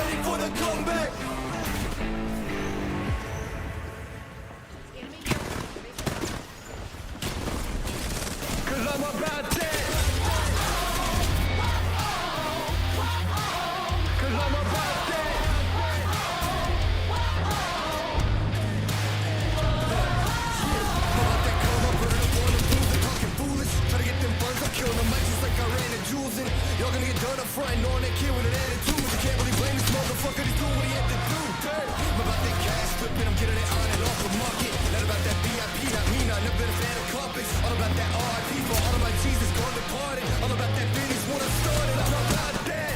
Top down, like you're not ready. We ride, we will walk it. So high, we see the whole city. We all the night. Top down, like you're not ready. We ride, we will walk it. So high, we see the whole city. We all the night. Know that I'm about it, want a man I can bring the drama. But it ain't by chance, I'm fucking rapping, you don't really want a problem. Made a little cash in the back end, but still rap like homie starving. Yeah, y'all gotta ask for the mayonnaise, hope I'm gonna be like, beg your pardon. Ooh, I'm about them 2 cities with me, reppin' them hardest. And I keep it 2 cities play, always been an honest artist. And I got that crew with me, haters, let go once in common. And it's on the fair for dog, I promise, I'm about that. Top down, like you're not ready. We ride, we will walk it. So high, we see the whole city. We all the night. Top down, like you're not ready. We ride, we will walk it.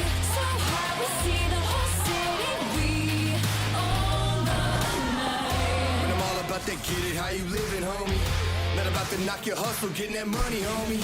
All about that I don't need eyes, but I got a vision. Listen, none of my shit is written, bitches know that the bearer witness. I'm about that by the time I'm fools that come before me, trying to forget who I'm. Like forgetting your vows and a matrimony. Line, I'm gonna be saying I'm playing mangs, I'm bumping phony. Y'all gonna put in work in the game and own me, I'm about that. Top down, like you're not ready. We ride, we will walk it. So high, we see the whole city.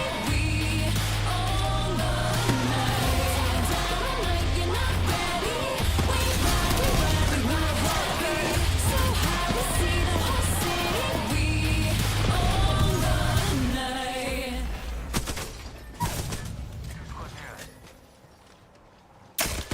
I give it all that I got will never stop. I give it all, straight to the top, will never stop. I give it all that I have, I let it be, 'cause nobody's better than me. What do you see? Give it all. Yeah, all that I got, I give it everything. They lost the plot, they think I'm medicine. They wanna talk, but I ain't settling. Circle is tight, feeling like where the rains. Whole lot of glow trying to man, they don't know nada. Bro, gotta show something to me and go harder. So proper, nah, not that, we sure gotta. Give it all raw now, like Don Dallas. All that I got will never stop. I give it all, straight to the top, will never stop. I give it all, they won't be caught, they'll never blow. I give it all, whoa. What you say, my man? Give it all, whoa. Hey, give it all, whoa. Yeah, stand tall, give it all. All that I have, I let it be, 'cause nobody's better than me. What do you see? Give it all. What do you think when people look at me? 100 degrees tougher than Booker T. Couldn't agree more, but could it be? I think higher than them all. Crucially, my pen fire and then some. I'm plotting against them. Take this whole thing for ransom. Give it all I got for attention. Not a mention of life well lived, for instance. Give it all.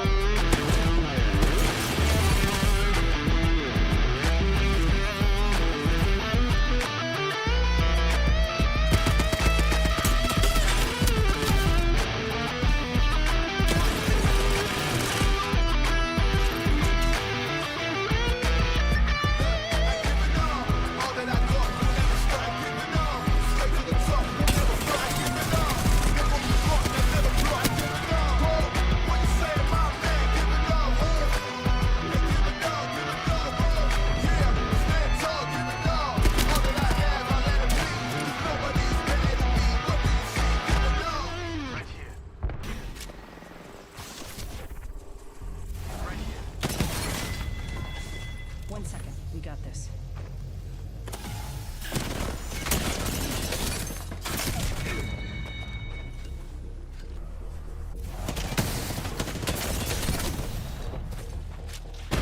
I've been working, going hard, it turns out they've been hurting, but it's mine to slow down. My moment is now, I've seen the 7 seas. My moment is now, no distant memory. I've been working, going hard, it turns out they've been hurting, but it's mine to slow down. My moment is now, I've seen the 7 seas. My moment is now, no distant moment to shine. Still gonna take this one day at a time. To my people that I'm holding the line. Take a seat and better recline. Wanna break me down and then build me up.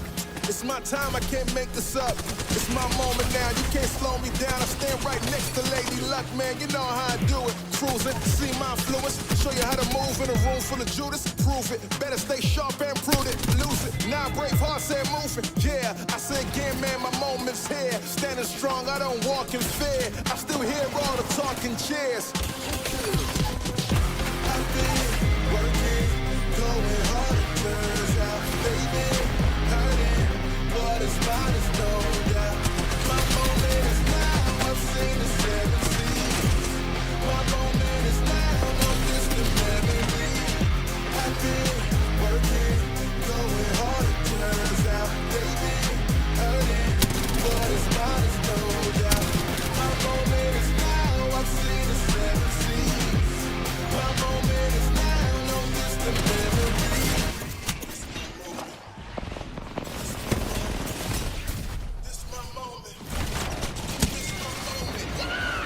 Time I give my vision. I don't need your help, I'm different. I don't need you to talk, just listen. Pay attention to all I'm giving. My moment is now and here. Never been scared, let's get that clear. Real ones inside, I see my peers. Hold that tear, yeah. I gotta go back there. Showing you the ropes. Never take no for no. Ready, set, go. Never let go. This time we let them know. I've been working. Going hard, it turns out, baby, hurting. What is mine is no doubt. My moment is now, I've seen the 7 seas. My moment is now, no distant memory. I've been working, going hard, it turns out, baby, hurting. What is mine is no doubt. My moment is now, I've seen the 7 seas. My moment is now, no distant memory.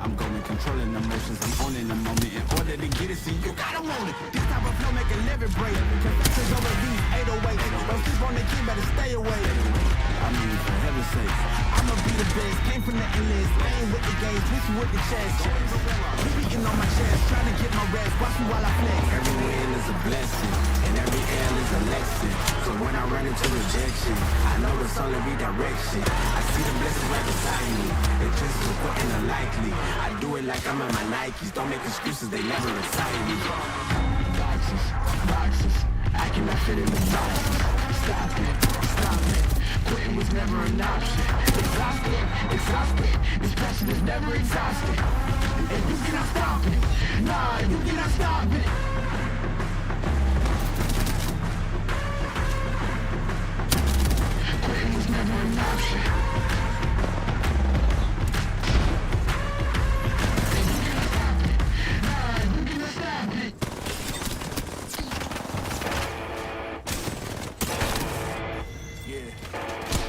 Let's go.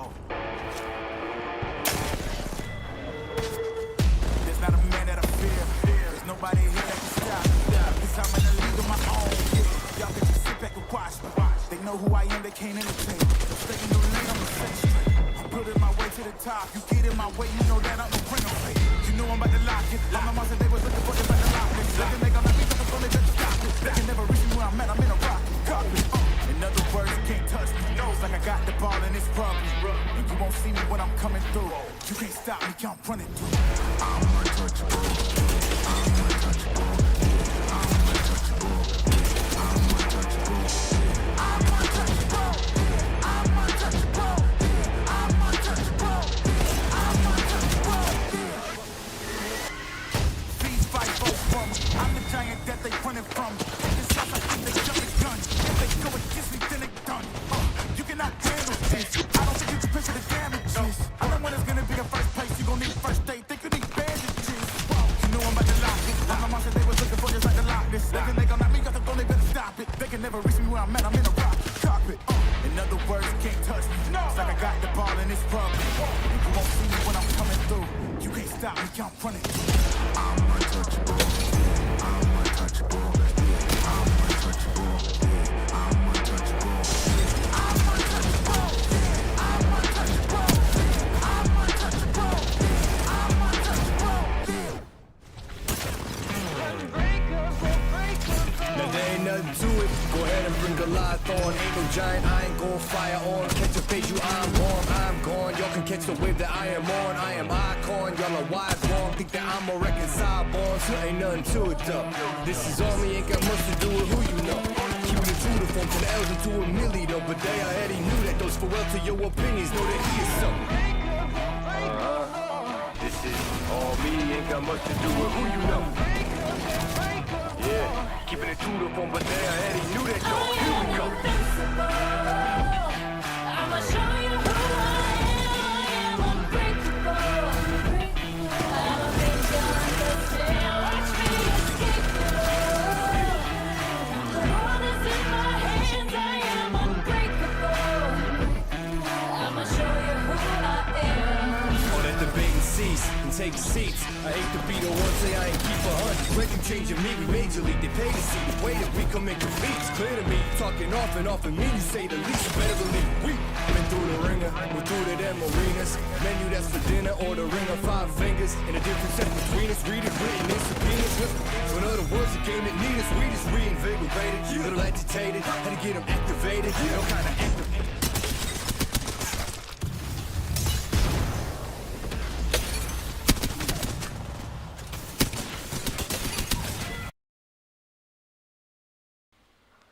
Hello. Hello, how is everyone? Well, we got Welcome hot back. dropped. Welcome back, one. Welcome back, all, to Incap Legends. We are at the grand finals, and yeah, apologies for that. We got jump scared by our production. Good shouts.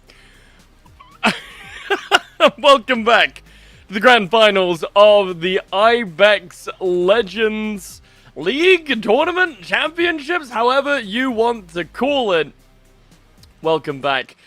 We are getting ready to see the results of our top 13 players from the losers bracket who are about to go up against the top 8 teams from the initial brackets where we separated our 4 groups into 2 groups of 2. And now we are very excited to see basically how... Look, I'm gonna level with you, Chan. There are a lot of teams that are coming up from this losers bracket into the grand finals bracket.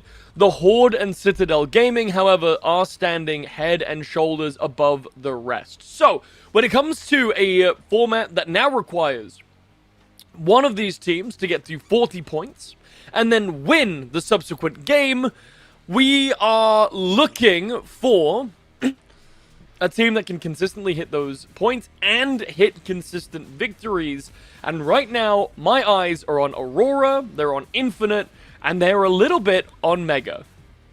Yeah, definitely. You know what? While, of course, it may have came down from a lower at least initial kind of standing or a lower positioning there. What I'm excited for is the Horde and Citadel both putting back, like, either back-to-back wins or at the very least multiple wins in the same kind of series of 6 does give that idea of consistency. It does give that idea of they can at least, you know, do something in their region. But again, is that going to transfer over, or was that just a little bit shaky because of the lower standings, because of that lower bracket? Only time and I guess mechanics will tell. Yeah, and it is going to come down to exactly that, right? If these teams can perform to the same level that they were earlier on during the losers bracket, then this truly could kind of go 6 different ways. But if they aren't able to stack back up into the likes of Aurora, Mega, Pot, UAV, Infinite, Prenaki, and Azultic, this might be a little bit more one-sided than we would hope for. There's only one way that we'll find out, and that is by having a look in the game when we're ready for it. But for now, we will have to... wait and see. We'll have to wait and see. We will have to wait and see. Again, predictions and everything are always going to get a bit choppy. I'm not going to predict teams. Something that I believe is a bit more interesting, particularly with this format. Blazy, how many games are we going to play? Oh, goodness. Predict that. I think the general consensus among production and ourselves is about 4, maybe 5, maybe 3. It really does depend how explosive, because, I mean, we saw... I can't imagine the Citadel will get this level again, and they didn't throughout the remainder of the losers bracket, but we saw how terrifying a team like Citadel can be when they are unleashed and they're let out into a field. At minimum, we've got 2 games. Yep. I think we're probably looking at 3 or 4. Yeah, I would say the same. I mean, like, physically speaking, we cannot get 1, but if we were to get 2... that would essentially be 28 kills and a win, or some version of that, and then just a finish first. Yep. Like, that would have to happen for it to only be a game 2. And if a team does that, look, I know it's not legal, but like, maybe they deserve all of the prize pool. Just give them all of it. 2, 3, and 4 don't get anything, just because of that level of a performance. Obviously, that's not how it works, but it would be cinema if it happened. I would say that. I'm kind of here for it, but all of these teams have fought so hard to be here, especially those that have just come up from the lower bracket. They've not had a ton of time to really refresh themselves. They've had half an hour. The other teams in this group, they have had nearly 3 hours worth of, longer than that, nearly 5 hours of considerations. To sit back. They've also had the chance to watch the other teams, learn about some of their strategies, and now come back into this. And for the first time, we get to see Infinite here on the board. Yeah, the research that you've got, like Infinite, I mean, every team's really wanting to go for this, of course. They want to make sure that everything is covered through. Just as a highlight for the lovely audience to fill you in a little bit more, the drops are getting a little bit more randomized. They are being played the way that... that the original push is coming through. Looks like we've got a little bit of a server lag, so I think we might have gotten a little bit unlucky with that one, so you might be seeing our beautiful handsome faces in just a moment. But to be honest, for 12 maps of Apex already kind of gone through, I'm not surprised and I'm not heartbroken to hear that.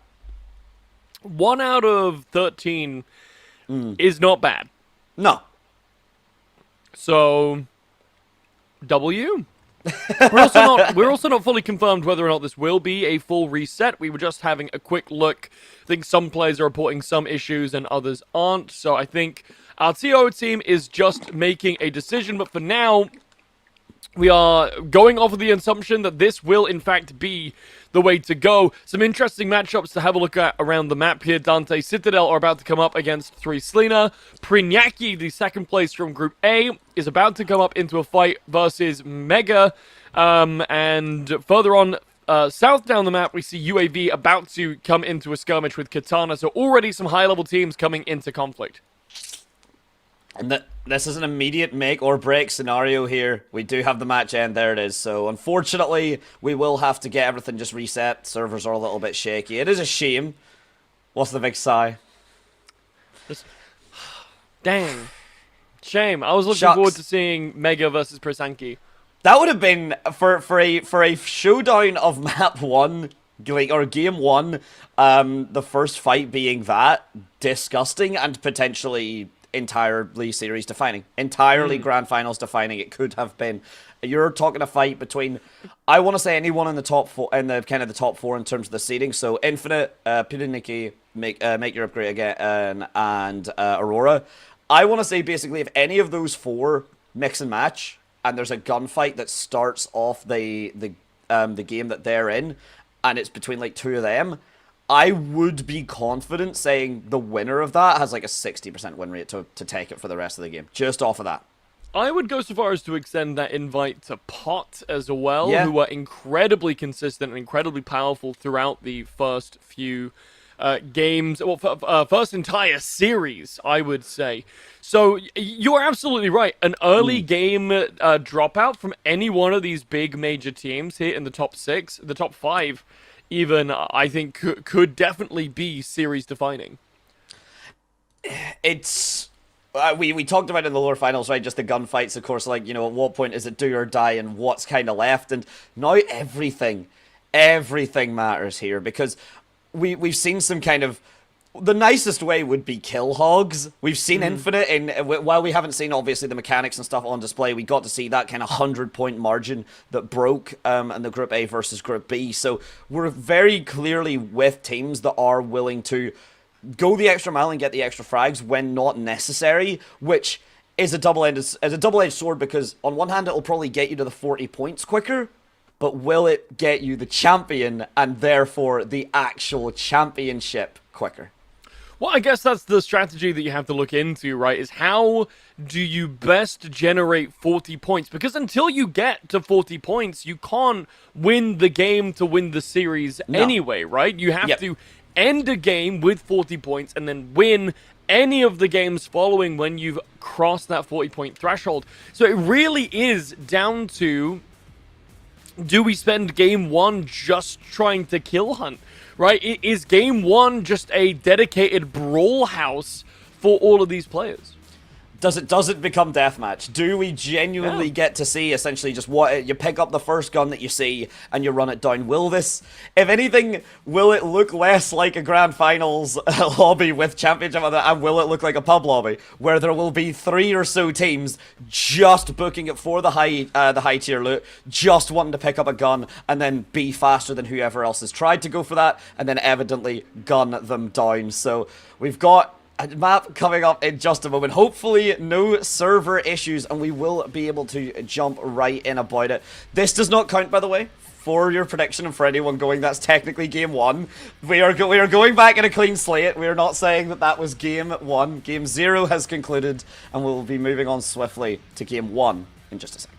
Game 0, the Game 0. pre-lobby. Yeah. The previews have just started, and we will be going back through the same rotation that we were before. Storm Point into World's Edge into E District, or what do you call it? District E or something. I think I get it. I panicked. It was something like E District or something. I think I just had a bit of a bleh. But regardless, it's the map with my face on it. Coming soon, TM. Yes. Coming soon, TM. We'll be heading to Storm Point first. The first potential victory game will be on World's Edge, which is the proper way to pronounce that. But most likely, we will be looking at E District as both Game 3 and 4 as our most likely victory map. So we have still got a nice wide range of maps to play on here, and some excellent Apex Legends left to watch. I want to really highlight on that E District being 3rd and 4th, because if they can manage it, if the Horde can show up, right, and actually really say they won back-to-back on E District in the lower, they literally won Game 3 and Game 4 both on E District. With a pretty solid kill count to boot as well for both of those wins. It wasn't, you know, hide like a snail until the last squad comes in, take a few pot shots and kind of get fortunate. It was thick, it was in the mud of it, and it was very much in between, you know, hellfire and a hail of bullets that they emerge the victors. And if they can do it 1 or 2 more times with those maps, I mean, again, As you said, it would have to be a miracle, but World's End is technically a series point contender. We'll have to see. Yeah, I mean, I'm not even sure a miracle really crosses the boundary, right? You're looking at 12. You would need to get 28 kills, I believe, to close that out. Assuming you win. Assuming you win, right? Assuming you would have to win and get 28 kills. And that is, it would be impressive for sure, but it would not be the highest kill count that we've seen in the game today. It would also not necessarily be completely out of the realm of possibility. This is a full lobby, so even though the point numbers might have been lower in the first six games of groups, you got to remember that that's, you know, with 15 people less on the board, that's 15 full points no longer available. Yeah, getting a full stacked lobby is a difference maker and a half as well. Again, it comes back to you're going to have to worry about the loot again. You're going to have to worry about your inventory. You're going to have to worry about those smaller micro aspects of Apex Legends that really only do come in. I would genuinely say only come into fruition whenever you've got 18 squads or above, even 17 or below. Not massively, but the pace and the overall spirit of the game, in my opinion, I'd say does shift to kind of match the 17 squad or below number. Yeah, you almost sit there thinking to yourself, well, you know, there's less points available, we can afford to be a little more risky, there's less chance of getting third parties, and we saw, didn't we? We saw quite a few times Citadel Gaming, the quote winners of the losers bracket, got third-partied so many times right at the very end. It was just so many players to have to try and contend with. So it's always going to be an interesting dynamic, but now that we were in those full 20-team lobbies, I am very interested to see how these teams will adjust to those situations. Adaptation, flexibility, it's been the key. We've been seeing a lot of Legends come up. I mean, we were talking about it before, seeing, yeah, I think the only Legend I have not seen, and maybe someone will be able to correct me, is Lifeline. Basically everyone else we have had at least some level of a demonstration of, right? I mean, we were talking about it earlier and just what really surprised us through it. I mean, again, Sparrow showed up, for goodness sake. I mean, Valkyrie popped up. Bangalore, of course, has been just showing up for the whole time. Seer, we managed to even get to see. Yeah, Revenant popped up for that one specific. I forget who ended up running Revenant, but we've had a full mix. Yeah, characters I think we haven't seen that would be fun to see so far. Horizon, Conduit, Pathfinder, Loba, Fuse, Ash, Ballistic, Vantage, and Bloodhound, I think, are the only characters that we have not seen represented at all so far yet today. I'm sure one of our admins can DM me if we are wrong on that. But there's still plenty of games left to play. Potentially, there's an amount of games left to play that is greater than one. The exact specific number is still yet to be seen, but there's still plenty of Apex left to go, and how many opportunities these characters have to come into the equation. Yeah, exactly. And to be honest, this game, especially as game number one, I think we've already hypothesized it in Blazy. I think this is going to be a fast-paced one. I'm expecting game 3 and 4, whenever, you know, potential victories are really on the line, whenever just one win is brings you to complete series point, and therefore, you know, €2,500 split between 3, potentially 4 or 5 people, but that's a chunk of change regardless. So we should be getting to see that in just a moment. I'm very, very excited off of the start of today, and honestly, even off of the quality of the lower bracket. I cannot wait to see what this actually turns out. The 20 best teams of all of these brackets. One final showdown beginning now. Game number 1, on to Storm Point yet again for what is likely to be the last time today here at the Incap Legends Tournament. Dante, all of these teams yet again in a random order in different places around the map. We'll have to see how they shake out. I'm assuming some early shenanigans will go on. Quick gathering and then into some immediate fights. All of these teams really want those points ASAP. They want to make sure that if they do not get the points, no one can get those points. And that is, again, anytime you see the knockdowns, anytime you see a team like Priyaniki, anytime you get to see Infinite, they will be keeping an eye on that. They will... All of these teams will be keeping an eye on that kill feed to see who's popping up, who's going where, and how that is going to affect them. A full 20 squad setup, 59 players in the start, and as we look at the overall heavenly map for the potential final ring of this map, of this entire series, here on towards Storm Point, we'll have to see who the first fight for whom the bell tolls. Things have changed up a little bit here. Mega has found themselves just outside of Cascade Falls. Team Hartley are about to come up against UAV with Pyraniki and Aurora just outside. Big heavy hitters waiting around the northwest corner of this map, and all of them are about to clash into each other at the exact same time. Meanwhile, on the east front, over towards the Storm Hatchery, tomfoolery might occur while Citadel runs them down. We'll have to have a look on the ground at the moment. Aurora coming up against Pyraniki looks to be the main point of contention, as Rampart actually locked in for effect here. That's a very high aggro character, but it really echoes what we were saying, Dante, about the high potential for kills in this game and the overall desires. But this is the problem with Rampart. You throw down that barrier, immediately gets taken advantage of and blown up. Effect now has to retreat a moment, find a different angle to potentially handle this engagement from. Meanwhile, Hiraka trying to jiggle around. Both of these teams in a bit of a pickle, just trying to figure each other out. Drone off cooldown for the moment, so no access to that vision currently available for Aurora. But look at this rotation over here from Rain. And effect, there is a very important flank going through, but there's already a member of this squad that is very, very low. The Rampage ultimate comes on down. Big Gatling gun in tow. Kissed first of all in this engagement.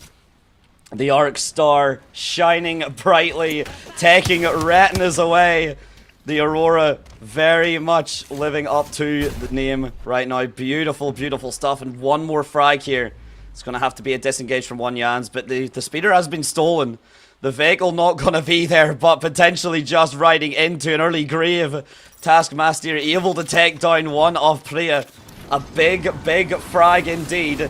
As specifically those nades are picked up, and the drone goes up to get a little bit more information, to get someone spotted out here, but still all falling silent despite the range being pretty damn close. Not a single full squad has dropped just yet, Dante. Everyone either playing a little bit more reserved, or maybe just haven't quite found each other on the map just yet. And of course, as soon as I say that, one of our top 4 teams is the first one to exit this tournament. That's absolutely massive. You cannot afford to have your chances dashed so early on. And a team, a favourite to potentially win the whole series, are the first ones out, the first squad down.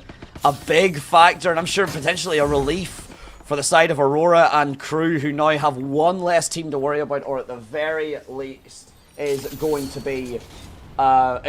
to have an easier time with them out of the way. I am loath to inform everyone that Krabsburger has been eliminated. It is no longer crab time, ladies and gentlemen. They're gone. They're off the board. They've been taken down by none other than UAV. We haven't seen them in a little while, but here they are. They are back. Apparently hungry for some tasty, tasty seafood. And meanwhile, all around the map, teams are starting to coalesce. Teams are starting to find each other and find positions where they will not be particularly comfortable. For now, Azultic, first time that we get to see them here on the broadcast, but they have been putting in a lot of work. Second place in terms of groups A and B. Scratch that, third place, my mistake.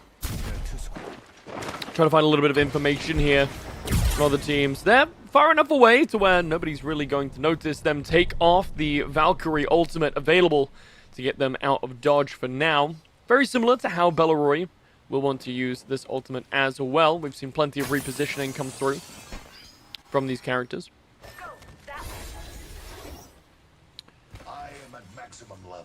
With 18 squads still left standing, there's still so much Apex to go, and this has been seemingly such a slow-paced game. Not a lot of these teams really want to overexpose each other. Dante, we were really expecting a high aggression burst of offense here in game number 1, but it seems to have been very, very passive instead. Now, Prestis is in a good position. Deals some damage to this car running away. And that will be spread out along the 3 passengers, but no kills just yet. Everything, yeah, as you said, very calm. This time, very, very much not what the initial expectations were. Potentially, just honestly, might have been different if Perniki hadn't gone out so early. But with one of the best performing teams of the entire day out this early, suddenly you've got that time to mess around. Suddenly you don't have to go as kill crazy because one of your biggest pieces of competition is not going to be able to score any points this game. I agree. I'm also breathless at how close this has been so far. By close, I mean quiet. Right now, T6, a team that has not necessarily performed to the potential that they may have had, is going to come up against a second squad. Tomfoolery, in the meantime, is going to get completely wiped off the face of the earth by Citadel Gaming. As they try and come back in here, they are very much in range of that engagement, and they are going straight into it. Survey Beacon rolled into by the boulder, and down, first one falls. A Survey Beacon has been found. Eyes are certainly looking towards it, and that's enough to take down T6 as well. I apologize, and who else? Again, now Citadel Gaming really wanting to make a statement for themselves here, Blazy. Really want to say they did not win just because it was lower bracket. They did not have such a strong performance because it was easier competition. They are still as competent, they are still as deadly.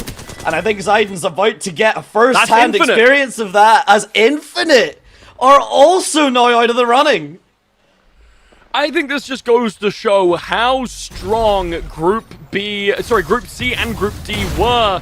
This is, I mean, as well, this is a team that is warm. This team has gone through the losers bracket.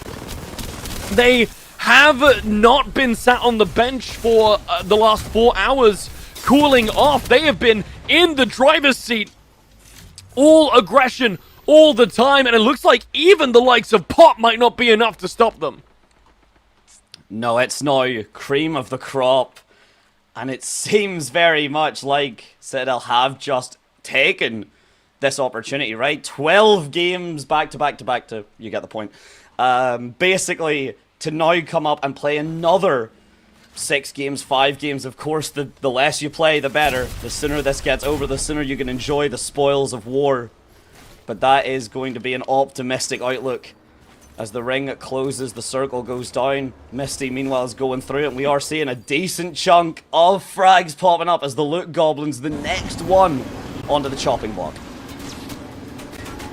40 points potentially available here on the map still. 14 squads still stand. And we've yet to even crack into the top 10, Dante. This is by far the longest match that we've had of any. This point in the game, still so many. 50 seconds left on the closing of the second ring. We maybe, to be honest, maybe we were just a bit, maybe not optimistic, but we did just have a bit of faith that one of these teams would really want to just play the fast game, just go off of, you know, the performance that they have shown us. But everyone seems to be trying to play it safe, and we've seen that backfire, right? 2 of the current favorites, 2 of the top 2 seeds are already out of map number 1 here, Blazybard. So maybe playing hesitantly, that kind of panic that I was talking about earlier, the nerves truly setting in, could be a big factor. I 100% agree, Mad Dante Killer, as Aurora are in an interesting spot. They are between two different squads here. We'll see how that pans out in a moment. Instead, we will see Pot trying to puppy guard the ring here. The Hemlock in hand. Ozus, we've seen this player hit some incredible shots earlier on in the day, but again, that question comes back around, Dante, as to how well will this team perform when they've been cooling off for the past 5 hours? Yeah, definitely a lot of time so far. So far, looking very, very solid. It's a lot of damage done by Ozus, the shield break as well. Of course, being stuck in this circle is not really an ideal scenario. So at this point, Ozus is just kind of waiting for his food. It will come to him eventually. It might just take a little bit of time, a little bit of temp as he's getting shot now, not just from the side of Ozus, because his other teammates in Pot have got the angle, all three in separate elevations and vantage points, just to get this point that they know is oh so valuable. All three players still on the board. No one's gone down just yet, but Prestis will kick off the party. Down goes Little Temp, and he'll find a definite grave for himself as well. While that's all going on, we will see a little bit of a coalition as Citadel start moving around the map, but Pot still here holding the line. Just keeping their composure and keeping their positioning. Speaking of keeping composure, though, Foresight and Co. standing on top of each other. A lot of either broken shields or half health bars. So not the biggest thing, but for the first time, or it's Aurora looking stuck in a building right now as CTG, the first ones to draw blood. Kaisha does fall. Prestis has been wanting to get a lot of frags for his team, and he's been doing exactly that. Remix Powers somehow dodging bullets left, right, and center. Taskmaster forced back onto the ground now as the reshield charge comes through, but Zuni, he's come to meet him. He has come to give you your death served on a silver platter directly from the source. And Pot has been wiped off the face of the earth by the team that just barely did not make it into top cut. Now Aurora have to lick their wounds and try and regenerate a little bit of this HP. Some of these resources, the EMP comes out, shields, shut down effect. Still, the last man standing from this squad, while Team Hearty, and I believe Foresight is down there as well, someplace, will be closing in on their general location. But look at the difference in shield levels. Team Hearty still don't have any level 4 or level 5 shields.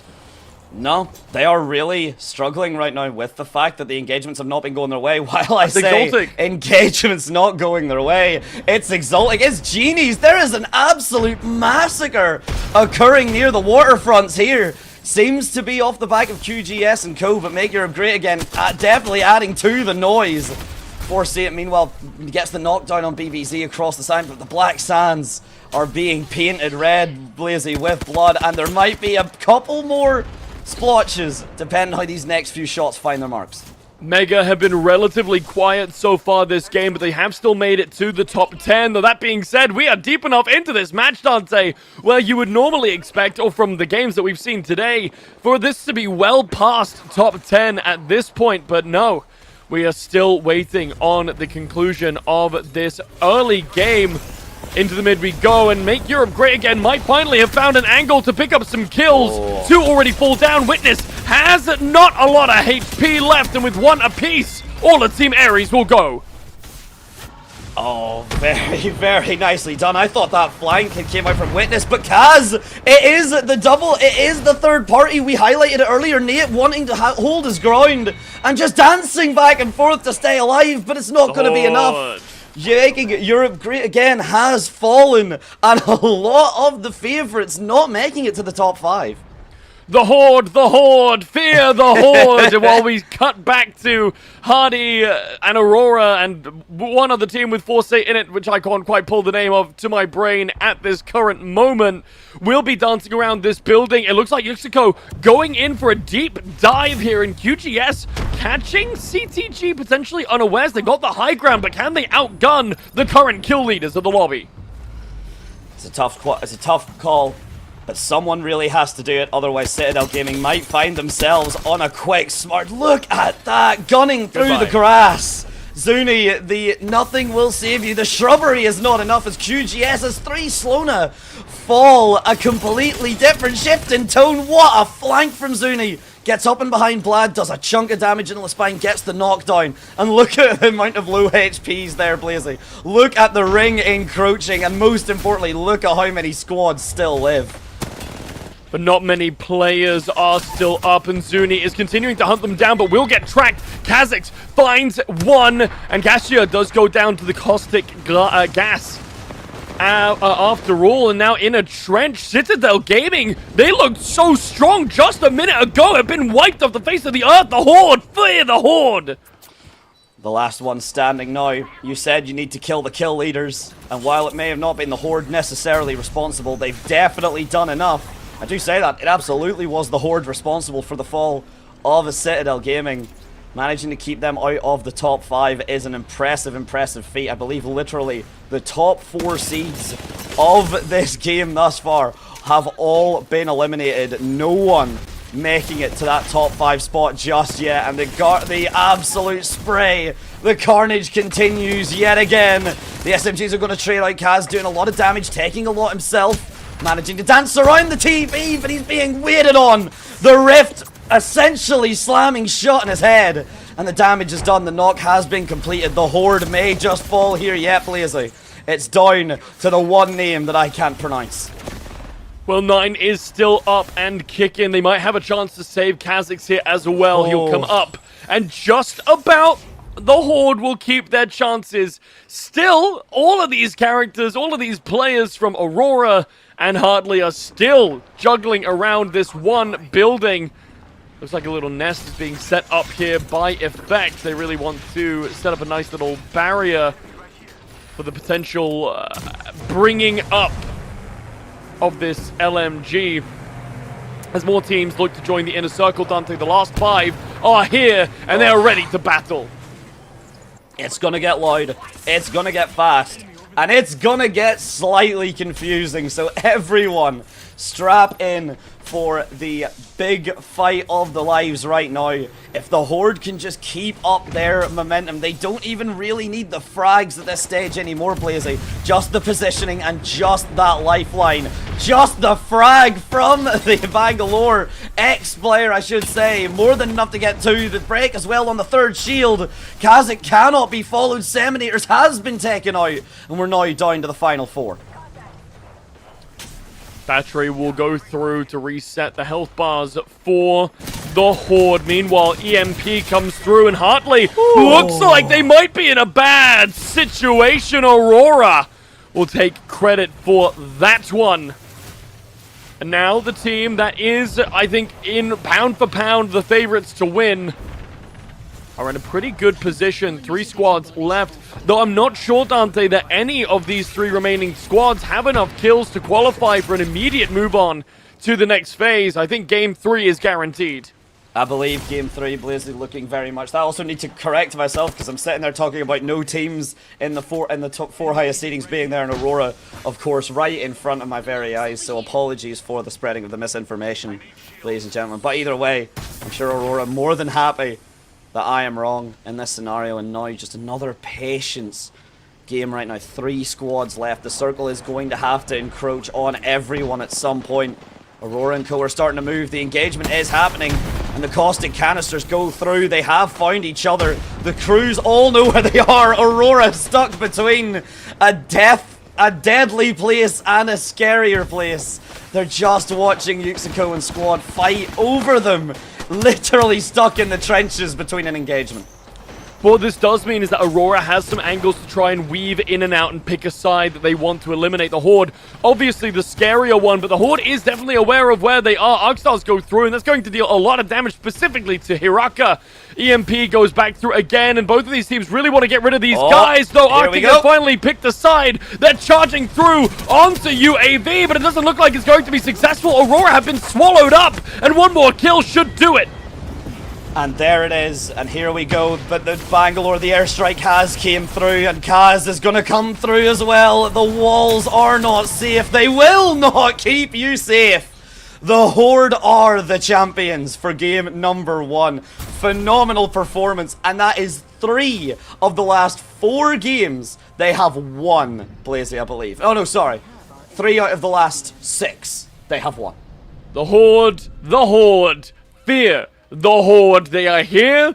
They got a significant amount of kills in game number 1, Dante, so it would not surprise me to see that they are maybe 4th place finish, a couple kills away from hitting that 40 benchmark, and then potentially pushing for a victory in game number 3. We can see some highlights here. It's going to be a lot of Citadel, a lot of Horde. These teams are absolutely feeling it after losers. No, absolutely.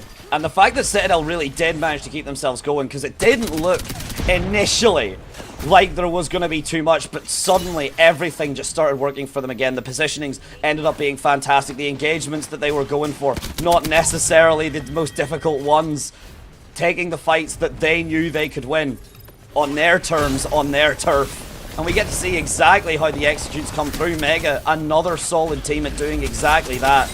Just getting a bit caught up in all the carnage and chaos, and so getting knocked out a bit earlier. And Aurora, it felt like, just got stuck in this building for most of the mid to late game, right? Like, they they were in here, we kept cutting back to them. It was almost comedic, right? We were seeing all these explosive fights going on around the map, and then we cut back and it was just Team Hearty, UAV, and Aurora sat in this building waiting to feel each other out. And of course, when that came to a head, it all really exploded, and it was great and all, but at the end of the day, none of the teams that were in that building actually made it out alive. The Horde came through, swept everybody up, and with 14 kills and 12 points on the victory, they are not that far away, only 12 points, 14 points away from that 40 benchmark. Assuming that the Horde just do not run into like the likes of Citadel or Aurora on their first gunfight going into game number 2, I think we're seeing them break the 40 bomb. I think we are. I think we're seeing that scoreline being met. As you said, you know, with the kills coming through and the placements, the Horde haven't really, other than the first 2 games, the rest of it's been on fire. The rest of it has been a searing momentum. I don't think they've dropped less than like a 10 kill. And even then, I think that number sounds a little bit low for the performances of the previous games. So I'm pretty confident the Horde, if they choose to do so, and if no one can rise up to the task of stopping and maintaining them, they could end this at game 3. Potentially. We can have a look at the standings here, but it's going to be an interesting one, right, Dante? Because I have a feeling the more this series goes on, the more the likes of Aurora, Exaltic, Pot, and Infinite, who went out 12th, by the way, the more these teams will start to warm up and come back into this set, potentially. I mean, I could also be wrong. This could also be that the Horde are just better. They've woken up. They finally now know how they want to play this game, and they'll barrel through it. But I do think that there is a significant risk here to the Horde that if they can't end this in 3, they might be facing up against the full power of a warmed up, awake, and awakened Aurora. Yeah, definitely. And I would have to say they are woken up. I would have to say everyone is absolutely kind of funneling Octane's energy into themselves right now. Everyone is playing overdrive, and I really have to just talk about here. So, like, the big teams that we talked about. Priyaniki, first to be eliminated. Completely gone in the very first team fight. Infinite, 4 then behind them. Lost at 16th. 2 kills, but let's face it, that's not really enough from a team that we expect of this type of caliber. Meanwhile, again, the Horde walk away 26 points to start. I mean, Piraniki, zero score for a team that was seeded 2nd is a heartbreak for them, and they're going to have to do a lot more or prey on the downfall of the Horde if they're going to have any real chance in getting back into this. Yeah, I mean, a lot of these teams still definitely a threat, still definitely teams that can take fights and wins away from the Horde, but the way that they've been playing, it's like a bat out of hell. They are in, they're out, they know exactly what their timings are. They must have excellent communication, Dante, because this is a squad that we haven't really seen be put in a bad position for quite a while. They seem so coordinated, and they seem so poised to take this. They really do. But we will have to see if they can, in fact, do precisely that. We're just going to cut to a wee 2-minute break again. Get yourselves fed, watered, hydrated, and we will be right straight back with the games just after this break. See you in a sec.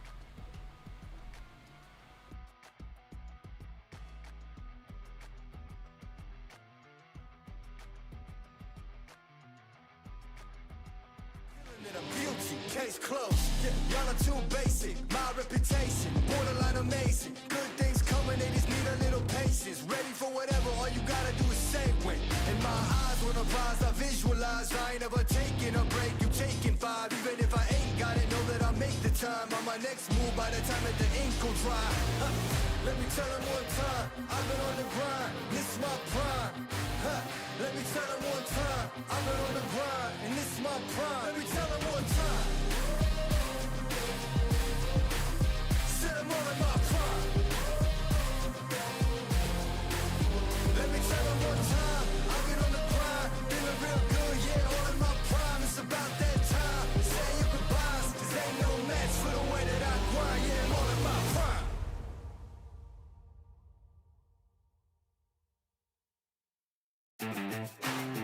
Are you ready? Are you ready for the comeback? Yeah. Are you ready for the comeback? You know we the ones that ready for whatever. We gon' have to show them something, man. Let me see them hands up all the way front back. You don't understand that I'm doing what you can't with no cap. This is the return of the one. You ain't see him coming, you just heard drums. They've been ready for the battle. Any person that comes got the weight of the world on them. Yeah, they're too strong. I might have been down, not out. It's on sight, you gon' figure that out. And I might have been down, not out. Only one thing I gotta know now is, are you ready for the comeback? Yeah. Are you ready for the... Are you ready for the comeback? You know we the ones that... Let me see them hands up all the way front back. Yeah, it's the comeback. Are you ready for the comeback? Now I see you with your bad self. If you're into taking L's, then it can't help.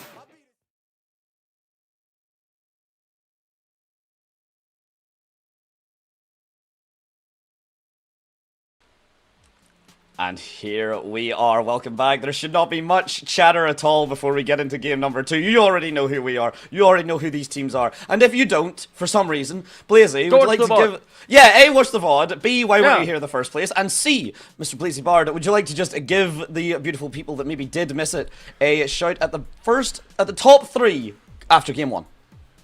There have been 36 teams. We are now down to 20. We are in game number 2 of the Grand Finals. The way the Grand Finals work is that the first team to hit 40 in the points before and then win the game after they have reached 40 points wins the entire tournament. Right now, we are sitting with the Horde at 26, Citadel at 15, Aurora at 13, UAV at 13, and Mega at 10. These are all teams that have the potential to push their points over the 40-point mark in this game itself. Keep an eye on the Horde, because they have also just brought, for the first time this series, a Pathfinder to the game. Oh, yes. Love to see it. We did have a little bit of a review of what Legends would be fun that we didn't get a chance to really see shown off, and Pathfinder is certainly one of them. A very, very simple legend in terms of definitely in comparison to the Agent playing in terms of players like Alt or Right. Pathfinder just puts a little zipline. That's all he does. He doesn't teleport through dimensions. He doesn't appear, 4 separate ways and just pretend that geometry and map design doesn't exist. He's a respectful little robot. Who's ready to fly on a zipline? I know I am. Me. That's it. That's my whole link. That's, you can that's all I wanted to say. That's all I have to say. Look, I said me. But hey, whoa, me, ga. Aurora and Mega up at the top mid there. Currently in an engagement. 2 teams that would be a big deal to have one of them knocked out of this so early, and that's exactly what it looks like is currently happening. Azultic and everyone down at the lava siphon, of course, the circle gonna be ending, fittingly enough, at the thermal station. Looks like the final station with being covered by the overlay, so I'm gonna call it that. Would be a fitting name either way. But as we cut back to the action, specifically Aurora here, trying their best to just get even more frags to secure themselves even more stats, but Hiraka down to just a pixel effect with the 180 is good on the Nask. And the ult coming through, the mortar shells raining down upon Aurora, but they managed to find shelter. It's such an early point in the game for an engagement of this caliber. Nask will be knocked down, and Aurora will take one player off the board from Mega.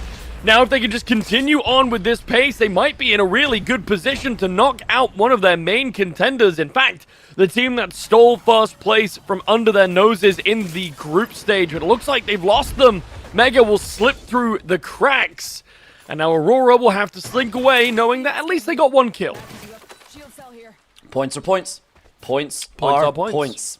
And that's exactly what Aurora are happy to get. 13 already totally, so we're going to make that 14. And they could look to be making themselves up a little bit more here. The Horde standing strong, though. Beautiful couple of shots from the Caustic here. Swapped out from the Bangalore as well from the Horde. So I actually really love the... Not only are the mechanics and the gunplay clearly up there, but we mentioned it before about legend variability and flexibility. And the Horde seem to have that in spades, Blazy. Sure do. They've got lots of options available to them. Just like Ozus has the option to take that Peacekeeper. And he's decided, in fact, that it's not for him. Nobody wants the shotgun, man. It's so sad. It just has to hang in the supply drop. It came down from the sky! Ozus, it came down from the sky and it was like, hey, man, you want to use me to kill people? And you said, no. No. Go away. Keep your peace somewhere else. We want chaos and we want anarchy. We want chaos. Cause violence, please. And we want anarchy. But neither of which happening right now. The peace is certainly being kept, but it's not because of any gun. It is just because of the position of the placement here towards Landslide, Vlad, and co from Team Seminators, trying to see what these drops have, but the crate's not really been too fruitful for him, all things considered. Meanwhile, on the other side, Zuni pegging a riot drill and knocking Bellery down on her knees. Already the first drop here from CTZ, as you said. It's a long-range engagement here between the boys over at Vlad and Team Senators. And the team that they're facing, who are currently entrenched in the mine. It looks like the option from Seminators will be to run away. Go past the vault here in the mine pass. For now, and just find themselves a path to safety. UAV over here in the canyon. Followed by the Horde someplace. Who knows? Either way.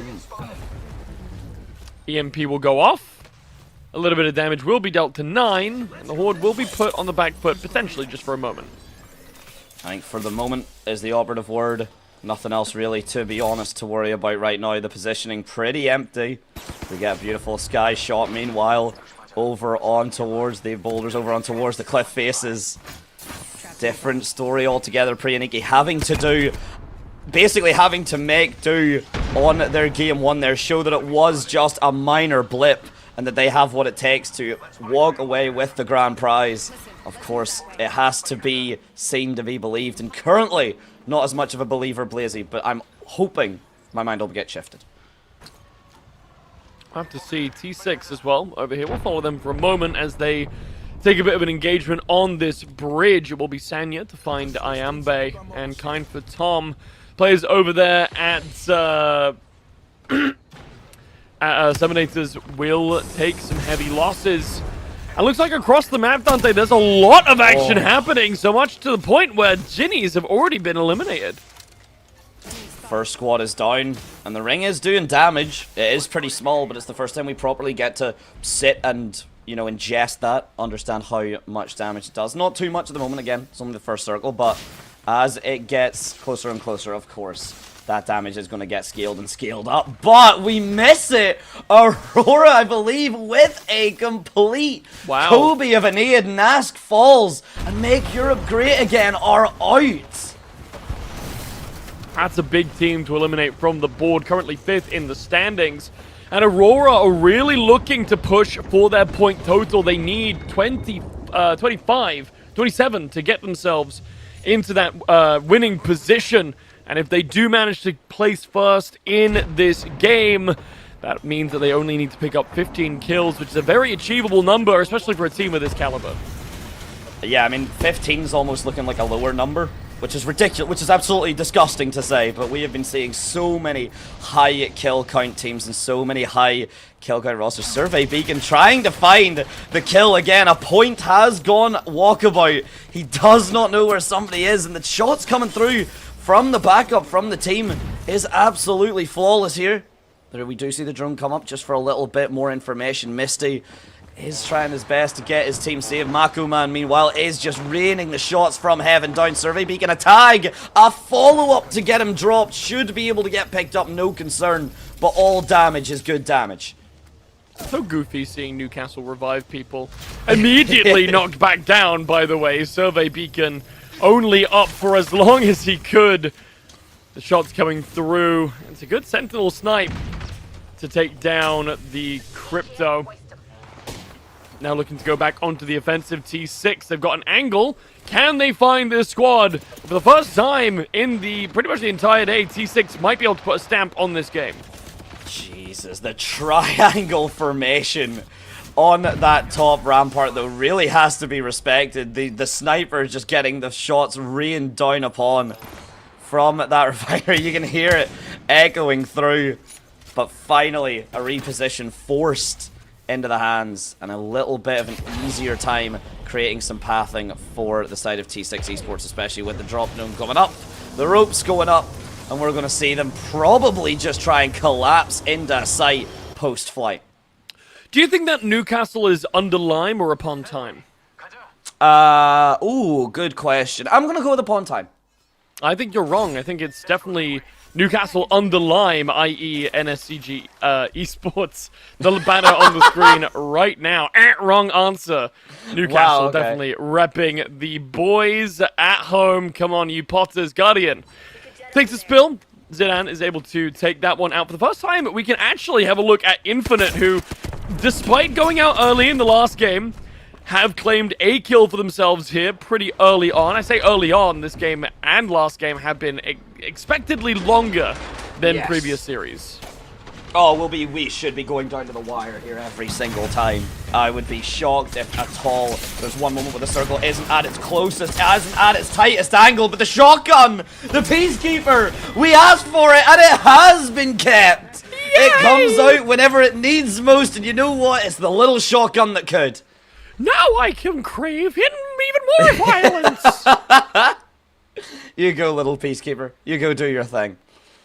He's very happy with the outcome of his little violent outburst. And for the first time, we get to see Team Infinite, just full stop, in action. It's nice to see them for a change after their early exit from game number 1. We'll have to see if they can make the comeback happen, because at the moment they are relatively far behind. By relatively, I mean significantly. Meanwhile, Aurora definitely in contention for the victors of this series. Are in another fight, looking to potentially pick up some more kills. That's going to be one and a second one. Yanis and Sana take a fall. And while Rain has fallen down here, it's still a pretty tense position because Hiraka could go down at any moment. The shield has come back up, luckily. And now they're a little bit safer. Oh, that's Priyaniki gone again, Blazey. That's them knocked out in the first 4 squads. Second of the entire seeding is down and out again so early on into the stage. Again, it's not particularly early into the map, but for this standards, it currently is a massive, massive deal. And with the Horde basically on Aurora's backsides, Pot kind of stuck here. We're seeing the engagement come through. The flight is going to make them known to both Aurora and to the opposing squad there. They might just set themselves up here for a massacre, Blazy. And that's exactly what it looks like it is. This is an incredibly important trifecta. The Horde has just been knocked out. Right by them are both Pot and Aurora waiting in the wings to try and get a few. I think they took one apiece, with Pot taking the third. And now hot on their heels, Aurora needs to try and catch up with this squad and take them down before they're able to extend this lead any further. Pot certainly not in danger of picking up a match point contention in this game, but left unchecked, they certainly might do in the future. Now charging through into the underpass. It is all down to effect with the first load of damage. Just is already down. Oh, and Prestige has been cracked. No shields online for him. Ozus is just going to get farmed up, absolutely. Again, get your points. The most important factor here is Hiarka does manage to get the drop on the Taskmaster, is going to get finished off as well in but a moment, especially when he drops in front of the last remaining member of Aurora. And here we go, one player left standing is going to get funneled out, surely. No, Prestige with the teleportation, with the gap in the dimension, does manage to run away, but all he might have done is just give a donation kill to Justin Superglide. Pot still gonna get taken out despite Prestis's best efforts. It's not necessarily the worst case scenario, Dante. If you know you're going to die, why would you give your kill to someone who is so close to crossing that thresh line? There is a good chance, by the way, that Aurora already is sitting at enough kills to translate into a 40-point lead if they win this game, and it certainly looks like they have the potential to do so. But Dante, you know who I'm seeing slap bang in the middle of our map right now? It is mother flipping crab time. Crab time, baby. Get your crab times in the chats, because if you don't, Blazy will cry. But show Krabsburger all the love, because they definitely need it. And to be honest, stuck in the middle with you, with Infinite Citadel, with everyone here on the perimeters, it's a scary situation to be in. Initial excellent control, but a position that everyone can look at and everyone can commit to. And actually, Katana just chilling right underneath them, by the way. An initial miss that I have now managed to rectify. And a couple of shots here and there, Blazy, but still no one really wanting to be the, I guess, the benchmark or the pace setter for these fights. There's also just one player of tomfoolery just hanging out. Yep. Quietly waiting, hoping to get his team a few more points on placement alone. I'll have a quick pan around and see all the teams as they are around the map. Team Hartley, definitely a team in contention, currently sitting 6th with 7 points. Can they pick up a few more kills here and put themselves in the contention? A little bit more of a lead from that Artsy. Can't quite find the shots, but you know who can? It's CTG. Kashiha. Kashiha is showing up indeed, but it might be the end for Aurora here. OJ Ryan having to try and get the shield battery done, manages to get it recharged, jumping back up on the spiral staircase that's being absolutely ripped apart. Meanwhile, the fight's going on. QGS are taken out, but that's not important right now. The spray is good. The change around with the guns. Tomfoolery has occurred. They are eliminated. Infinite follows. A bloodbath here as Luke Goblins to follow. And I did say it would be a bit of hesitation as to who would start the trend, who would begin the fight. But as soon as that initial shot was fired, Blazy, everyone was off to the races. Well, this ring is getting far too small, and there were far too many squads. There still are, Dante, 8 squads still available. We're on ring 5, and it is closing in fast. We're going to see a lot more action coming in thick and fast, so do not take your eyes off that screen, because right now Team Hearty are moving in and closing the distance up against Jake and the rest of his squad. Yeah, the Thermite is a good need as well to get them out of that corner, because it is an awkward spot that does actually give them a bit of presence, I believe.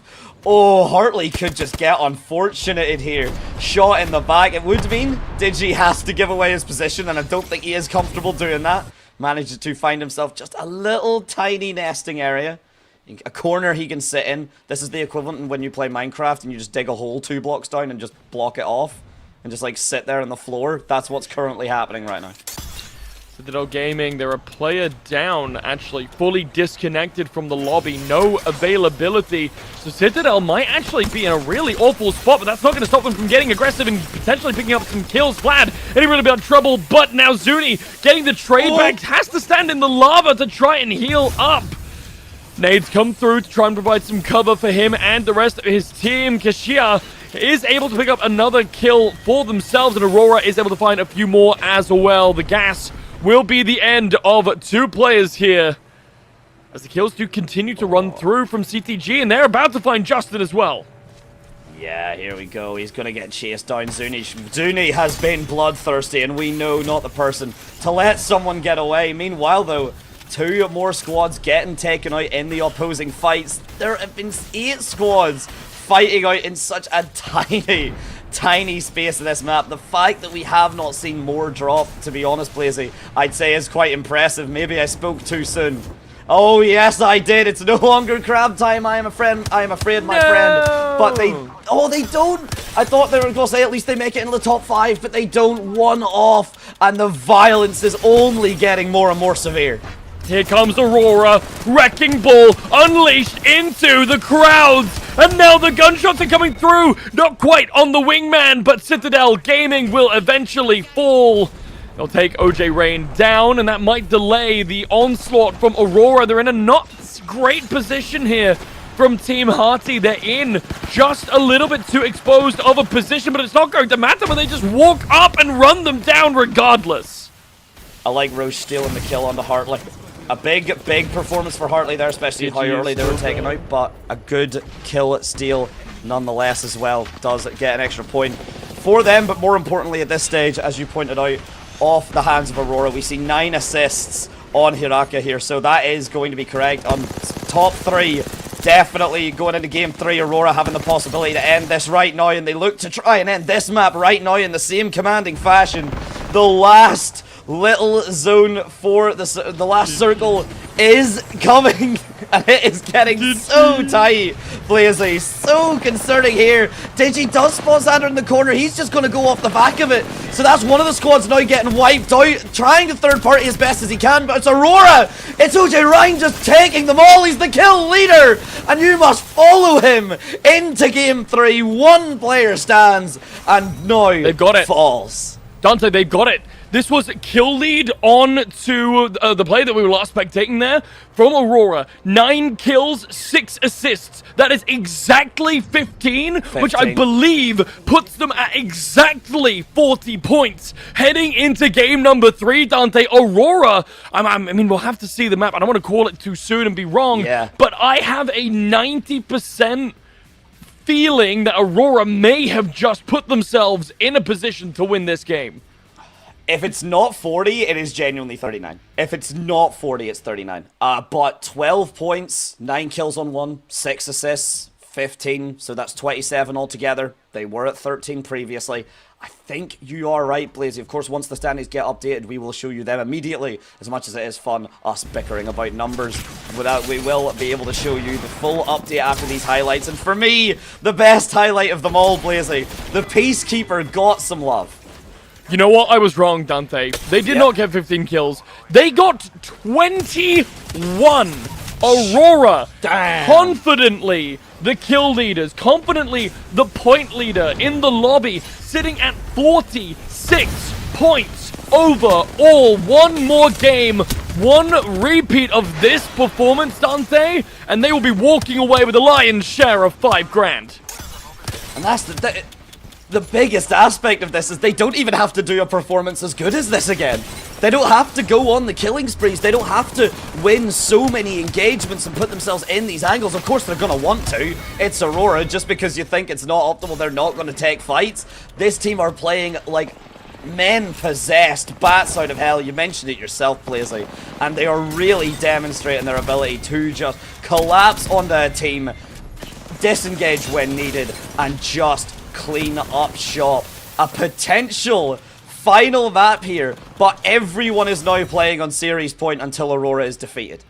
Yeah, everyone is on the precipice. It is literally, there could not be a bigger wall for your back to be pressed up against, and Aurora certainly is a formidable target. They were so dominant in the first set of games. They've been kicking it back, and while they might have been quiet in game number 1, call it a warm-up because game 2 sizzled. Oh, absolutely cooked to perfection. So we will be heading just a little bit of video from our students, of course, here. And when we are back, we should be able to go over the standings. And if we don't have the time, we'll just be right into game 3 after this. My name is Kristella. My name is Willem. So we do basically social media for Incap, and we basically make short videos for this big project, Incap Legends, which is an esports tournament for everyone. Probably making dancing TikToks with the CEO of Incap. Yeah, I think that was also my highlight because I would have never thought that I would make a dancing video with Otto Book. He is such an inspiration because he is the CEO and president of Incap. And he's such a humble guy overall. Yeah. Like, he seems like a man who never gets mad. Everything is sunshine and rainbows, always. I hope he will not be camping again. I remember that last year he and his team were just stood inside a building. Yeah, I hope he will kill the competition, crush it.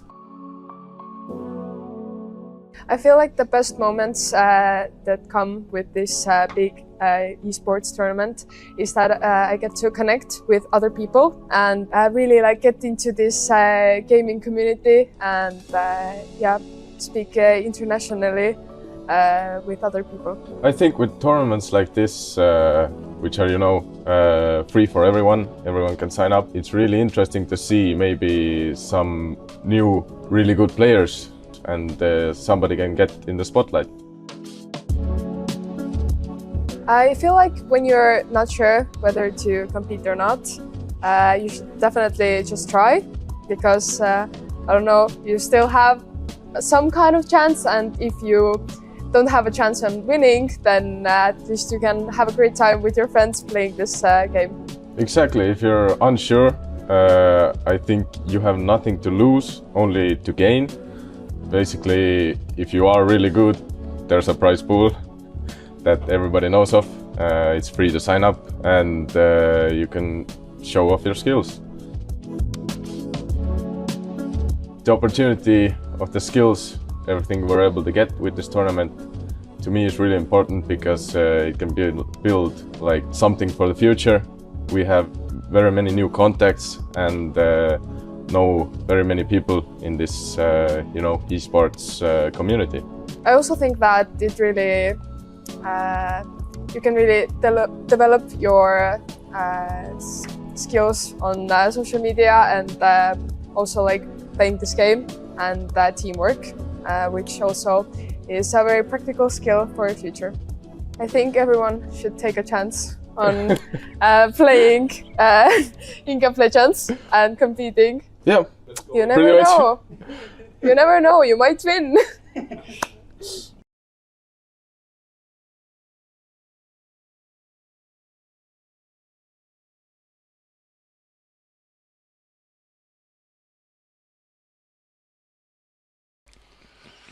Well, play and you might win. Lovely words from the students coming through in Incap. But right now, there is only one team that are playing that can win, and we can have a look at them right now, Blazy. And as you so lovingly said, hell yeah, look who's on top.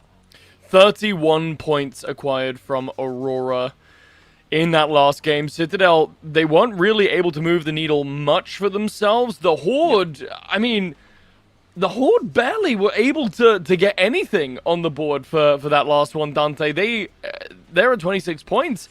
I want to say we ended last game on close to 26 points. It's a real unfortunate moment, but at least I guess if you're Horde, you can go, well, at least we died to Aurora, who eventually went on to win the lobby. I mean, yes, that's the thing. Here, another aspect now is every kill that Aurora gets is now again just kind of tainting the waters of the points pool. Every frag that Aurora gets is something that no one else can get. Let's say, for example, we have another really good game, right? We have an excellent game coming up. Citadel, let's just say Citadel. They try to break their way through as we get into the game here. They try and get like a 15 to an 18 bomb. What happens if Aurora succeed and do what they just did, and they steal 27 points away from Citadel, forcing them into another game when maybe, had things worked out differently, Citadel could also be finding themselves playing for Series Point. Yeah, that's a good point. We will be following along with Aurora, who've gone for yet another major switch up. Oh, yes. No crypto available to them in this game. Instead, running Newcastle and Valkyrie, topping it up with the Caustic. This is such a interesting switch up on the team comp. But, you know, at this point, I can't really question what Aurora wants to do. If they want to run this, I'm sure they'll still do great. Yeah, basically. That's kind of what Aurora have been doing. We want to work with everything, and we want to...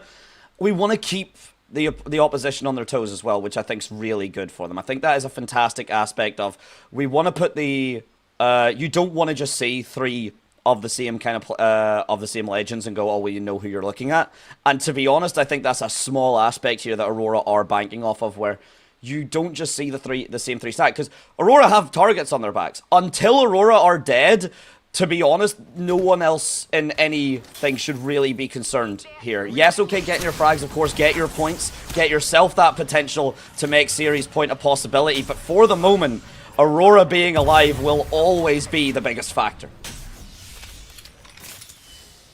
Kazakh's in a little bit of trouble here. The Horde experiencing some technical difficulties, not literally, but in terms of their health bars falling low. As we're in this stadium, Dante, there are 4 teams right here, right now, but everyone is still just so hesitant to get into any fights because we are so early on in this game. Nobody has shield, nobody has decent weapons that they like. Everyone's just kind of taking what they need and leaving. I'm not, to be honest, I think fully surprised, again at this point.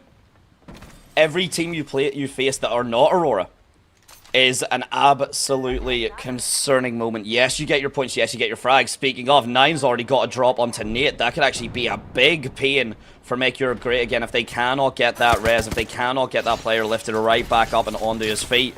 We are seeing these initial gunfights come through, and Aurora again, if they decide to make their presence known, they just have to live, and UAV just have to kill if they want their shot to take it away from them, and the first frag certainly goes their way. I'd be surprised to see Aurora hang back and play quietly. Me too. There's something in sports, Dante. I know that you've probably heard of it, but just for the audience at home, there is a sports doctrine called prevent defense, and that is that you have the points that you need to win, so you just play to not lose. But at that point, you are not playing to win. You are playing to not lose. So there's a difference in philosophy there, and Aurora does not seem to me like the kind of team that would want to play just to not lose. They're here to win and prove that they are the #1 squad in the lobby, which, I mean, last game certainly went a long way in furthering that argument. But the Horde, I mean, it's good to keep an eye on the Horde here, Dante, because they will run away with the game if they get some momentum going onto them. Absolutely they will. And currently, as things are just still a little bit quiet, but you can see there the positions. Katana getting eliminated. The first squad to go down. I don't believe really any frags going for them. Prestis, though, being the one to get the frags, making a lot more work for the side of his squad. The drops are still coming through thick and fast. Priyaniki already in another early game fight here, Blazy. They've been eliminated twice pretty unceremoniously. Now is their time, and it seems like they understand it. They want to try and cause a scene. They want to walk away with T6 Esports life, and so far that's exactly what they're going to be able to do, as the bombs are still falling, the players are still dropping. It's Team Ares next to go down, and Prestis been doing an absolute clinic in farming kills for his team. Priyaniki might have gotten a kill onto R6, but now they have to deal with the crab, boys! The crabs are here! It is crab time, and Pasha will pick up the first kill in this engagement. Yanzi goes down. 2 players left to find. Sana and Priyanki have switched up. They've split up, Dante, and this is very important because now it means that crabs are very unlikely to find both before they put their resurrection tokens in and are able to get some momentum going back on the board. So even though 2 players fall down, it looks like Priya will be able to fight on another day. Which is such a big aspect for them. You can't really afford to be any squad that goes down so early here, especially because the more games that you go out earlier, even if Aurora just have a bad streak here, other teams are going to still be generating those points. And for the meantime, yes, Aurora know they cannot lose the series, but that will only be a guaranteed truth, I would say, for this map. Maybe one more if there's a good split and there's a good kind of distribution between the kills and the placements. But otherwise, yeah, everyone should be looking at Aurora, everyone should be looking at Citadel, and as you said, if they get comfortable, Blazy, the Horde would come for you. Well, the Horde actually not even in trouble anymore, fully eliminated by another squad. UAV able to come on in. I mean, UAV, we saw how strong this group was in the first series of games, Dante. They haven't really had too much to say in the finals brackets, only having 7 kills at the moment. 4th overall thanks to placement points, 5th overall thanks to placement points. But UAV, definitely a team that could make a higher impact than you might think just looking at the standings right now. Citadel as well have just found themselves a group kill, and Izoltic, another squad in our like highest rank of the seeding, went straight through into top cut, and yet another squad that has not really had any impact on this series. Just even seeing as well the frags coming through, we've seen Citadel getting their kills. I want to highlight, it does feel like the losers bracket was really just them wanting to show off. Again, if the teams had stayed along, maybe they would have just stayed at the top bracket. But regardless of the fact, Citadel Gaming, they don't have to worry about the Horde anymore. So the team that they were equal in the total points now, they can start to pull away. 3 Slowness still alive though. UAV, of course, as you said, still kicking as well. But this is a big, big moment for Citadel, to be honest. If they can just keep themselves focused, keep themselves locked in, Blazy, they should be well on their way to joining Aurora on that 40 spot and putting themselves on a series point as well. Yeah, speaking of Aurora, I've noticed a suspicious lack of them in the kill feed. I mean, I can see them in game. We've hung out with them a little bit at the start, but it feels like they have been very suspiciously quiet, and now this is a problem for Aurora. I mean, there's still plenty of squads left, so there is still time, but if they don't get some damage on the board and they aren't able to level up their Evo shields before the end of the game, Dante, they are going to be at a straight-up disadvantage when it comes to these later game fights. And meanwhile, CTG, they're charging in. They are not afraid of anything right now. Nah, not at all. Kaishia, just again trying to get the frags, do all the damage that he can, and has been an absolute force to be reckoned with. The entire CTG squad have. Meanwhile, Aurora just setting up, trying to get their rent paid and the value out of the flats that they have now decided to occupy. Everything again still a bit quiet, but those caustic cans are loud, so people... Aurora are basically making themselves a fort. No teams allowed.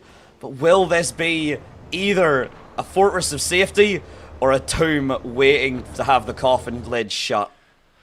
Yeah, no altar on that squad. So if they do get caught out and caught stuck in their own cage of design, they are going to be in a bit of a pickle. Citadel Gaming gonna eat the brunt of some missiles from Valkyrie as they fly past in the sky, but they're not gonna be too phased about that. In fact, super close to topping up these Evo shields and putting themselves in a position where they can run through the rest of the lobby. Still 14 squads left yet, Dante, so while we saw a few very high-value early teams go out, the map is kind of quieting down a little bit. There's been a bit of a lull in the action, and for the first time in a little while, say hello, make Europe great again. Yeah, we've not been following them as much right now, it feels like. And we will not be following them for much longer because the action is here right now, and the dancing, the dodging, the zigzagging does does prevent a kill further going the way of Evo. They're killing your crabs. It may be crab time in just a moment, but for the moment, or for the moment, Blazy, I'm sorry. I think it's no longer crab time, and their hopes of breaking through to the 4th 40 bomb and then getting themselves a series are dashed for another game yet. I'm sorry, Dante. You are going to have to hold down the fort. I need to take a flight to LA to go unplug the EA servers. Right now, however, well, we saw them very briefly and make Europe great again, all on the floor and now all out of the lobby. Citadel Gaming looked like they want to come in to try and third-party this, but the wall coming up from the player there will be enough to separate them out, but press this long-range grenade onto Remix, down again. Zuni also now one player left standing from CTG. This could be the end. Oh, this will be the end. There will be the end. There's no way Citadel can get out. So I believe now with that, the Horde are gone. Citadel are out. I think UAV are the only team that would really have a chance, Blazy, at breaking 40 points. but we are guaranteed, unless someone can take down Aurora, there is no guarantee of that third map. There is no guarantee of anything at this moment. And Priyaniki, they really came in with so much promise and so much to prove. And right now, they are even further on the back foot than when they started. Yeah, still 11 squads left in the lobby, right? So there's still so many teams to have to chew through. And again, I'm going to call out the suspicious lack of Aurora in the kill feed. We'll have to look at how Pot handles this situation. Taskmaster, the last man left standing, might be opting for a safer get out of dodge kind of a play as we all pilot along with UAV here as they also look to run away from a bad situation. Yuzako has to use some recovery items, as do the rest of his squad, to try and top themselves up. Still 11 squads on the board. So much action going on along the map, and with a beautiful set of shots from Arctic. Somebody's already cracked in at half HP. Oh, and the shield barriers are having to come through. Arctic cannot, though. The initial shots were clean, but Xander answers back, puts him down on his knees, and then a final bullet to seal the deal. The banner has been recovered by Forsyth, but has he given away his own life in the process? A couple seconds will tell, because the information has been gathered. The position more than well known. And as we can see the scans coming through, the X-ray attempting to find something. Xako jumped onto the ceiling to meet Xander. But now this is a fight for the high ground. Whoever walks off of this first arguably is the loser. Blazy is exactly, he still cannot find the angles, and we're just waiting on the respawn beacon here. It's going to take a little bit more time, and I'm sure UAV can feel it closing in on them. Yeah, everyone is closing in. The wall's literally closing in right now. As the respawn beacon is coming through, surely their teammate will be revived, but no, not quite in time. UAV wiped off the board. Meanwhile, Aurora has just shown up on the kill feed. 2 players have been knocked down. There is only 1 player left standing, but it is the Newcastle. He's the safest resurrection that they have, but Aurora off the board. Dante, we are going to a game 4. Guaranteed here, ladies and gentlemen. No one can do it. And that's the top 4 are all out. Aurora's down, Citadel down, the Horde are down. I think the next people to try and get themselves a bit more of a statement are UAV and 3 Slona. If Pot can do this, if Pot are already, to be honest, that's 9 kills at least for them. And a survivable top 10 position, so at least some level of points gained from their positioning. But Blazy, we are far from done yet. So much of this map still to go, and at least one more after. Tomfoolery might occur. It's currently occurring. With Aurora down. Oh, okay, yeah, that's a tomfoolery right there. Friendly fire, almost quite literally. Tomfoolery, who they've just scraped by to get into this lobby. I'm not sure it's controversial to say as such. Are looking a little bit trapped here in the chicken shop. You know what? Not a bad place to be trapped. Unless you're vegetarian or vegan, then a different thought. But as someone that's not, I don't mind being trapped in the chicken shop. But there's currently a lot of teams trapped in the bullet spread. The heal that is currently seeing them pop, managing to do a bit more. Taskmaster really been on a tear right now. We're seeing the kill leader come through for them. I think that's 4, 4, and 5. So we're looking at 13 minimum, I believe, for the side of Pot right now. Taskmaster a little bit overzealous. Ooh, giving himself just away. And the damage will pay for it. The shield cell plus the upgrade does mean that it is going to be a full regen regardless. And as we get to look at the penultimate circle, Blazy, all things are close. Yeah, it's starting to get really, really tight, Dante, as we head into the last circle, one of the last circles. It's going to be a similar outcome as the last game, because there are just too many teams here for the next ring close to not lead to mass destruction on a significant scale. For the first time in a while, though, we are seeing Infinite now moving up the rankings. They are coming back into this game maybe a little bit. Seminators as well. Hold on, they've just got another set of kills for themselves. Tomfoolery will no longer be occurring. They are off the map. 7 squads left, and the second to last ring will be closing in 20 seconds. And there's still, to be honest, a lot of space for these players to work with here. I say that. We've seen actually just a quick glance there. Taskmaster knocked down to low HP. Kaiseron really wanting to try and capitalize off of it, but it's him, the one losing the shield, immediately having to get that recharged. He repeaks again, not deterred. It's EQ this time. Not basically looking at what Kaiseron attempted and said he can do it better. And to his credit, so far that has been the case. Look at the damage the ring does now. That was one tick. And it forced EQ way out into the circle again. You cannot afford to be getting chipped down like that as Taskmaster with another knock. 7 scores remaining, and now that circle is getting ever so thin. Good usage of the wire walls by SK. Watson seemingly suits him a little bit better than some of the other characters we've seen him on today. Pot has to take a moment to recharge their batteries. Right underneath them is another squad. And this circle is going to get very small very quickly. 10 seconds left on the 5th ring. Oh, it's Taskmaster nearly getting knocked down. There's a fight on the top of the building here. Basically, a squad on top, a squad inside, and a gunfight already happening as you can hear the knocks come through. Watch the kill feed fall. 3 Slona. Placement number 4, though, manages to hold out until close to the end. So a couple of commiseration points for them. Seminators much the same. Been taken out.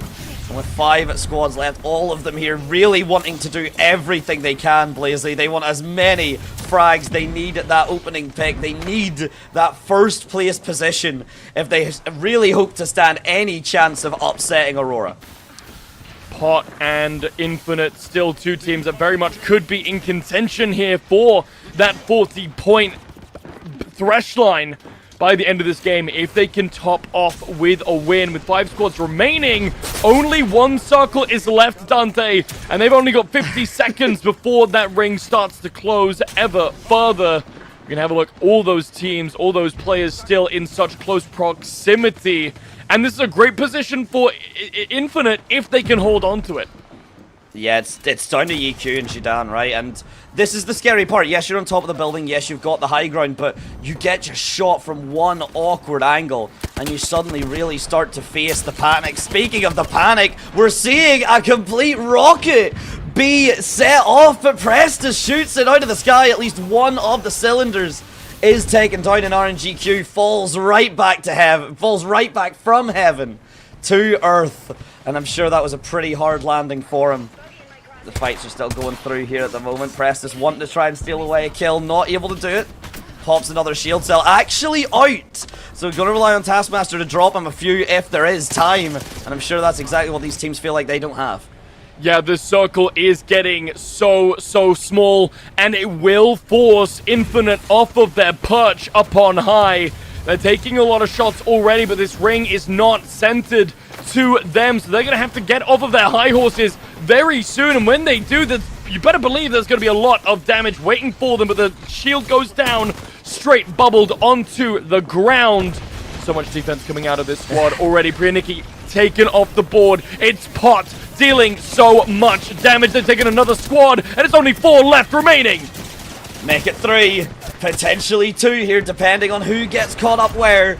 A showdown for the ages right now in the closest circle we have seen all night, Blazy, and it is night now. That's how long we've been with you. We plan to be with you a little bit longer as Kaiseron falls. The damage from the drill's just really clean. Invincible cannot make it 3rd, or cannot make it 1st or 2nd. They have to settle for 3rd, and Pot cannot seem to clear the gap that is the 1st place position. That honor will go to Team Hartley. 16 total points previous. 12 puts them to 28. If they got 12 kills, which I think they did, Blazy. There's a good chance. I think they did. Yeah, there's a very good chance that they did make it through the kill threshold, Dante. A lot has just happened. Aurora on the precipice, but they played a little too quiet. They didn't get the shielding that they needed, and they caught. I called it. I said if they don't get some damage on the board soon, they're going to end up with not competitive shields, and they're going to find themselves in a losing spot in the end game, and lo and behold, they did. Aurora knocked out. Now, I think there are at least 2 teams that might have crossed that 40-point threshold. Indeed, but you know what, we will, after the highlights, of course, we will just let you guys know. We'll cut to the break just as standard. We'll get the scoreboard shown for you, and then we can have a deeper discussion. But looking at these highlights right here, Blazy, it was a very back and forth game between a lot of these players. Looking at Pot on from Oz's there, trying to get the gunfight, initially not going his way. Prestis, Taskmaster as well. Honestly, actually, all three of them do deserve a shout-out. Yeah, Pot played phenomenally this game. They had, other than not being able to pick up the first place championship, they had probably the strongest game out of anyone here. Would not surprise me. I'll have a quick look right now. Yeah, they finished this game with 22 kills. So Pot, even with the second place finish, I think, just qualified themselves. Potentially, hold on, 19 plus 22. They're at 31. So if they got 9 out of placement and in second place, which they do, they probably do. Yeah, I'm pretty sure that they do. So they're also on the 40-point threshold. Team Hartley only got 9, Dante. So they are 3 points away from hitting that line. Oh, that's a hard spot if you're Hartley. We knew this map was coming. We knew there would be at least one more, but that will be all to discuss. We'll see exactly how those standings come up after the break. Oh, well, after actually, we're changing it up. It's a big hello from Otto. We'll see him there. We'll see I love that guy. It's John Incap. It's John Incap, and we'll be right back after a message from the man himself.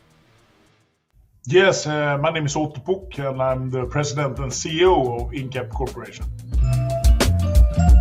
So Incap, we are an EMS company, so we manufacture electronics. We're a global company. We have factories all around the world and are doing really cool stuff in all of them. And we have a fantastic team around the world of Incap, and I really encourage everybody who is listening in to this to reach out and come and visit us, because seeing is believing. I think it's really important, and Incap, we have started this now. It's the second year we are running this Incap Legends, and I believe strongly that the skills and so that you have and that you develop here in e-gaming also is very much in use for us in the industry, and the key thing is somehow to bring together young people that are interested in technology and in electronics and computers, and so together with us who are in the industry, and I think good things can happen from there. No, hopefully that people get an interest in what we are doing as well, who are supporting this event and creating this event for the young people, and through that get to know more about our industry and what we are all about in that sense. No, I think we got very good feedback from the first event from our target group, of course, young people and people who are in college, but also from gamers and from our partners and customers and all of our, I would say, stakeholders were very positive that we engaged, and the first event became a big success.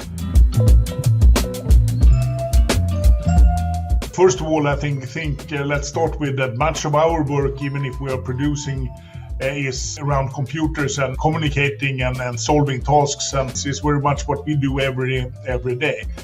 But then also, if you look at in esports, you need to cooperate with your teammates. You need to have a strategy, and you need to have quick decision making, and I think all of those are traits that are very useful in business and or we're developing in that sense. And so I think there is a lot of things, probably more.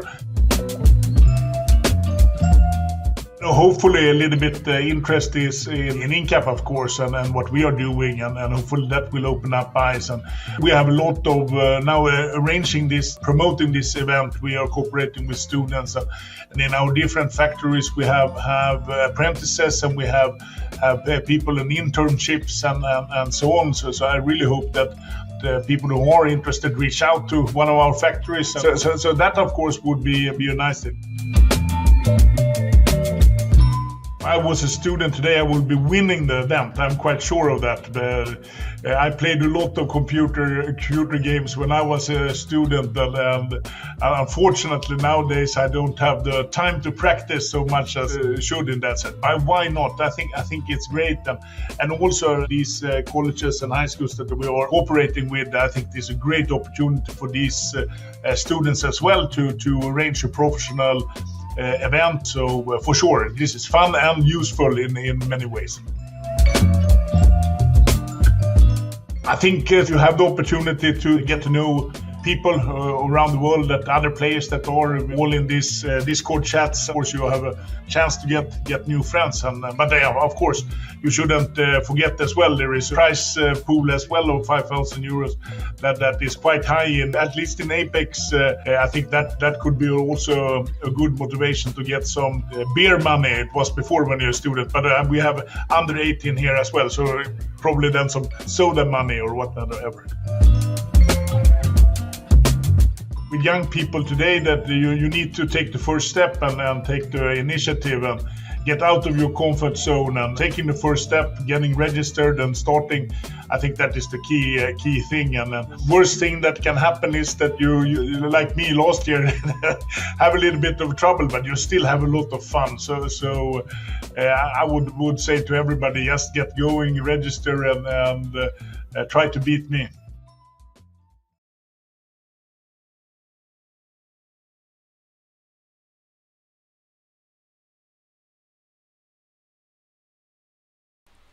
And so we are back again. We are moving on to game number 4, Blazy Bard. It might be a game number 5. It could all end here.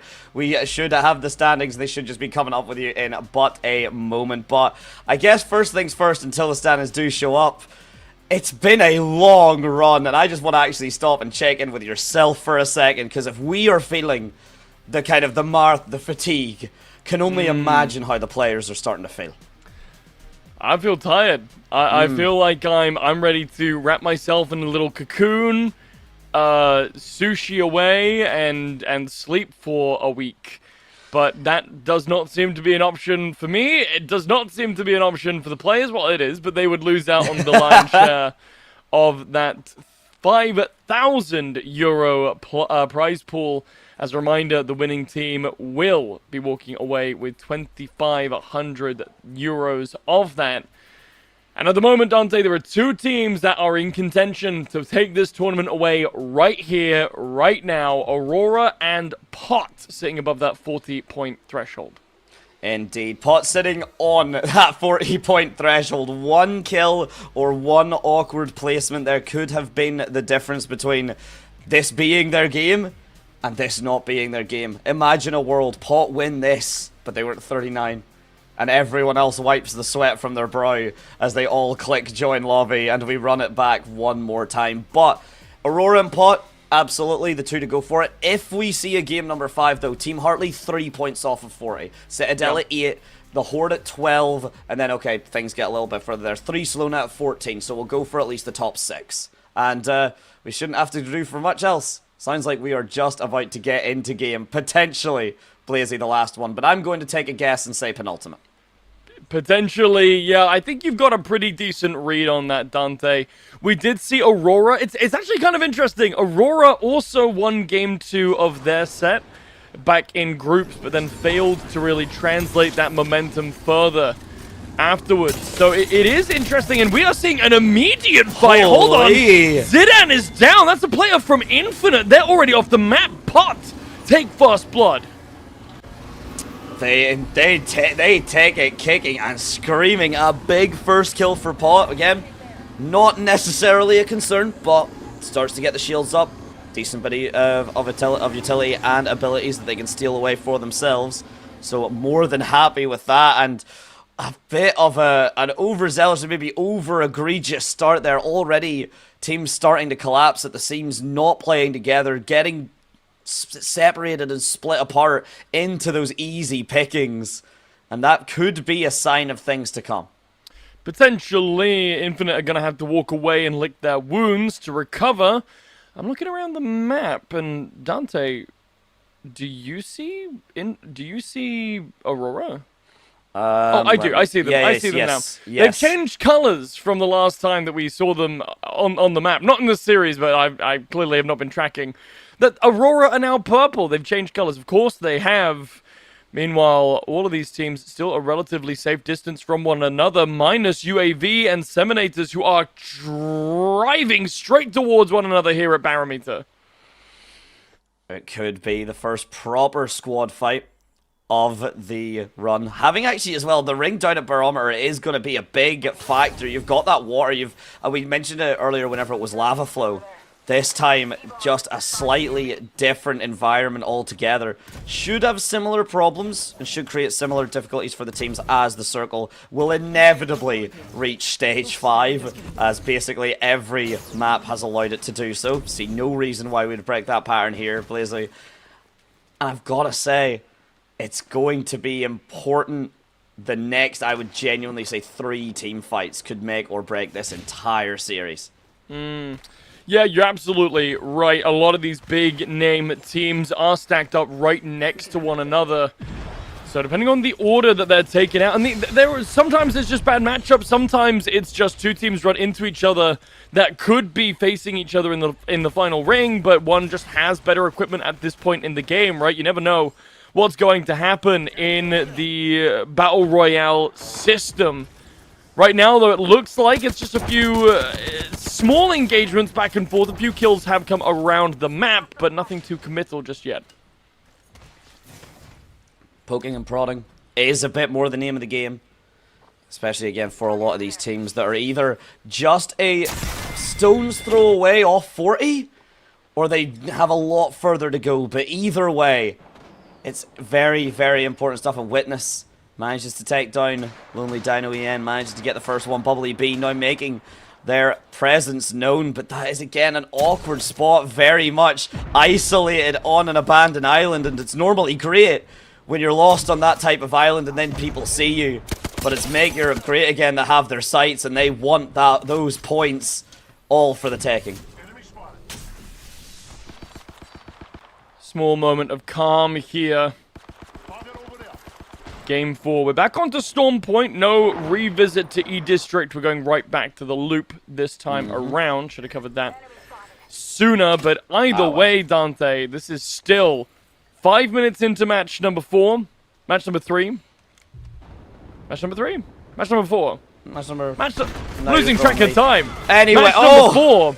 And I was about to say not a single squad has been wiped off the face of the earth, but in fact, Katana are here to prove me wrong. Done with a Mastiff as well. We were asking about shotguns, and they have shown up whenever we've needed. Speaking of it showing up, Nate Kiner and Nask, Team Mega, looking to really make themselves great again, to be honest. A little bit of a weaker performance since the grand final started, it has to be said, Blazy. And that's a big opening kill there. Taskmaster falls, a pivotal member of his squad off pot. That's a big, big deal, and a scary, scary reality to face.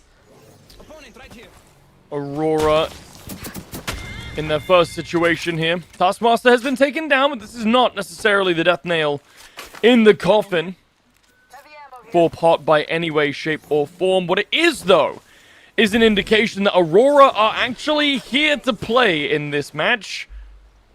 But by eliminating one of Pot's players, and you can just see where the last 2 players of Pot are hiding, waiting desperately for Aurora to please leave. Just go away. Just go away. It's the horror movie where it's the horror movie where you're under the bed and you can hear the monsters stomping, and you see the pair of foot, you see the feet or the shoes or whatever horror movie monster you want to go for. Hooves. I don't know if you're more scared of cows or goats, but either way. The animal has left the building. Yeah, there you go. You get it. The animals have left the building, and the bed is safe yet again. Aurora, though, wanting to make sure that nowhere they are journeying is safe. And look who is going to be meeting them. It's Prestus with the heal. Taskmaster brought right open, but it's Ozus. The flank is incredible, and it was absolutely done by design to get that first initial pick. This could go either way, Blazy. Rain has fallen as well, and now it would, in theory, be a 1v1, but Effect has picked up his teammate. Ozus as well could be on the cards for a resurrection, but instead Prestis goes hard in. He finds one, and the second falls. Aurora taken away, bottoming out at 17th place. And taken down by the only other team that can win this series right here, right now, ladies and gentlemen. Either way, one team was walking away with the potential to take this series in the bag, and is not going to be Aurora. If they watch Pot take this, they will know it was solely they're responsible that Pot walked away with this map and the entire series. Into another fight straight away. No time to breathe, no time to process. At least it is still crab time. Crab time could still happen as the sky engulfs in flames. The Horde finally, for the first time in a little while, looked like they might be in the driving seat of this engagement. Indeed. They have just, as you say, they just have to disengage, though. This feels like a different Horde to me, Blazy. This feels a bit more play to not lose than play to win. I have to say, the disengage is definitely not what we would have seen from them a couple games ago, either in the losers or that first bracket. So, a definite shift in tone and pace. And we'll see if it is going to support them or if it is going to bite them in the back. Looks like they might be okay for now. The anti-air not quite tuned to the right place to take them out of the skies. Now driving along with Priyaniki. They're just trying to find some decent position as the ring reveals itself. And look at this congregation. Everyone is already around Barometer. Oh. Dante, there's like 8 squads here already. 1, 2, 3, 4, 5, 6, 7, 8, 9, 10, 11. Counting Ares and Tomfoolery, we're at 13. I think comes Citadel. There's 17 squads left. Yeah, so that would make sense. About 4 not already at Barometer. I'm very honestly happy that the teams have realized exactly the control. You cannot fight your way onto Barometer. You have to fight your way in and on Barometer. You cannot get through to take this positioning. You have to have this set up and good to go before any engagements really begin. Otherwise, it's just an infinitely harsher battle, and the team that are already set up are just so favored. Exotic now looking to turn and burn. They found a position, but can they hold it? Going up against Iambe's team. We'll check back in with them in a minute. Instead, Exotic. Oh, wait, no. We're checking in with them right now. Exotic still here. Looking to face this team coming up along the back of them. Spectre will get to launch a little bit of his ultimate, but the invasion into the house is coming. The literal foundations of the building are shaking as the utility and the gunfire comes through from all sides. Oh, and it's Caden being sniped by Vlad. Name's so nice you say it twice. The first drop to happen, the caustic gas as well, does a decent chunk of damage. And it's only Digi having to basically sit behind his teammate Inspector, but Ty3 now supporting him, and the frag grenade getting thrown. Spectre still not raised from the dead though just yet. We can see the alternate dimension just at the moment. No one wanting to give their position away. So they just dance around each other. It's about to give itself away, it's about to vanish. But I believe both squad, both Spectre, or not Spectre, he has to get left. It's only Digi to walk away.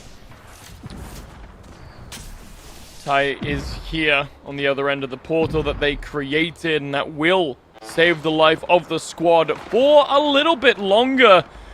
There's still so many squads in this area, Dante, and already Citadel have taken down one. They might be looking, they're almost certainly looking for more. I don't know why I threw the word might in there. Tomfoolery. They've really gone back time and time again to this Octane. But this has just not been working out for them. Tomfoolery, I think, just outclassed in this lobby. A little bit, it does have to be said. And Octane, right? I mean, a character with the movement as crazy as Octane's can be, and as wild as his could be, you need to just have the clean mechanics. You need to have the best aim basically in the lobby if you really want someone like Octane to be made work. I think that's why we've not been seeing him as much, in combination with the fact that the pickup for Alter is just so prevalent. It's been a big factor here, but CTG now making another name for themselves. They want to be back on that kill feed and not on the right side. They want to be on the left side of that, picking up frags for themselves. Meanwhile, Kaz and 9 trying to do a bit of skeet shooting on their own, but not going to be able to find much. Yeah, they're in the sky above them. Nothing realistically to gain. Tomfoolery. Tomfoolery's fighting for their lives, man. Just barely making it out of the minefield just to get shot down by Keisha. And that's going to be a quick rotation back over to the mainland as the rest of the squad's trying to inhabit. Just going to shoot at them 2 out in the open. Thank you, Gibraltar, though, will lay down that bubble shield and give them a bit of a safe area to land for now. Oh, there's not very much safe for the Loot Goblins, though. 9 managing just to get the frags, but Sanya's the one to pick up most of them along the back there with the support of the Caustic. So an actual bit of kill and pointage stolen from that squad. Potentially not going to be the most beneficial and not going to be the highest concerning factor at the moment, but still a consideration. It's Priyaniki. They're about to airdrop Blazy, it looks like, directly onto the heads of Team Hartley. They're already taking shots, and I think Priyaniki have made a big mistake. Horde similarly lifting it up, though. They're making potentially the CM1. Yeah, Priyaniki tried to go in, immediately realized that was a terrible idea, and now have left. Now, Pot might be starting up an engagement with Genies. We'll have to see what comes of it. Pot, I think, are in a really good position here. They're not being too aggressive. They're in a pretty easy to defend position. They have their maxed out Evo shields. They're not missing out on anything by preserving their resources and waiting for the herd to thin out, if you will. There's not much necessary whenever you're playing as hot as Pot currently are. For the moment, they've just been on another one again. They do not have to worry themselves here. They cannot lose. Of course, they can lose the game, but the series is not over. Their only true competition that they were the ones to wipe out themselves was Aurora. So with that, Pot look to potentially finish this off. Citadel Gaming already got enough kills here, Blazy. I'm 90% sure that even if they were to get wiped out now, they should still find themselves comfortably set up. Of course, they're going to want more frags, and they're going to want to be set up as comfortable as possible for the next map. Should Pot allow it to go that far? That's going to be the big question to ask and answer. Now realizing that Genies have made it onto the mainland, Pot does look like they want to try rotating through. 50 seconds on the 4th ring. Things are going to start getting a little constrained as this one comes in. You can already see how small this inner ring is here as Pot start to move up, but there are still 14 whole squads left on the map. And Dante, that is just a lot of people to try and contend with in such a small zone. We're seeing the artillery come through as well. Assuming like half of these squads have a Bangalore, the ultimate's going to be online. The Rolling Thunder comes through, and the team back it up. Pot, good for another couple of drops. Not been managing to pick themselves up just the frags at the moment. Again, though, not particularly relevant other than to steal kills away from the opposition. Pot just having to essentially watch the barrier shield and everything get set up, but as it now dissipates, the shots are finding their mark. The thermite grenade is ready if it were to be attempted. Meanwhile, there's still just lots of other engagements going through. There's the first drop coming through. Taskmaster with the missiles from the Valkyrie just to continue raining hell upon that squad. An exulting taken out of the air, it looked like initially, but it was a different squad altogether. Pot are in a really awkward position now. They've just had another team do a flyby over the top of them. They spent a lot of resources and time trying to break those shields of the team caught in the corner, so now they have to regroup and try something else. Meanwhile, a lot of these squads are starting to drop like flies. Fights are happening all over the shop. As this ring starts to constrict, these teams have to get closer and closer. These fights are going to burst out, and they are going to be deadly and chaotic. Are you ready for this, Dante? Because we're in the last 4 or 5 minutes of this game.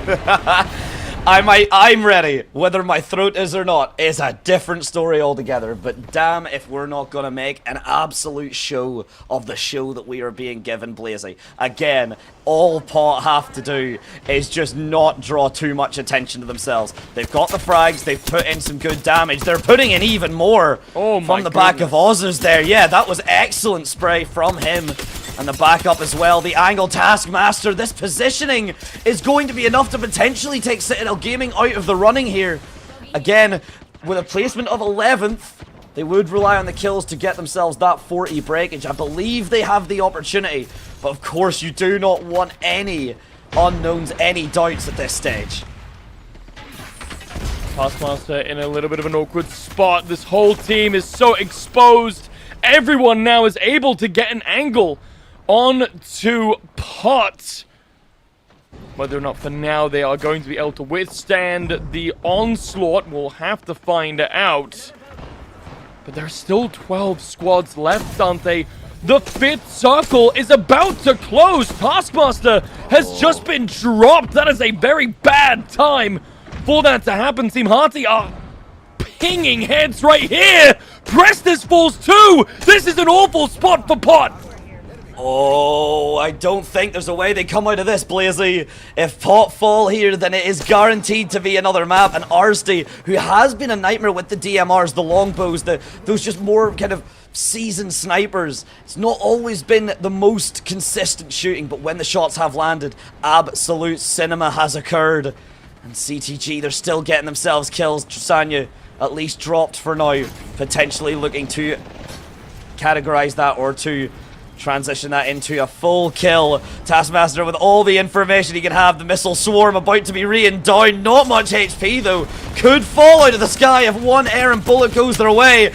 But look at the carnage coming through. Drops all over the show as one of the team of Pot is fallen. Team Ares eliminated. There's going to be a lot of squads in and out of this 10th spot. Pot fall. And so because of that, a guaranteed one more map to make it. Genie, the Horde are gone as well. Don't believe, Blazy, they got enough to actually get themselves onto that 40 bomb. So the positioning, again, a factor to consider. Citadel Gaming, though, certainly comfortable enough to put themselves into the winning seat. Not for this map, but for the next. We are so late into this game, Dante, and there are still 6 whole squads standing. Everyone is still up and able. The crabs finally fall. It is no longer crab time, ladies and gentlemen. Crab time is over. But what time is it? We'll have to find out. There are still so many potential ways that this game could go infinite. Coming around on a flank, infinitely get lit up by the Citadel. They'll have to back up for now. The shield, so important. Saving from literal hellfire raining down, but it's gonna have a durability. There's only so long that shield can last. Everyone can hear these guns firing, though. 3 Salona understanding that if they get too committed on a fight, they could get third-partied, but now they're stuck. A rock and a missile place. A rock and a wet place, I guess I should say, with the ocean just tucked neatly behind their backs. Trying to just get this kill on the Priyaniki, but no one is falling, Blazy. Everyone is managing to stay their ground. And look at how close 6 squads truly are to each other, and they're only gonna get closer. This is the problem with these late game circles that are just so densely covered. This building has 3 layers, Dante, and until this ring fully closes, everyone is going to have to stay right inside it. Now coming out from off the barricade, everybody pouring out of this building all at once. 3 Salona eliminated in the hellfire from above. And now the remaining 5 squads need to vie for position out in the open, but nobody wants to move first. Infinite have got themselves set up, but that means there is a target painted firmly on that orb there. Remix Power's trying to get something set up similar, but does pay for it with his life. The backup isn't there from Citadel Gaming. They're not going to be able to support his team with that. They're not going to be able to get him picked back up in time as Hartley just watches the bombs fall. Invincible trying to follow everything. UAV the first casualty in this complete showdown. The circle, Blazy, is getting smaller and smaller. Hartley the next to fall, I believe, still a couple squads left down to the last 2 now as they meet at the world's end, essentially. Never mind a 3rd squad, a secret hidden 3rd squad. The Peacekeeper, the gun that we called for in the end, Blazy, finally showing up and making amends. Everyone is down. One man stands, and as he falls and the guns go silent, your champions are Infinite. The team we did not get to see in the first part of our day. The team that truly has not made much of a peep for the entire finals bracket has finally shown up and shown us exactly what it is that they can do. This was a drawn-out slugfest of a game, Dante, with the last 14 squads making it all the way to the 4th ring. Yeah, and that was, to be honest, I mean, we got 6 squads at the very least making it to the last one. A surprise squad being set up as well. I believe that actually was Citadel Gaming off the back of the movement from Gibraltar. Believe that actually did just give them a little extra moment. I am not going to lie, in terms of the overall standings, just from what we've seen, I could not tell you who died at exactly what time. All I know is it was a hard fought battle, and Infinite deservedly on top. Such an awkward position for all of these squads, right? That last ring had no cover, so if you didn't have cover, you had to make your own, and only 2 of those teams had a Gibraltar. That's that one sorted. Bubbles for everyone. We saw multiple times in this game how those barricades can only cover you so much, and with so much stuff raining from the sky, just unfortunate pot as well, I think, just gave themselves, they kind of anchored themselves into this bridge that just had too many openings for them to realistically contend with, and in the end it was their downfall. Shout out to Art here, who was able to find those gaps and snipe them through the open windows. Yeah, Hartley just really clean whenever they needed to be. Whenever reliant on them having an impactful kind of showing, that's definitely whenever we see it happening. And I could not believe there were people standing. I could not tell who was actually meant to be alive, who had been knocked, and who still stood strong. But again, Infinite, your winners of Game 5, and now a lot more contention and a lot more names viable to make this next game the final. Infinite, Team Hartley, Citadel Gaming, and then Pot and Aurora, of which you already knew. 5 teams now stand at a position where they could close this one out, Dante. And to be fair, they are the teams that we've seen performing the most consistently. The only squads that I can imagine coming through to win outside of these would be UAV and the Horde. 3 Slona and Priyaniki, while they have high points, I'm not really too sure that we've seen the consistency from them in the late game scenarios to really close these out. I would have to agree with you. I think Infinite definitely showed it there, but that was also one of the most awkward rings I have ever seen on that map. That was such an awkward final ring to fight in. You highlighted it during the highlights especially, that you had to be the first person to kind of break and try and get yourself set up. But the minute you do, you're basically pointing a big foam finger at yourself with a big crosshair right there and just saying, take your best shot. Yeah, I mean, it's one of those do-or-die situations, right? A Hail Mary, if you will. Your last hope of saving the game before you inevitably lose anyway. So what is really the risk to yourself? In this case, nothing, because nobody in that lobby, after Pop was eliminated as well, everyone could kind of not necessarily relax, Dante, but there was an air of, okay, well, now we don't need to worry about this being the last game. We can still play our best. Now, there is such a high chance that one of these teams will win. No one in this lobby can relax until all 5 of the top teams are off the board.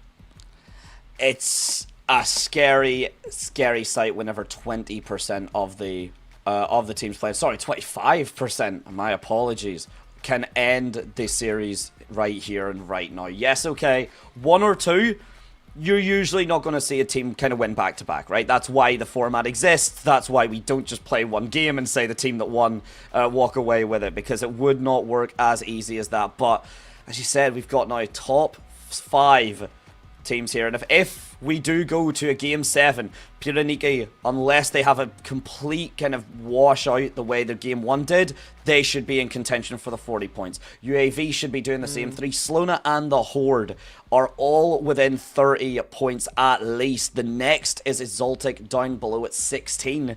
So if we don't end on this map, I could see half the lobby, just under, all being in contention for taking the win. Yeah, I think that's absolutely fair and valid, and I think the teams that would qualify are all the teams that we could also expect to see a win from, right? That covers UAV, that covers the Horde. It does cover 3 Slona and Piraniki, who, you know, maybe unfairly criticized and said, yeah, I'm not really too sure, but also these are teams that we haven't seen nearly as much of, so you know what? Data set incomplete. Data set incomplete, but what is not incomplete is the standings right now, so we'll be able to, again, as much as we yap to you guys, you'll now be able to see it for yourself. So here we go. It's a big drop-off between the Horde and Exaltic. We really are seeing just a complete difference, I would say, Blazy. I think you said it earlier, kind of the cut above, and that level of performance we were seeing. I think it was just in line with, unfortunately, tomfoolery. Just maybe being a little bit out of their depth right now. Certainly does look to be the case, as here we are. The top 5 all want this over now. They want 2,500 euros to walk away with. At the very least, it seems pretty confident that Aurora, Pot, I'm going to actually say Citadel, or I'm going to say Hartley over Citadel, looking comfortable for the top 3. Yeah. Yeah, I don't really have much to add to that, Dante. All of these teams have been so incredibly close, right? And it's now to the point where there are 5 teams that are on the board that could be in with a chance of winning, and I genuinely could not tell you which of those 5, if any of those 5, will be the ones to win this game. Before, we had, you know, in both the group stages and the losers bracket, we had kind of a clear 3 or 4 players that we were, teams that were there like, okay, these are most likely the ones who are going to be successful. But in this case, I just could not give you a pinpointed answer. No, I really can't, and the reason that I really struggle with giving that answer, genuinely, I'm sure you would probably actually agree, is I look at Team Hartley and I'm like, they could just come out of nowhere and actually steal it. But we don't have to wait. We don't have to delay ourselves any longer. They could do it on this very map here, Blazy. I'm not going to be dead set, but I have a feeling one of these 5 teams are going to very much focus and try and take the victory right here, right now. Well, I'm very curious to see the Aurora draft because they have changed up their team comp every single game. So I'm wondering if they will have a slightly more conventional draft that we'll be able to see so that we maybe get a slightly more quote-unquote serious game out of them. Though that's not to say that their performance on these slightly wackier picks has not been pretty damn good regardless. Yeah, indeed. Whether it's a wacky pick or it is something a bit more conventional, just as you say, definitely can get used by teams of this caliber. We get to see a completely different circle on this map than we did previously. It's not going to be as open and as completely cover-free as previously. It's going to be a little bit more space, a little bit more comfortable than it was on Storm Point here on World's Edge. A lot of the potentially winning teams are very spread out here, Dante, so there's a good chance that they won't really see each other until later on in the lobby. Here's a team that we saw quite a lot of in groups, and that hasn't really made much of an appearance in this finals, Dante. Make Europe Great Again have kind of had a bit of a drop-off. Well, they'll at least be able to get themselves a pretty quick kill in the form of RNQG. Not exactly sure where the teammate is, but is going to be punished heavily. Opening frag is a big one, but you're right. I mean, you make Europe Great Again, currently stuck on that 14th place. Blazy, a total of 12 points over the course of these 4 games, and now, well, make it 5. So, a lot more to ask from them, but I think, again, we might just be seeing the comparison of the wheat from the chaff, shall we say. We definitely can say.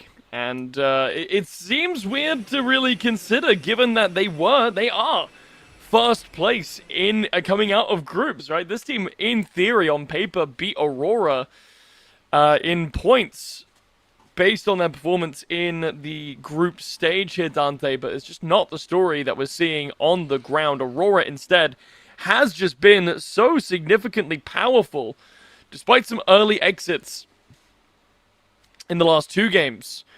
This is still a team that could definitely come through and fully win this match. You can never count Aurora out. Even with the slower starts, they've always done kind of more than enough to keep their footing solid and to keep their statements said, basically, to make their statements heard and keep their voices heard. And that's exactly what they're going to want to try and do here.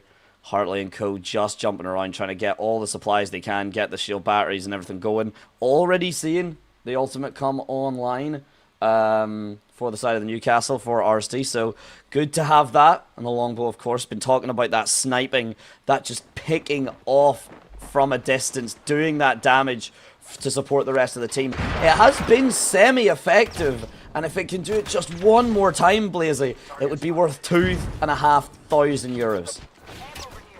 And that's it, right? That's the pressure of this entire situation. 5 teams now have the weight of 2.5 grand on their shoulders while playing this game. That's enough to make, I think, just about anyone's hands shake a little bit. So who will diamond and who will dust in this situation? We've got so many big-name teams here to flick back and forth to see how they will react to the added pressure. Team Infinite, though, they've been relatively quiet for pretty much the whole rest of the series. Now is their time to really come back into this. Now that the eyes are on them, how will they react?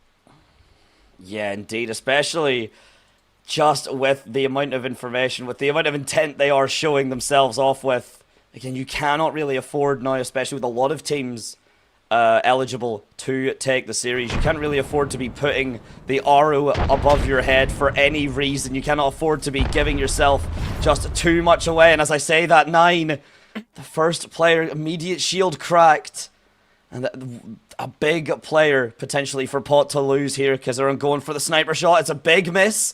Not going to be able to get the damage on. Keeps Pot's hopes alive another day for the very least. And in fact, a complete disengage from the squad. The Crabs currently going up against the Horde, the Horde, the Horde. They're actually forced to run away, the Horde, that is. Kazakh's still in an odd spot in enemy territory, but the Horde are pinging away at my crabby boys, and I just think that is personally very rude. It is. It's quite rude to get shot. And it's quite rude to shoot at someone. I would absolutely agree. Yeah. But that's the way of the game. Sometimes you just gotta shoot. And sometimes you just have to survive. We're going to be seeing that circle come through. Probably get another view of that in just a moment or so.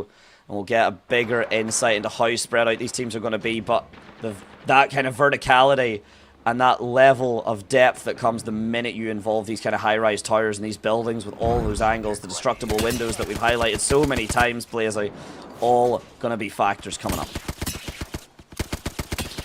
Few pot shots will be fired at the people on the ropes trying to get away. Citadel Gaming just looking to pad out their damage spots. Damn. Jesus Christ.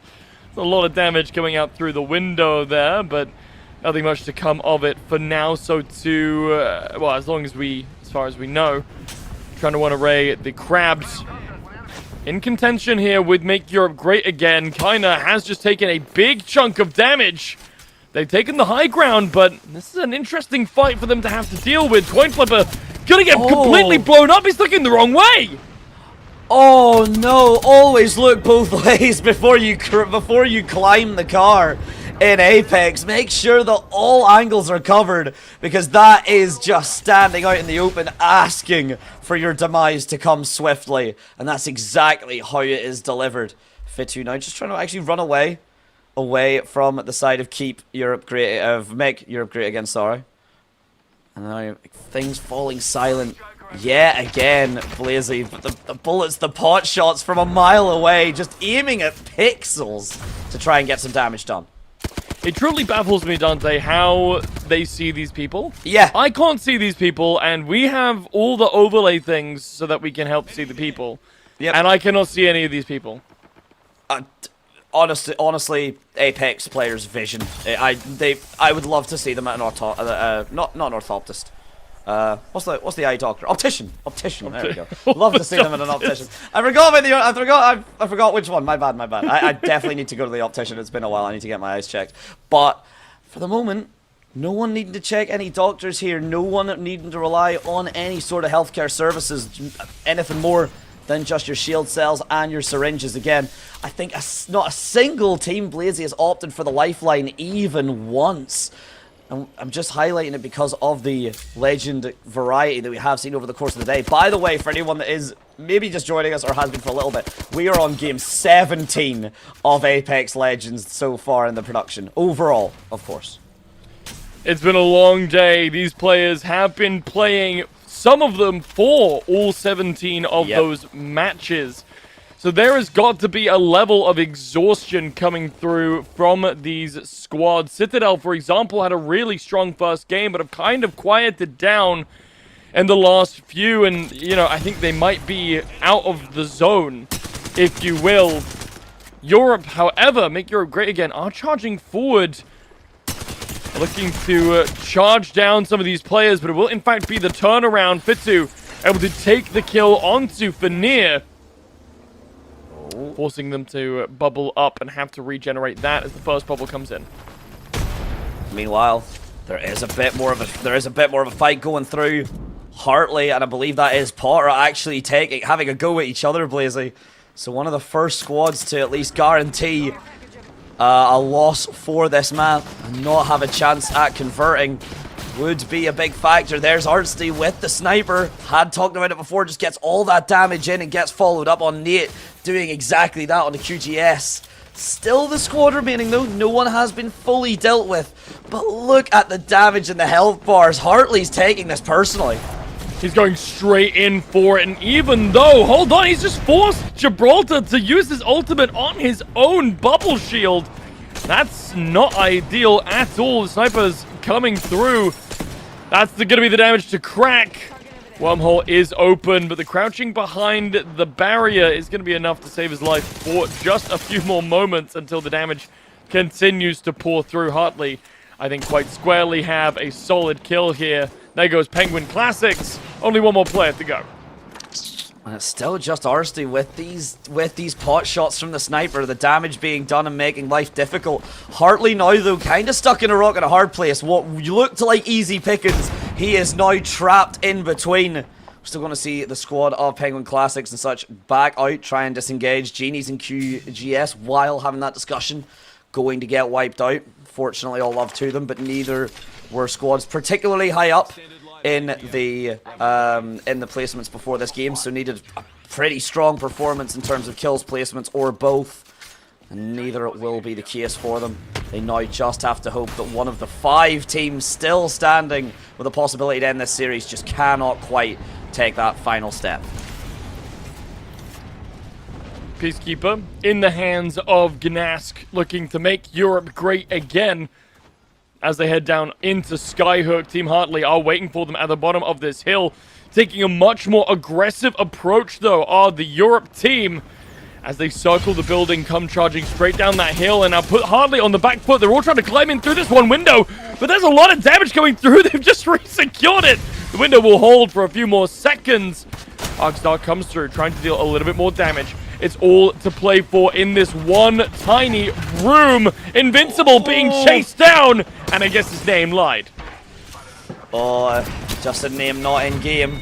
If he was, it would be a little bit dodgy. We'd have to check the PCs. But either way, Blazy, it's Taskmaster that's still actually wanting to make a hell of a statement. That's Katana to fall. Arsdy appears out of nowhere, but doesn't expect the slide. Doesn't expect the setup here. Dancing in and out of the shield, trying to do whatever possibility they can. I cannot believe this fight is even still going on. Arsdy leaving Hartley alone, trusting that he will be able to get the fight done. And the Horde, meanwhile, fall. One of the 5 teams, the first of the 5 candidates, are out.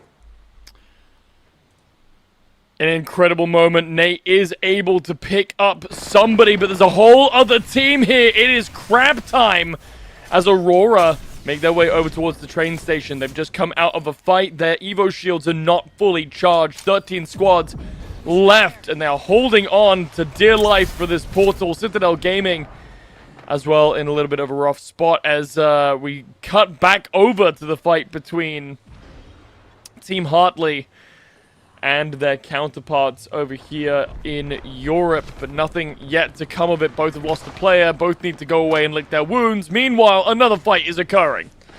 There's fights going on every which way here, Blazy. And that's a good drop from Hiraka. Hiraka's good for one. Again, the kill's not really as big a factor even for a lot more of these teams, especially because I did actually say, by the way, it is just because I was so used to the Horde and their performance on that lower bracket run. They were not one of the 5 in contention. So out of 12 squads left, 5 can end this right here and right now.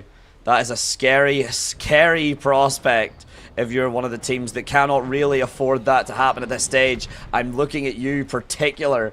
I am looking particularly at the squad in Citadel Gaming.